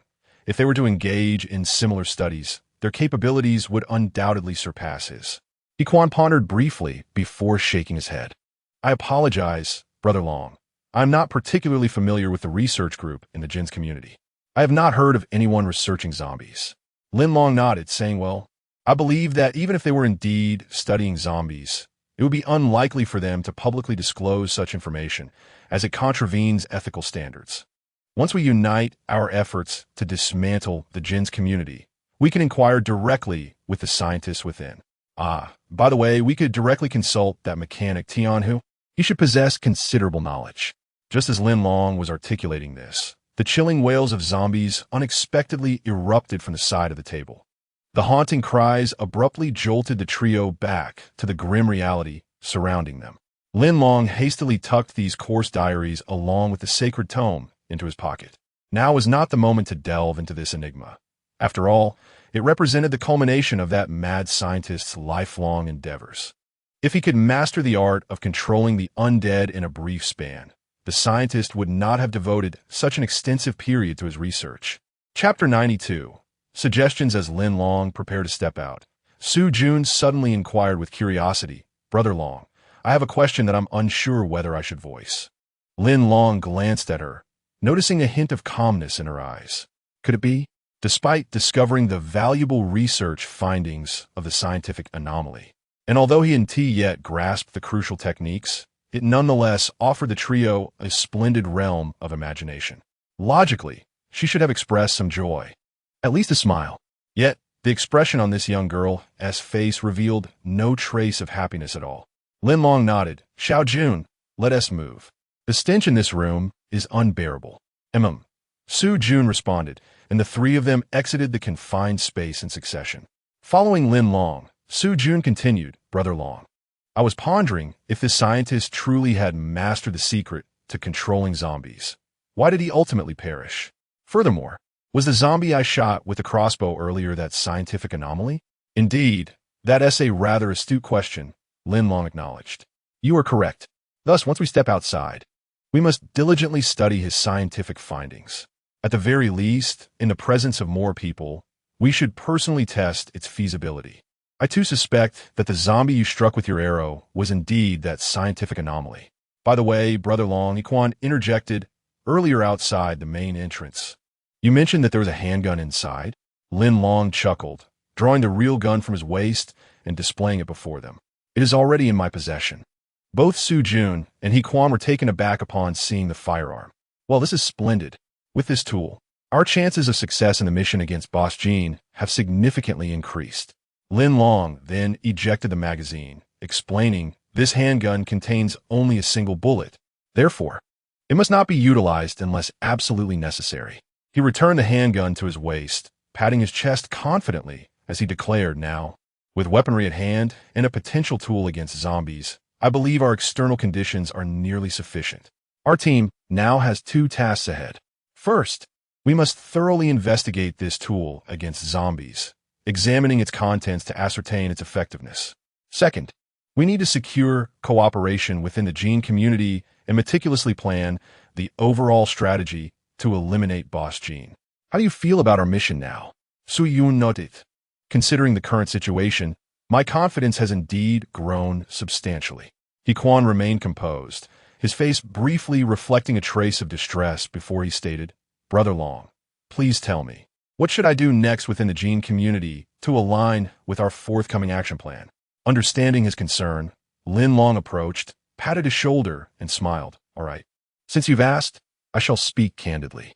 I believe it is time for you to begin taking the crystal core." Iquan was taken aback, while Su Jun widened her eyes in astonishment. Lin Long turned to Iquan and continued to elucidate, as someone who has experienced it firsthand. "I can assure you that after I began consuming the crystal core, my vision improved My physical abilities were enhanced, and my reflexes became swifter. Therefore, if at all possible, I too hope that you will experience a transformation in your physical capabilities after taking the crystal core. Chapter 93.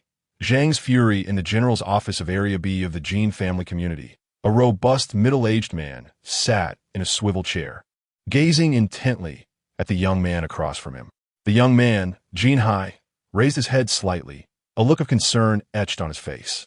The middle-aged man, now visibly agitated, slammed his hand on the table and demanded in a sharp tone, "Jin Hai, where have you hidden my sister?" Jin Hai, the younger brother of the formidable Jin Lauda, was known for his lack of assertiveness. Yet, in the eyes of this middle-aged man, Zhang Zhun, his standing surpassed that of Jin Hai in the hierarchy of the Jin family. It was this perceived superiority that emboldened Zhang to question Jin Hai so directly. With gritted teeth, Jin Hai gathered his courage and replied, "Third brother, I truly do not know what has happened. I haven't seen her since yesterday. I have no idea where she could be." Zhang Zhun, holding a prominent position as the third in command within the Jin family community, was addressed respectfully as third brother by the community members. After Jin Hai spoke, he quickly lowered his gaze, too intimidated to say more. Jin Hai could sense Zhang Zhun's fury. His eyes were wide with rage. Zhang Zhun lightly tapped the table with his right hand, and in a sudden motion, he lifted the ashtray from the surface and hurled it down with a loud crash at Jin Hai's feet. Taken aback by this unexpected outburst, Jin Hai nearly fell to his knees upon hearing the shattering sound. Zhang Zhun stood abruptly. "Aren't you her boyfriend? Shouldn't you be protecting her?" Jin Hai stammered, "Third brother, I want to protect her, but you know how strong-willed Yuan Yuan is. I wish to shield her, yet she has never given me the chance." At this, Zhang Zhun's anger flared even more, and he slammed the table again. "With your paltry abilities, does she need your protection? You've been by her side. Did you not notice any signs before her disappearance?" Jin Hai choked back his words. "She was perfectly fine before. I truly do not understand why she vanished so suddenly." Zhang Zhun stepped away from the table and approached Jin Hai, his fury giving way to a more measured demeanor. "Well, you don't appear to be lying. Quickly, dispatch your subordinates to intensify the search around the community." Just as Zhang Zhun was speaking, a communication device secured to his waist began to ring. The Jin family community, although still developing, boasted a well-structured organization. From its inception, a research team had successfully established a signal tower, equipping key figures within the community with basic communication devices. Furrowing his brow, Zhang Zhun recalled that prior to reprimanding Jin Hai, he had already dispatched 3 trusted teams to conduct a thorough search within a kilometer radius of the community for his sister, Zhang Yuan. Could it be that someone has already found her? He retrieved the communication device, pressed the answer button, and spoke into it. "Hello, this is third brother. What is the matter?" On the other end of the line, a familiar voice resonated. "Third brother, is I, Lu Jie. I sought to confirm a matter with third brother. Was it not also a motorcycle missing alongside Yuan? "Yes. She was presumably clad in a pair of jeans at the time." "Correct." Upon hearing this, Zhang Zhun's expression grew increasingly agitated. Indeed, Lu Jie's account aligned precisely with the circumstances surrounding Zhang Yuan's disappearance. However, judging by Lu Jie's description, the situation appeared rather bleak. After all, Zhang Yuan was not a stranger to him. If she were found, there would be no need for such an inquiry. Chapter 94. A heavy-hearted Zhang Zhun cast a fleeting glance at Jin Hai, instinctively taking a couple of steps forward to shield the conversation from his ears. "Lu Jie, you have not acted on what you said. What have you discovered in X-Town?" "Third brother, I have come across a severed corpse. Not far from it, I found a female skull. I believe it is best for me to bring it back, so you can identify it yourself. Moreover, I noticed distinct tire tracks around the body." Lu Jie was uncertain whether the body he had found belonged to Zhang Yuan. He inquired of Zhang Zhun merely to ascertain if it was necessary to retrieve the severed corpse. A chill ran through Zhang Zhun at the thought. Could it be true? A severed corpse? Did this mean Yuan had indeed met with tragedy?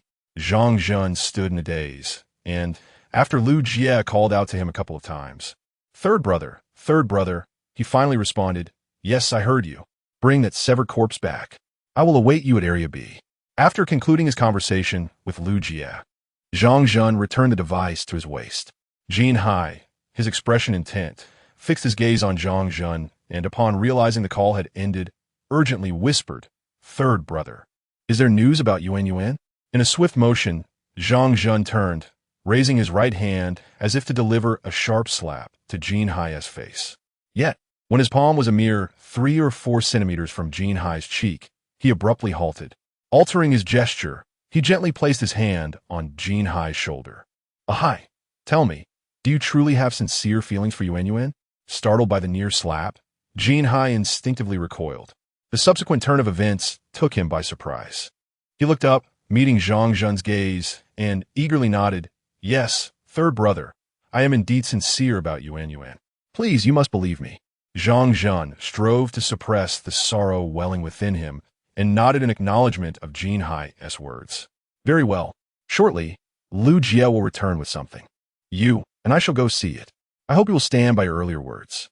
Jin Hai, somewhat perplexed, scratched his head. "Third brother, rest assured, I will take responsibility for every word I have said."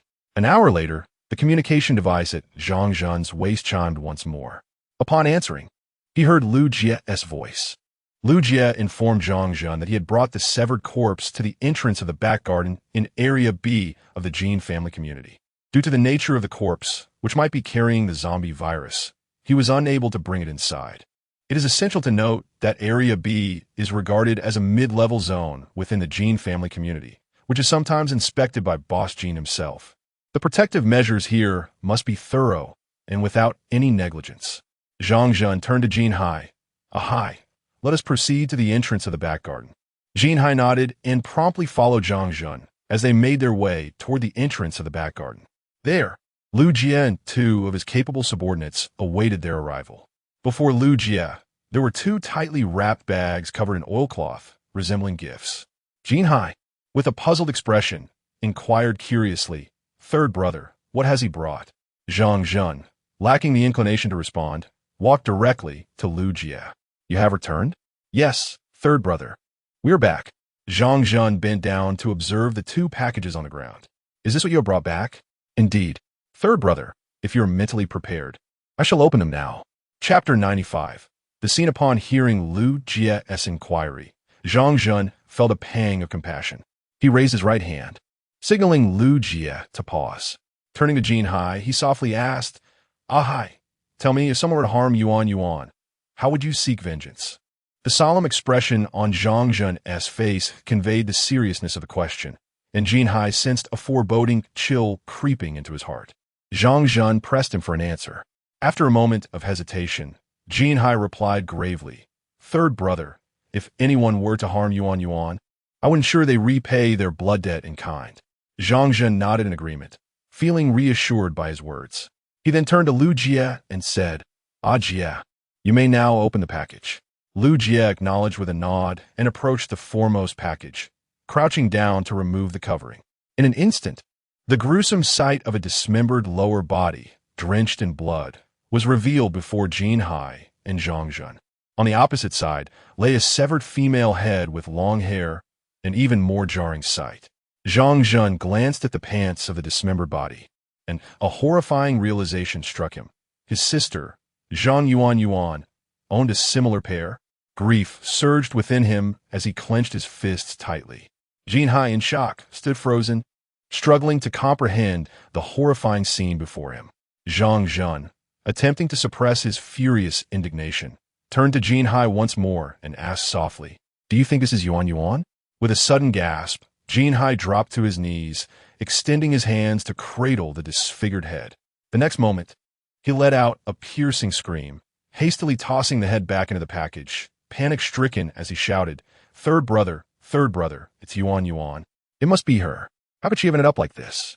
Zhang Jun regarded Jin Hai's state of utter disbelief with disdain and admonished him, "Be quiet. I recognize the moment I laid eyes on the body. This is Yuan Yuan without a doubt. I just cannot fathom how she suffered such a horrific fate." In an instant, Zhang Jun looked up at Lu Jie and asked urgently, "Ah Jie, are you certain this dismembered body was discovered next town?" Lu Jie nodded affirmatively. "Yes, third brother, I can confirm completely. What was the situation surrounding this dismembered body? Surrounding the body were several decaying zombie corpses. Oh, and by the way, their heads had all been smashed in by some blunt object, likely to collect their cores. Zombie corpses?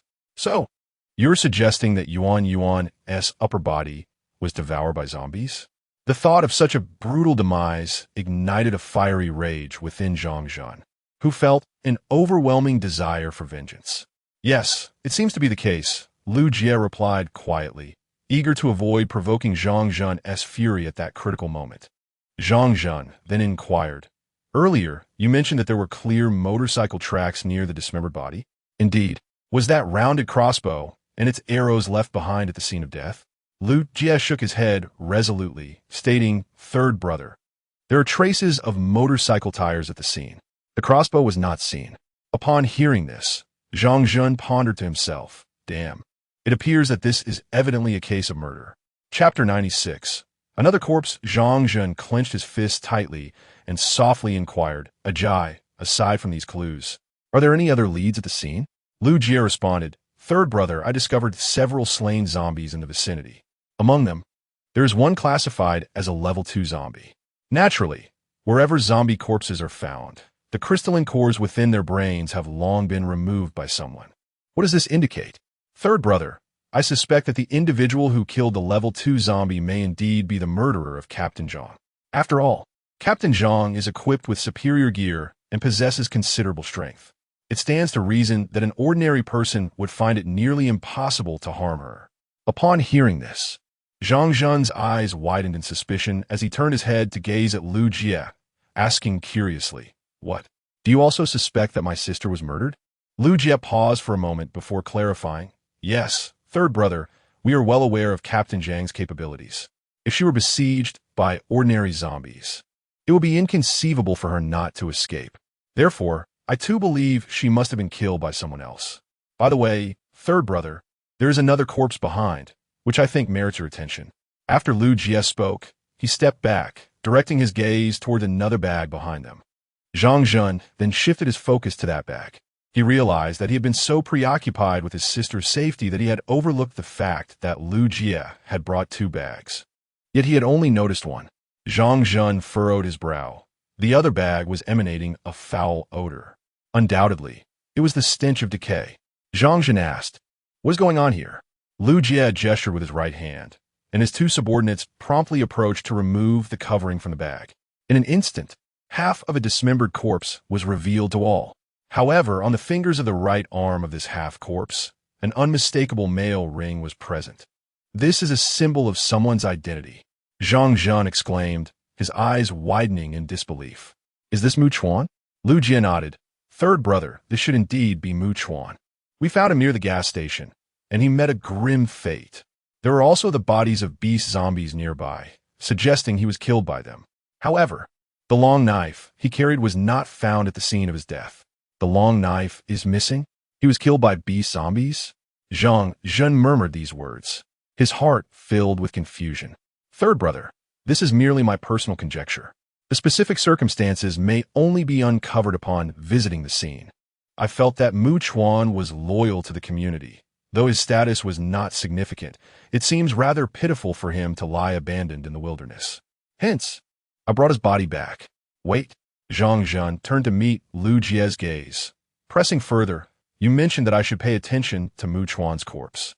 I believe you must have more thoughts that you haven't shared with me. Ajay, there are no outsiders here. Feel free to speak your mind." A glimmer of cunning flickered in Lu Jie's eyes as he leaned closer and whispered, "Third brother, I suspect that this may be the work of someone from within the community. After all, the scenes of these 2 homicides are not far from here. Who would possess the audacity to commit such acts in our territory and abscond with their weapons and equipment?" "Indeed, you are correct," Zhang Zhan replied after a moment of contemplation, readily aligning himself with Lu Jie's perspective. Chapter 97. Hesitation of He Quan, Su Jun, and Lin Long, the trio, spent a day in the quaint church town gathering provisions. The outcome, however, was rather disappointing. They only managed to find some expired canned goods in an abandoned shop. As dusk approached, they made their way back to the processing factory. It was almost time for He Quan to return to the Jean family community alone. As they prepared to part ways, Lin Long approached He Quan and gently inquired about his thoughts. Xiaohe, what do you think? Have you given any consideration to my suggestion? He Quan looked up at Lin Long and then cast a glance at Su Jun. He noticed the same glimmer of anticipation in her eyes. He Quan feigned contemplation, stating, I will ponder it further once I return home. Additionally, I intend to consult Zhang Xiao, the one researching the honey-infused crystal cores. If consuming this core does not awaken human potential, are there any adverse effects for an ordinary person? Lin Long nodded in understanding. That is fine. However, I must advise you to exercise caution and tact when questioning Zhang Xiao. Be sure he does not suspect your intentions regarding the crystal core. By the way, you only possess 9 ordinary cores, correct? Remember, during your initial encounters, do not allow Zhang Xiao to sample the honey-infused core. If he is a spy sent by the second madam, it could spell trouble for you. Do you understand? He Quan retorted. What if he refuses to divulge the secrets of the crystal cores? Lin Long was taken aback, realizing that He Quan indeed harbored a few cores in secret. When Zhang Xiao declined to reveal the side effects of the cores, He Quan assumed that offering him 2 cores would compel him to share that information. Lin Long sighed, acknowledging that while He Quan's approach was misguided, they were currently reliant on the research team members.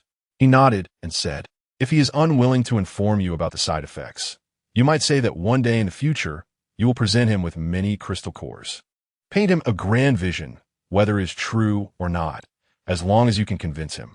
He Quan was visibly startled and quickly asked, Brother Long, do you mean for me to exaggerate?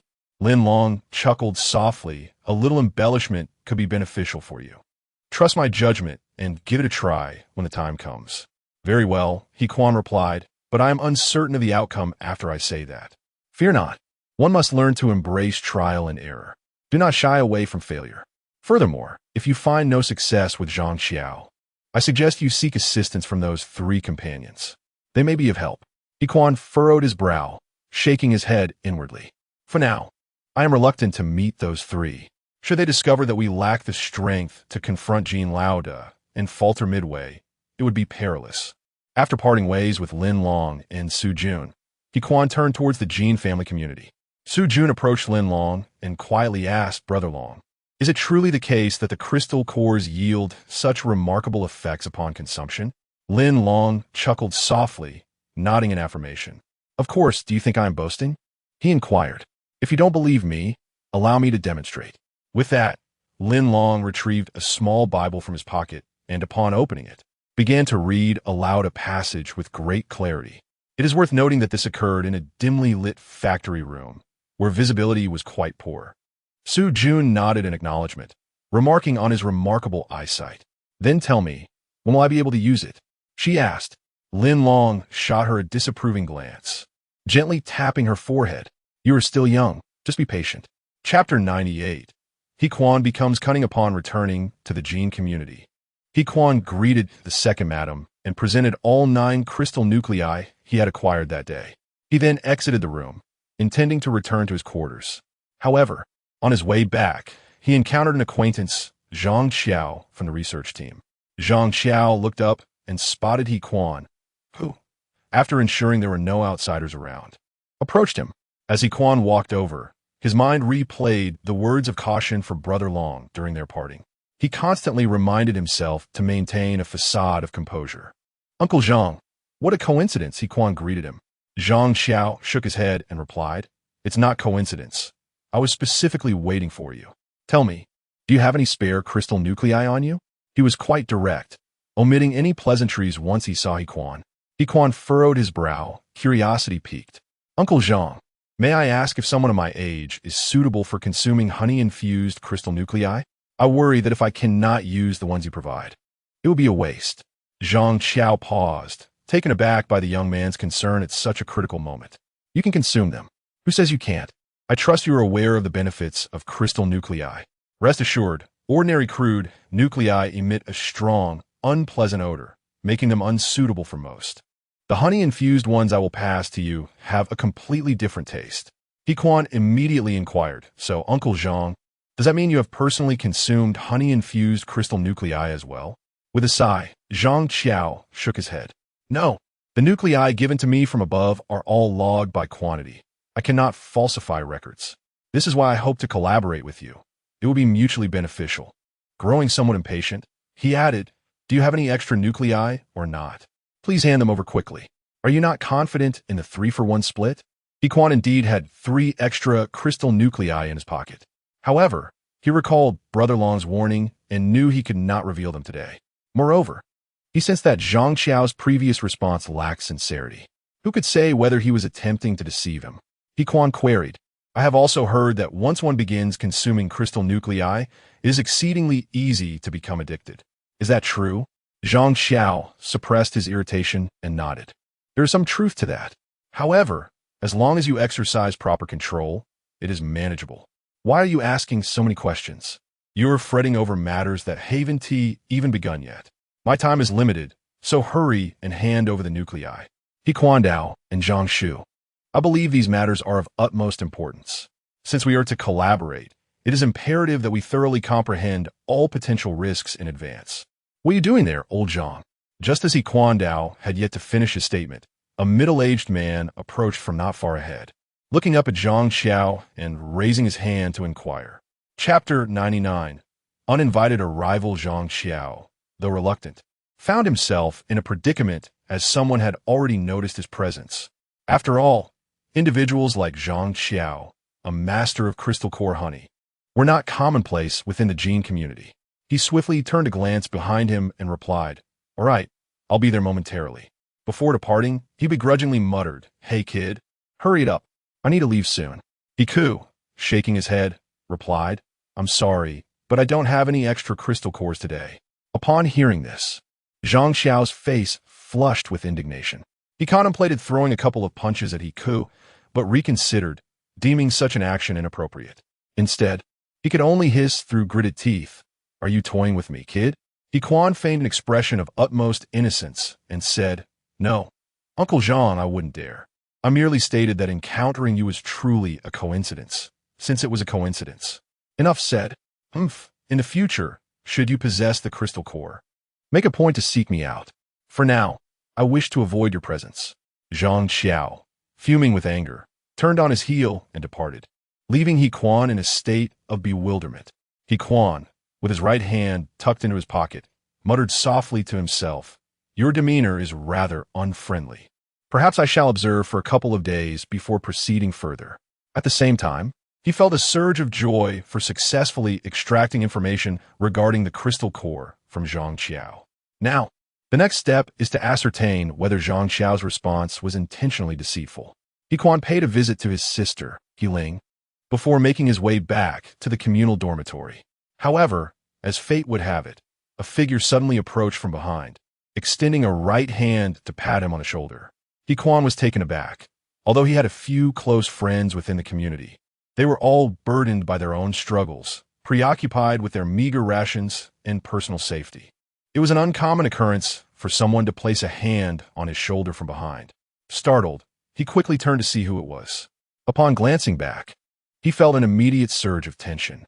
No way. How is it that I encounter him at this moment? It was none other than Uncle Lu Chong, whom he had met in X-Town. At that moment, this individual struck himself with a resounding slap, leaving a profound impression on Hequan. This is troubling. Could it be that he has approached me now to expose the truth of my betrayal against the gene community? Hequan initially intended to concede defeat, proactively confessing his mistakes. However, before he could utter a word, Lu Shun behind him softly spoke. Leader, I finally found you. Hequan was taken aback, his first reaction being disbelief. What? He referred to me as leader? When did I ever assume that role over him? However, shortly after, he recalled that during their time in X-Town, Brother Long had once stated to the three of them that he was their direct superior within the Jin's community. This assertion implied his acknowledgement of being their leader. Is there something you wish to discuss with me? Hequan endeavored to regain his composure and curiously inquired. Perhaps. Before he reached a breaking point, everything was not as dire as he had imagined. In any case, it was best to observe the unfolding circumstances for now. Leader, a situation has arisen. I have heard that the men of the third brother have discovered Captain Zhang Yuan's lifeless body. He is gradually investigating the perpetrator. What do you think we should do? Are we in danger? Lu Cheng whispered. Upon hearing this, He Kuan's heart inexplicably raced. Could it be that he came to me seeking guidance? Chapter 100. Unveiling secrets within the confines of the processing plant. Lin Long casually perused several pages of the Bible. However, the text appeared to consist merely of mundane dialogues, devoid of any indications linking it to the so-called secret of controlling zombies. After some time spent in contemplation without yielding any insights, he promptly retrieved the draft of the scientist's diary to scrutinize its key contents. Beside him, Su Jun, unable to assist, settled in the corner after dinner, preparing to drift into slumber. The day's endeavors had been somewhat taxing, and she longed for rest. As Su Jun began to dream, a light chuckle suddenly broke the tranquility, stirring her from her shallow sleep. Instinctively, her right hand shot back, grasping her crossbow as a reflex. When she focused her gaze on Lin Long, she discovered him holding the Bible and chuckling to himself. Startled, she realized it was merely Brother Long's laughter. Lin Long, noticing Su Jun's awakening, set the Bible down and expressed mild regret, urging her to continue her slumber. Curiosity piqued. Su Jun tugged at her blanket and inquired, "Brother Long, what is so amusing?" Leaning closer, Lin Long whispered, "I've uncovered a method to control ordinary zombies within this Bible." In my excitement, I momentarily forgot you were resting nearby. Skeptically, Su Jun asked, "Is that truly the case? Can zombies really be controlled by human hands?" "Indeed, they can be controlled. However, we lack the necessary tools here. They are located within that church. It seems I shall need to return there tomorrow." "What tools? Are they that remarkable?"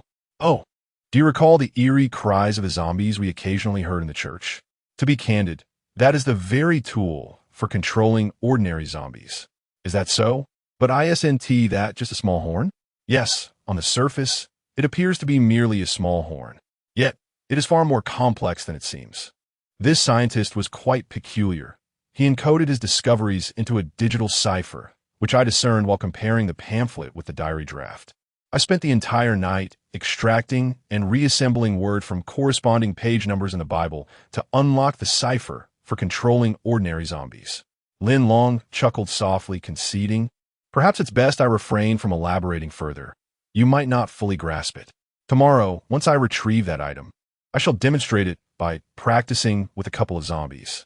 At this juncture, Lin Long yawned widely, the weight of sleepiness settling upon him.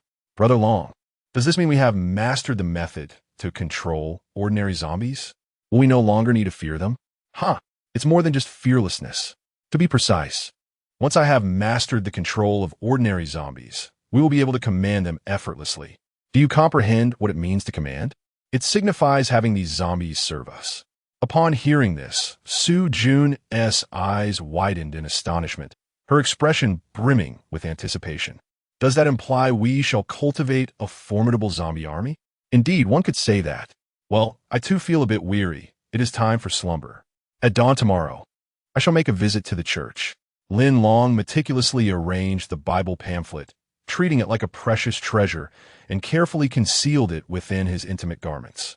In contrast, upon hearing this, Su Jun was so exhilarated that she found herself unable to sleep. She turned to pose another question, but Lin Long preemptively silenced her, suggesting that any inquiries could wait until the morrow. Chapter 101. The props on the second day. As dawn broke with a hazy light, Lin Long stirred awake. What roused him was not the early intention to visit the church for the device that controlled the zombies, but rather his rebellious stomach, which emitted a series of grumbling sounds. Lin Long opened his backpack, retrieving a modest portion of rations, tearing it open to eat. On the side, Su Jun, hearing the commotion, also awakened. "Brother Long, are we heading to the church now?" Su Jun inquired. "Indeed, let us go now. It's still early, and the residents of the Gene community may not have ventured out yet. By the time we return, Xiaohe might have arrived," Lin Long responded. "Understood." Su Jun, upon hearing this, quickly got up and tidied her attire. "Brother Long, I've noticed that ever since you began consuming the honey-infused crystal cores, your appetite has notably increased." "Indeed," Lin Long replied. "However, we face a pressing challenge. We must secure more honey-infused crystal cores. I have only one remaining. To acquire more, We need to confront the gene community and cultivate a group of technicians capable of producing honey pills for us. Su Yun nodded. Once Quan arrives today, we can discuss our subsequent actions. In fact, prior to this, Su Jun had already mapped out a route for rescuing those trapped within the gene community. However, before proceeding with the rescue, it was essential for Brother Long to ensure that all other preparations were in place. Lin Long and Su Jun skillfully returned to the church. This marked their second visit. After mounting their motorcycle and finding the right direction, they swiftly reached their destination. Early in the morning, the area surrounding the church was eerily quiet. Upon their arrival, Lin Long approached the front door, using his long knife to effortlessly unlock the outer gate. Su Jun readied her crossbow, vigilantly observing the surroundings. Once inside the church, Lin Long meticulously began to pry at the wall cavity with his knife. After half an hour of careful effort, he finally extracted the small speaker embedded within, along with a tiny copper plate from the interior. Lin Long gently brushed off the dust from the copper plate as circuitry, then stood up and said to Su Jun, "Excellent, I have successfully retrieved it." Su Jun immediately turned to look at him. Upon seeing the copper plate, she exclaimed in astonishment, "Brother Long, is this the device you mentioned for controlling ordinary zombies? How does it operate?" Lin Long explained, "This copper plate is set to a fixed frequency. If we wait a moment, the speaker will emit the howls of zombies. As for how to modify this frequency for our team's use, I'm afraid I'm not an electrician, so I cannot clarify that at present." "Oh, shall we take it with us?" Su Yun asks. "Of course we shall. We came here this morning expressly to retrieve this item. It would be illogical to leave without it. I placed it in my backpack. We can depart at once." Su Jun nodded in agreement, awaiting in silence. After a brief moment, hearing Lin Long fastening his backpack, he declared, "All right, let us leave this place." Two individuals, one in front of the other, hastily made their way towards the main entrance of the church. Just as they mounted their motorcycle, preparing to return to the processing plant, an unexpected and chilling zombie howl erupted from Lin Long's backpack. Both Lin Long and Su Jun were taken aback. In the serene stillness of this desolate town on a quiet morning, the sudden resonance of the zombie's wail echoed like a thunderclap, reverberating through the surroundings. Lin Long inwardly exclaimed, "This is bad." Chapter 102. A small experiment. Su Jun swiftly ascended to the rear seat of Lin Long's motorcycle, her demeanor tinged with anxiety. "Hurry, Brother Long, let us go," she urged. "The sound of those zombies makes me uneasy." Lin Long responded with a grunt, scanning the surroundings. Fortunately, no zombies were in sight for the moment. He promptly ignited the engine, determined to vacate this perilous place as swiftly as possible. The motorcycle buzzed to life, but unexpectedly, from the opposite direction, a staggering zombie came lurching towards them. Its mouth agape, it reached out menacingly in Lin Long's direction. "Brother Long, zombies are coming," Su Jun exclaimed. It must be the sound of this zombie that attracted them. As she spoke, she quickly readied her crossbow, preparing to take aim. Lin Long cautioned, "What are you doing? Are you going to shoot?" "Never mind, let us just leave." In the next moment, the motorcycle roared to life, causing Su Jun to nearly bounce out of her seat. Lin Long expertly maneuvered the motorcycle past the looming zombie. They believed that once they passed the nearby building, a clear path lay ahead, allowing them to speed back to the processing plant. They were gravely mistaken. Upon emerging from the building, they were confronted by an alarming sight. A dense throng of ordinary zombies had gathered, at least 20 or 30 of them, shambling slowly from the surrounding grassland. Lin Long barely managed to halt the motorcycle, realizing that had they charged ahead, they would have collided with one of the zombies. "Brother Long, this is bad. It seems the zombies have congregated all around us. We must fight our way out," Su Jun shouted from behind. Lin Long glanced back and confirmed Su Jun's observations. Ordinary zombies were emerging from the town, swaying as they approached. With a steely resolve, Lin Long wiped his mouth and declared, "They are merely lifeless beings. Can they truly hinder us?" Moreover, the cacophony of zombie howls that had echoed behind him had inexplicably ceased. Indeed, according to the design principle of the circuit board, the zombie howls must have automatically stopped after a certain point. "What should we do, Brother Long?" Su Jun inquired, lacking Lin Long's confidence. "Perfect," he replied. "This presents an opportunity for me to test a method I discovered in the Bible to see if it is reliable. What method? What must I do? She asked. Just remain seated on the motorcycle for now and observe my every move closely. Lin Long smirked and swiftly dismounted, drawing his long knife with a decisive clang. The method described in the Bible is remarkably simple. Swiftly slay a zombie and extract its crystal core. Then, placing this crystal core before the countenance of another zombie. It emits a corresponding aura of undead presence, proportional to its size. Even the most ordinary crystal core can exude this essence for up to 10 seconds.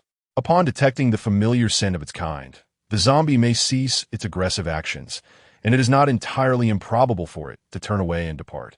Of course, whether this method proves effective remains to be seen, as Lin Long can only place his hopes upon the forthcoming actions. Chapter 103. Initial Success. To be candid, Su Jun felt a sense of unease as she sat on the rear seat of the motorcycle. She was aware of Long Ji's formidable skills, having experienced a few unexpected surprises during their brief time together. However, with so many zombies converging around them, who could predict whether one might inadvertently bite Long Ge? After all, he was the cornerstone of the civilization reconstruction team. His downfall would spell peril for them all. In the harsh reality they faced, Su Jun's worries were almost trivial. She watched as Lin Long wielded his long knife, cleaving a zombie's head in two with a sharp crack. As the split body began to topple, Lin Long swiftly reached out with his right hand, deftly snatching the small crystal core nestled within the cranium. Only as he withdrew his hand did the corpse collapse, splattering dark liquid that nearly soiled him. Su Jun couldn't help but silently applaud Lin Long's prowess.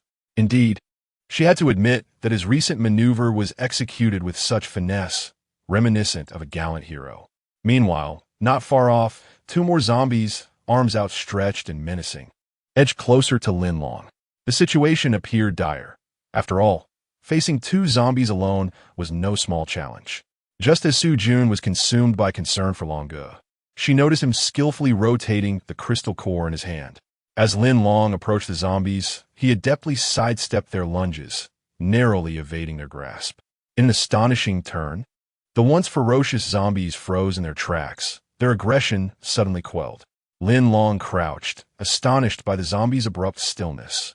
Could it be that the crystal core truly mitigated their aggression? He recognized that while the core possessed such a power, its effectiveness was fleeting. He had to dispatch the two zombies swiftly. With agility, Lin Long swung his knife, executing a swift rotation. With two decisive cuts, he severed the heads of both zombies. The heads thudded to the ground, and Lin Long immediately neutralized the threat before him.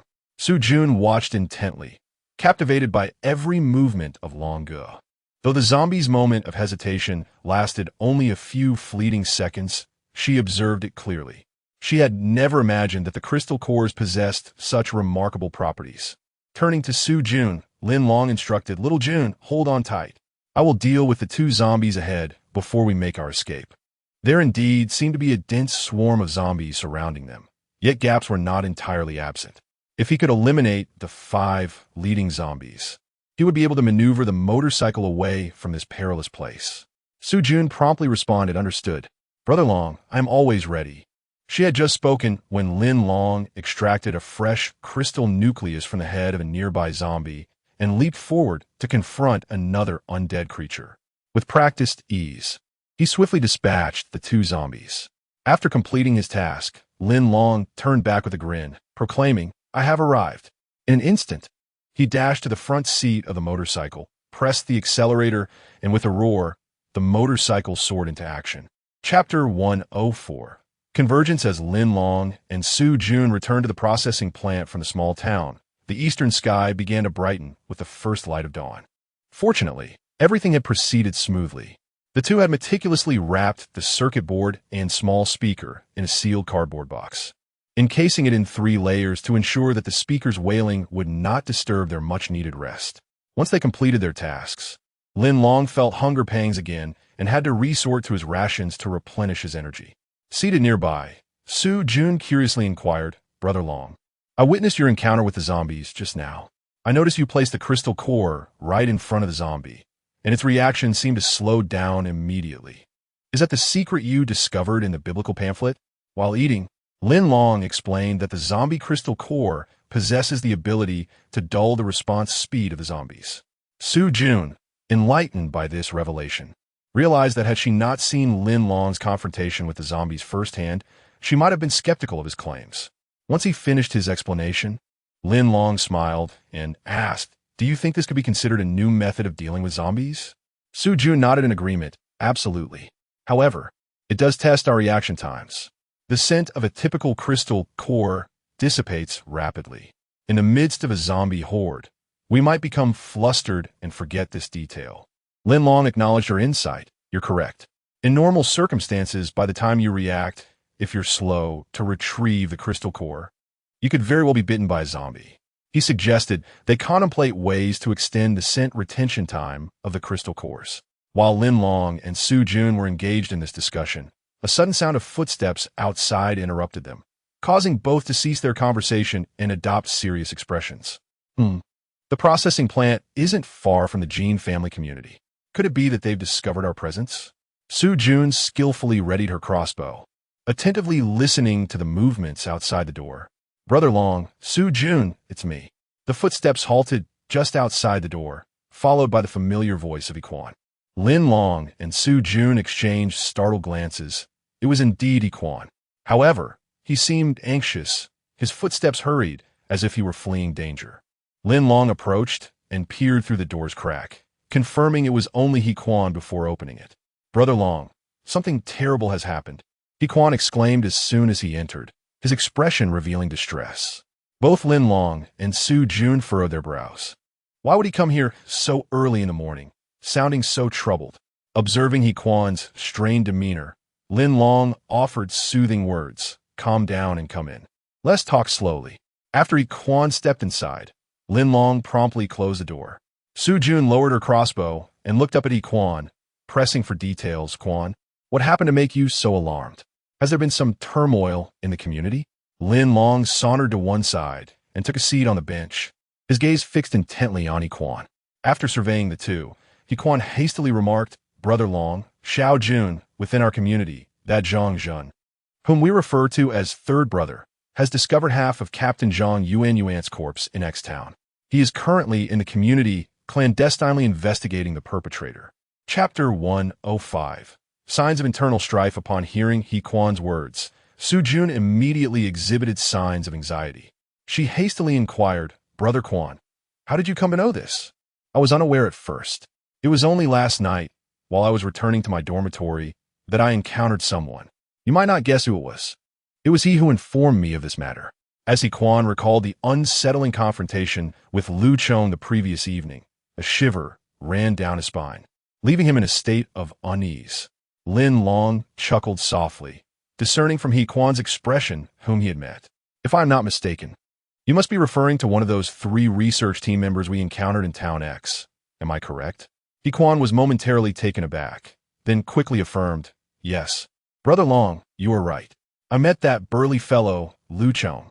He even slapped me." Lin Long smiled faintly and nodded. He pondered to himself. It appears that within the Jean community, whenever unusual activities are detected, the members of the research team are more adept at acquiring cutting-edge information than others. However, Iquan did not share Lin Long's calm demeanor. He was in a state of frantic urgency, unable to remain composed like his older counterpart. He promptly asked, "Brother Long, Lu Chong came to seek my advice yesterday. I had no idea what to suggest, which is why I rushed over to see you as soon as the community doors opened this morning. Brother Long, judging by your expression, you must have a plan, right?" Lin Long gazed intently at Iquan's face, noting the signs of sleeplessness reflected in his eyes, which bore faint dark circles. It seems he has truly been troubled, Lin Long thought. Instead of directly addressing Iquan's inquiry, Lin Long countered, "He came to ask for your counsel? How intriguing. Oh, by the way, what was the first thing you said upon entering?" Iquan paused, scratching his head before responding. "I believe my first words were something along the lines of 'This is serious.'" "Not that. What was the next thing you said?" "The message Lu Chong conveyed to you." "Huh. Lu Chong informed me that Zhang Jin subordinates have discovered part of Zhang Yuan's remains, and they are secretly investigating the murderer. Is there something wrong with that statement?" "Brother Long?" Su Jun, intrigued, leaned closer, sensing that within He Kuan's words lay undiscovered secrets. Lin Long shook his head. No, you did not convey the complete message. You mentioned that Zhang Zhen is secretly pursuing the murderer within the community, correct? Yes, Lu Chong conveyed that to me. It's rather reasonable. Zhang Zhen must believe that someone within the community is responsible for Zhang Yuanyuan's death. He likely could not fathom that the killer is us. Lin Long chuckled softly, surveying the two of them. Precisely. From this observation, we can fundamentally deduce one significant fact. Zhang Zhen undoubtedly has adversaries within the Jin community. Upon discovering Zhang Yuanyuan's lifeless body, his initial reaction was to take action against the adversary. This could potentially serve as our pivotal breakthrough. He Kuan Dao, there exists such a possibility. However, my current concern lies with Lu Chong and his 3 accomplices potentially spilling the beans. If they decide to betray us, it would spell disaster for my sister and me. Su Jun nodded in agreement, equally apprehensive, and remarked, Longu, Kuan Dao is indeed correct. Who can ascertain whether those 3 will choose to inform on us? Chapter 106. Timing. Lin Long took a deep breath, his gaze fixed intently on He Kuan. When Lu Chong approached you about this matter last night, what was your demeanor? How did you respond? He Kuan sighed. Upon hearing about this situation, I was filled with trepidation. Nevertheless, I feigned calmness and remarked that the matter was of great significance. I promised to consult with Brother Long the following day before providing a response. Fortunately, the researchers value their time immensely. Lu Chong did not press me further. After acknowledging my reply with a nod, he turned and departed. The sequence of events was quite straightforward. Brother Long, I believe you trusted my words. Lin Long nodded in agreement. Precisely. You handled it admirably. He was likely representing the sentiments of the other 2 companions by coming to inquire with you. So rest assured, they will not betray us, at least for today. However, our window for action is diminishing rapidly. Suddenly lowering his voice, Lin Long countered, Xiao, you have spent the most time in the Jin clan community. You should have the clearest understanding of the interpersonal dynamics among the opposition. Who do you think might oppose Zhang Zhen? He Kuan replied, it is possible Zhang Fong could be involved. However, there's another contender, Jin Lao Da's second brother. Jin Bo. Oh, Jin Bo? Is he Zhang Yuanyuan's boyfriend? No, he is not. The Jin family consists of 3 brothers. Jin Bo is the second, while Zhang Yuanyuan's boyfriend. Jin Hai is the youngest. I see, there are 3 brothers. Please elaborate on Jin Bo. Jin Bo is a capable assistant to Jin Lao Da, reportedly engaged in management during peacetime. However, in the Jin clan community, the most significant contributions come from Zhang Fong, followed by Zhang Zhen.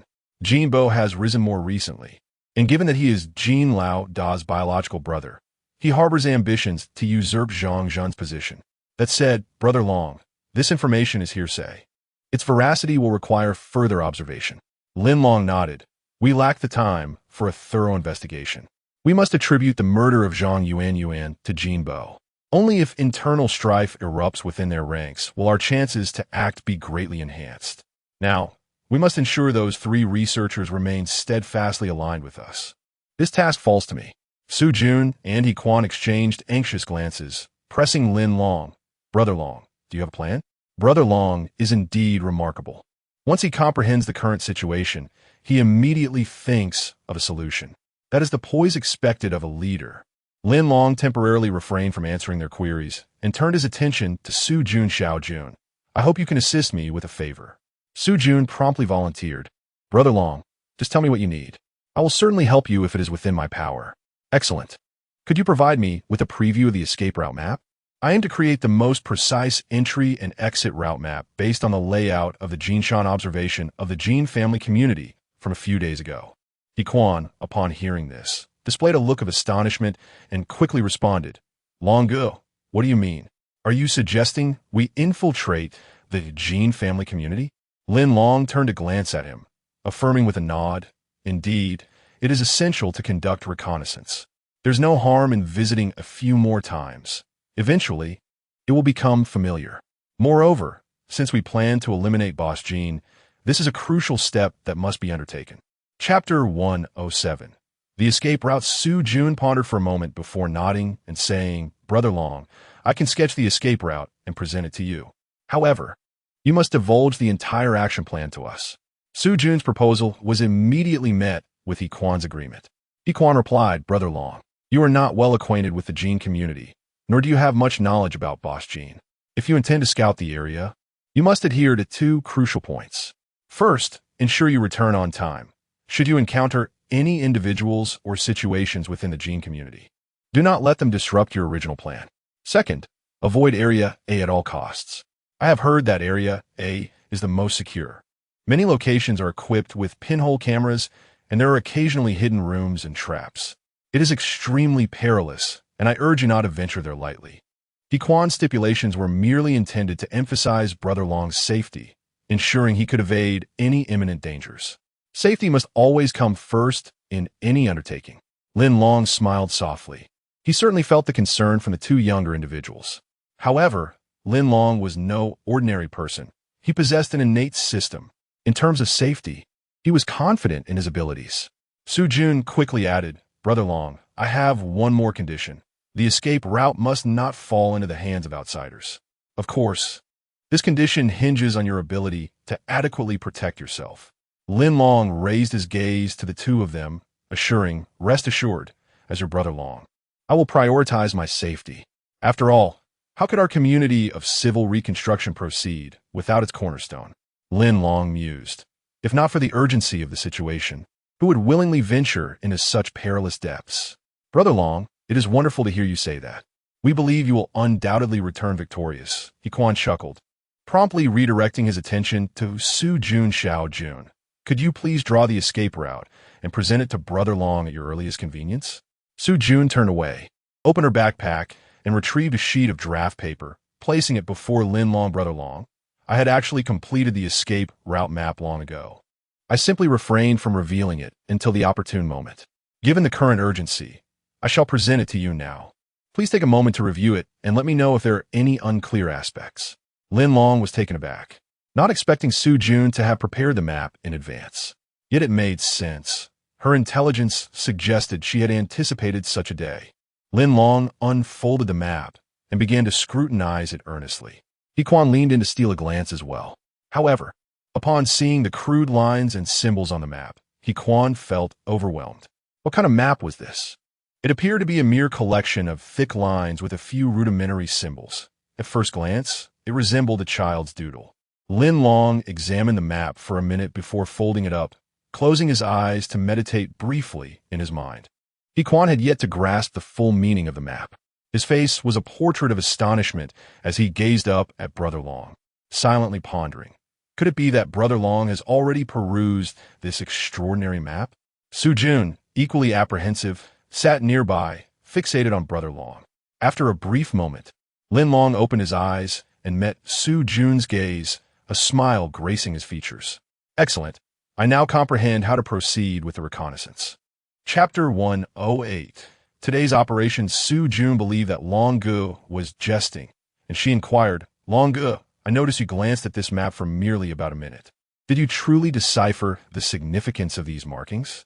She prided herself on being the sole custodian of the map's peculiar symbols. Surely, after examining these annotations, Long Gu would be left perplexed and would seek her counsel. Alas, these imagined scenarios never transpired in reality. Lin Long nodded, stating, Not only have I comprehended it, but I have also memorized the critical points on the map. There are a few locations that may pose a challenge for me. You understood and memorized everything? No way. Long Gu, you're practically a superhero. Su Jun gasped, her disbelief evident as her mouth fell agape. Long Gu handed the paper to Su Jun, suggesting, How about you test me? Let's skip the testing. I trust you, Long Gu. Su Jun accepted the map and turned to He Kuan, asking, Brother Kuan, did you grasp it? He Kuan paused, then awkwardly shook his head. I'm afraid I did not understand. Lin Long clapped his thigh and fixed his gaze on He Kuan. Xiao He, do you know why I possess such remarkable memory? If I'm not mistaken, it must be due to the zombie crystal core, which has fundamentally transformed my brain's memory capacity, granting me this extensive knowledge. By the way, what are your thoughts on consuming the crystal core? Did you encounter Zhang Xiao after returning yesterday? Did he provide you with an answer? He Kuan sighed and succinctly recounted his encounter with Zhang Xiao from the previous night. His sentiment was clear. He was unable to decide on consuming the crystal core for the time being. Moreover, Zhang Xiao's response was evidently evasive and incredulous. Su Jun regarded him with envy. Long ago, I never anticipated that the crystal core could have such beneficial effects. Once I turn 16, may I also partake? Lin Long glanced at her. 16? Ah, you still have some time. Su Jun nodded. Yes, it is still early. I merely wish to confirm. Lin Long replied. Discussing such distant matters is futile now. We shall address it when the time comes. Long ago, earlier you mentioned that there are a few locations on the map that may be difficult. What did you mean? Oh, that refers to the underground passage. The dimensions are quite limited.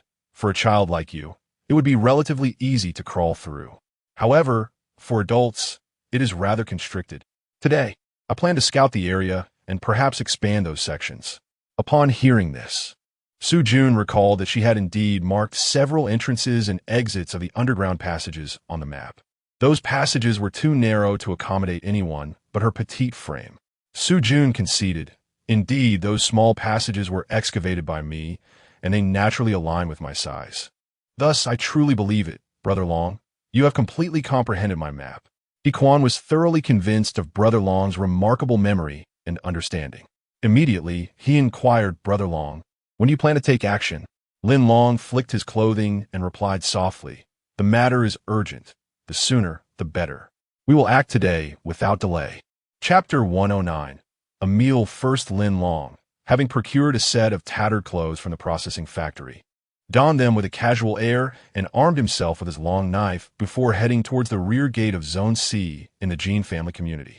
At the onset of his mission, he mentally juxtaposed Su Jun's map with his own aerial observations of the Jin family community from Jinshan, quickly discerning the multitude of entrances and exits within.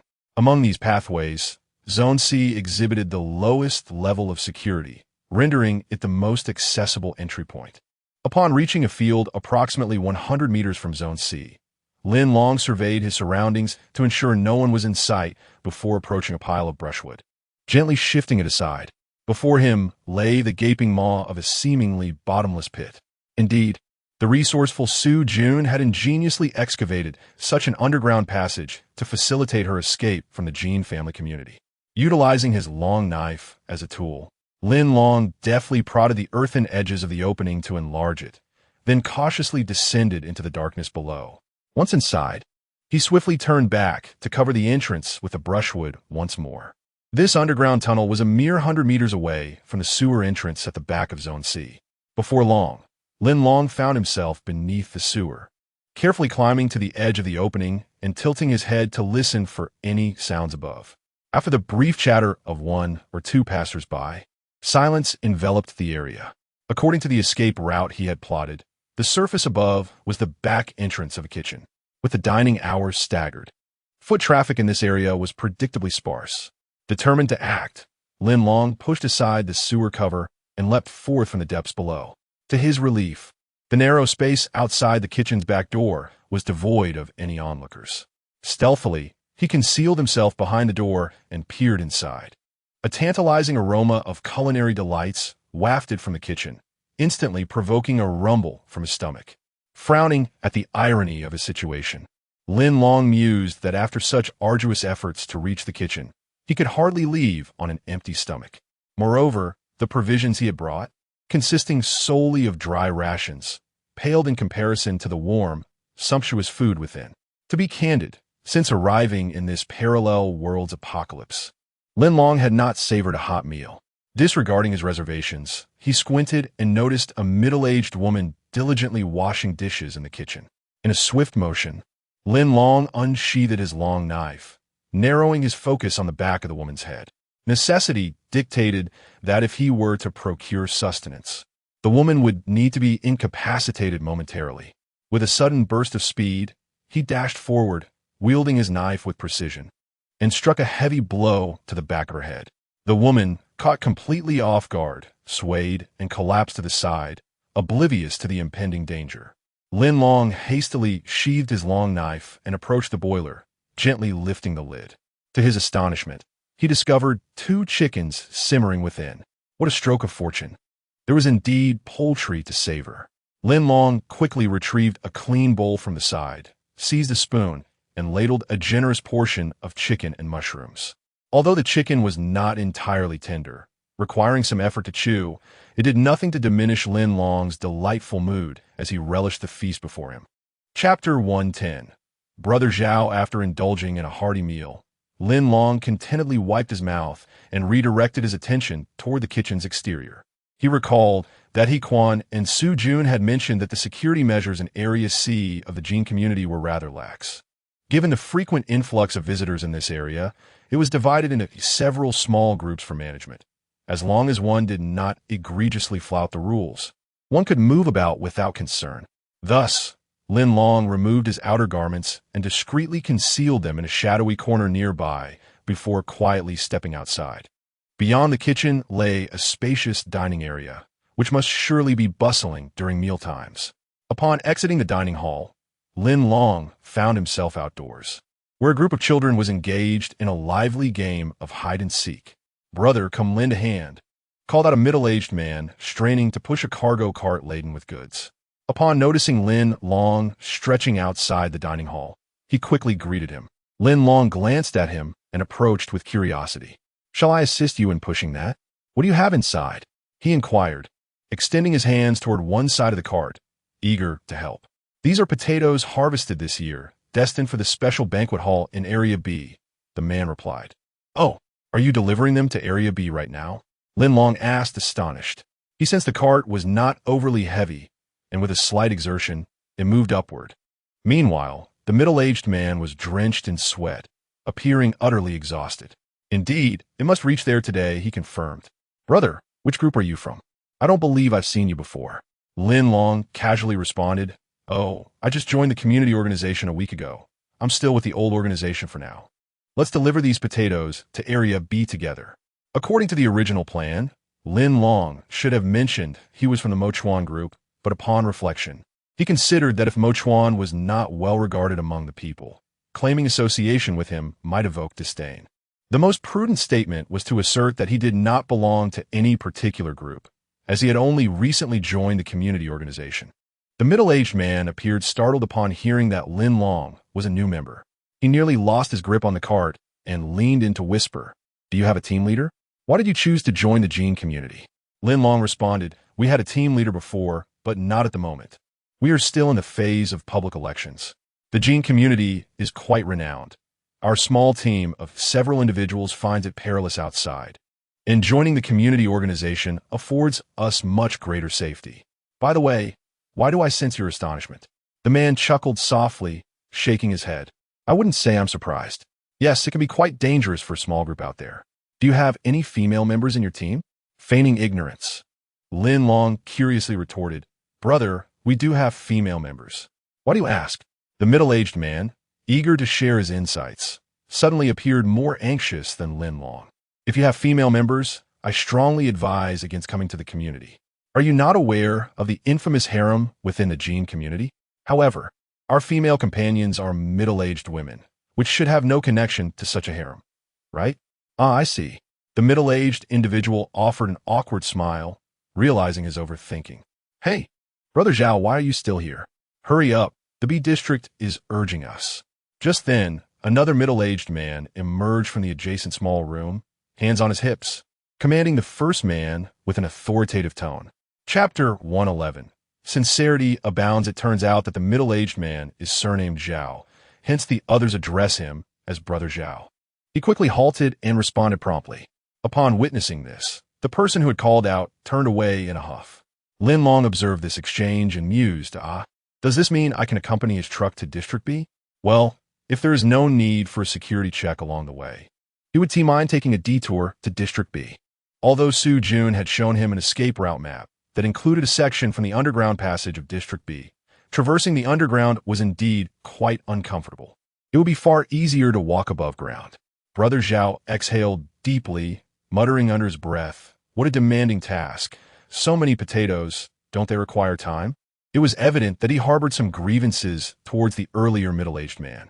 Lin Long promptly whispered, "Brother Zhao, how about I assist you in pushing this to District B? I have nothing to occupy my time here, and I could lend you a hand." Indeed, pushing this entire load of potatoes alone was rather strenuous. and having someone to help would make it considerably easier. To his surprise, Brother Zhao sighed and shook his head, replying, "No. You're a new member of the community and cannot enter District B. You must register first before you can go in. No witties. I can manage pushing it by myself." Lin Long was taken aback, not realizing that there were such stringent conditions to enter District B. He felt a sudden clarity and nodded, saying, "I see. Then I can only assist you from behind." Brother Zhao parked the truck and turned to Lin Long, asking, "Brother, could you keep an eye on this for me while I fetch some ingredients from inside?" Lin Long readily agreed, assuring him that it was no trouble at all. He watched as Brother Zhao entered the storage facility in District C, leaving Lin Long alone to look after the truckload of potatoes. After Brother Zhao disappeared from view, Lin Long directed his gaze around. He pondered, "This Brother Zhao seems quite amiable. I wonder which group he belongs to and what his full name is." Shortly thereafter, Brother Zhao emerged from the storage, a bag of goods slung over his shoulder. He gently placed the bag onto the truck and turned to Lin Long, expressing his gratitude. "Thank you for watching over my truck." Lin Long smiled and replied, "No need for thanks. We are all friends here." As Brother Zhao resumed pushing the cart, he realized it had become even heavier with the added load and was now immovable. Thus, he had to pause, shaking his hands and wiping the sweat from his brow. Just as he was about to continue, Lin Long stepped forward from a short distance behind him, smiling. "Brother Zhao, given the added weight, let me help you push it for a while."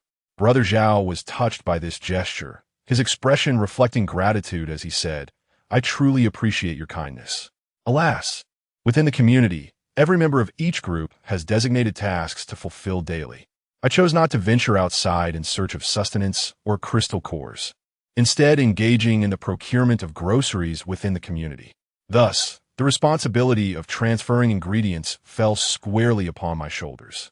Lin Long grasped the handles of the stretcher with ease, showing no signs of strain.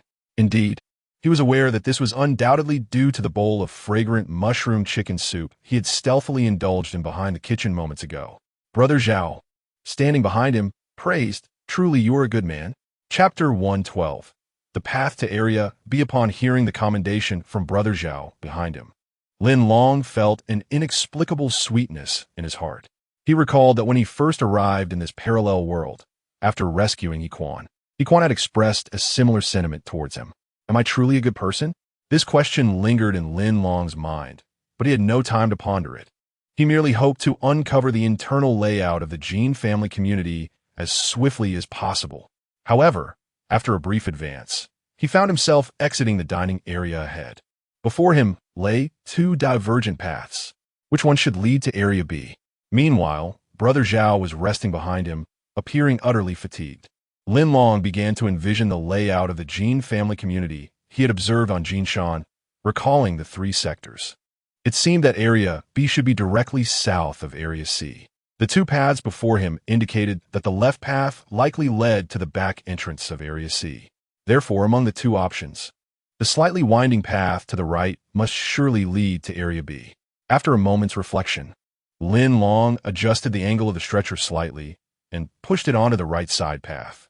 Once Brother Zhao had rested adequately, he hurriedly caught up with Lin Long. During their journey, Lin Long deliberately slowed his pace, subtly turning his head to survey the surroundings. He took note of the layout in all directions, observing the height of the walls and the number of fences with clarity.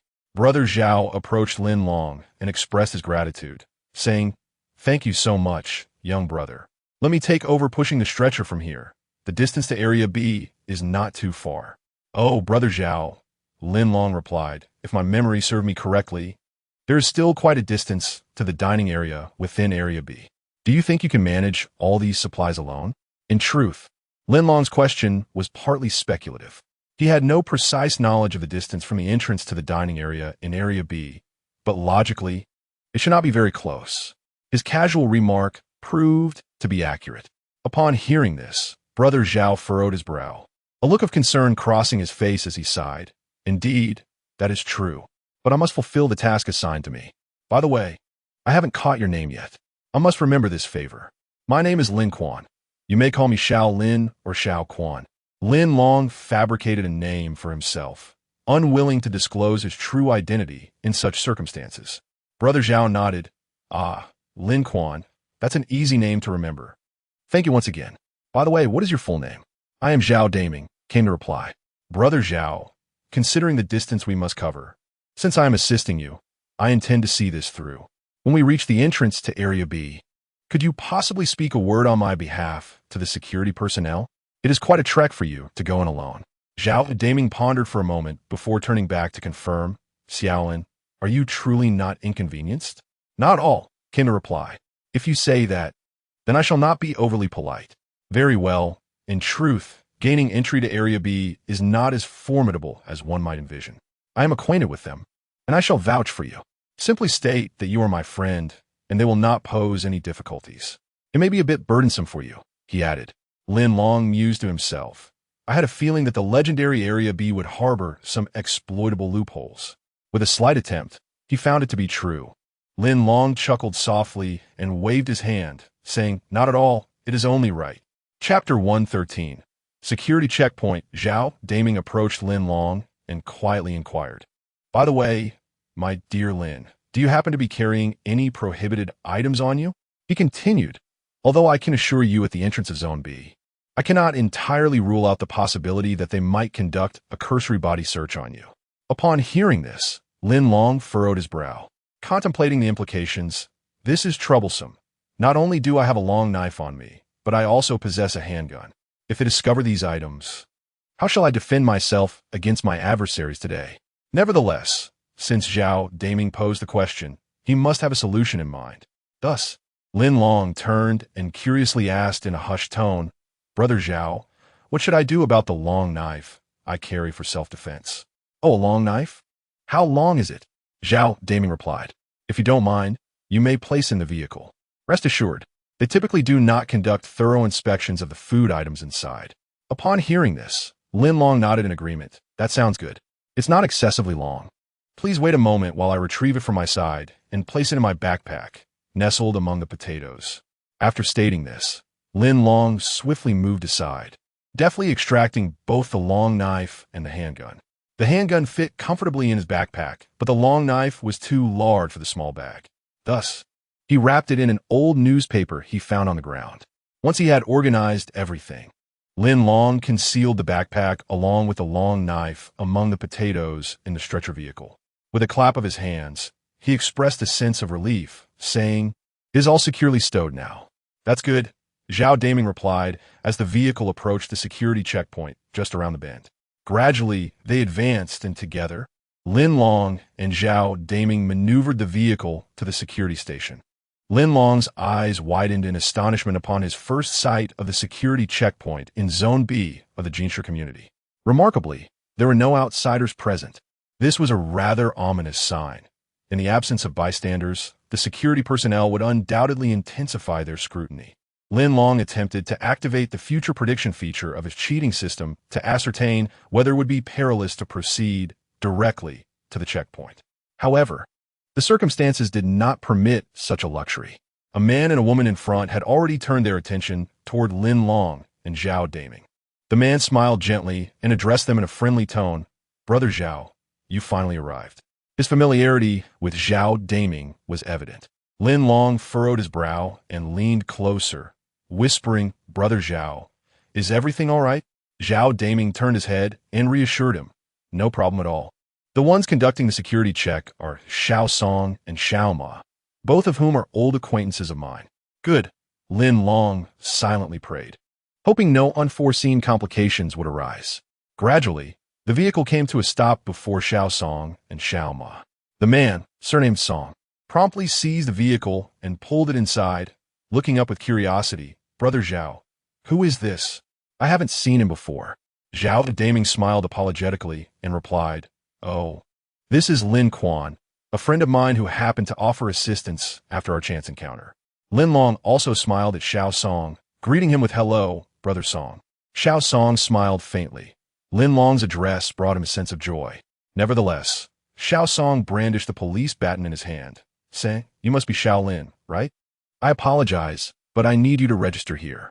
By the way, as per protocol, I must conduct a brief search on you. I believe Brother Zhao mentioned this to you on your way here, did he not? Chapter 114. Identifying locations, Lin Long hastily donned a smile and remarked, "It's all routine work, nothing to worry about." Unfazed, he approached Xiao Ma, seized a pen from the table, and swiftly recorded the necessary details in the notebook. Fortunately, the log contained previous entries, sparing him the confusion of encountering such a task for the first time.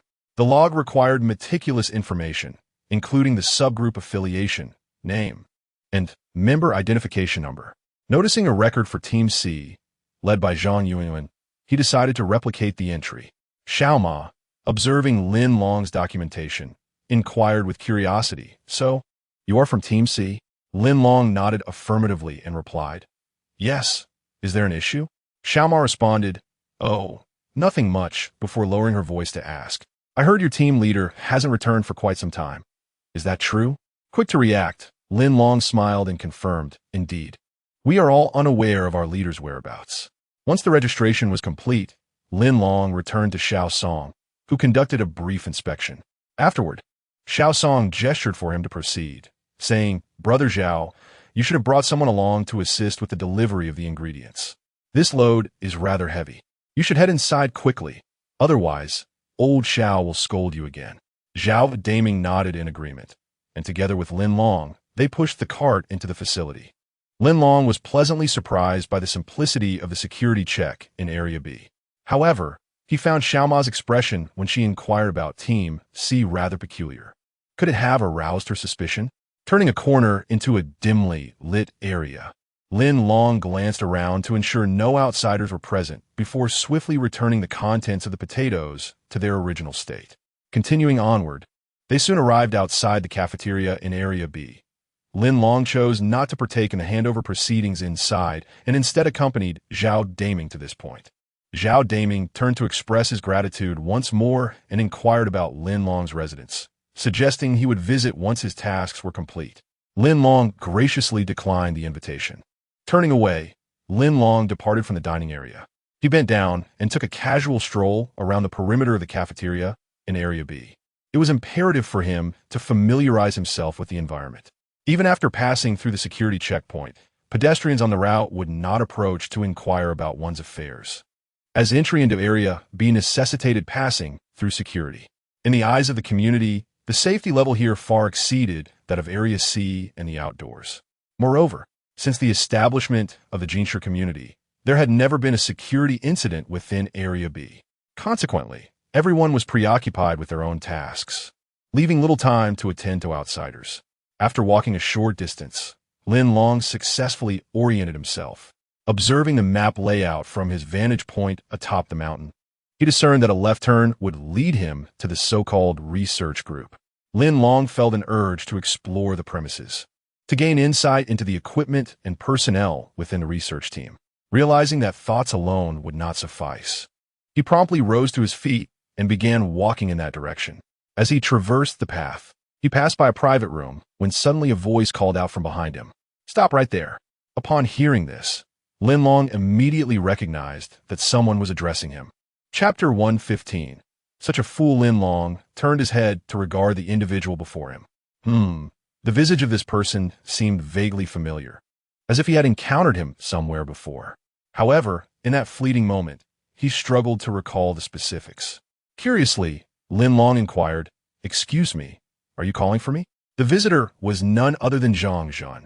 For the past 2 days, Zhang Zhan had devoted himself solely to investigating the tragic demise of his sister, Zhang Yuanyuan. He had honed in on the suspect, pinpointing the target to Jin Bo's vicinity. Regrettably, after conducting his covert inquiries, he had uncovered no valuable leads. Just as he was engulfed in frustration, he received a communication from Xiao Ma at the security checkpoint.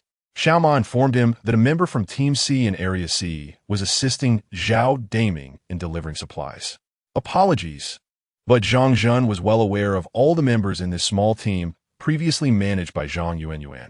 Upon hearing Lin Quan's name, he found it entirely unfamiliar.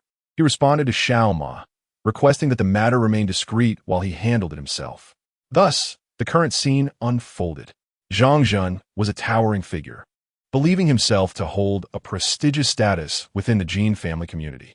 To him, a minor character like Lin Long was as inconsequential as squashing an ant. With a smile, he approached and suddenly produced an electric baton from his waist. Only individuals of his caliber would dare to carry such equipment. Zhang Jun retorted, "What do you think? Area B is not a place for idle wandering. Now, who exactly are you? What brings you to Area B?" The fury etched on Zhang Jun's face bore a striking resemblance to that of Zhang Yuan. As Lin Long met his gaze closely, a realization dawned upon him. No wonder this face seemed somewhat familiar. It was reminiscent of the deceased Zhang Yuan. Indeed, he must be Zhang Jun, her elder brother. Furthermore, he had heard from Hequan that Zhang Jun held considerable sway within the Jin family community. Observing the weapon in his grasp, Lin Long thought to himself that this man might prove formidable. Feigning ignorance, Lin Long glanced around, shaking his head. "I do not comprehend what you mean. Indeed, there are no outsiders nearby. You must be addressing me." Zhang Jun's brow furrowed at this response. Could it be that this young man possessed no sense of decorum upon encountering him? In the Jin family community, he was, after all, a sworn brother of Big Boss Jin, ranking among the top 3. Why did this fellow treat him as though he were a stranger? "Young man, it seems your vision is rather dim. Do you require a lesson?" Zhang Jun's ire flared. How dare a nameless nobody attempt to play the fool with him? With a sudden forward stride, he swung the electric baton toward Lin Long, anticipating this display of fury. Lin Long had already prepared himself for confrontation. "Humph. I have taken your sister's life. You, on the other hand, may be of use to me for the time being." Lin Long narrowed his eyes as the baton descended. He deftly sidestepped the blow. Simultaneously, he clenched his right hand into a fist, delivering a swift strike to Zhang Jun's nose. With a powerful punch, Zhang Jun was immediately rendered dazed and disoriented, his vision swirling with stars. Lin Long, however, granted him no opportunity for retaliation. Following that strike, he swiftly drew forth a long blade from his waist. With a deft motion of his right hand, he positioned the blade against Zhang Jun's neck, uttering a disdainful remark. "How utterly incompetent!" Zhang Jun let out a low gasp, his eyes narrowing in shock as he noticed the insignia on the blade. "Isn't this weapon from my Jin clan community?" Chapter 116. Zhao Damon captured Lin Long, successfully subdued Zhang Jun, and quickly glanced around. Fortunately, Zhang's earlier cries were not too loud, and they had not attracted the attention of passers-by. However, this was a public area, and lingering too long could easily lead to discovery. Seizing Zhang's electric baton, Lin Long activated it and pressed it against Zhang's lower back. Zhang's body convulsed uncontrollably, emitting a series of crackling sounds before collapsing to the ground with a thud, unconscious. Lin Long chuckled to himself, appreciating the utility of the electric baton. As it was a valuable tool, it would be unwise to discard it. He promptly stowed his long knife and secured the electric baton at his waist. Turning around, Lin Long gently pushed open the nearby door. To his surprise, it was not locked. Without pausing to ponder, he entered the room, scrutinizing his surroundings. Finding no one inside, he cautiously dragged the unconscious Zhang Jun into the room. After closing the door behind him, Lin Long took a closer look at the space he had entered. Ah, this must belong to a woman. He noted the feminine clothing draped across the bed. However, he wondered where the occupant had gone. Lin Long conducted a cursory search of Zhang Jun's person and confirmed his suspicions. This fellow was indeed overweight. Among his belongings, he discovered a small pocket within his underwear, containing honeyed crystal cores, large, glistening specimens. A quick glance revealed at least 10 of them. Upon seeing these delectable treasures, Lin Long felt a surge of greed awaken within him. Without a second thought, he tore open the bag, extracted one of the cores, and popped it into his mouth. Instantly, a fragrant sweetness enveloped him, filling his body with an exhilarating surge of energy, a most delightful sensation.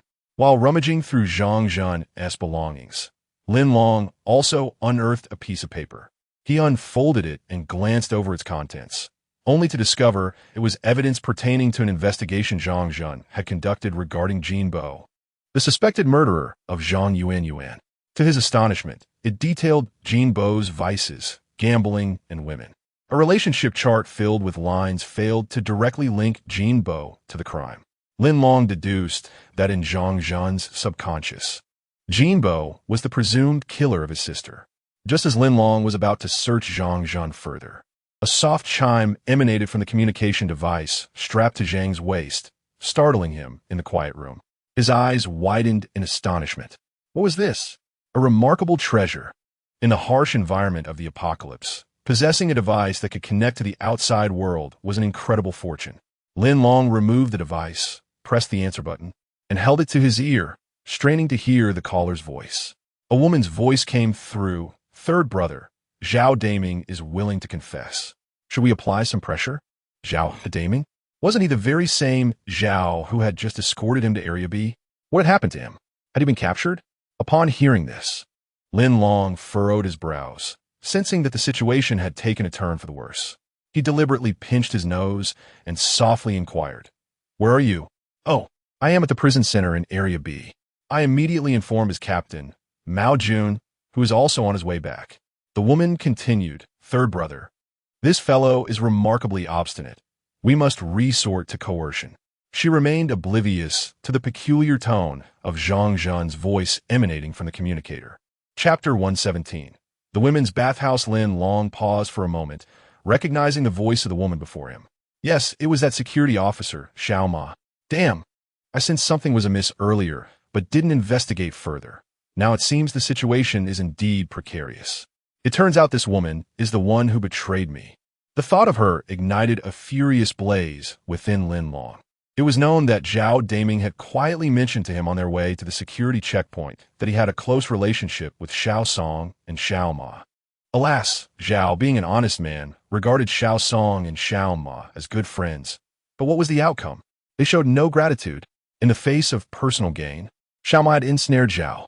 Lin Long abruptly ended the communication, unwilling to converse with this woman, fearing that a single word might ruin everything. He turned his gaze towards the unconscious Zhang Zhan on the ground. Indeed, Zhang Zhan was now in his grasp. Moreover, without Zhang Zhan's explicit instructions, Xiao Ma would not dare to act against Zhao. With Zhang Zhan under my control, he must comply with my demands. There is no room for evasion.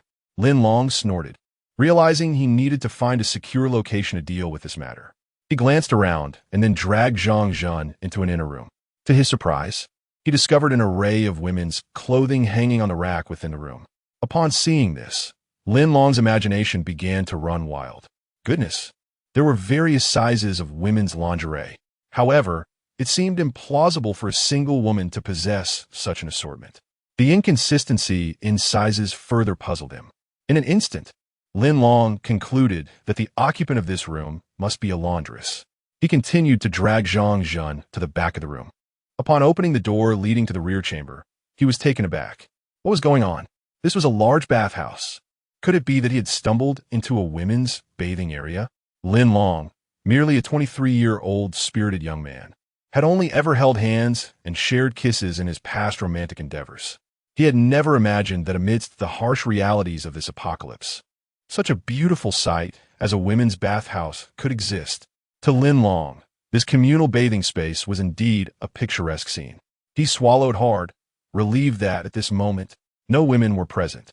He could swiftly retreat.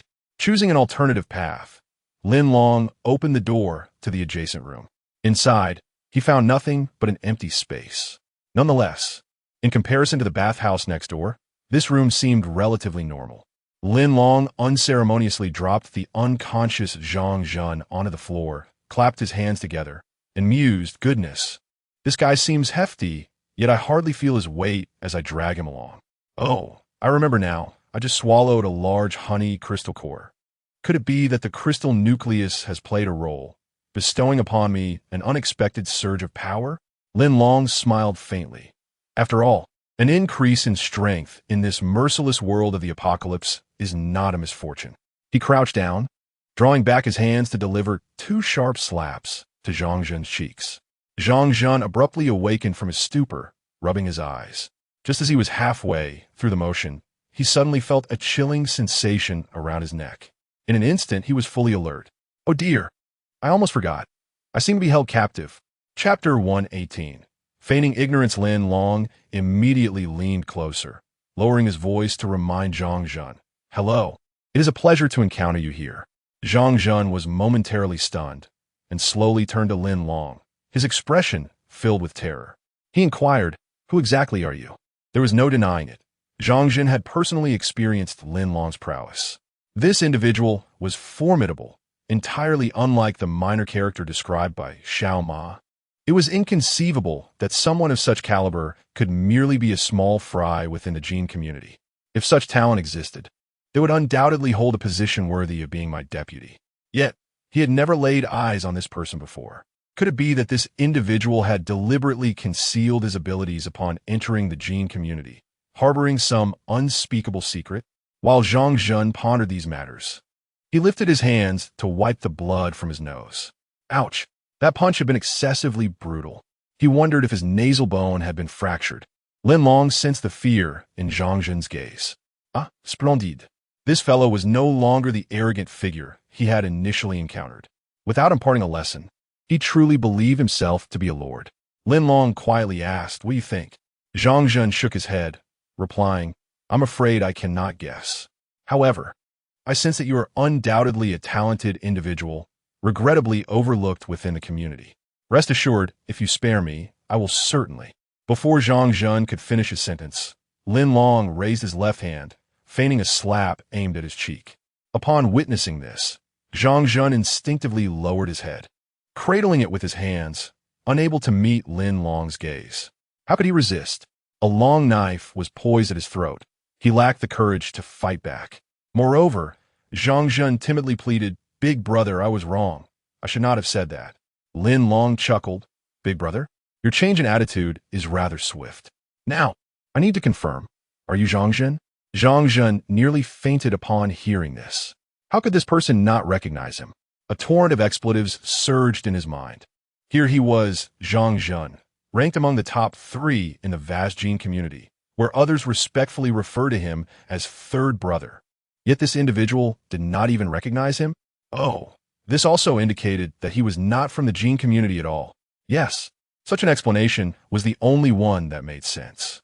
After a moment of thought, Zhang Jun realized, since he was unfamiliar with him, why should he admit to being Zhang Jun? Perhaps if he claimed to be a minor character, this man would not press him further. These thoughts raced through Zhang Jun's mind, unnoticed by outsiders. Resolute, he forced a wry smile and said, "Big brother, did you mean third brother? How could I possibly be third brother? I am merely a humble member of the security team. I implore you, show mercy and spare me." Lin Long pressed on. "A member of the security team? Is that truly the case? I have already searched you and discovered you possess an electric baton, a communication device, and a crystal core treasure. As a mere member, do you truly possess such bountiful treasures? Do you think me so naive?" Upon hearing this, Zhang Jun furrowed his brow, his heart racing with anxiety. "This is disastrous. This fellow has already searched me. What am I to do?" Lin Long, witnessing his sudden silence, felt an even greater disdain for him. With his left hand, Lin Long retrieved the communicator from his waist, waving it slightly before him, and in a hushed tone inquired, "My apologies for answering a call without your consent just now. Brother San, so you are still the esteemed Brother San of the Jin clan community?" Chapter 119. The useless Zhang Jun pondered deeply. Since this fellow has already searched him, deliberately concealing his identity would only provoke his disdain. He recalled the long knife in the man's possession. It belonged to someone in the Jin clan community, didn't it? He felt a flicker of recognition. Suddenly, it dawned on him, Mu Chuan. Good heavens, this scoundrel has actually pilfered Mu Chuan's weapon. The thought sent a chill down his spine. Zhang Jun nodded, saying, "Well then, since you're already aware of my identity, why do you still inquire? Are you intent on forcing me to reveal myself?" He continued, "We have never crossed paths, so there is no enmity between us. If you spare me, we can consider today as event settled. Moreover, the bag of crystal cores I carry shall serve as a gift for you. What do you say?" Lin Long appeared to have heard the most ludicrous joke in existence, as if he were still ensnared in a dream. "At such a critical moment, this fellow dares to offer me a gift?" Lin Long murmured, "Are you certain there is no enmity between us?" Zhang Jun mused. What does he mean by that? Could it be that he was the one who harmed Mu Chuan, fearing I might seek retribution on his account? Bah, what is Mu Chuan to me? Merely a waste in the community. How could I possibly offend this formidable opponent for the sake of a worthless individual, unless I were a fool? Zhang Zhun smiled. I recognize the knife in your hand. Its owner was once one of my subordinates. Ordinarily, when an outsider steals a treasure from my community, Mu Chuan was your subordinate? Lin Long's eyes narrowed in astonishment. Indeed, he was my subordinate, but merely a waste. I have long held disdain for him. His demise is quite fortuitous. Rest assured, you may take the knife without fear of my reproach. Yes, he truly is a waste. And you two are a waste. Only a leader of the incompetent could cultivate such inept subordinates. Lin Long retorted without reservation. Zhang Zhun was taken aback, his heart ablaze with fury. Damn it. This scoundrel dares to insult me as a waste. Enough, enough. Let it go. I shall rise above this, not stooping to the level of this wretch. Lin Long, having detected the shift in Zhang Zhun's expression, chuckled. What is this? Do you not perceive yourself as a waste? Zhang Zhun swallowed hard, forcing a semblance of smile, striving to maintain his composure. Brother, could you please extend me a modicum of respect? Lin Long scoffed, and with a sudden motion, his left palm struck down unexpectedly, leaving 5 distinct fingerprints on Zhang Zhun's cheek. The sharp sound rendered Zhang Zhun momentarily speechless. He hastily covered his face with his left hand, murmuring, What do you want from me? This is the Jin clan community. Do you believe I would perish alongside you? Lin Long cast a sidelong glance, observing Zhang Zhun's left hand, and mused, Xiao Ma is also one of your subordinates, correct? Pray, do not tell me you are unaware of who I speak of when I mention Xiao Ma. Zhang Zhun was taken aback. Among his closer subordinates, there was no one with the surname Ma. However, that Xiao Ma at the security checkpoint in Zone B was indeed a minor character aligned with him. Indeed, it was the little horse who informed me that an unusual character named Lin Quan has entered the scene. This wretched little horse. The source of all troubles lies with her. Regardless of her being my distant cousin, she must face the consequences she deserves. Zhang Zhun gritted his teeth. I know who you refer to as the little horse. She truly lacks discernment. How could she not recognize you? Upon my return, I shall promptly expel her from the community, leaving her to fend for herself in the outer world. His words were laden with fury, conveying a sense of genuine indignation. Lin Long furrowed his brow, a nameless rage brewing within him.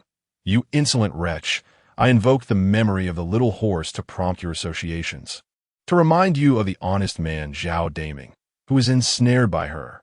Yet you seem to have conveniently forgotten this matter. Chapter 120. Release. Lin Long narrowed his eyes, his expression grave. Upon witnessing this, Zhang Zhun's heart skipped a beat as he found himself perplexed by Lin Long's demeanor. He stammered, Brother, the Xiao Ma I mentioned is the female inspector at the security checkpoint. To be candid, it was she who informed me of your entry into the Jinshi community. He was bewildered, pondering whether the Xiao Ma he referred to was indeed the person Lin Long had in mind. In instances of disagreement, it is imperative for Zhang Zhun to articulate his concerns clearly, lest misunderstandings deepen irreparably. Lin Long unexpectedly raised his left hand and delivered another slap to Zhang Zhun's cheek. Having been struck for the second time, Zhang Zhun felt a surge of anger. However, as he slightly lifted his head, he immediately became aware of the cold steel of a long knife resting against his neck. Having endured countless tribulations in the apocalyptic world, he had never before faced such humiliation as he did now. In a subdued tone, he remarked, I advise you not to overstep your bounds. The only Xiao Ma I know is this one, and none other. Lin Long chuckled darkly, retorting, a worthless person is merely that, a fool who perceives the world through a superficial lens. What do you mean by that? Ding ding. As the two conversed, an abrupt sound emanated from Lin Long's communicator, disrupting the moment. The sudden chime left both Zhang Zhun and Lin Long visibly astonished, with Zhang Zhun's expression betraying a deeper sense of trepidation. Lin Long let out a dismissive huff, slowly retrieving the communicator with his left hand. He turned to Zhang Zhun and remarked, if I'm not mistaken, it is likely another call from Xiao Ma. What do you think we should say to her at this moment? If it were a call from Xiao Ma, I would immediately scold her, urging her to gather her belongings and leave the community at once. Do you see? Would this action satisfy you? Do you believe that I harbor animosity towards Xiao Ma? Her departure from the Jinsha community bears no relevance to me whatsoever. Lin Long widened his eyes, pondering why conversing with this inept individual felt so taxing. Upon hearing this, Zhang Zhun furrowed his brows, instantly becoming petrified at the scene. Indeed, I expelled Xiao Ma from the Jin's community, which offered him little benefit. Yet, what does he expect me to do? Lin Long, unable to wait for him to come to his senses, spoke directly. I have little time left for you. After I press the answer key, you must immediately instruct Xiao Ma to release Zhao Daming. Inform him that you have identified the perpetrator responsible for the murder of Zhang Yuanyuan. It was indeed the handiwork of that rascal Jinbo's associates. Assure her to await the forthcoming instructions with peace of mind. Do you comprehend now? Zhang Zhun was momentarily taken aback, his heart churning with tumultuous waves of fear and astonishment. Indeed, how could he have forgotten that Zhao Daming? Alas, he could only blame the fact that he was merely a minor character, one that had entirely slipped his mind, along with his connection to the person before him. However, why did this young man bring up my sister and Jinbo once more? Unfortunately, that scrap of paper from my pocket has been taken by that scoundrel. Truly, I am utterly beset by misfortune to encounter such a malevolent spirit.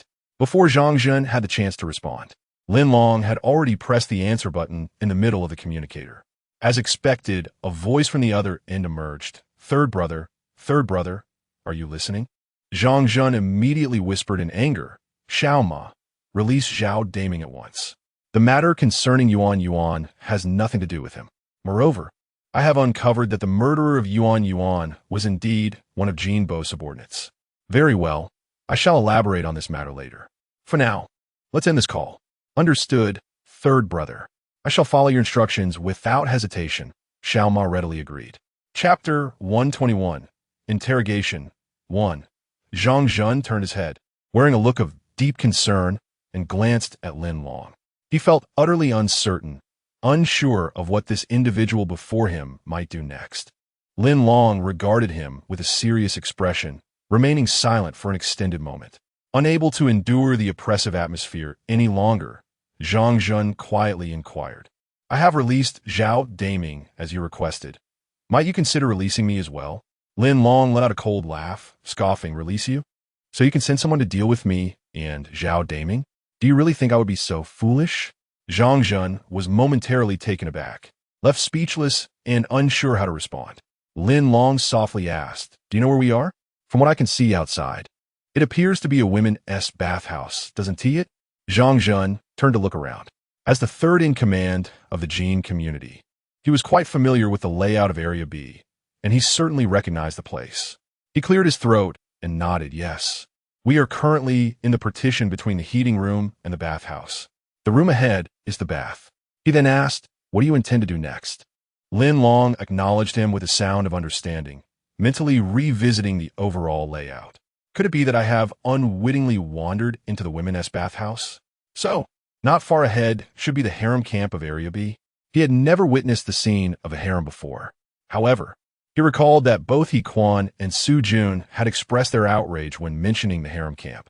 Coupled with the current setting of the bathhouse, it was easy to surmise that the harem camp likely housed a considerable number of women. Should he take a detour to see if Ling, that girl, was in the harem camp? No, wait. He Quan had privately informed him that his sister was not in the harem camp, but in a place called the nursery, tending to children. This was known as the backup room, where the future heirs of the Jin community were nurtured.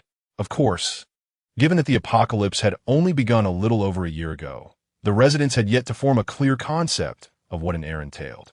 They simply believed that someone ought to care for the children. Lin Long asked, is there a nearby route from here to the backup room? Zhang Zhun hesitated. The backup room? Oh, I remember now. It's not too far from here. If you proceed a bit further and turn, you will be able to see it from a distance. However, to get there, you must take the external passage. There is no shortcut from here. His response aligned with Lin Long's earlier observations on the mountain. It seemed there truly was no shortcut from here to the backup room. As Zhang Zhun spoke, a frown creased his brow as he pondered. Why was he inquiring about the backup room? Lin Long pressed further. What about the research team? How do I get there from here? The research team? Zhang Zhun was even more bewildered. Who is this person? How does he seem so familiar with the layout of our gene community? The research group is undoubtedly the most crucial place in my community, a sanctuary that gathers a multitude of scientific minds, which cannot be divulged to outsiders so easily. Observing the flicker of uncertainty in his expression and his hesitance to respond, Lin Long furrowed his brow and brandished his long knife threateningly, declaring, "Incompetent fool, what are you pondering? I command you to answer. If you refuse or provide a misleading reply, I shall ensure your head meets the ground without delay." Zhang was taken aback, beads of cold sweat forming on his forehead. Chapter 122. Interrogation 2. Zhang quickly replied that the research teams were distributed in both Area A and Area B. Specifically, the research team in Area B was located approximately 500 to 600 meters to the left of their current position. Lin Long furrowed his brow, thinking to himself, "This man will not shed tears until he sees the coffin." From his vantage point on Golden Mountain, he could clearly see that 500 to 600 meters to the left was an open space, likely a rest area or entertainment zone for internal members, and could not possibly be the research team. If it were indeed a research team, it would undoubtedly be associated with technological equipment, and its exterior would certainly be adorned with large machinery. Lin Long's eyes widened, and he raised his left hand once more, delivering a resounding slap to Zhang Zhen's face for the third time. Zhang Zhen felt a wave of dizziness. Indeed, such a critical location as the research team should never be divulged to this dangerous individual. Uncertain of how well this man knew the gene community, he had deliberately lied to gauge his reaction. Little did he know that the cost of his deceit would be yet another slap. With 2 previous slaps still leaving a lingering pain on his cheek, the fresh blow only compounded his discomfort. Lin Long lowered his voice, broaching a pivotal question. He was aware of the research team's location. He just wasn't sure if there was a shortcut to reach it. Lin Long asked, "Let me pose another question. If you dare to deceive me, be wary, for I shall sever your right hand." "I'm not jesting. Tell me, when does your boss Gene usually come to Area B, and where does he typically go?" Zhang Zhen was completely flummoxed. This was not good, as this man was probing into Boss Jin's territory. What should he do? Was he genuinely testing me, or truly unaware? It was all too perplexing. However, in order to safeguard his right hand, he dared not fabricate another lie. Zhang Zhen swallowed hard and nodded. "Well, Boss Gene usually visits the gene community twice a week, typically on Mondays and Thursdays. Today is Friday, so if he were to come again, we would have to wait another 3 days. When he arrives in Area B, he generally only visits 2 places, the harem camp and the research team." Lin Long nodded thoughtfully, reflecting, "Today is Friday? Oh, it seems this community still maintains an intact calendar. Unlike the outside world, where, given the apocalyptic circumstances, who would bother remembering the date?" Lin Long chuckled softly, satisfied with Zhang Zhen's cooperation. "All right, I shall take your word for it this time. Your right hand is safe for now. Now, guide me to a secret route. We must leave Area B and venture outside." Lin Long was eager to avoid lingering in this place any longer. The longer they remained, the greater the risk of exposure. Zhang Zhen hastily whispered, "Big brother, if I help you out, will you let me go? Look, I have already cooperated with you, and keeping me here serves little purpose." Lin Long interrupted his lament. "Is that so? Let us discuss that once we reach that point. For now, let us exit first. We can address the rest later." Lin Long intended to leave Zhang Zhen with a glimmer of hope, ensuring that his aspirations were not completely extinguished. "First, let us exit Area B before determining our subsequent course of action." "Very well. I shall adhere to your instructions." Zhang Zhen had little reason to dissent and nodded in acknowledgement. He then raised his gaze and said, "To leave Area B, I propose we utilize the back entrance. Although there is a security checkpoint there, the personnel are all my trusted associates. I can assure you they will comply with my request to allow passage." Chapter 123. Superpowers. Lin Long squinted his eyes, expressing skepticism towards Zhang Zhen's proposal. If the security personnel at the checkpoint were his allies, would he not be walking into his own demise by attempting to exit there? Lin Long whispered, "Do you think I am as foolish as you? We shall not take the back door. Consider whether there might be an underground passage. Listen carefully, do not say there isn't one. In this environment, a secure base established during the apocalypse must surely possess an underground route. Upon hearing this, Zhang Zhun immediately responded, all right. If my memory serves me correctly, there is indeed an underground passage leading to the outside, but it is not on this side. It is accessible from the women's bathhouse. The original design utilized the water in the bathhouse to prevent sudden disasters from infiltrating, enabling the opening of the underground passage for escape. However, only 4 or 5 core members of the team are privy to this passage, and the keys are held by 2 individuals. I do not possess a key. Lin Long furrowed his brow. Zhang Zhun's serious demeanor during his response suggested he was not lying. Moreover, secretive locations, such as underground passages, are typically entrusted only to those of the highest status. Lin Long frowned and said, very well. Lead me to see where this underground passage is located. By the way, who are the 2 individuals holding keys? They're Brother Jean and Zhang Fong. Zhang Fong? Lin Long's brow knitted further as he replied in a low voice, I'm also quite interested in learning more about him. He is a superpowered individual, immensely formidable. Upon hearing this, Zhang Jin hurriedly relayed information about Zhang Fong to Lin Long, considering that his relationship with Zhang Fong was not particularly close. Moreover, he pondered whether sharing Zhang Fong's details might divert Lin Long's attention momentarily. Do you understand superpowers? Zhang Zhun cautiously inquired, slowing his speech. Pray, elaborate on what you mean by superpowers. Well, to put it simply, most individuals only experience a modest enhancement in their physical abilities after consuming a crystal core. However, those with superpowers undergo a transformation that far exceeds that of ordinary people. Their physical capabilities can increase dramatically within a short span. For instance, their running speed can surpass that of even the fastest sprinters. Would you not agree that this exceeds the limits of an ordinary human? Such abilities are colloquially known as superpowers. Ah, I see. Lin Long nodded, comprehending the concept. He then clenched his left hand into a fist and, unexpectedly, struck the ground with a powerful blow. A resounding thud echoed as a crater appeared, leaving a clear imprint of his fist on the ground. Yet, Lin Long's left hand remained unscathed. He raised his left hand, gently blowing away the dust from his fist with a smile. Now, tell me, does this qualify as a superpower?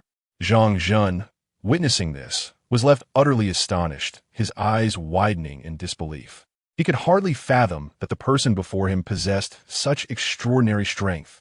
Could this truly be an ordinary individual? No, it was absolutely not. Thus, could it be said that he, too, exemplified the nature of a superpowered being? Indeed, it qualifies as a superpower. Zhang Zhun hesitated, nodding repeatedly in acknowledgement.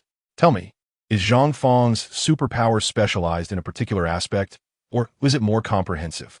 He possesses remarkable speed in running. Beyond that, I have not observed any extraordinary abilities. Ah, did you, by any chance, consume a honey crystal core earlier, which is why you seem so formidable now? Zhang Fong appeared as though he had swallowed a large apple. His throat constricted, wearing an expression of profound fear. Chapter 124. The 2 women enter. Lin Long nodded affirmatively, acknowledging the truth of the matter. Indeed, the formidable strength I possess today is not solely a result of the crystal core you just bestowed upon me. Long before this moment, I had been continuously consuming crystal cores.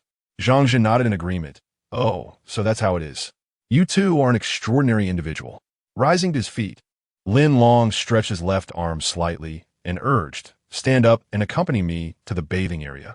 I wish to see the entrance to the underground passage. Zhang Zhen hesitated, caught in a dilemma between moving forward and remaining still. With a gentle chuckle, Lin Long reassured him, rest assured, I will exercise restraint. I want to unleash a punch powerful enough to create a gaping hole in the underground passage. Lin Long mused internally, recalling the discomfort lingering in his left hand from his previous strike. He certainly wasn't prepared for a repeat performance. Understanding the necessity of knowing the entrance to facilitate future endeavors, Zhang Zhun finally nodded in agreement. All right then. Once Zhang Zhun recognized that the individual before him was an extraordinary being, his prior resistance dissipated entirely. In the presence of such power, The only means of survival was to obey and avoid provoking the other party. Zhang Zhen led the way, with Lin Long following closely behind. However, Lin Long instinctively pressed his long blade against Zhang Zhen's back, ready to strike should he attempt any unusual movements. Just as they were about to exit, the sound of a girl weeping and another woman's soothing voice reached their ears from outside the room. Lin Long swiftly extended his left hand, pulling Zhang Zhen back. Turning to see Lin Long placing his middle finger against his lips in a gesture for silence, Zhang Zhen nodded in understanding, maintaining the quietude of the scene. The weeping girl sobbed softly, "Sister Yuan, I cannot comprehend." The comforting woman replied, "Ren, this is reality. You must accept it with composure. It is inevitable for every woman entering the harem camp to face such a day. We can only blame our ill fate and our lackluster appearances, which led us to be assigned to Zone B. Sister Yuan, how did you manage to endure?" Enduring is imperative. I have my parents in their grasp. I must consider them as well, even if not for myself. You know that outside, it is a world overrun by zombies. There is no doubt we would perish if we ventured out. For their sake, entering the harem camp is worthwhile. Does that mean we must continue to serve clients in this manner from now on? Not necessarily, Ren. If you strive diligently, there may yet be a day for your emergence. What emergence can there be within these confines? There is indeed a possibility. I wonder if you have heard of the name Jiang Suitsue, the Third Lady? I have. She is my junior. What about her? Since she is your junior, you should be even more aware of her story. When Jiang Suitsue joined the community, both her parents had perished, and the wealth of her former affluent family had vanished entirely. She harbored no desire for demise in her quest for survival. She initially entered the harem camp of District B. Her appearance could only be deemed mediocre, lacking in distinction. However, during her interactions with clients, she ingratiated herself with Third Brother, and through his recommendation, she was granted an audience with Big Boss Jean. Presently, she has ascended to the esteemed position of Third Madam. Naturally, she enhanced her beauty and voluptuousness through the so-called crystal core. Otherwise, Big Boss Jean would not have taken an interest in her. Chapter 125. Inspirational story, is she truly the current Third Madam? The weeping woman inquired, her voice trembling with disbelief. Indeed, she is the present Third Madam. She has moved out of the B District's harem and taken residence in the A District's backwives' quarters. Anyone who gains entry into the A District is assured of comfort and security, allowing them to navigate the trials of this apocalyptic era with peace of mind. The comforter's tone conveyed a profound yearning as she spoke. The B District's harem was merely a temporary refuge for these young women. Only by entering the A District backwives' quarters could they attain the utmost safety. Sister Yuan, do you mean to suggest that I should endure humiliation and learn the art of flattery, with the hope of one day ascending to the status of a backwife like Jiang Suitsue and becoming one of Master Jin's women? But I heard that Master Jin is already in his 30s and was once. The comforter swiftly interrupted her, cautioning, "Run at this juncture. It is best not to indulge in fanciful thoughts. Your safety is paramount. Everything else can be pursued later. The backwives' quarters are merely one of the hopes we cling to." What an inspiring tale. Jiang Suitsue, once a mere common courtesan, through her own efforts, ultimately ascended to the esteemed position of Master Jin's Third Madam. Lin Long furrowed his brow upon hearing this and turned his gaze toward Zhang Zhen. Can you believe it? He is still the one who introduced the Third Madam to Master Jin. Zhang Zhen was equally taken aback. He had not anticipated such a conversation unfolding in the seemingly inconspicuous harem. The term harem was coined by the Jin community, but in reality, it is a military establishment, he murmured. "This is not my affair. I merely made a slight introduction." Lin Long replied, "Do not absolve yourself so easily. Once they leave, I will deal with you." They then leaned in to eavesdrop on the ongoing discourse outside. "Sister Yuan, may I inquire, does that crystal core truly possess the ability to enhance our physical attributes and even beautify us?" "Yes, the crystal core is indeed a remarkable boon for us women. However, you must exercise caution, for it is regulated within the community. Be shrewd. If you acquire such a treasure, ensure it is concealed in the safest possible location. Do you understand?" Shortly thereafter, they entered the bathroom adjacent to Lin Long's quarters. As it was summertime, The oppressive heat made bathing in cold water a welcome relief, rendering the heating system unnecessary. Before Lin Long and Zhang Zhen's eyes stood two women, completely unclad. They peered through the door's crack, observing the scene within the bathing area with clarity. The first girl, moving swiftly, plunged into the bath, vigorously scrubbing her body, resulting in a symphony of splashing water. Behind her, a graceful middle-aged woman followed at a slower pace, watching the younger girl with a resigned shake of her head and a sigh. Lin Long could scarcely fathom that at this hour, the bathing area would be occupied, and in such an unexpected manner.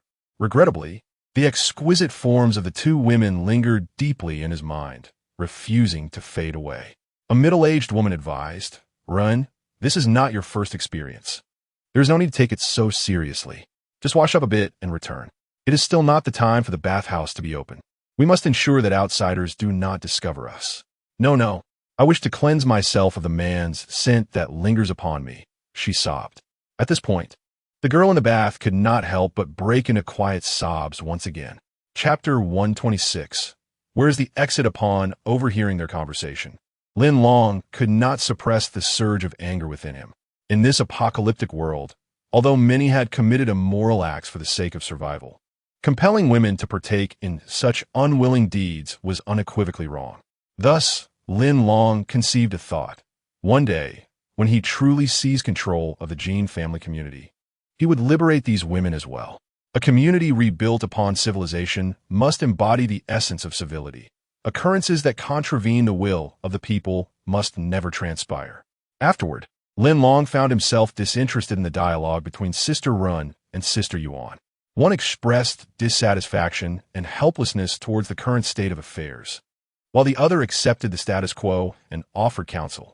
A mere 10 minutes later, after they had finished bathing, the two departed. This left Lin Long and Zhang Zhen alone in the room. Zhang Zhen looked up and noticed the grim expression on Lin Long's face, prompting him to quietly inquire, Can we go over there now? I will soon reveal the entrance to the underground passage." He wished to steer clear of discussing the harrowing matters of the community's harem, recognizing it as a significant blemish of which he was a part. Without fully grasping Lin Long's state of mind, he hesitated to broach the subject. Suddenly, Lin Long raised his left hand, seemingly preparing to strike again. Quick to react, Zhang Zhen bent down and buried his head in his waist, pleading softly for mercy. "Please spare me.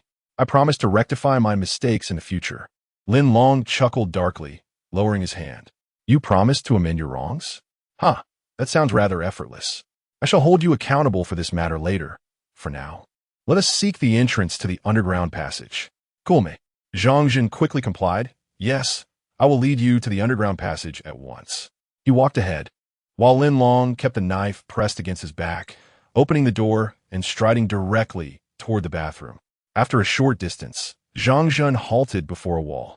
Turning to Lin Long, he pointed, It's right here." Lin Long nodded, but did not approach to investigate immediately. Instead, he inquired, "Where does this underground passage lead?" The exit of this underground passage is behind that large mountain." "The mountain you refer to is Jinshan?" "Yes, it is Jinshan."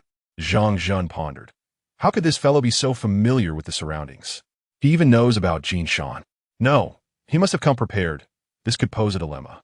Lin Long stepped closer, his voice laced with anger. "Are you feigning ignorance? Jinshan is so vast, and you say the exit is behind it, asking me to search meticulously? Do you truly believe I will find it?" One could not deny that when Lin Long was incensed, his expression became quite intimidating. Observing this, Zhang Zhen's heart skipped a beat, and he quickly responded, I was mistaken. The exit of this passage is near a large poplar tree, slightly to the left of Jinshan. There lies a lush forest, and by merely parting the trees, one can behold the entrance to that cave. Upon hearing this, Lin Long nodded in satisfaction, remarking, "This is more like it. It appears you are not as inept as I had imagined. However, you require constant reminders, otherwise you shall never learn." He then rose, casting a sidelong glance at Zhang Zhen, and added, "I shall make the decision to take you out. Once we are outside, I can confidently execute my plan." Chapter 127. Swift escape after Lin Long rendered Zhang Jun unconscious for the second time. He refrained from immediate action. Instead, he approached the wall, extending his right hand to gently tap the surface. A resonant, crisp sound emanated from within, indicating that the space behind was vacant. Naturally, it was only Lin Long who possessed such strength to elicit a sound. A mere ordinary person would find even the lightest touch painful enough to withdraw their hand. Lin Long glanced sideways at the unconscious Zhang Jun, remarking to himself how, under his tutelage, Zhang had grown increasingly compliant. From within the room, Lin Long managed to procure a tattered old garment, which he then used to envelop Zhang Jun. Having ventured into Area B that day and explored a portion of it, he had also gleaned insights about the unvisited locales from his vantage point atop the Golden Mountain. Overall, today's reconnaissance mission had been successfully accomplished, and it was time to exit. It was prudent to avoid Area A when safety could not be assured. With a slight exertion, Lin Long effortlessly hoisted the weighty Zhang Jun, who exceeded 120 pounds, onto his waist.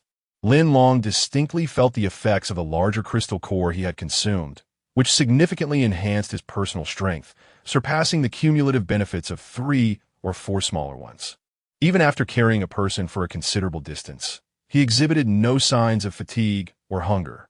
As he advanced, Lin Long meticulously surveyed his surroundings. Fortunately, after dealing with Zhang Jun, the other pedestrians in Area B regarded him with indifference. Before long, he arrived at the rear entrance of Area B, where 2 middle-aged men sat on stools, one wielding a detection rod and the other grasping a long knife, poised for security checks. Lin Long cautiously concealed himself in the corner of the wall, taking a moment to rest and fully restore his energy. He then tore a piece from the tattered clothing to cover his face. He resolved to sprint away from the security checkpoint with the speed of a 100-meter dash. Surely, if Zhang could achieve such a feat, so could he. Once prepared, Lin Long launched himself forward in a swift, decisive motion. The 2 security personnel, engaged in a mundane conversation, were caught off guard by the sudden gust of wind as a figure darted past, vanishing with a bundle in tow. After Lin Long's silhouette completely disappeared from their view, the first guard exclaimed, "Hey, did someone just run out?" The second guard rubbed his eyes in confusion, responding, "Did they? Do you truly believe there exists anyone capable of running that fast?" The first guard shook his head. "I think it's improbable for anyone to run that swiftly. Perhaps I was just seeing things." The second guard readily agreed. "It must have been your imagination. Nothing happened just now." In an instant, Lin Long reached the foot of the Golden Mountain. With a resounding thud, he cast the parcel from his grasp onto the ground, panting heavily. Although he considered himself quite fit, even he could not withstand such a frenzied sprint. After this bout of running, he felt an intense depletion of energy. His stomach began to grumble in protest. "Hey, let me go, let me go." Suddenly, a voice emerged from within the bundle of old clothes. Zhang Jun's urgent cry. He swiftly lifted the tattered garments that had shrouded his head, only to discover that the long blade was once again poised menacingly against his throat. Chapter 128. My Actions 1. Zhang Jun cleared his throat and feigned nonchalance, chuckling, "Oh, it was not my intention. I just fell to the ground and woke up in pain. Upon regaining consciousness, I found myself enveloped in darkness." Lin Long crouched down, deftly retrieving a bag of provisions from his backpack. "Damn it, I need to replenish my energy before dealing with this disobedient fellow." Lin Long consumed the provisions with remarkable speed, resolving his hunger within a mere minute. Lin Long mused to himself, "Surely, my vigorous running earlier led to a rapid depletion of the crystal core within me, resulting in this swift hunger." Zhang Jun gingerly rubbed his back, occasionally casting glances at Lin Long, feeling an overwhelming sense of frustration. "What am I to do? I've been brought here by him. It seems my fate hangs in the balance, uncertain. No, I must strive to survive and seek a way to secure my release." Lin Long wiped his mouth and inquired, "What do you think of the scenery here?" Zhang Jun promptly replied in a hushed tone, "If you say it is good, then it is good. If you say it is bad, then it is bad. I will wholly defer to your judgment."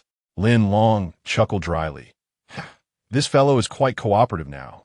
He slowly produced a communication device from his waist. "Rest assured, as you are in my grasp, I shall ensure your utility is maximized. Thus, as long as you retain your value, you shall remain safe. I would never designate this place as your final resting ground. Indeed, a beautiful landscape fosters a pleasant mood. So let us proceed with my action plan. Zhang Zhun swallowed hard, feeling a slight sense of relief. Well, as long as he does not kill me, I can still try to cooperate when needed. Do you recall? Lin Long continued. I previously mentioned in your conversation with Xiao Ma that I had uncovered the identity of the murderer of Zhang Yuanyuan. It was indeed one of Jinbo's men. Do you remember? Lin Long's mention sparked a realization in Zhang Zhun's mind. Indeed, this man had instructed him to relay that very message to Xiao Ma. It was evident that he had been prepared all along. Zhang Zhun forced a smile. I remember, but I do not understand why you want me to say this. Do you not believe that the murderer of Zhang Yuanyuan is truly one of Jinbo's subordinates? To be frank, while Zhang Yuanyuan may not be deemed a great beauty, she is, after all, a woman. More importantly, she is your sister. If Jinbo seeks to undermine your standing as the third brother in the community, confronting you directly would be quite arduous. Therefore, he diverted his attack and targeted your sister instead. Do you not find this reasoning fitting? Zhang Zhun was taken aback, recalling vividly that his draft had included the name Zhang Yuanyuan. Moreover, he had added Jinbo as a hypothetical adversary among those who pursued Zhang Yuanyuan. Yet, there was no mention of their relationship on that paper. However, he knew she was his sister. Half convinced and curious, Zhang Zhen asked, "Who exactly are you? Lin Quan is not your true name, is it? Are you from the Jinbo region? That can't be right. If you were indeed from Jinbo and possessed supernatural abilities, it would be impossible for you to remain undiscovered for so long." Lin Long chuckled upon hearing this. Why do I feel that you are becoming increasingly astute? Your reasoning is contradictory. Have you considered approaching it from a different perspective? Chapter 129. My actions, too. Zhang Zhun was momentarily bewildered by Lin Long's words. However, within the next heartbeat, he realized something. With astonishment, he exclaimed, "If I'm not mistaken, you cannot possibly be a member of the Jin family community. Nor could you be under Jinbo's command. You must be an outsider who has heard of both Jinbo and me." But his eyes widened in terror. The thought that surged within him rendered him momentarily speechless. Lin Long chuckled, pressing on, "But what? Speak freely." He continued, "How do you know that Zhang Yuanyuan is my sister? I have been secretly investigating the cause of my sister, Zhang Yuanyuan's death, and outsiders could not possibly be privy to this knowledge. Yet you are aware. Unless you are the very murderer of Zhang Yuanyuan." At this point, Zhang Zhun's eyes widened in fear as he awaited Lin Long's reaction. Lin Long nodded affirmatively. "It seems you are indeed quite astute. I have acquired a motorcycle and a highly accurate crossbow. These items are quite valuable in this apocalyptic world." As Lin Long spoke, Zhang Zhun felt his knees weaken, nearly collapsing to the ground. Lin Long swiftly extended his left hand to support him. "There is no need for such fervor. I understand that this revelation must come as quite a shock to you. However, there is no need to kneel in gratitude. You kill my sister?" Zhang Zhun's eyes shimmered with tears, disbelief coursing through him as he realized that Lin Long was the very perpetrator he had been desperately pursuing. In the next moment, he raised his hands to wipe away his tears. What can be done? The disparity in our strengths is glaring. It is evident that I cannot contend with you. My sister's death appears to be a lost cause. As for expressing gratitude, that is a mere fantasy. Lin Long smiled. At least you have come to your senses. Do you recall? After our first encounter, I subdued you, and you insisted that we bore no grudges towards each other, questioning why I would capture you. And now, you understand, do you not? Our relationship cannot be devoid of enmity. It is steeped in the blood of my sister. However, knowing this serves no purpose, as you are no match for me. Should I wish to end your life, it would be effortless. Yet I believe that if you cooperate fully, we might collaborate to shift the blame for Zhang Yuanyuan's death onto Jinbo. Have you not always harbored disdain for that fellow?" Zhang Zhun, having thoroughly grasped the reality of his situation, recognized that revenge was unattainable. However, the notion of transferring the blame for the murder to Jinbo intrigued him. Such a thing can indeed be shifted to another? What do you require of me? I shall comply with your every demand. Excellent. Your willingness reassures me greatly. Lin Long chuckled, feeling an impulse to rush forward and kiss the man, finding his transformation utterly endearing. Lowering his voice, he continued in a moment, "Inform Xiao Ma to summon any of Jinbo's subordinates to this location. I possess a method to compel him to admit that he killed Zhang Yuanyuan, and that it was all orchestrated by Jinbo. What say you?" Zhang Zhan was taken aback, struggling to comprehend how this individual's approach could be so astonishingly simple. Indeed, it is often the most straightforward methods that yield the most perfect results. This person is truly formidable. Noticing Zhang Zhan's silence, Lin Long pressed further, "What's the matter? Do you find this method unsatisfactory? Why the lack of response?" "All right, very well. I will call Xiao Ma," Zhang Zhan replied promptly. Chapter 130. My Actions 3. Lin Long nodded and handed the communication device to the other party. To be honest, he was still unfamiliar with its operation. His only task was to press the long knife against Zhang Zhan's back. Any hint of resistance would result in immediate retribution. Zhang Zhan dialed a few numbers and held the device to his chest, awaiting a response in silence. After a brief moment, the call was answered. "Hello, who am I speaking to?" A familiar female voice resonated from the other end. Lin Long squinted slightly. The voice belonged to Xiao Ma. "It's me, third brother," Zhang Zhan said, glancing at Lin Long before continuing, awaiting his approving nod. "You need to call Luo Wei immediately and tell him that I, third brother, wish to meet him at the foot of Jingshan. He must arrive within half an hour." "Understood, third brother. I will notify Luo Wei right away." Xiao Ma responded promptly, then curiously inquired, "By the way, third brother, do you need any assistance?" "No, I can handle it myself." "All right." With that, the conversation concluded, and Zhang Zhan returned the communication device to Lin Long. In a hushed tone, Lin Long questioned, "Is Luo Wei one of Jinbo's subordinates?" "Yes," Zhang Zhan confirmed. "He is indeed Jinbo's right-hand man, known for his ruthlessness. It would be most fitting to place the blame for my sister's death on him." He cast a wary glance at Lin Long, uncertain of his trustworthiness. "You could take this opportunity to present your evidence through your reliable assistant to Big Brother Jin. Let him adjudicate this matter. Brother, I believe it would be more prudent for me to present this matter directly to Big Brother Jin myself." Lin Long shot him a piercing glare, his face contorted with anger. "What? Do you wish to oppose my plan? Rest assured, you'll have the chance to meet Big Brother Jin in person." When Zhang Zhan met Lin Long's cold gaze, a shiver ran down his spine. What exactly was he planning? I merely offered a suggestion. That's more like it. Remember, until I give my word, do not act on your own accord. Otherwise, you may find yourself unaware of how to write the word death. Lin Long then pressed Zhang Zhan for more information about Luo Wei. Zhang Zhan recounted, "Luo Wei is a lazy rogue, relying on his position as Jinbo's subordinate. He has previously violated the women in the royal harem. His most notorious skill is his ability to kill without hesitation, often ambushing from behind. It would be entirely appropriate to pin the blame for Zhang Yuanyuan's murder on him." Lin Long nodded as he listened, understanding that this man was indeed suitable to be the scapegoat. Shortly after, Zhang Zhan's communication device beeped again, and Lin Long returned it to him. Upon answering, he received a response from Xiao Ma. Xiao Ma informed him that he had conveyed the earlier message to Luo Wei, who said he would arrive shortly. However, he had brought a few individuals with him who were unaware of the situation, and he took the opportunity to remind Sangu to exercise caution. Zhang Zhan concluded the communication and looked up at Lin Long, noting that he should be arriving in half an hour. "You must be prepared," he advised. Lin Long smiled with confidence and replied, "Thank you for the reminder. Rest assured. With my physique, how could I possibly be a match for someone with supernatural abilities?" Chapter 131. The scapegoat. Zhang Zhan nodded and inquired, "Is there anything else I can assist you with?" Lin Long replied affirmatively, "That's quite commendable. Your service awareness has improved significantly." Lin Long then turned his gaze to the lush forest ahead, appreciating the scenery, which he found rather pleasant.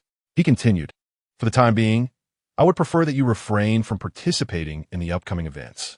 I shall ensure you enjoy a good rest here." Upon hearing this, Zhang Zhan realized that the situation was aligning with his expectations. He quickly responded, "All right, I'll rest. I can lie down by myself. There's no need to—" Unfortunately, before he could finish his sentence, Lin Long raised the hilt of his knife and delivered a precise strike to the back of Zhang Zhun's head. His head tilted, and he collapsed once more. For safety's sake, Lin Long fashioned 2 lengths of rope from his tattered clothing, securely binding Zhang Zhun's hands and feet, and then stuffed a piece of rag into his mouth. After completing these tasks, he gently lifted Zhang Zhun and concealed him amidst the dense foliage. After a brief respite, Lin Long cast his gaze toward the distance and noticed 3 young men approaching. He squinted slightly, focusing on the individual in the center. This man, of moderate age, bore an expression filled with fury. One could easily imagine his current sentiments. He must be Luo Wei. Although Luo Wei was a loyal subordinate of Jin Bo, his standing within the Jin family community was evidently inferior to that of the third brother, Zhang Zhun. When the leader issued orders, it mattered not who one served. Without a special reason, compliance was mandatory. However, Luo Wei was no fool. Previously, Zhang Zhun had never sought a private audience with him, and this sudden request for a meeting surely hinted at ulterior motives. While there was no concrete evidence to suggest that Zhang Zhun was investigating the connection between Zhang Yuan's death and the 400 Jinbo, the community was rife with gossip, and whispers of such matters occasionally reached his ears. Luo Wei summoned 2 individuals to accompany him, partly for moral support and partly to ensure that, should Zhang Zhun harbor any ill intentions, the presence of others would give him pause. Lin Long chuckled softly to himself, recalling that the message had clearly instructed this man to come alone. Yet he brought 2 subordinates. It seemed he harbored some insecurity.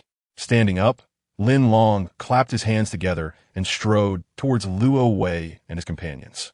Regardless, he does not recognize me, and my ambush shall catch them entirely off guard.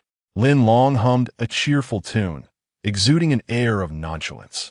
As Luo Wei and his 2 companions approached, their minds filled with doubt, they suddenly spotted a stranger, a young man, coming toward them. This was the territory of the Jin family community. Was this individual not one of their own? If he were a member of the community, would he dare to hum a tune upon seeing them approach? One of Luo Wei's middle-aged subordinates stepped forward to inquire, "Wei Ge, may I ask him?" Luo Wei nodded in affirmation. "Go ahead." Certainly, someone approached to inquire personally. Together with another subordinate, he halted on the spot to assess the situation. As Lin Long strolled forward, he noticed an individual stepping out from the crowd, advancing toward him. The distance between them remained 3 to 4 meters. Lin Long chuckled softly, pondering, "This scapegoat lacks courage. Do I appear particularly menacing?" How curious that he would send someone to inquire rather than approach directly. Lin Long, however, would not grant him the opportunity to ask questions. In the next instant, he abruptly broke into a run. Chapter 132. No opportunity given the middle-aged man in the lead was taken aback when he saw Lin Long begin to sprint. Luo Wei narrowed his eyes. He was more experienced than the 2 men beside him. He shouted, "Abu, stop him at once." Upon hearing this, the man named Abu was instantly alerted. Realizing that this fellow intended to make a significant move, he extended his right hand and hurriedly retrieved a short stick from his lower back. Alas, for someone of his standing, the only weapon he could carry was a mere wooden stick. Little did he know, just as the middle-aged man brandished the stick, Lin Long darted past him like a flash of lightning. In the next moment, a pained struggle echoed from Luo Wei. Lin Long's right hand shot out, fingers splayed wide, and without warning, he seized Luo Wei by the throat. Luo Wei's eyes widened in terror as he struggled to speak. "Let go of me, please." As Lin Long applied a bit of pressure, Luo Wei was instantly engulfed by a sensation of suffocation.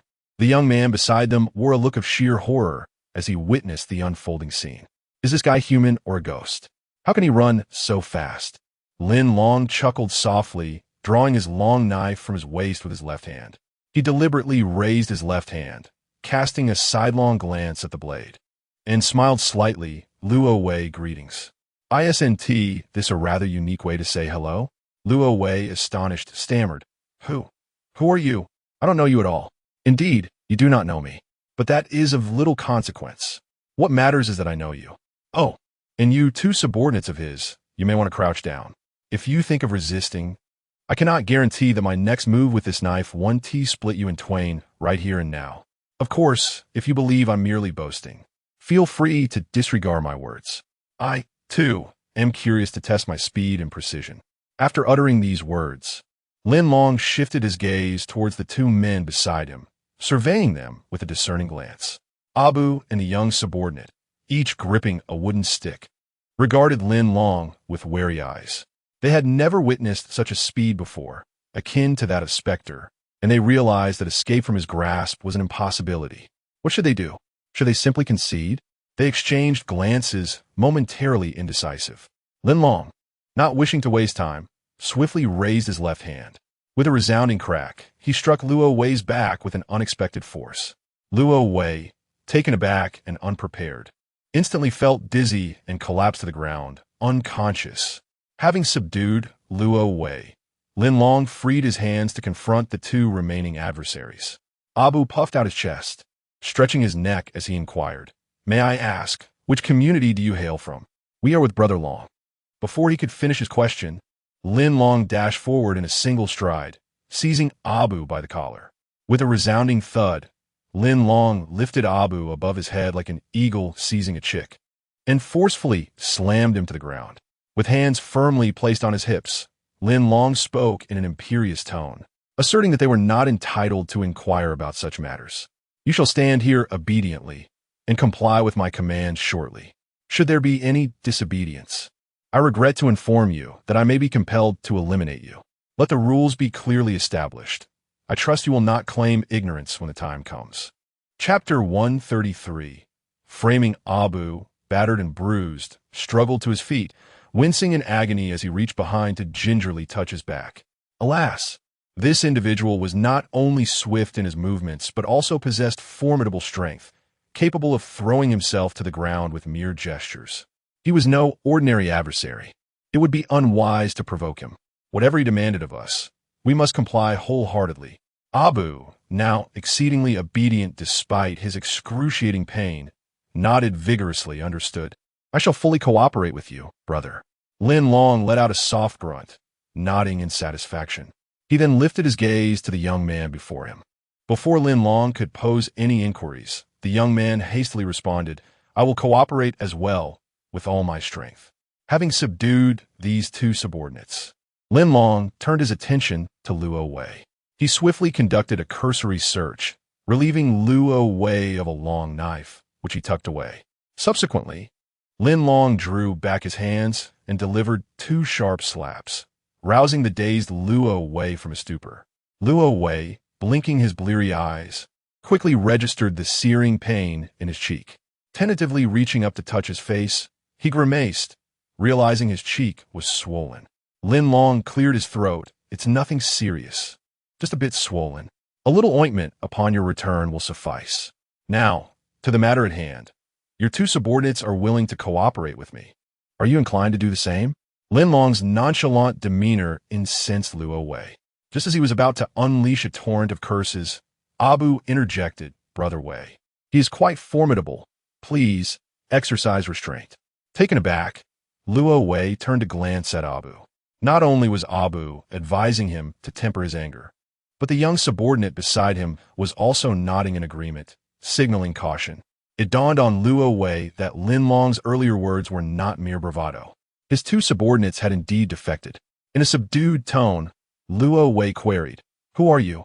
Why are you targeting us?" Lin Long replied, "I'm afraid you lack the privilege to inquire about my identity.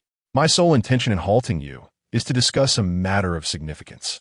I would like to ask if you are aware that Captain Zhang Yuan, sister Zhang Jun, was murdered a few days ago, and her demise was particularly harrowing." The abruptness of this topic left Luo Wei and his companions in stunned silence. This person had intercepted them concerning Zhang Yuan's death? What was his aim in bringing this up? After a brief pause, Lin Long, noticing the lack of response, inquired softly, "Are you unaware of this incident?" "I've heard whispers of it, but I am not privy to the details." "Why do you inquire about it?" Luo Wei replied, perplexed. "Knowing even a little is sufficient." Lin Long responded with a smile, casting a glance at his two subordinates. Zhang Yuan indeed met a tragic end, and part of her was devoured by zombies. "Tell me, is such a death not lamentable?" "Ha! And the perpetrator behind Zhang Yuan's murder is none other than you, Luo Wei. Upon hearing this, Luo Wei's eyes widened once more in disbelief. Damn, has this fellow intercepted himself, deliberately framing me? I have scarcely ventured outside these past few days and have never encountered Zhang Yuanyu. How could I possibly have killed her? Luo Weishue, having learned his lesson, refrained from immediate rebuttal. He discerned clearly that this individual's assertions must be grounded in reason. Luo Wei smiled softly, bowing his head in silence. Chapter 134. Acknowledgement of murder. Do you admit that you killed Zhang Yuan? Lin Long inquired with a faint smile. That is not an easy question to answer. If I were indeed the one who took Zhang Yuan's life, one must ask, why would I do such a thing? She is not just anyone. She is the younger sister of Sange. Given her background, it would be inconceivable for me to harm her. Luo Wei responded with a bitter smile, perplexed by the intentions behind this individual framing him for the crime. Ah, your motives for murdering Zhang Yuan are rather evident. You were enamored with her and sought to pursue her affections. Unfortunately, she rejected you, leaving you with no choice but to resort to force. You believed that such actions would compel her to relent, yet reality unfolded quite differently. In a fit of rage, you ultimately took her life. What a tragic loss for a promising young woman, falling victim to your grasp. Upon hearing this, Luo Wei and his two subordinates widened their eyes in terror, utterly shocked by the masterful fabrication of lies spun by the skilled adversary before them. No, that cannot be. Zhang Yuan is not exceptionally beautiful, and her haughty demeanor meant she never deigned to acknowledge me. I harbor no interest in her whatsoever. Before he could finish, Lin Long raised his hand and delivered a sharp slap across Luo Wei's cheek. I have stated this as the reason, and thus it stands. You have no grounds for rebuttal. Enraged, Luo Wei sprang to his feet, his right hand reaching for the long knife at his waist. However, as his hand moved towards his belt, he froze in shock. The knife was nowhere to be found. Oh, it is quite clear that during your unconscious state, I must have relieved you of your only lethal weapon. Lin Long smirked. What are you searching for? The knife? Apologies, but it is now in my possession. Luo Wei bellowed, Abu, Axi, attack him. With that, he swung his right hand, aiming to deliver a powerful punch to Lin Long's face. Yet Lin Long was quicker. He seized Luo Wei's right hand. With a sudden surge of strength, a sharp crack resounded as Luo Wei's fingers were painfully crushed. Luo Wei's eyes widened in terror, pleading, Spare me, spare me. You concede? You concede? Lin Long finally released his grip, stating, Not only you, but even the combined strength of you three would not suffice to challenge me. Therefore, you possess no right to resist in my presence. Your only option is to comply. Do you understand? Luo Wei nearly stumbled to the ground, cautiously examining his injured hand. He looked up, resigned, and asked, Why do you frame me for the murder of Zhang Yuan?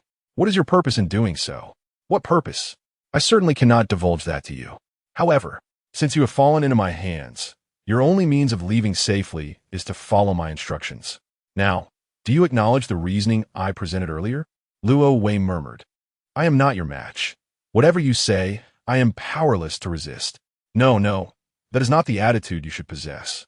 You ought to raise your gaze to me, wearing a sincere expression, and confess that you were the one who took Zhang Yuan's life. Moreover, you should reiterate the reasons behind her demise. Luo Wei felt a sense of helplessness. Given the demands placed upon him, he had no choice but to comply. After articulating his response, as per Lin Long's request, he softly inquired, Do you have any further instructions? Chapter 135. No choice. Lin Long smiled faintly, refraining from immediate declaration. He glanced up at Luo Wei's two subordinates and inquired, You both heard that, did you not?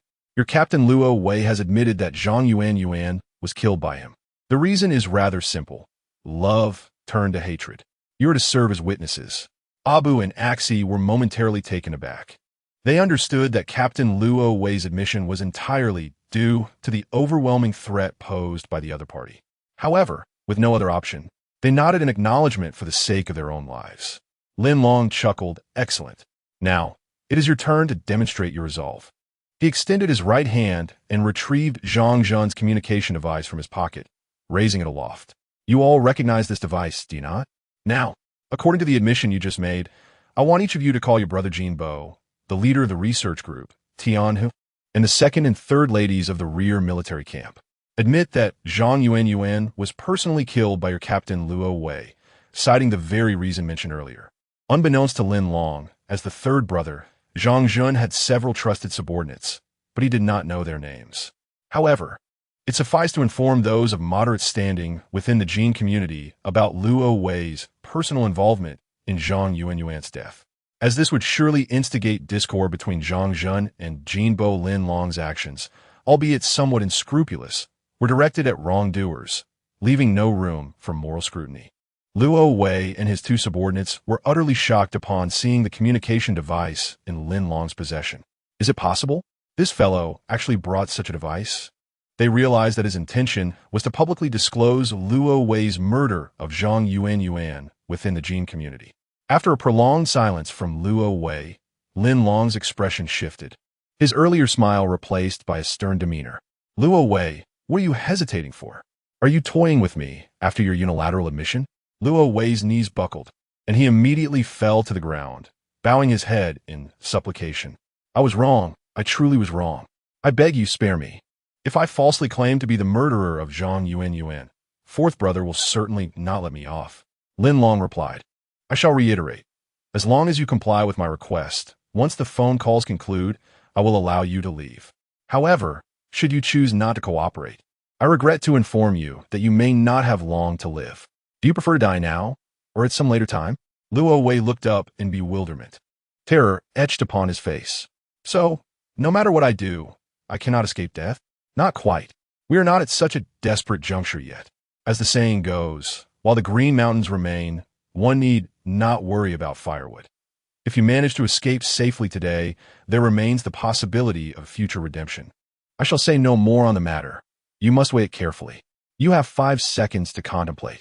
5 seconds slipped by in the blink of an eye.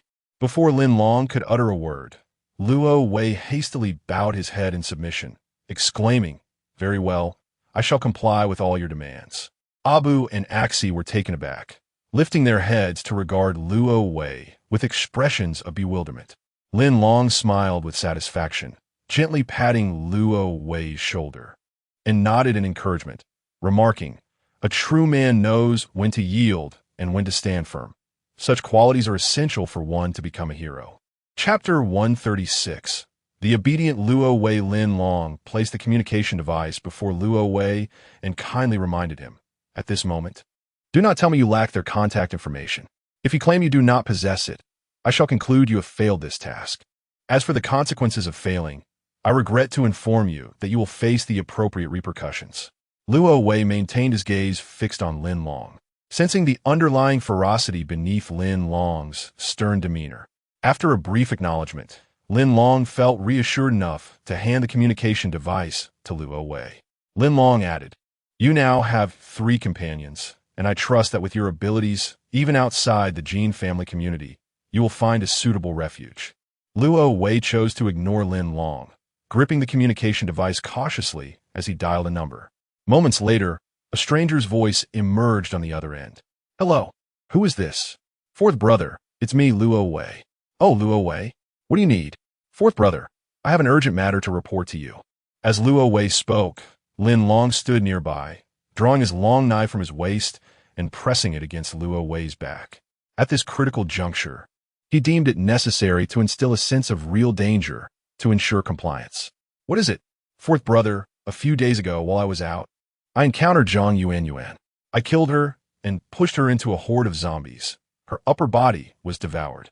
Luo Wei suppressed his emotions for a full minute, forcing out the fabricated tale for fourth brother Jinbo. You killed Zhang Yuan, the sister of Zhang Jun? On the other end, fourth brother Jinbo's voice was filled with astonishment upon hearing Luo Wei's declaration. Yes, it was I who killed Zhang Yuan. The reason, born from love, turned to hatred. I cherished her deeply, yet she offered me no chance. Thus I took her life. You loved her? Surely, Luo Wei. How could you commit such an act? By the way, does anyone else know about this? Many are aware now. Fourth brother, I appreciate your past kindness, but I may have to leave the Jin family community. If fate allows, we shall meet again. Luo Wei hung up the phone decisively and looked up at Lin Long, quietly inquiring, "Was my statement satisfactory?" Lin Long chuckled softly, nodding in encouragement. "Very well, it passes. Now, continue calling Tian Hu from the research team and the second and third ladies from the rear camp." Luo Wei, confused, asked, "I don't understand. What purpose do these calls serve? Your commendable actions must be widely proclaimed within the community. Is there a reluctance on your part? I am willing. I shall call them immediately." Unable to avoid the task, Luo Wei complied with Lin Long's request and made phone calls to Tian Hu, the second wife, and the third wife one by one. Unbeknownst to him, he had to inquire about the third wife's contact information from the second wife. After completing the 4 calls, Luo Wei promptly grasped the communicator and returned it to Lin Long, saying, "Look, I have now finished making the calls. According to the instructions, may I take my leave?" Chapter 137. Triumphant return. Lin Long chuckled softly as he sheathed his long knife, placing it back within his embrace. He then raised his gaze towards Abu and Axi, saying, "Oh, my apologies for not granting you both the opportunity to speak through the communicator earlier. Now, I am unsure whether your association with Luo Wei will bring you misfortune." Abu and Axi exchanged glances, and upon hearing Lin Long's words, they quickly grasped his intent. As the saying goes, the uninformed bear no guilt. If you two promptly return to the Jin clan community to report this matter to the authorities, you may yet redeem yourselves and evade the repercussions that Luo Wei might face. Luo Wei, realizing the shift in the atmosphere, interjected, "Abu, Axi, how have I treated you both in the past? If we 3 depart from the Jin clan community together, we shall certainly carve out a place for ourselves and achieve great things." Seemingly in perfect harmony, Abu and Axi rushed forward and seized Luo Wei's hands. Abu declared angrily, "I have not forgotten how you previously treated me." Axi added, "We intend to take you back to atone for your misdeeds. In due time, Sangge and Haige will deal with you. We do not wish to become your cannon fodder." Lin Long smiled faintly. A simple reminder had swiftly dismantled Luo Wei's carefully crafted plans. The root cause of Luo Wei's betrayal lay in his consistently harsh treatment of his subordinates. This was indeed his rightful punishment. Though Luo Wei attempted to struggle free, Abu and Axi had him firmly restrained, leaving him no room for escape. With a casual wave of his right hand, Lin Long wore an expression of effortless ease as he stated, "Well then, let us conclude today's meeting here. Abu, Axi, I wish you safety on your journey. Hurry back and claim your rewards." Amidst the cacophony of their scornful remarks, Lin Long returned to Zhang Zhun's side. Thankfully, the most pressing concern of Yiquan had been resolved. As long as the research team learned that the perpetrator behind Zhang Yuanyuan's demise was Jin Bo, they would no longer fear the exposure of their betrayal, thus granting Lin Long more time to execute his impending ambush plan. After ensuring that a conspicuous underground passage lay beneath the large poplar tree in the center of Jinshan, Lin Long carried the unconscious Zhang Zhun back to the stronghold at the processing plant. Meanwhile, Yiquan and Su Jun, having refrained from foraging for food during Lin Long's reconnaissance mission, devoted their thoughts to praying for his success. Upon hearing footsteps approaching from outside the door, Qiran lifted his head and spotted Lin Long. Yiquan and Su Jun exchanged knowing smiles, certain that their formidable brother Long would return victorious today. And indeed, upon sighting them, Lin Long greeted them with a warm smile as he entered the room. Once inside, he unceremoniously discarded Zhang Zhun onto a pile of tattered cotton. Clapping his hands together with a triumphant grin, mission accomplished, the expedition yielded substantial rewards. Yiquan gazed in astonishment at the unconscious Zhang Zhun and exclaimed, "Ah, Long Ge, have you captured him?" Lin Long nodded and replied, "Indeed, it is a modest gain. What do you think? Is he of any worth?" "Yes, immensely so. He is the third in command within the Jin clan community, and everyone refers to him as Sangge," Yiquan said with a smile. Chapter 138.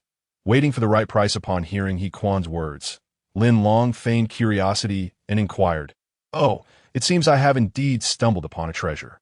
Pray tell, how should I best utilize him?"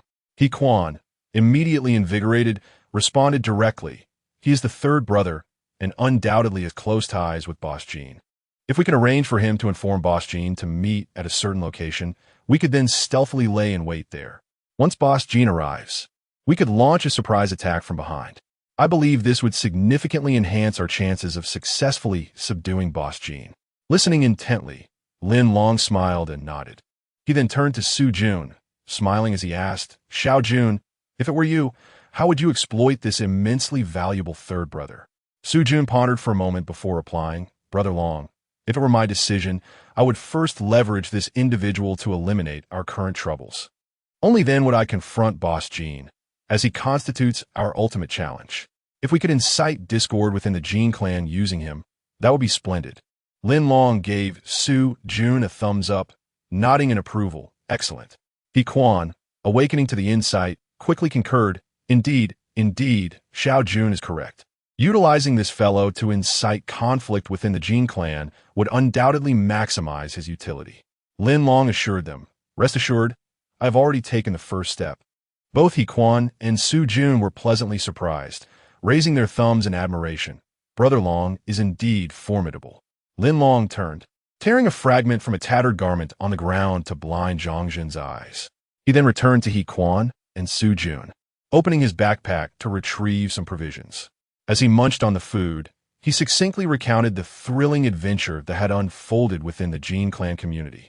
The two listened as if captivated by a fantastical and exhilarating horror tale, growing increasingly animated by Lin Long's vivid narration. Once he concluded, Lin Long clapped his hands and chuckled. Thus, upon your return to the Jean clan community today, you shall undoubtedly remain safe. If fortune permits. You might even hear others mention that the perpetrator behind Zhang Yuan's murder has been apprehended, none other than Luo Wei, a subordinate of Jin Bo. As for whether Luo Wei will be secretly executed by Jin Bo, I cannot say. However, the second madam, the third madam, along with Tian Hu from the research team, will surely believe that Luo Wei's audacity must have stemmed from Jin Bo's authorization. In simpler terms, the forces of Jin Bo and Zhang Zhen within the Jin clan community are beginning to fracture. By the way, Xiao He, you are more familiar with the community. Do you know if Zhang Zhen has any particularly loyal subordinates on his side? Now that Zhang Zhen has been captured, it falls to his capable assistant to handle this matter. Before he personally interrogates Zhang Zhen, he should first consult He Quan for a more precise answer. Without a moment's hesitation, He Quan replied, Brother Long, I know of one named Lu Jie among Zhang Zhen's subordinates. Lu Jie is rather ruthless and can be considered one of Zhang Zhen's most trusted aides. Upon hearing this, Lin Long nodded and turned to glance at the slumbering Zhang Zhen, a subtle smile gracing the corners of his lips. Excellent.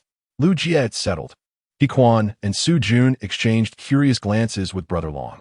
He Quan inquired softly, Brother Long, how do you intend to proceed with the subsequent matters? Lin Long replied with a smile, It's quite simple. Once he awakens, you shall observe from the sidelines. Chapter 139. He Quan accepts the attempt. Lin Long, having satisfied his hunger with provisions, retrieved the rewards from their recent expedition from his pocket, a communication device, a long knife, an electric baton, and most importantly, a bag of large honey crystals. These items were indeed commendable spoils of war. Upon seeing them, Su Jun beamed with delight, exclaiming, This is wonderful, Brother Long. With these tools, our team's future endeavors will be immensely aided. Lin Long nodded in agreement, affirming, Indeed. He then turned to He Quan and inquired, Xiao He, after contemplating for an entire night, I have now procured such substantial honey crystals. Have you made a decision regarding their consumption? He Quan paused, realizing that Brother Long was referring to this matter. Lin Long, not wanting to pressure him, smiled gently. He then clenched his right fist and, with remarkable speed and force, struck the ground. With a resounding thud, the cement floor caved in slightly under his blow, leaving a distinct impression of 4 fingers. Both He Quan and Su Jun gasped in astonishment. Lin Long elucidated, The reason I was able to successfully explore Area B of the community and subdue Zhang Zhen is that I am an extraordinary being. Extraordinary being? He Quan and Su Jun exclaimed in unison, taken aback. Indeed, Lin Long's display of strength fully justified this title. He Quan remarked, I have heard that true extraordinary beings are exceedingly rare among humanity. Brother Long, when did you discover your abilities? The exact moment of such a revelation was difficult to articulate. Xiao He, Lin Long replied, My actions should convey my meaning to you. You may commence consuming the crystal now. If you two possess extraordinary abilities, it would be a joyous occasion. In that case, not only could you protect your sister, but you could also establish your own path using this power. Even if you are not an extraordinary being, consuming the crystal will gradually enhance your physical capabilities. Thus, I encourage you to bravely give it a try. Brother Long, I appreciate your goodwill. However, I am somewhat concerned about becoming addicted due to a lack of sufficient crystals. He Quan expressed. Lin Long chuckled lightly, dismissing He Quan's concerns. You need not worry about that. How could you possibly lack crystals while following me? His reassurance ignited a sense of enthusiasm in Su Jun, who nodded and urged, Quan, you must trust Brother Long's judgment. Now is the time for you to take the crystal and test whether you are an extraordinary being. If I were of age, I would not hesitate to consume it. He Quan pondered for a moment and found merit in the words of Brother Long and Su Jun, reflecting. The dangers of the unknown are unpredictable. If one only fixates on potential threats without considering the possible benefits, one might spend a lifetime ensnared in a mindset of fear, never daring to take the crucial first step toward success. True success necessitates the courage to embark on a journey of experimentation. After a moment of contemplation, He Quan nodded and replied, Very well, Longa, I accept your proposal. I shall take a honey crystal core today and observe its effects. Upon hearing this, Lin Long chuckled softly and encouraged, That's the spirit. Now, that resembles my good brother. Chapter 140, Supplement to the Roadmap, subsequently. Lin Long retrieved a slightly smaller honey crystal core from his pocket and presented it to He Quan. Make sure to keep it safe. Remember, after consumption, take time to rest. Do not rush things. I understand, He Quan replied, receiving the crystal core and observing it closely in his palm for a moment. This crystal is translucent and exceptionally beautiful. It's hard to believe that such a small core contains immense medicinal value. Lin Long, sensing no need to impose further mental pressure on He Quan, turned to Su Jun and quietly inquired, Xiao Jun, do you have any scrap paper in your backpack? Su Jun rummaged through her bag and quickly produced a piece of waste paper, handing it to Lin Long. Here you go, Longo. Great. Lin Long extracted a pencil from his backpack, crouched down, and began to sketch rapidly on the scrap paper. Su Jun and He Quan, noticing his actions, approached curiously. Within half a minute, Su Jun realized, it seems Lin Long is drawing a map.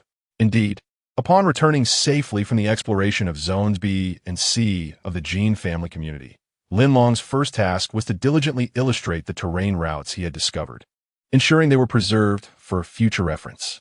5 minutes later, Lin Long completed the roadmap. He laid the paper flat on the ground, placed the pencil atop it, clapped his hands together in a relaxed manner, and turned to the two before him. Xiao Jun, Xiao He, can you discern what this is? Su Jun immediately responded. Longo, if I'm not mistaken, this should be the internal layout of Zones B and C of the Gene family community, correct? Upon hearing this, Lin Long smiled and nodded, giving her a thumbs up in praise. Exactly. This is my field investigation map of Zones B and C. Compared to the underground route map you previously provided me, this one is more comprehensive and detailed. There are a few areas I have not personally visited, only passing by, but I believe the layout within will not be inaccurate. As he spoke, Lin Long raised his right hand, pointing at locations on the map, such as the rear palace camp, the research group, and the infant feeding room. He Quan, somewhat agitated, asked softly Longo, Did you not visit the feeding room in Zone B? No, it should be in that direction, correct? Yes, in that direction. My sister works in there. I recall you mentioning that earlier. The reason I did not go there is that I wanted to wait until our arrangements were in place before directly rescuing her. Visiting her now could have counterproductive effects on our future rescue efforts. I understand. After pondering for a moment, He Quan nodded in agreement.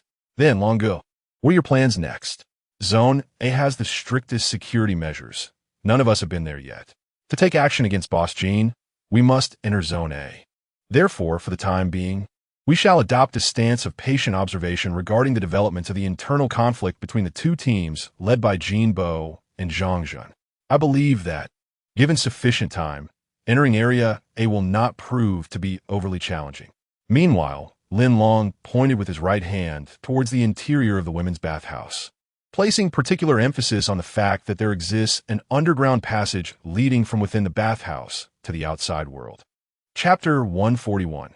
The cost of deception. Lin Long succinctly conveyed to Su Jun and Iquan the topographical observations he had made in areas B and C of the Jin community. He then turned his gaze towards the unconscious Zhang Zhan, who lay upon a tattered quilt. Iquan proposed, "Brother Long, shall we deal with him next?" Lin Long nodded affirmatively, stating, "Indeed, having successfully detained him here, we must make full use of his presence. Now that the perpetrator of Zhang Yuanyuan's murder has been apprehended, it is only fitting that Zhang Zhan, as her brother, should handle the assailant. Since he is absent from the community, this honorable yet arduous task shall fall to his most trusted subordinate, Lu Jie." Upon hearing this, Iquan and Su Jun exchanged glances, their faces illuminated with a flicker of joy. Wonderful. If we can effectively utilize Zhang Zhan, the internal strife within the Jin community team is bound to escalate and ultimately erupt. Lin Long instructed Iquan to lift Zhang Zhan, and with swift precision, he struck Zhang Zhan twice across the face. Immediately, Zhang Zhan awoke from his stupor. However, upon regaining consciousness, he realized that his eyes were blindfolded, his hands bound, his knees on the ground, and his shoulders restrained, as if he were undergoing some form of punishment. Memories flooded back of how he had been brought to this clandestine location. Big brother, I was wrong. Please, spare me this once. If you allow me to leave, I shall fulfill any conditions you set." At this critical juncture, he had no choice but to comply wholeheartedly. Lin Long chuckled softly, crouching before Zhang Zhan, and succinctly recounted the circumstances surrounding Jinbo's murder of Zhang Yuanyuan. A tremor coursed through Zhang Zhan's heart at Lin Long's words. Yet, he soon resigned himself to the reality. The situation had escalated to this point, leaving no room for retreat, and he could only helplessly watch as matters spiraled further into chaos. Very well, he conceded. I have never been fond of Jinbo and Luo Wei. They are responsible for my sister's death and deserve their due punishment. Lin Long agreed. Indeed, these two men are deserving of retribution. However, there is one matter that requires your utmost cooperation. What matter? Zhang Zhan inquired anxiously. You are not present in the community. Currently, Luo Wei's two subordinates, Abu and Axi, have taken him back to the Jin community. Your absence complicates matters. What do you suggest we do about this? Zhang Zhan quickly responded. How about this, big brother? Release me immediately. Once I return, I will ensure Luo Wei's demise and report the matter. Unfortunately, before Zhang Zhan could finish his proposal, Lin Long delivered another sharp slap to his right cheek. In a low voice, Lin Long asserted, "Release you? Are you dreaming?" Zhang Zhan attempted to raise his right hand to soothe his stinging cheek, but his hands were bound, rendering him powerless. At that moment, he made a startling realization. There were unmistakably hands pressing down on his shoulders. The very individual who had struck him was none other than this man, who went by the alias Lin Quan. Thus, the individual grasping his shoulders must undoubtedly be his accomplice. Previously, I had assumed he was acting alone, but it is now evident that he has allies. I am left to ponder, how many companions does he possess? Among these individuals, are there also those endowed with extraordinary abilities? Oh heavens, how unfortunate I am to encounter such a formidable character. Chapter 142. Notification to Lu Jie. Zhang Zhan immediately nodded and pleaded for mercy, saying, I was wrong. I will never dare to mention leaving again. Lin Long was somewhat satisfied, responding, well, that is more acceptable. Returning to the main topic, he continued, although you are not currently in the community, the perpetrator who murdered your sister has been found. Therefore, when someone informs you of the killer, it is imperative that you have someone on your end to handle this matter. I have heard that you have a subordinate named Lu Jie, who is quite reliable. Is that so? Zhang Zhan thought to himself. No, this person must have an informant within my Jin community. Otherwise, he could not possibly know so much about my subordinates. If I find out who this traitor is, I will ensure he suffers a fate worse than death. Despite his thoughts, he had to address the pressing issue. After a moment of contemplation, Zhang Zhan nodded and affirmed, yes, I have a subordinate named Lu Jie. Compared to my other three subordinates, he is indeed somewhat more dependable. What do you wish for me to do? At that moment, Lin Long had already taken out a communication device and placed it next to Zhang Zhen's ear, whispering, "It's quite simple. Tell me how to contact Lu Jie, and I will dial the number for you. Then, once Lu Jie answers, you can directly inform him that you are dealing with other matters outside and cannot return for the time being. If there are any developments regarding the investigation into my sister Zhang Yuanyuan's murder, you must call me immediately. I will then instruct you on how to proceed." Zhang Zhen appeared puzzled, his reaction slightly delayed for half a minute. Lin Long urged him, "Are you going to speak or not? Do you need another slap? I will tell you. Dialing 002 followed by 302 will connect you with Lu Jie." "All right, that's an easy number to remember." Lin Long swiftly pressed the 3 digits 002, hit the transfer button, and then continued with 302. After a moment, a distinct ringing sound emanated from the other end of the communication device. "Hello, this is Lu Jie. Who is this?" "I am your third brother, Zhang Zhen." "Third brother? It's you. What is the matter?" "Well, there is something. I am preparing to go to Wang's community in B City to discuss cooperation with Brother Wang. Therefore, while you remain in the community, you must contact me immediately if there are any investigative developments related to my sister's case. I will see if I can return promptly. If I cannot make it back, I will have you handle the outcome of the case in my stead." Lu Jie promptly replied, "Understood. Third brother, you can rest assured. I will ensure that my brothers conduct thorough investigations and inquiries to swiftly uncover who killed Captain Zhang." "Excellent. I appreciate your efforts. That will be all for now." After concluding the call, Lin Long directly hung up the device. Lin Long furrowed his brow, crouching slightly as he asked in astonishment, "Is there a Wang's community in B City?" "Yes, that community is even more prosperous than our Jin community. Haven't you heard of it?" Zhang Zhen intentionally mentioned Wang's community to gauge the other party's reaction. Yet, he had not anticipated that the individual before him seemed oblivious to the existence of such a community. Lin Long forced a wry smile as he raised his gaze towards Su Jun and He Quan beside him. Both of them shook their heads in response. It appeared that they were equally unaware of the affairs concerning the Wang community. Lin Long chuckled lightly, adopting a demeanor of calm assurance as he remarked, "Of course I have heard of it. How could one possibly be unaware? However, it seems they are on the verge of ceasing to exist." Chapter 143. The criminal unveiled after concluding his conversation with Zhang Zhen. Lu Jie turned and continued his leisurely pursuits in the harem. Just as he was making his way down the path, a young subordinate rushed towards him, his demeanor fraught with urgency. Brother Jie, there's new information." Lu Jie recognized him as Zheng Yu, affectionately known as Ayu. He had previously instructed Yu to conduct a discreet investigation into the circumstances surrounding Zhang Yuanyuan's tragic demise, emphasizing the need for prompt updates. Given Ayu's haste, could it be related to this very case? Lu Jie immediately halted, gesturing for another subordinate nearby to occupy a spot in the harem while he would join shortly. Ayu reached Lu Jie, panting heavily, and after a brief moment, he managed to compose himself. "Ayu, what is the matter? Why the rush?"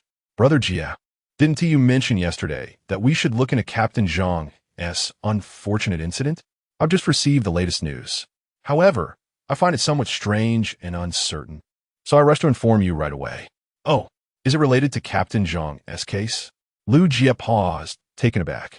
Just moments ago, Brother Luo had called to stress that any developments concerning Captain Zhang's case should be relayed to him immediately.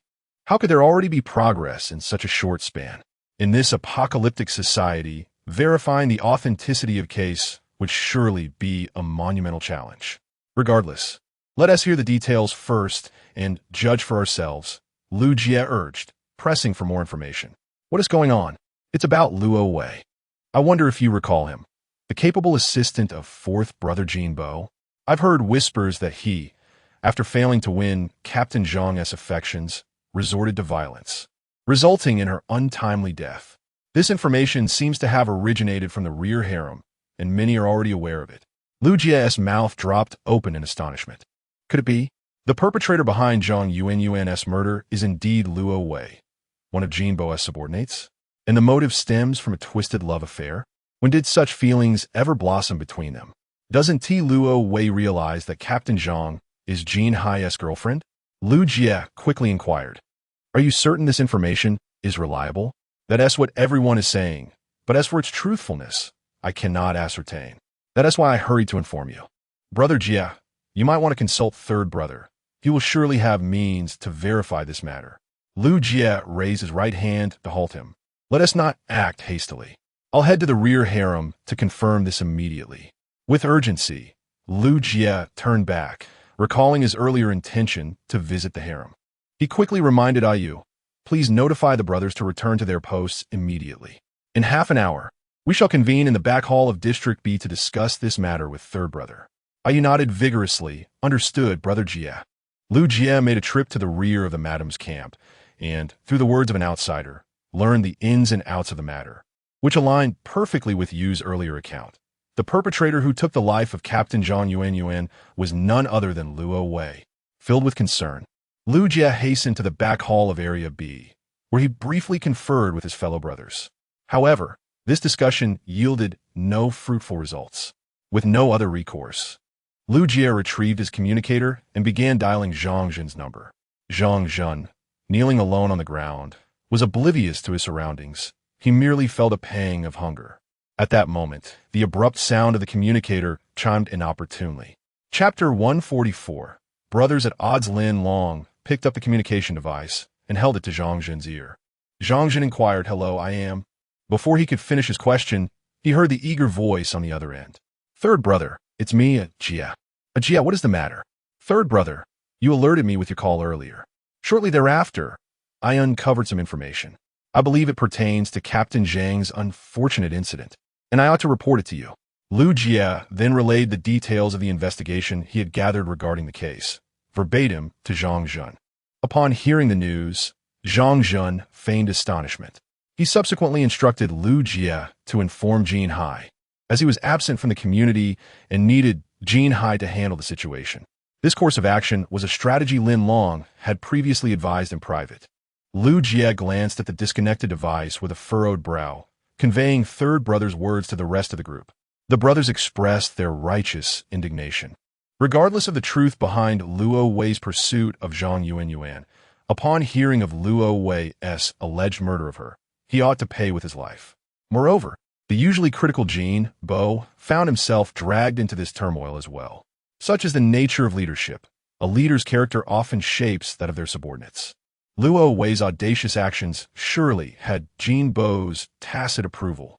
With Zhang Zhen absent from the community, the matter would have to be entrusted to Jin Hai.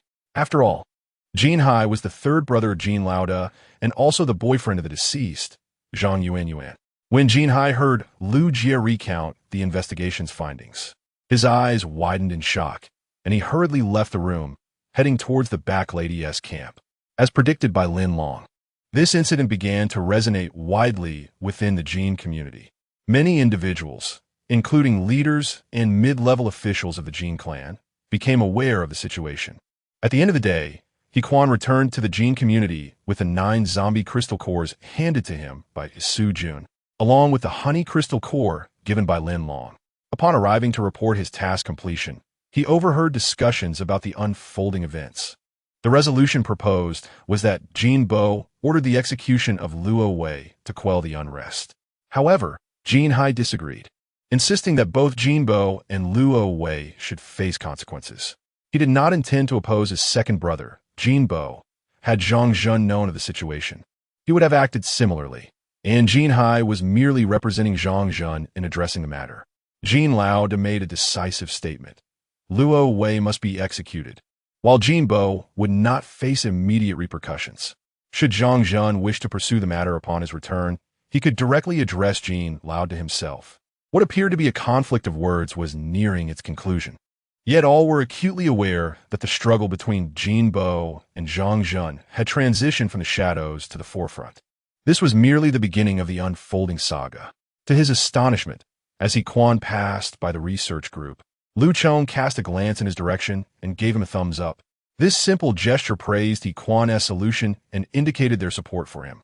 He Quan, relieved to have dispelled his own safety concerns, felt a significant sense of ease. All of this was the handiwork of Brother Long.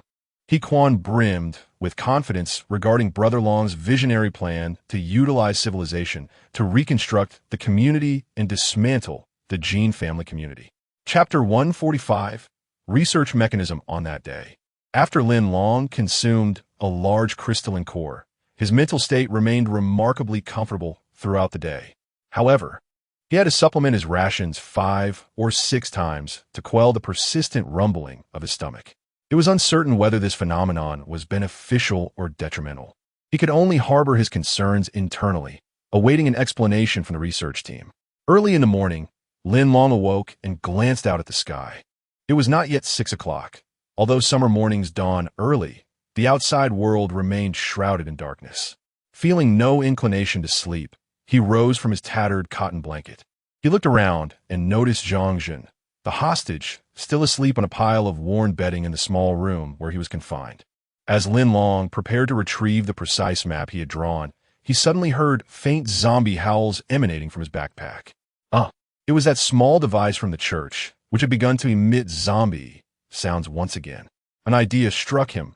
Why not seize the opportunity, while the skies were still dark and the streets empty, to take this device to an open area for some experimentation? He quickly grabbed a scrap of paper and wrote a note detailing his outing, placing it in front of Su Jun before stepping outside. He planned to return in half an hour, for he could not entrust a young girl to deal with Zhang Jun on her own.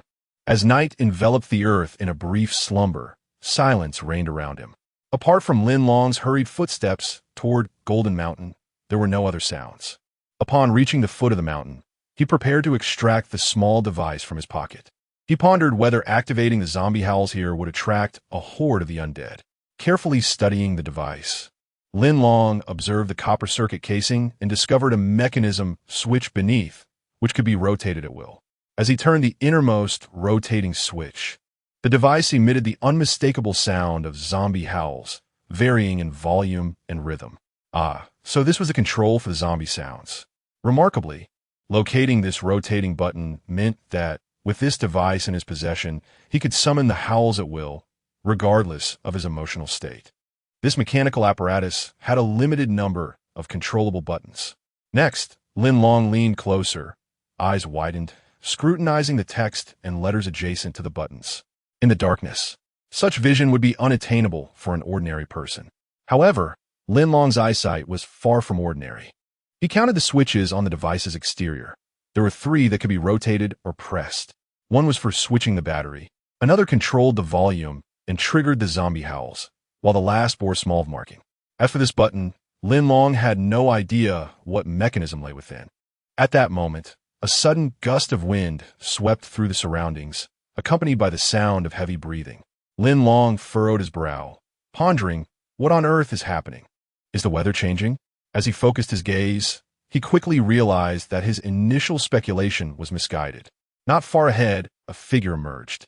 Having sprinted to the foot of the mountain, where it paused, hands resting on its knees, panting heavily, Lin Long found the silhouette somewhat familiar. And after a brief moment of contemplation, he immediately recognized it. Could it be? It was none other than Zhang Fong, the second in command of the Jinshi community. Chapter 146. Zhang Fong's Abilities. 1. Lin Long hurriedly held his breath and adjusted the dial controlling the volume of the zombies' cries. The mechanical voice of the undead diminished gradually. He concealed himself behind a grand tree, cautiously peering out to observe Zhang Fong's movements ahead. Indeed, Lin Long had resolved to meticulously assess the true prowess of this second-in-command of the Jin family community. Before him, Zhang Fong stretched his limbs and settled cross-legged beside a towering tree. He resembled a practitioner of the arcane arts, greedily inhaling the crisp air of dawn. This simple act of respiration continued for a good 10 minutes. Upon completion, he rose and, facing the tree, unleashed a sudden and powerful punch. The sound of impact echoed as the trunk trembled violently, and a cascade of leaves fell to the ground.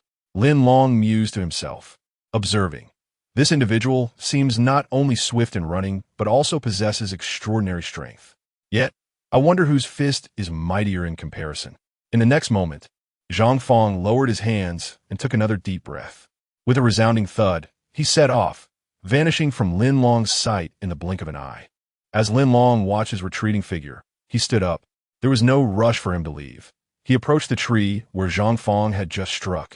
Indeed, on the trunk, there was a distinct impression left by his fist. Lin Long remarked to himself, "Clearly, this fellow's strength far surpasses that of an ordinary person." Suddenly, amidst his astonishment, a chilling wail from a zombie echoed from the foot of the mountain. Initially, Lin Long suspected it was merely the mechanical device in his backpack mimicking the cries. However, upon closer inspection, he realized it was the authentic howl of the undead. If his memory served him right, he had just seen Zhang Fong sprinting towards the mountain's base. A frown creased Lin Long's brow as he pondered. Could it be that Zhang Fong deliberately provoked the zombies? Rather than remain lost in thought, it would be prudent to witness the unfolding events firsthand. Lin Long set off again, running a short distance before hiding beside another large tree. From this vantage point, he beheld a zombie locked in a tense standoff with Zhang Fong on the grassy ground ahead. Lin Long's earlier suspicions were confirmed. Zhang Fong was indeed engaged in combat with the zombie. Yet, the potency of the creature's attacks remained uncertain. Would Zhang Fong emerge as its equal? Crouching down, Lin Long resolved to observe once more. He considered that while superhumans possess considerable advantages, acquiring even a fraction of skill could prove beneficial in confrontations with foes. Individuals like Zhang Fong might well possess martial arts knowledge. Furthermore, watching the duel between Zhang Fong and the zombie would provide insight into Zhang Fong's true capabilities. As Lin Longkai settled into his seat, the zombie opposite him suddenly erupted in a cacophony of howls, lunging forward with an agile leap towards Zhang Fong. Caught off guard, Zhang Fong swiftly pivoted, narrowly evading the attack. The zombie's missed strike only served to ignite its ferocious instincts. It tilted its head back, poised to unleash a second wail. But in that precise moment, Zhang Fong seized the opportunity and charged forward. With a powerful swing of his right arm, he delivered a fierce punch directly to the zombie's forehead. There was a resounding crack, and the zombie's head burst open, collapsing lifelessly to the ground. Chapter 147. Zhang Fong's abilities, too. Lin Long narrowed his eyes, contemplating. Zhang Fong has astutely identified the gaps in the zombie's defenses and struck with precision. It was as if Lin Long were watching a film, replaying Zhang Fong's recent assault on the zombie in his mind. After dispatching the creature, Zhang Fong extended his hands, cleaving the zombie's flower-like head in two. Observing him pick up a particular object with his right hand, a subtle smile graced his lips before he tucked it away into his pocket. Lin Long surmised that the object must be a crystal core. Reflecting on the earlier attack from the zombie, it was evident that this fallen foe possessed an attacking speed indicative of at least a second-tier level. Just as Zhang Fong prepared to depart, a few ordinary zombies stumbled forward. They swayed their heads, seemingly drawn by the earlier second-tier zombie's call, gradually approaching. Zhang Fong let out a dismissive hum, entirely unconcerned by these ordinary foes. He swiftly dashed forward, his right hand outstretched, executing a rapid strike to the head of one zombie as he ran. In a seamless motion, he pivoted, his left hand plunging into the zombie's skull to extract a grimy object. His actions were executed with remarkable precision and swiftness. In the blink of an eye, after a brief sprint, the ordinary zombies before him collapsed simultaneously. Lin Long, witnessing this, pondered. This fellow possesses such a technique? His left hand can pierce a zombie's cranium in an instant? The speed was astounding. He barely had time to scrutinize the maneuver. Lin Long committed this swift technique to memory. Once Zhang Fong had truly vacated the scene, Lin Long emerged, running to observe the fallen zombies. Alas, each of their heads had been split open, the foreheads ruptured, and the crystal cores had vanished.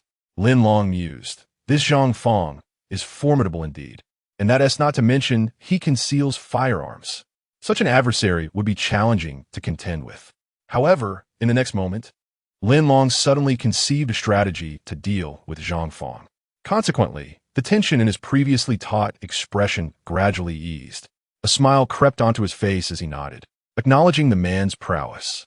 Engaging him directly, even if one could defeat him, would undoubtedly result in mutual destruction, a strategy he was unwilling to pursue.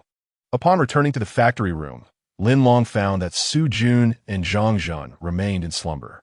Outside, the sky was beginning to brighten with the dawn. After a morning of rigorous training, Lin Long felt invigorated rather than fatigued. In fact, Witnessing Zhang Feng's skills and devising a clever strategy against him brought him a sense of joy. He retrieved the note he had intended for Su Jun, lying down on the tattered cotton, filled with anticipation for the forthcoming plans. The Jin's community sprawled over a vast territory with a considerable population to seize this foundation. Meticulous planning was imperative to ensure absolute success. In the morning, when Su Jun awakened, she found Lin Long once again enjoying his dry rations for breakfast. She rubbed her eyes and inquired with curiosity, "Long Gu, how long have you been awake?" Lin Long replied, "I have been awake for approximately 2 hours." Su Jun was astonished and asked, "Ah, Long Gu, you woke up this early? It is not yet fully bright outside. Indeed, it is still not fully bright. Nonetheless, rising early does not detract from my vitality," Lin Long stated as he stood up and approached the small dark room. He knocked on the door and called out, "Useless Zhang Jun, you may rise now." Chapter 148. Inquiring about progress, Zhang Jun might have been lost in pleasant dreams when Lin Long's sudden, high-decibel shout abruptly roused him from his slumber. Zhang Jun lifted his head and opened his eyes, immediately locking onto Lin Long's gaze. A jolt of alarm surged through him. His previously expressionless face transformed into one of utter dismay. "What do you intend to do?" Lin Long opened the door and stepped inside, tossing a bag of provisions and a bottle of water towards him. "I am not here to do anything in particular. I merely wish to remind you that dawn has arrived, and it is time for you to rise. By the way, there are new tasks to attend to today, so you must replenish your energy." Upon glancing down at the food and water, Zhang Jun's stomach stirred with hunger. He had been famished for most of the previous day, feeling a gnawing emptiness within him. The sudden sight of sustenance ignited his appetite. He quickly seized the food, devouring it ravenously. However, midway through his meal, he inadvertently touched his nose and winced in pain, a lingering reminder of Lin Long's punch from the day before. 2 minutes passed, and Zhang Jun hastily consumed the remainder of the food and took a sip of mineral water. He then looked up at Lin Long, inquiring, "What tasks await me today?" Lin Long tossed him a piece of black cloth and commanded, "Blindfold yourself." Zhang Jun felt a wave of exasperation. Upon his arrival here the previous day, he had also been blindfolded. It was only in the evening, after being thrust into this cramped little room, that the blindfold was finally removed. Now, early in the morning, he was required to don it again. Clearly, Lin Long intended to shield him from encountering his associates. Despite his perplexity, Zhang Jun complied with the request and secured the blindfold. Lin Long grasped Zhang Jun's arm and led him out of the small room. Lin Long seated Zhang Jun on the floor of the main hall and began to question him. "Yesterday, you informed the community that you had visited the Wang family community in City B. However, my communication device has remained silent since then. I wonder how the investigation into Zhang Yuanyuan's death is progressing within the Jin family community. You must call Lu Jie immediately to inquire about this matter." "But at this hour, he may not be awake," Zhang Jun protested. "That is inconsequential. It is precisely at this hour that your inquiry will demonstrate your concern regarding the situation." Without waiting for Zhang Jun's consent, Lin Long punched in the familiar phone number on the communication device's keypad. Su Jun, seated nearby, instinctively raised his crossbow, aiming it at Zhang Jun. Any sign of unusual behavior from Zhang Jun would prompt Su Jun to eliminate him on the spot. After a brief moment, Lu Jie answered the call. "Hello, who is this? It's quite early. It's me, third brother." "Oh, third brother. Where are you? Is there something you need?" "Well, I presume you're still asleep. I wanted to inquire about the fate of Luo Wei. How has the community dealt with his arrest?" "Oh, third brother, didn't Jinhai inform you? I have heard that this matter has already been conveyed to Boss Jin. Boss Jin is quite furious. He has intervened to propose a resolution. Luo Wei must face the consequences of his actions with his life, while fourth brother Jin Bo intends to strengthen the management of his subordinates to prevent similar incidents from occurring in the future." "Oh, since Boss Jin has decreed it. Let be so," Zhang Jun casually replied, unaware that in the next moment, a chilling sensation coursed through his neck. He realized that it was this individual, who went by the alias Lin Quan, pressing a long knife against his throat. His earlier response, uttered so carelessly, did not align with his true feelings. Chapter 149. Informing Jinbo, what? Is Boss Jean truly handling it this way? In the next moment, Zhang Zhen immediately came to a realization. His expression filled with astonishment as he inquired, how could he possibly deal with it in such a manner? Right, what did Jean Hai say? My sister is, after all, his girlfriend. He cannot possibly agree to such a resolution. Who would argue otherwise? Jean Hai promptly objected, hoping that Boss Jean would also remind fourth brother Jean Bo. However, Boss Jean disregarded Jean Hai's suggestion, leaving him with no recourse. By the way, third brother, when will you return? Have you seen Brother Wang? Lu Jiak cautiously chimed in. I won't be returning for the time being. No way, this Jean Bo is not facing any punishment. Boss Jean is clearly favoring him. I need to give Boss Jean a reminder. All right, just continue to sleep for now. As Zhang Zhen spoke, he felt the long knife that had been resting on his neck had been moved away. It seemed that his response had aligned with the other's expectations. Lin Long snatched the communicator and promptly pressed the hang-up button. With a sly grin, Lin Long remarked, you can't be serious about calling your Boss Jean, can you? Tell me, is Boss Jean an extraordinary being? Zhang Zhen pondered briefly before nodding in affirmation. Exactly. So his abilities should surpass those of Zhang Fong, correct? Zhang Fong. Upon hearing this, Zhang Zhen was momentarily taken aback. He was still unaccustomed to how swiftly Lin Long shifted the topic, transferring the blame for the murder of his sister, Zhang Yuan, onto Luo Wei. Was it not a scheme to frame Jean Bo? It appeared that he had set his sights on extraordinary beings like Boss Jean and Zhang Fong. Indeed, Zhang Fong. Sigh, to swallow the territory of the Jean clan community. One must proceed step by step, taking it slow. Zhang Zhen's heart skipped a beat at this revelation. To consume the territory of the Jean clan community? This fellow certainly had grand ambitions. Could he truly manage to absorb the Jean clan community all on his own? Impossible. Zhang Zhen was not foolish. He sensed that this person's accomplices were likely few in number, and their abilities could not possibly match his own. This meant that within this adversary's team, there was likely only one extraordinary being, himself. Lin Long turned and asked, by the way, you must have Jean Bo's contact information, right? To deal with Zhang Fong. We need to start from him. What do you want me to do? Quite simple. Just make a phone call to him, expressing your desire to meet and hoping he can come out on time. Oh, by the way, I forgot to ask something. You are third brother, not an extraordinary being, with such limited prowess. That Jean Bo, ranked fourth, must also be a weakling, correct? Zhang Zhen felt a surge of resentment at such an appraisal of himself. Yet, with no alternative, he had to comply with the other's commands. Zhang Zhen replied, his abilities are rather mediocre. Dealing with him is not a challenge. I have his phone number, but he may not agree to meet me. How would you know without trying? Tell me, what is the phone number? Afterward, Zhang Zhen recited a telephone number, which Lin Long committed to memory before swiftly dialing it. The ringing of the phone resonated almost immediately. Naturally, in the next moment, Lin Long placed the receiver back to Zhang Zhen's ear, gently reminding him, once he answers, you should know how to discuss this matter with him, right? I hope you can arrange a meeting with him. This is the most crucial task I have assigned to you today. Chapter 150. Agreeing to meet Lin Long and Zhang Zhen stood in the vicinity, momentarily at a loss. After a brief interval, a male voice resonated from the other end of the line. Hello, this is Jean Bo, may I ask? Before the inquiry could be completed, Zhang Zhen interjected, Jean Bo, it's your third brother, Zhang Zhen.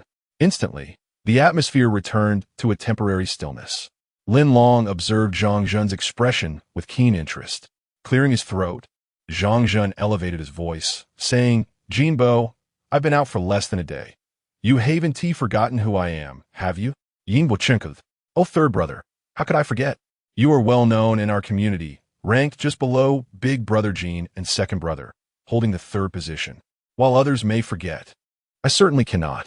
Excellent. Since you acknowledge me as your third brother, you must also understand the reason for my call this early in the day, correct? Third brother, do you truly think that my subordinate, Captain Luo Wei, would harbor ill intentions towards your sister, Captain Zhang? I find it utterly unbelievable, indeed. Do you have such unwavering trust in your subordinate?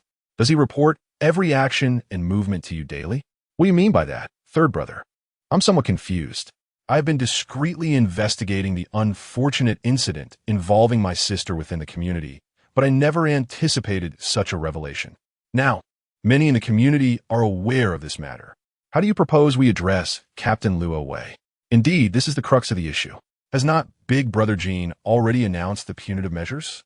We must trust that his decisions are both fair and transparent. Upon hearing this, Zhang Zhun displayed a faint, bitter smile. Lin Long recognized the turmoil within him, but felt powerless to alleviate it. Thus, Zhang Zhun redirected his frustration towards Jin Bo. I am shocked and enraged by Luo Wei's actions. I will refrain from commenting on the veracity of the incident.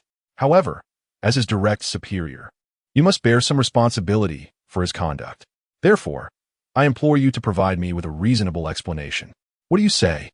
Are you interested in discussing this further?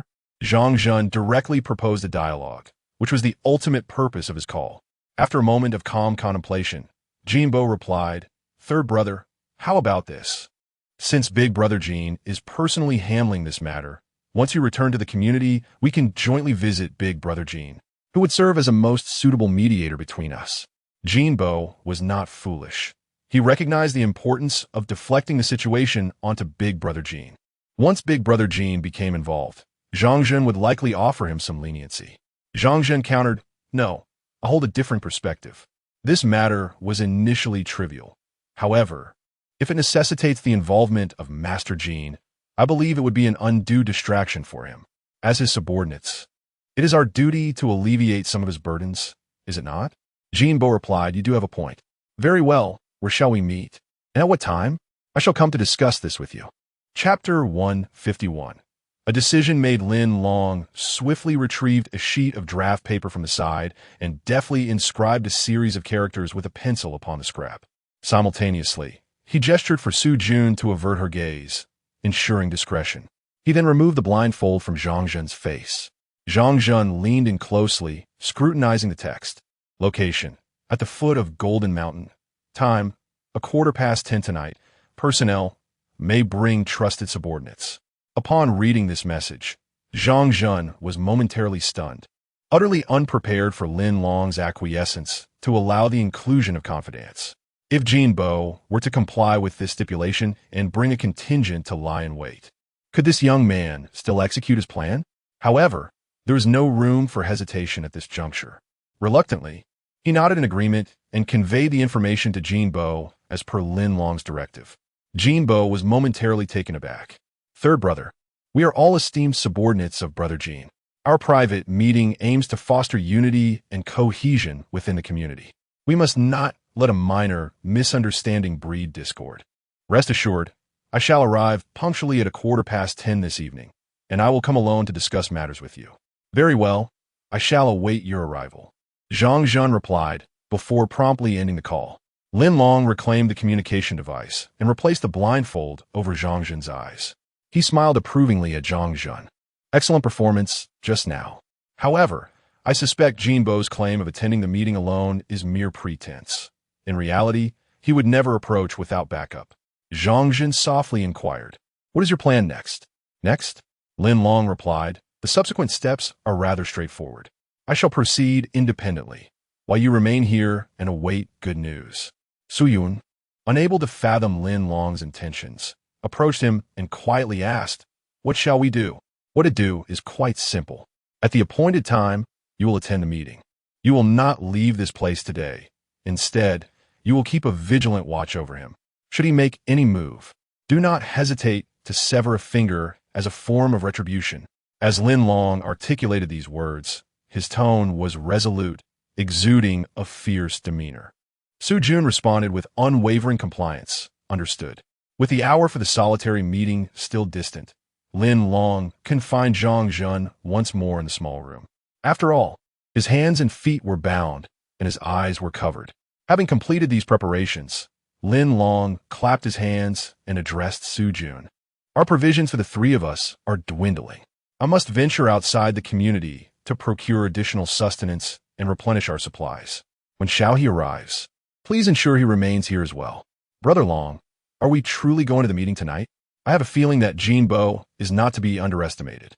Attending alone poses considerable risk." Lin Long scoffed lightly, raising his right hand in front of Su Jun and deliberately striking a pose reminiscent of a muscular man.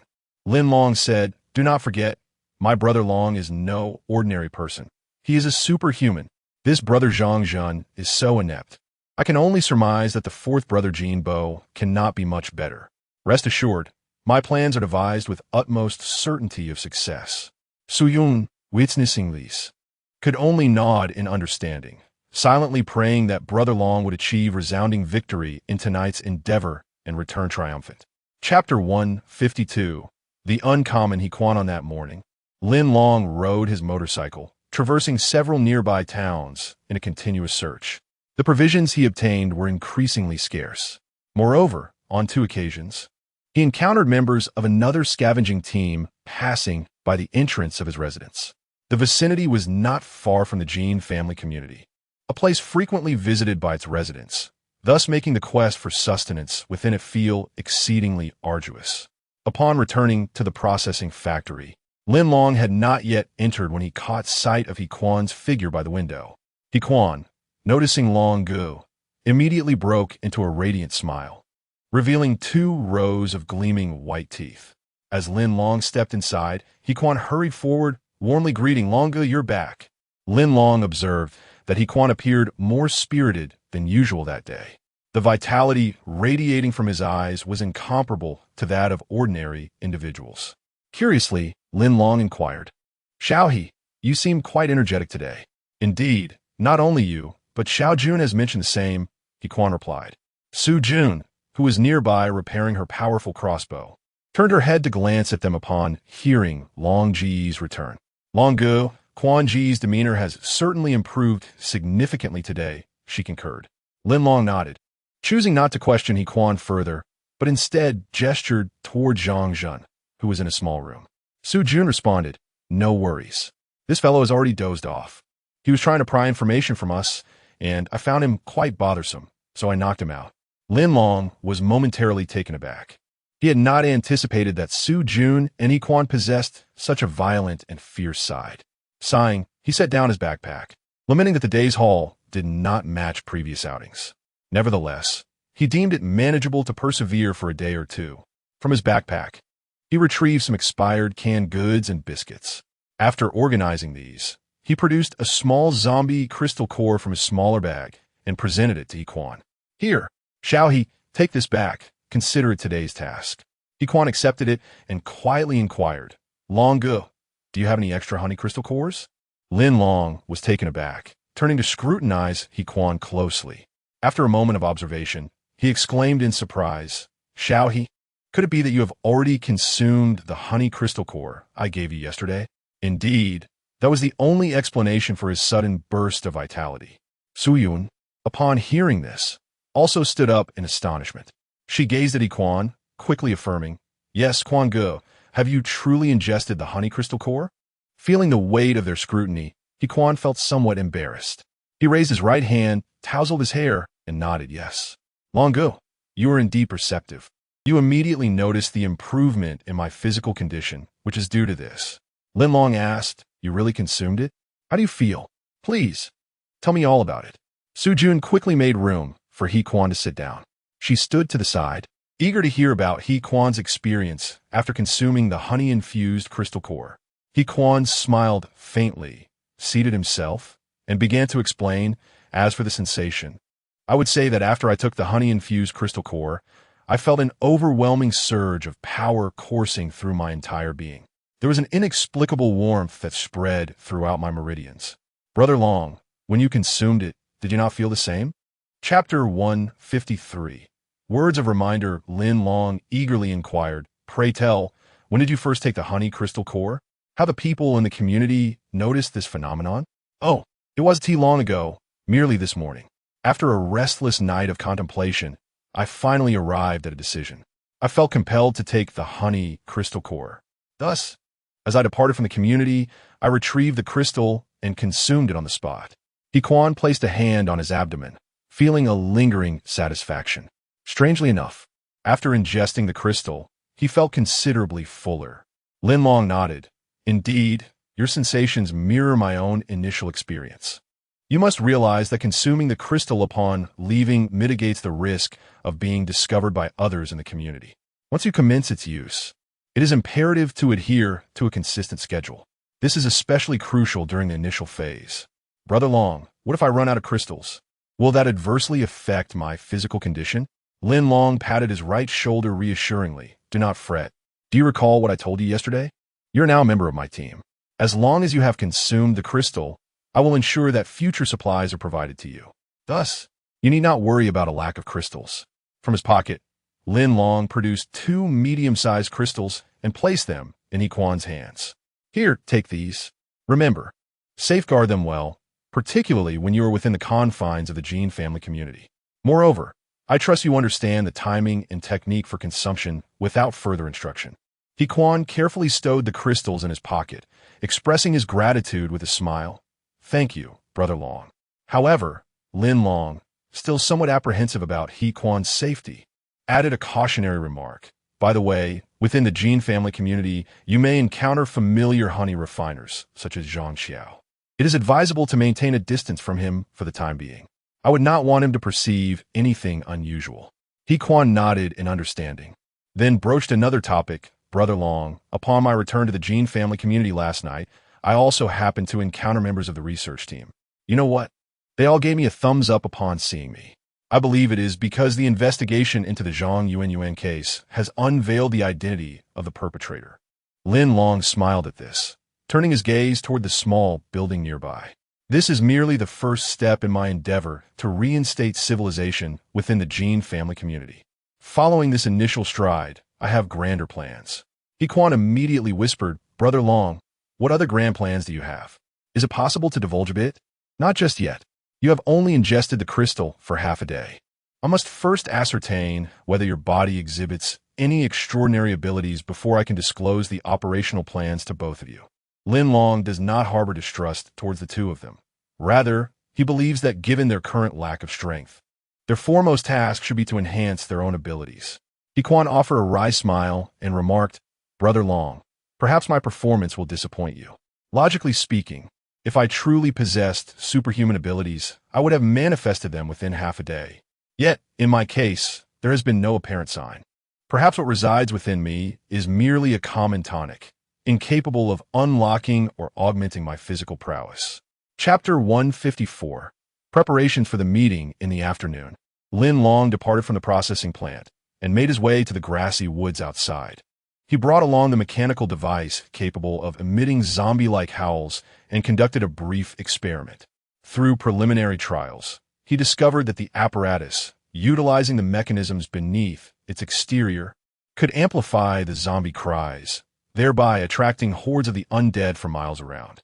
With such an initial capability, Lin Long felt an overwhelming sense of confidence regarding the rendezvous plan for that evening. As the afternoon wore on, He Kuan, who had consumed his zombie crystal core, exhibited no extraordinary powers beyond those of an ordinary human. Perhaps, as He Kuan suggested, he lacked the potential of a superhuman. Nonetheless, before He Kuan returned to the community, both Lin Long and Su Jun offered him words of encouragement. Although the zombie crystal core failed to manifest any superhuman abilities, it had indeed enhanced He Kuan's physical condition. Given time, his physique would undoubtedly grow robust.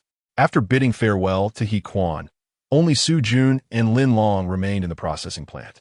Su Jun looked up at Lin Long and softly inquired, Brother Long, are we truly going to proceed with the meeting tonight? Lin Long glanced down at her, noting the concern etched across her delicate, youthful face. Throughout the day, she had not witnessed any significant preparations on his part for the upcoming mission. He gently ruffled her hair and retrieved the zombie-controlling device from behind his back, lifting it slightly. Tonight, it will prove invaluable. I specifically tested it outdoors this afternoon, successfully summoning nearby zombies with its cries. Su Jun appeared even more perplexed upon hearing this.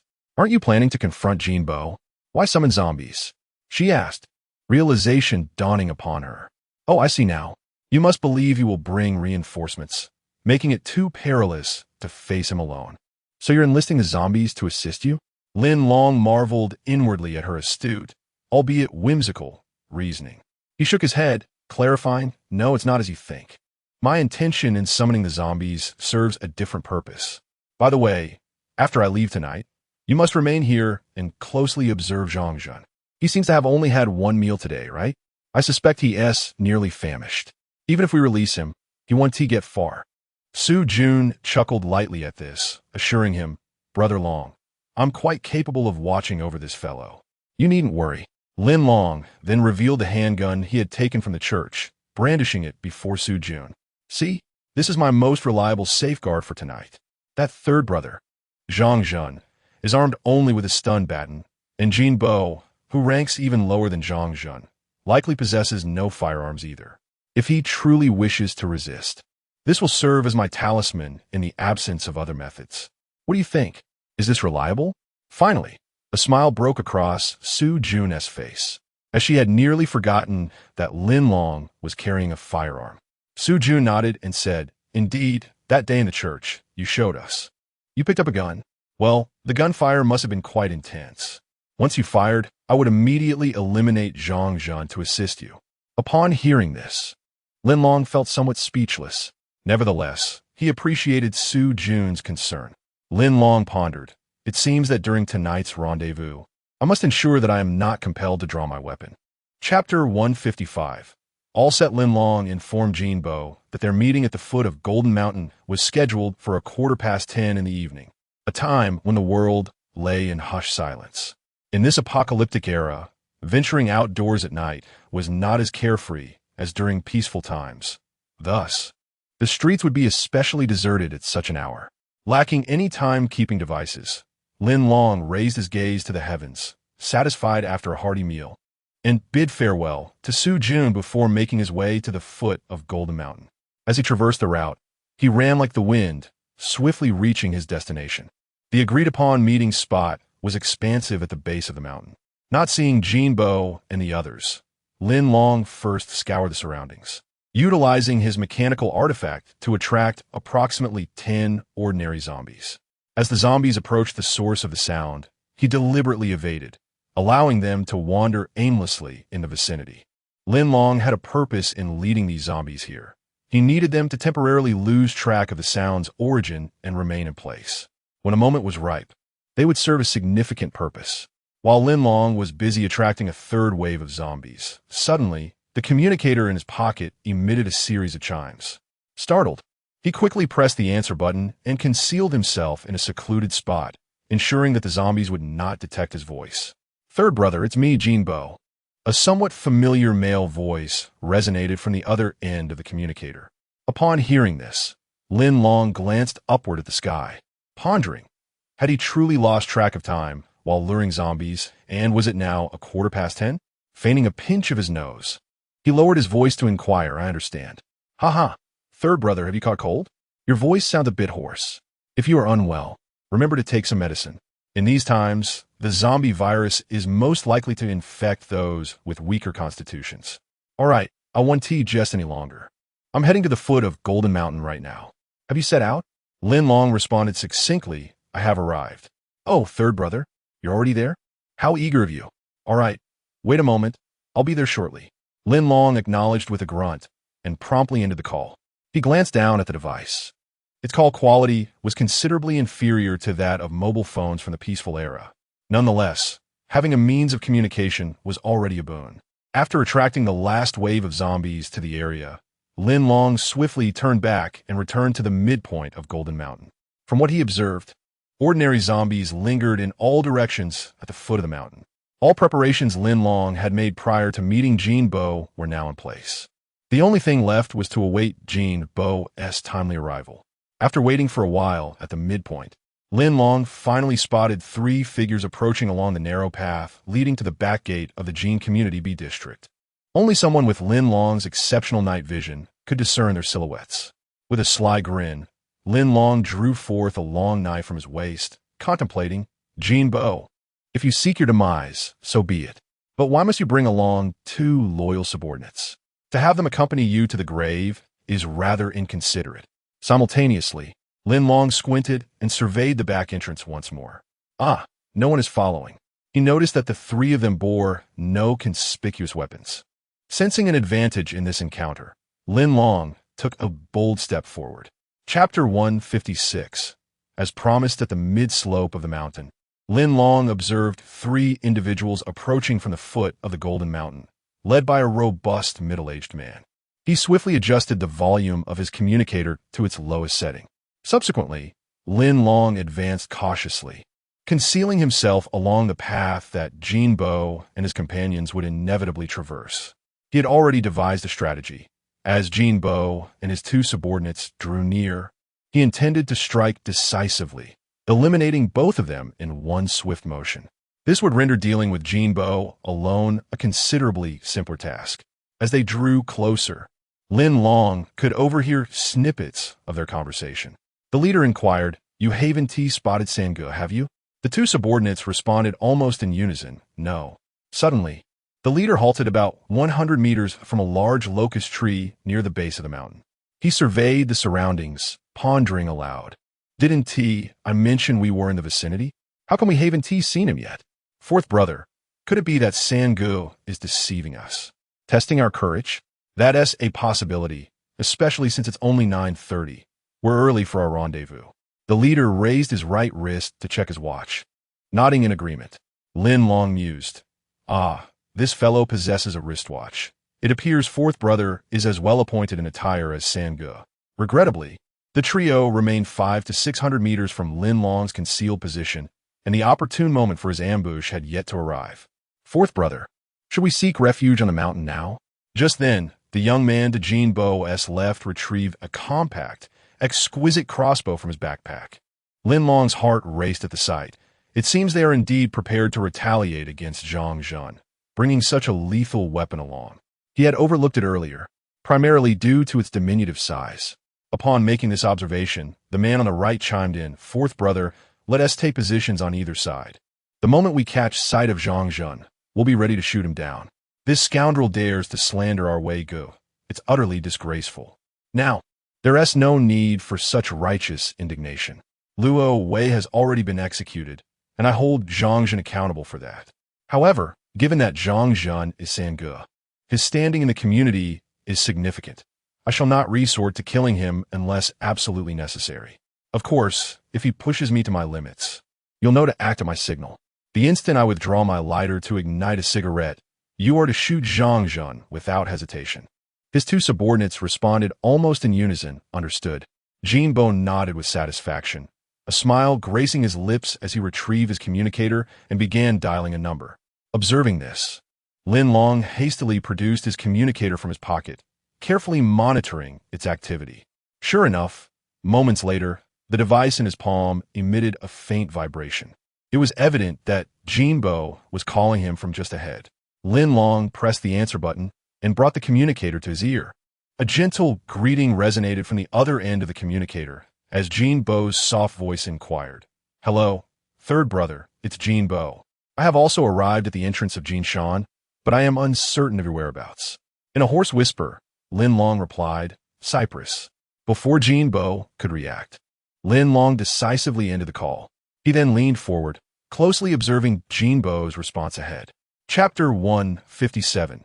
The confrontation. Jinbo stared blankly at the communication device, a soft chuckle escaping his lips. His expression left Lin Long and his 2 subordinates perplexed. The subordinate on the left inquired, "Fourth brother, shall we prepare the action plan?" Jinbo shook his head, offering a wry smile. "Forget it. No need for a plan." Upon hearing this, the subordinate's face turned tense, curiosity evident in his voice. "Fourth brother, it can't be that." Jinbo nodded. "He must have arrived before we did. He's under the cypress tree ahead."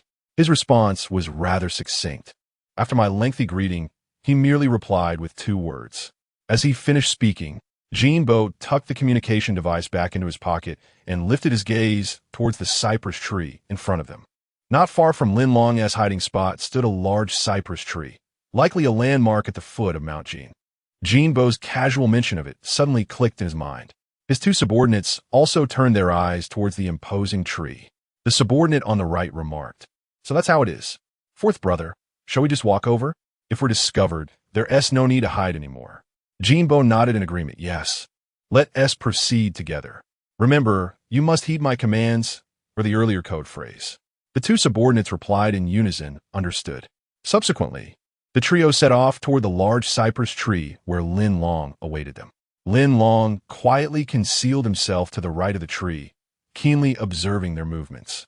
Soon, they arrived at the base of the cypress. Jean Bo and his companions halted, sensing that something was amiss. It was no surprise. They had followed Lin Long's instructions to the rendezvous point, yet there was no sign of third brother Zhang Jun. Damn, is this some kind of deliberate trick? The right side's subordinate questioned, bewildered. Jean Bo raised his right hand, signaling him to hold his inquiries.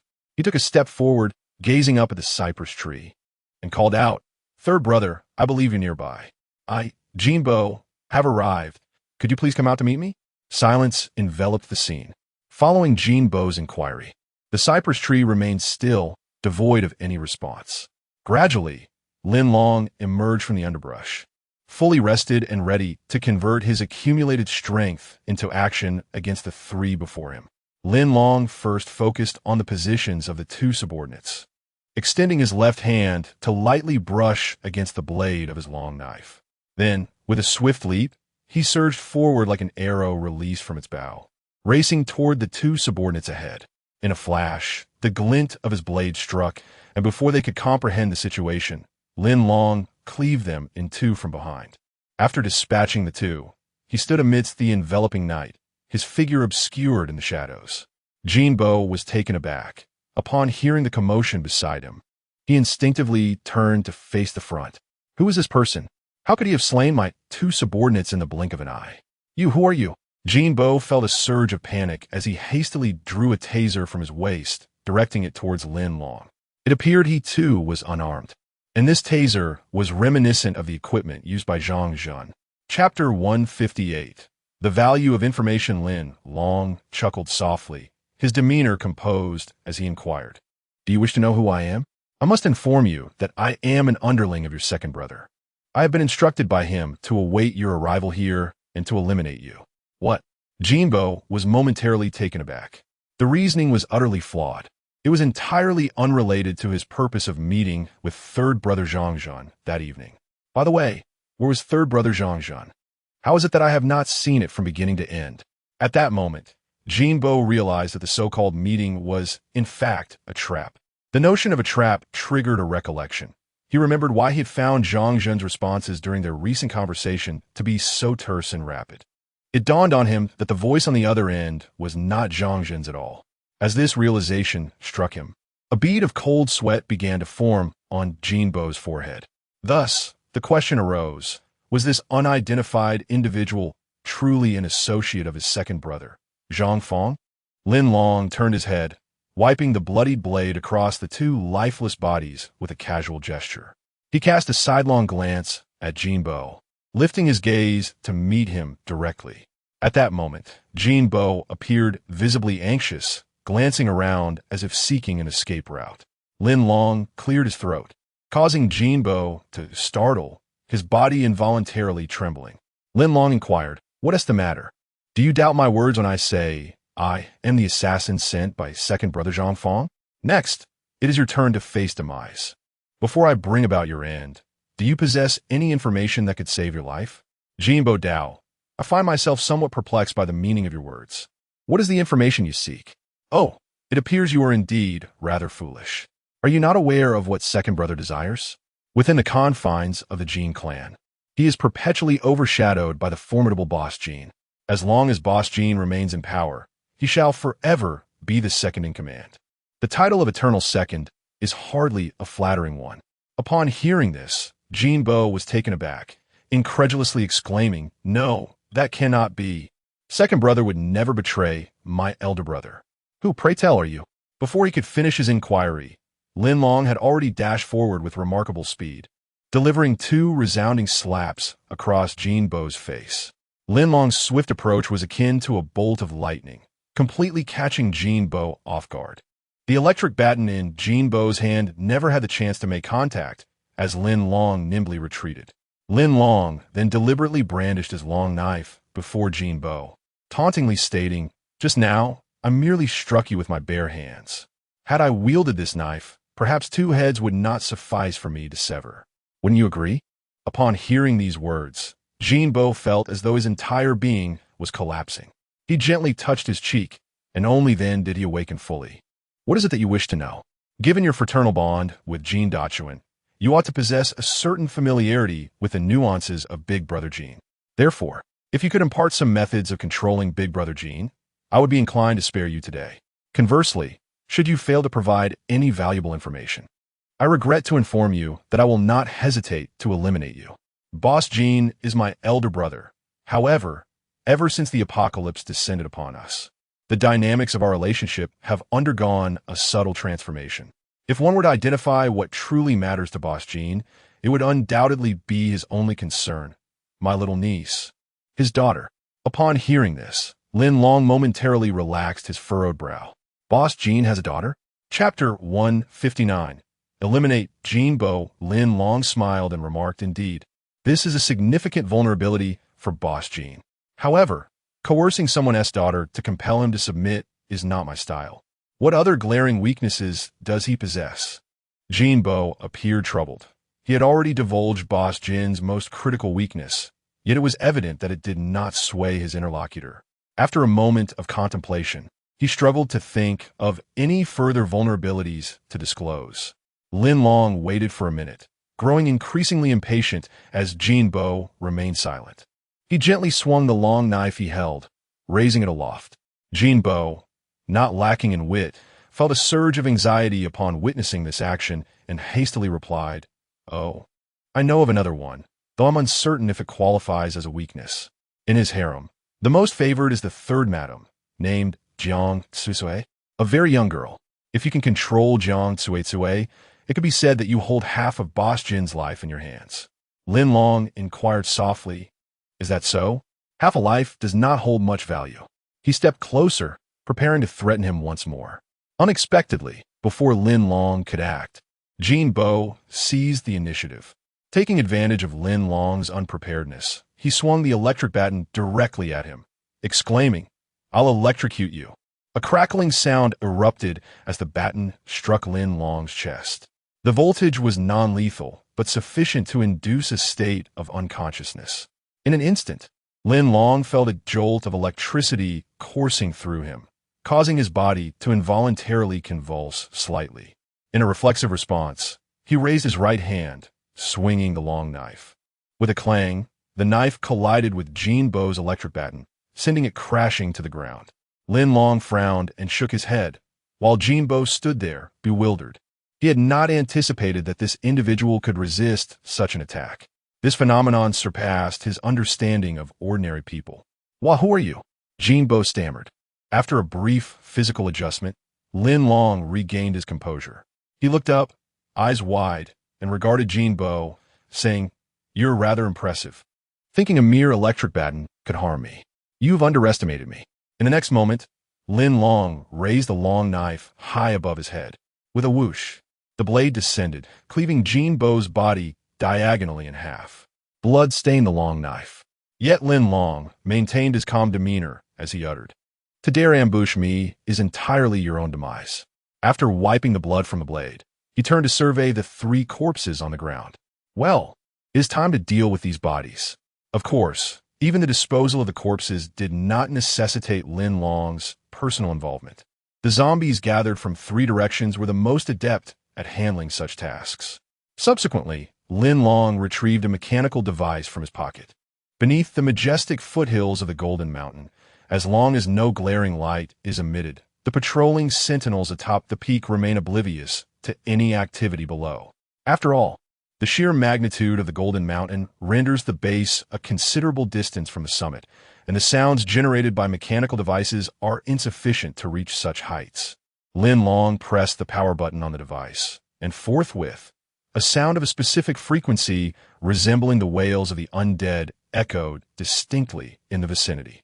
1 minute later, the haunting cries ceased, replaced by a cacophony of disordered footsteps surrounding the base, accompanied by the usual clamoring of ordinary zombies. Chapter 160. The scene of carnage. Half an hour later, approximately 30 ordinary zombies had gathered from 3 directions around the site of slaughter. Upon detecting the scent of blood, these ravenous creatures hastened their pace. Lin Long stood silently to the side, observing the famished zombies as they swiftly descended upon 3 corpses, devouring them with reckless abandon. Prior to this, he had conducted a thorough search of Jean Beau's body, tucking the watch into his pocket. All other items, including the communication device he carried, were hastily stowed in his backpack. High-value items, such as the electric baton and crossbow, would prove immensely beneficial for the future expansion of the team. Lin Long watched intently as the horde chewed through the majority of the bodies before he rose to his feet, lifting his hands to inspect his fingers. He pondered whether he could emulate Zhang Feng's technique, extending a finger to pierce a zombie's skull and extract the crystal core directly. Approaching a solitary zombie, he reached out his hands, luring it towards a nearby cypress tree. With a surge of determination, he swiftly extended his right hand, aiming his index and middle fingers at the creature's forehead. A resounding thud echoed as a small hole appeared in the zombie's skull, yet the cranium remained intact. Lin Long felt a twinge of pain in his fingers. It was evident that sufficient force was required to breach the skull entirely. Taking a deep breath, Lin Long raised his right hand once more, increasing his thrust. This time, with a close-range strike, he finally heard the gratifying sound of penetration. The zombie, which had been flailing its arms in a futile display of defiance, suddenly froze, its raised hands dropping limply. Lin Long observed clearly as the creature's skull cracked open, brain matter oozing and staining his fingers. In that instant, the zombie lost its vitality. Lin Long's fingers probed further, and at last, he encountered a hard object ahead. Indeed, it was the zombie's crystal core. With a bit of effort, he successfully extracted the core. Remarkably, aside from the large hole created by his fingers, there were no other visible wounds on the zombie's head. This was the finesse of Air Guzhang Feng in action. After nearly half an hour of practice, Lin Long had successfully replicated the technique. With this newfound confidence, he felt more adept and prepared to confront the remaining ordinary zombies. Placing the crystal core into his pocket, he stood tall and surveyed the remaining zombies before him. Taking a deep breath and allowing himself a moment of respite, he readied himself. Once his energy was replenished, Lin Long launched forward with the swiftness akin to Zhang Feng's graceful movements, alternating his hands to extend his index and middle fingers in a bold assault against the approaching zombies. After a fierce encounter, Lin Long successfully dispatched over a dozen ordinary zombies and extracted the crystal cores from their heads. Upon witnessing this, Lin Long couldn't help but feel a surge of excitement. It turned out that the swift execution of zombies was a skill that could be easily acquired. He then dedicated approximately half an hour to systematically eliminate all the remaining zombies before adeptly retrieving the crystal cores, leaving no trace of destruction on their skulls. Once Lin Long completed this task, he shifted his gaze towards the personnel stationed on Golden Mountain. It was indeed time to inform them to come and assess the scene. Chapter 161. Internal shock before Lin Long ascended Jinshan to deliver his message. He crouched down to perform a rudimentary arrangement of the corpses of the zombies and the dismembered bodies of Jean Beau and his companions. The method was rather straightforward. He spaced the zombies apart, creating a distance between them. Subsequently, he positioned the bodies of Jean Beau and his companions in the midst of the zombies. Lin Long then selected a relatively intact zombie, tearing its trousers into 2 strips. He utilized the blood of the zombie to inscribe the words Zhang Feng Sha Run on the torn fabric. With all preparations complete, Lin Long grasped a compact crossbow and set his sights on the direction of Jinshan, sprinting swiftly.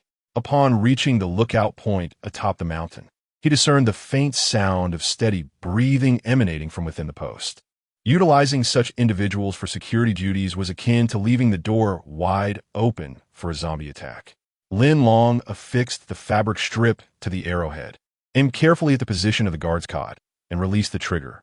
With a whoosh, the arrow soared forward, embedding itself deeply into the wooden board above the cot. Startled by the noise, the guard flipped over, sitting up abruptly. Upon seeing the message on the fabric, he was momentarily taken aback. He quickly turned the night vision lamp to scan the area below the mountain. Concealed in the shadows, Lin Long nodded in satisfaction at this development. This was precisely the outcome he had anticipated. Seizing the opportunity before the guard could survey the gruesome scene below, Lin Long swiftly retreated to the opposite lookout point. However, Before he could launch the second bloodied fabric strip at the second lookout, the alarm from the first post blared. Lin Long paused, glancing back. The guard's lamp was now directed toward the horrific sight below. Realizing that the second fabric strip was unnecessary, Lin Long concealed himself among the mountain's midsection, observing the unfolding commotion. Shortly thereafter, the alarm reverberated, alerting the surrounding lookout personnel. They redirected their night vision lamps, collectively focusing on the patch of grass below. Amid the cacophony, the Jin clan community assembled an emergency response team, hastening to the base of the mountain. Lin Long faintly overheard someone exclaim in astonishment, "Look at the lethal methods of these zombies. Ah, isn't this the signature technique of Second Brother?" Indeed, it bore some resemblance. Moreover, the cores in the zombies' heads were entirely missing. In the Jin community, only Second Brother possessed such skills.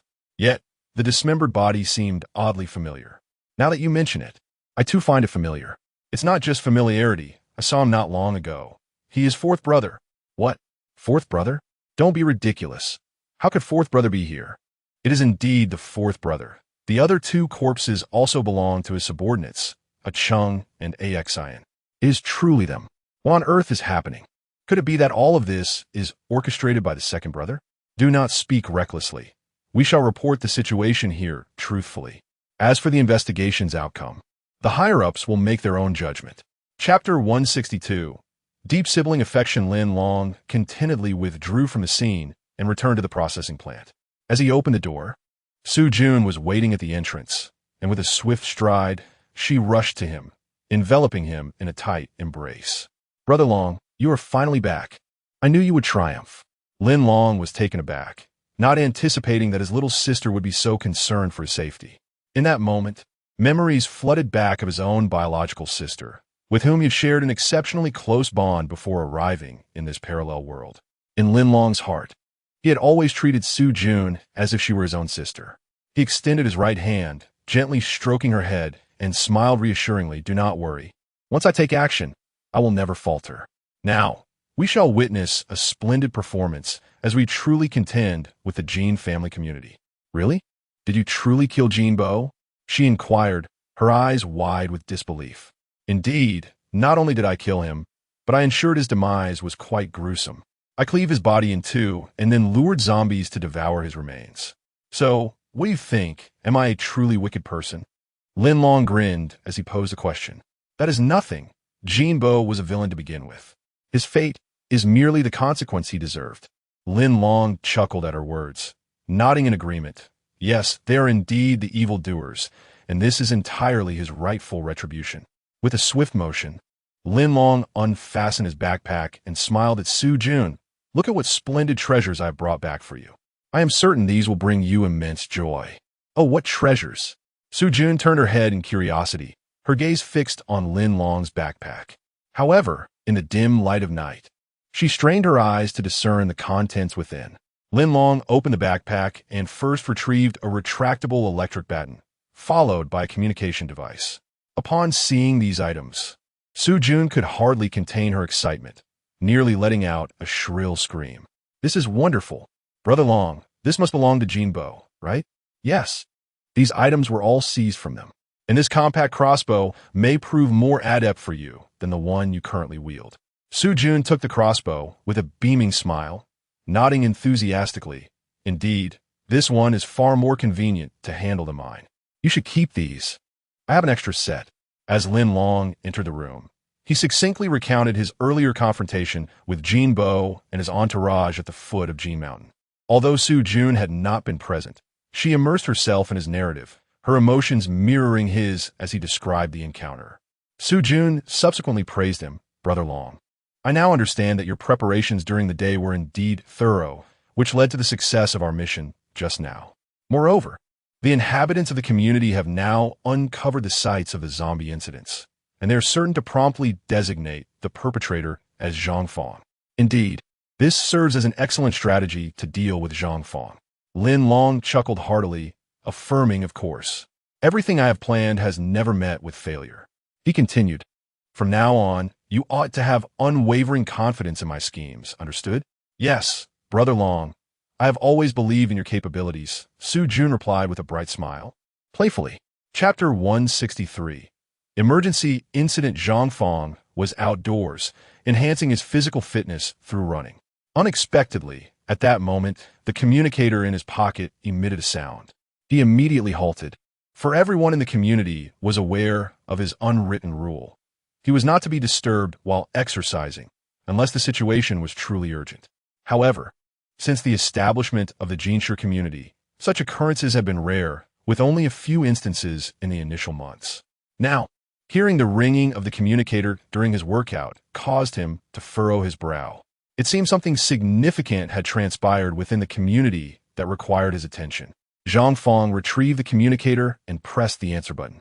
Hello, this is Zhang Fong. May I ask who is speaking? Zhang, it's me. Came a familiar voice from the other end, a girl-esque voice that warmed his heart. The caller was Yin Li, his girlfriend whom he had met in the apocalypse.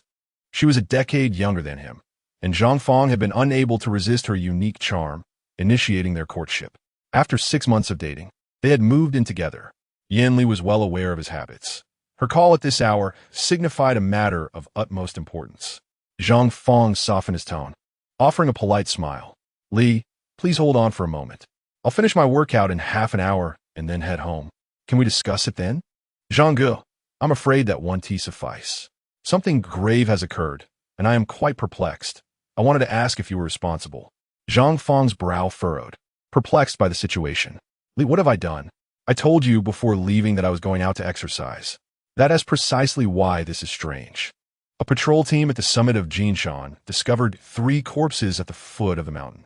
One of them is reportedly Jinbo, who has been murdered. Surrounding Jinbo's body were numerous zombies. Jinbo is dead? Zhang Fong's eyes widened in astonishment upon hearing this news. He had never anticipated that Jinbo would meet his end at the foot of Jinshan that very night. Yes, Zhang, hearing your question reassures me that you are not the culprit. But how could you think I would suspect you of killing Jinbo? I harbor no animosity towards him, and our relationship was amicable due to Jin Lao to wait. Your words imply there's a reason behind this suspicion.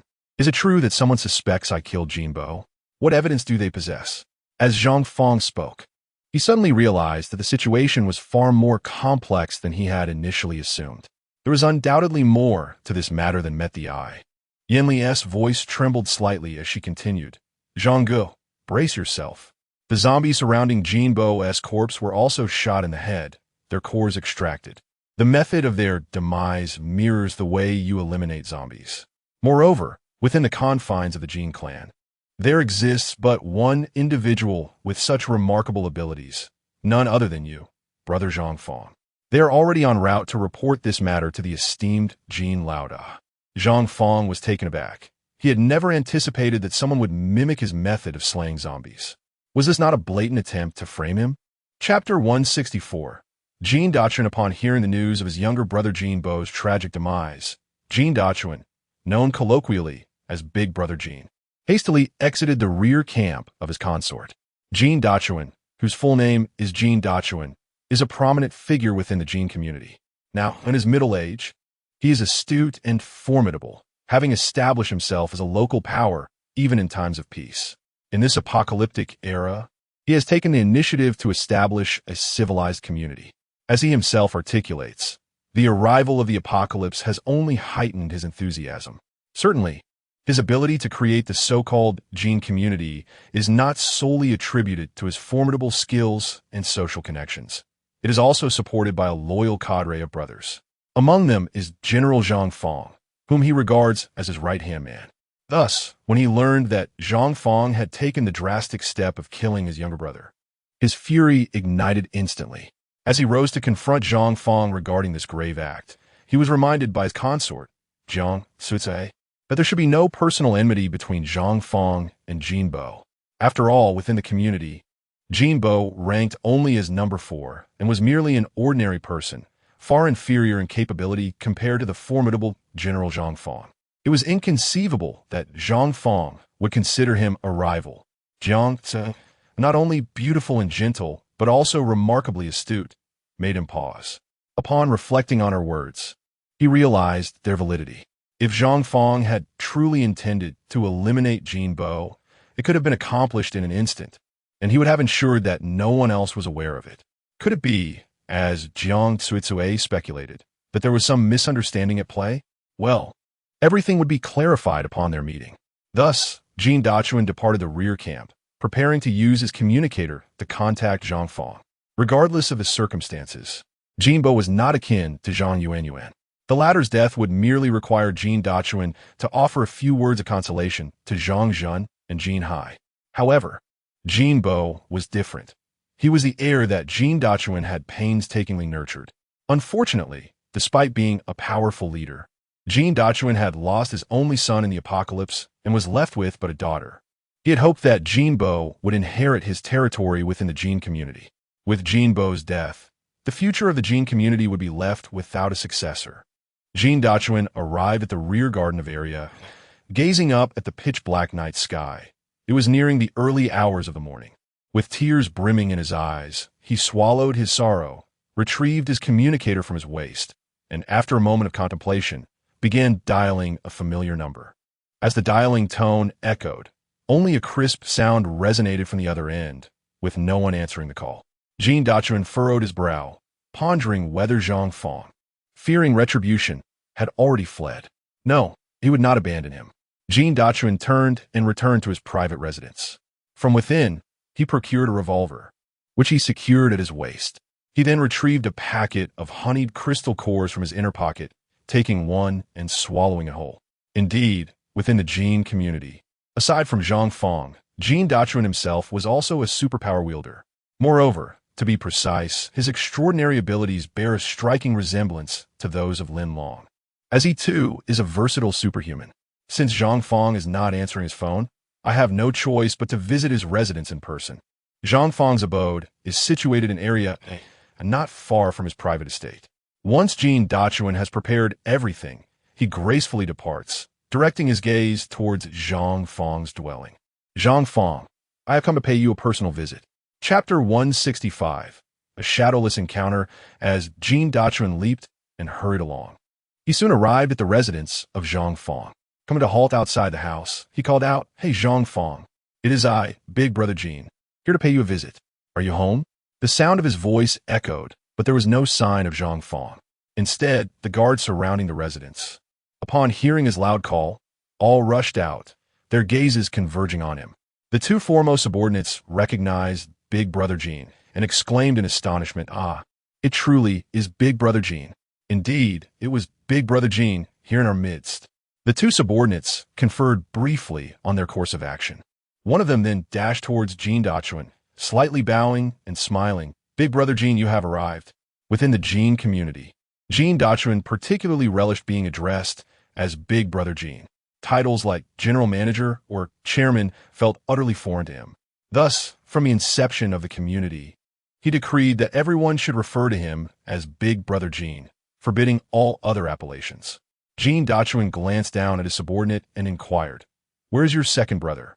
Go inform him that I wish to see him. I hope to have a thorough discussion regarding tonight's events."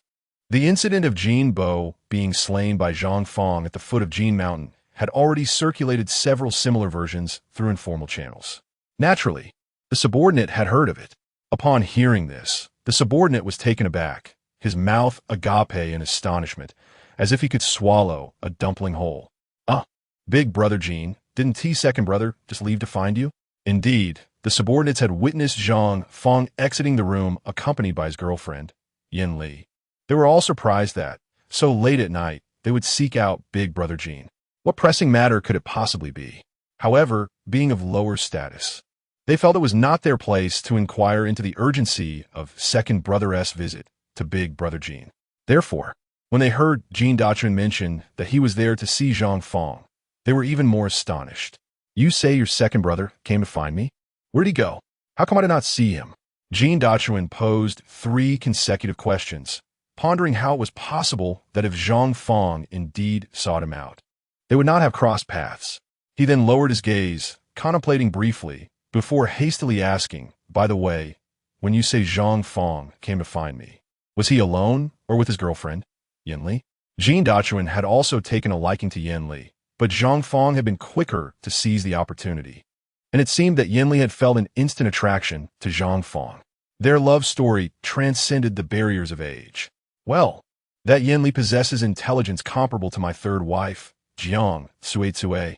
The subordinate promptly replied, it was indeed second brother and second sister-in-law who left together. We are uncertain where they might meet you, Brother Jean.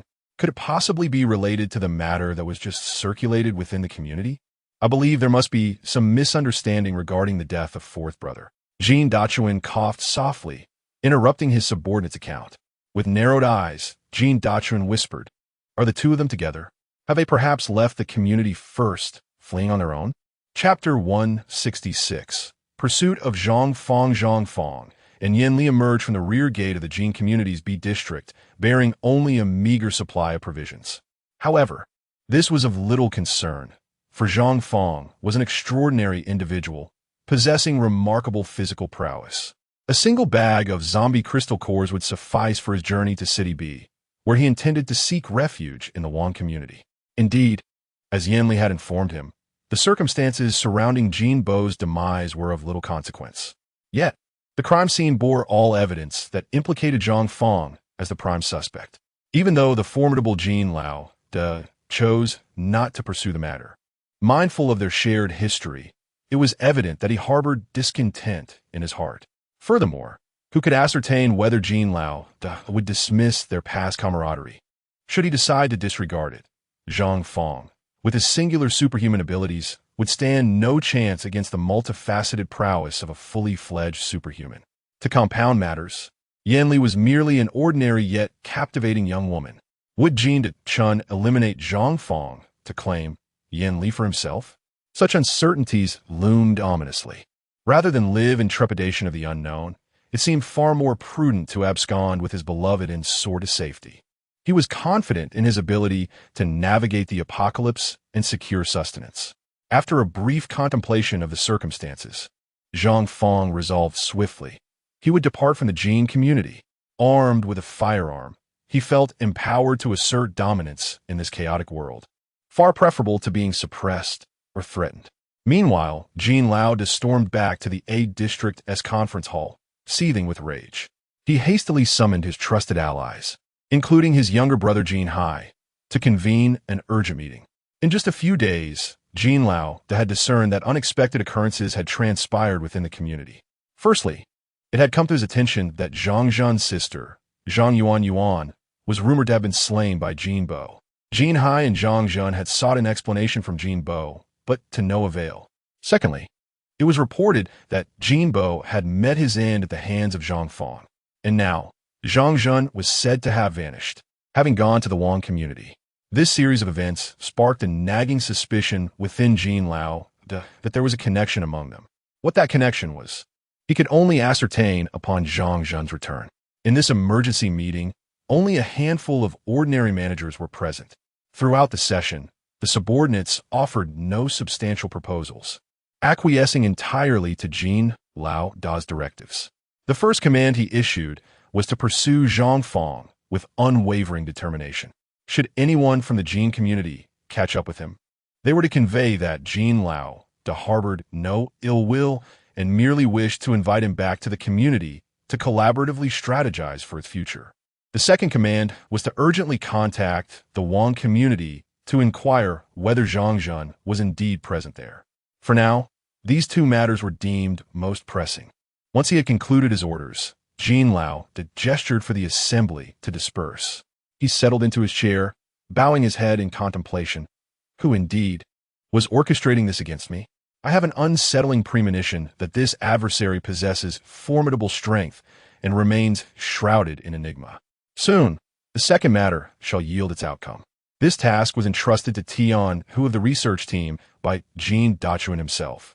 Tian, who made contact with the Wang's community through the liaison phone, only to receive the response that Zhang Zhan, the third brother of the Jin's community, has not set foot in the Wang's community at all. As for Zhang Zhan's whereabouts, it currently remains a mystery, known to none. Chapter 167. A night of insomnia. He Quan, as was customary, returned to the community after completing his tasks and paid a visit to his sister before heading back to his dormitory for a night's rest.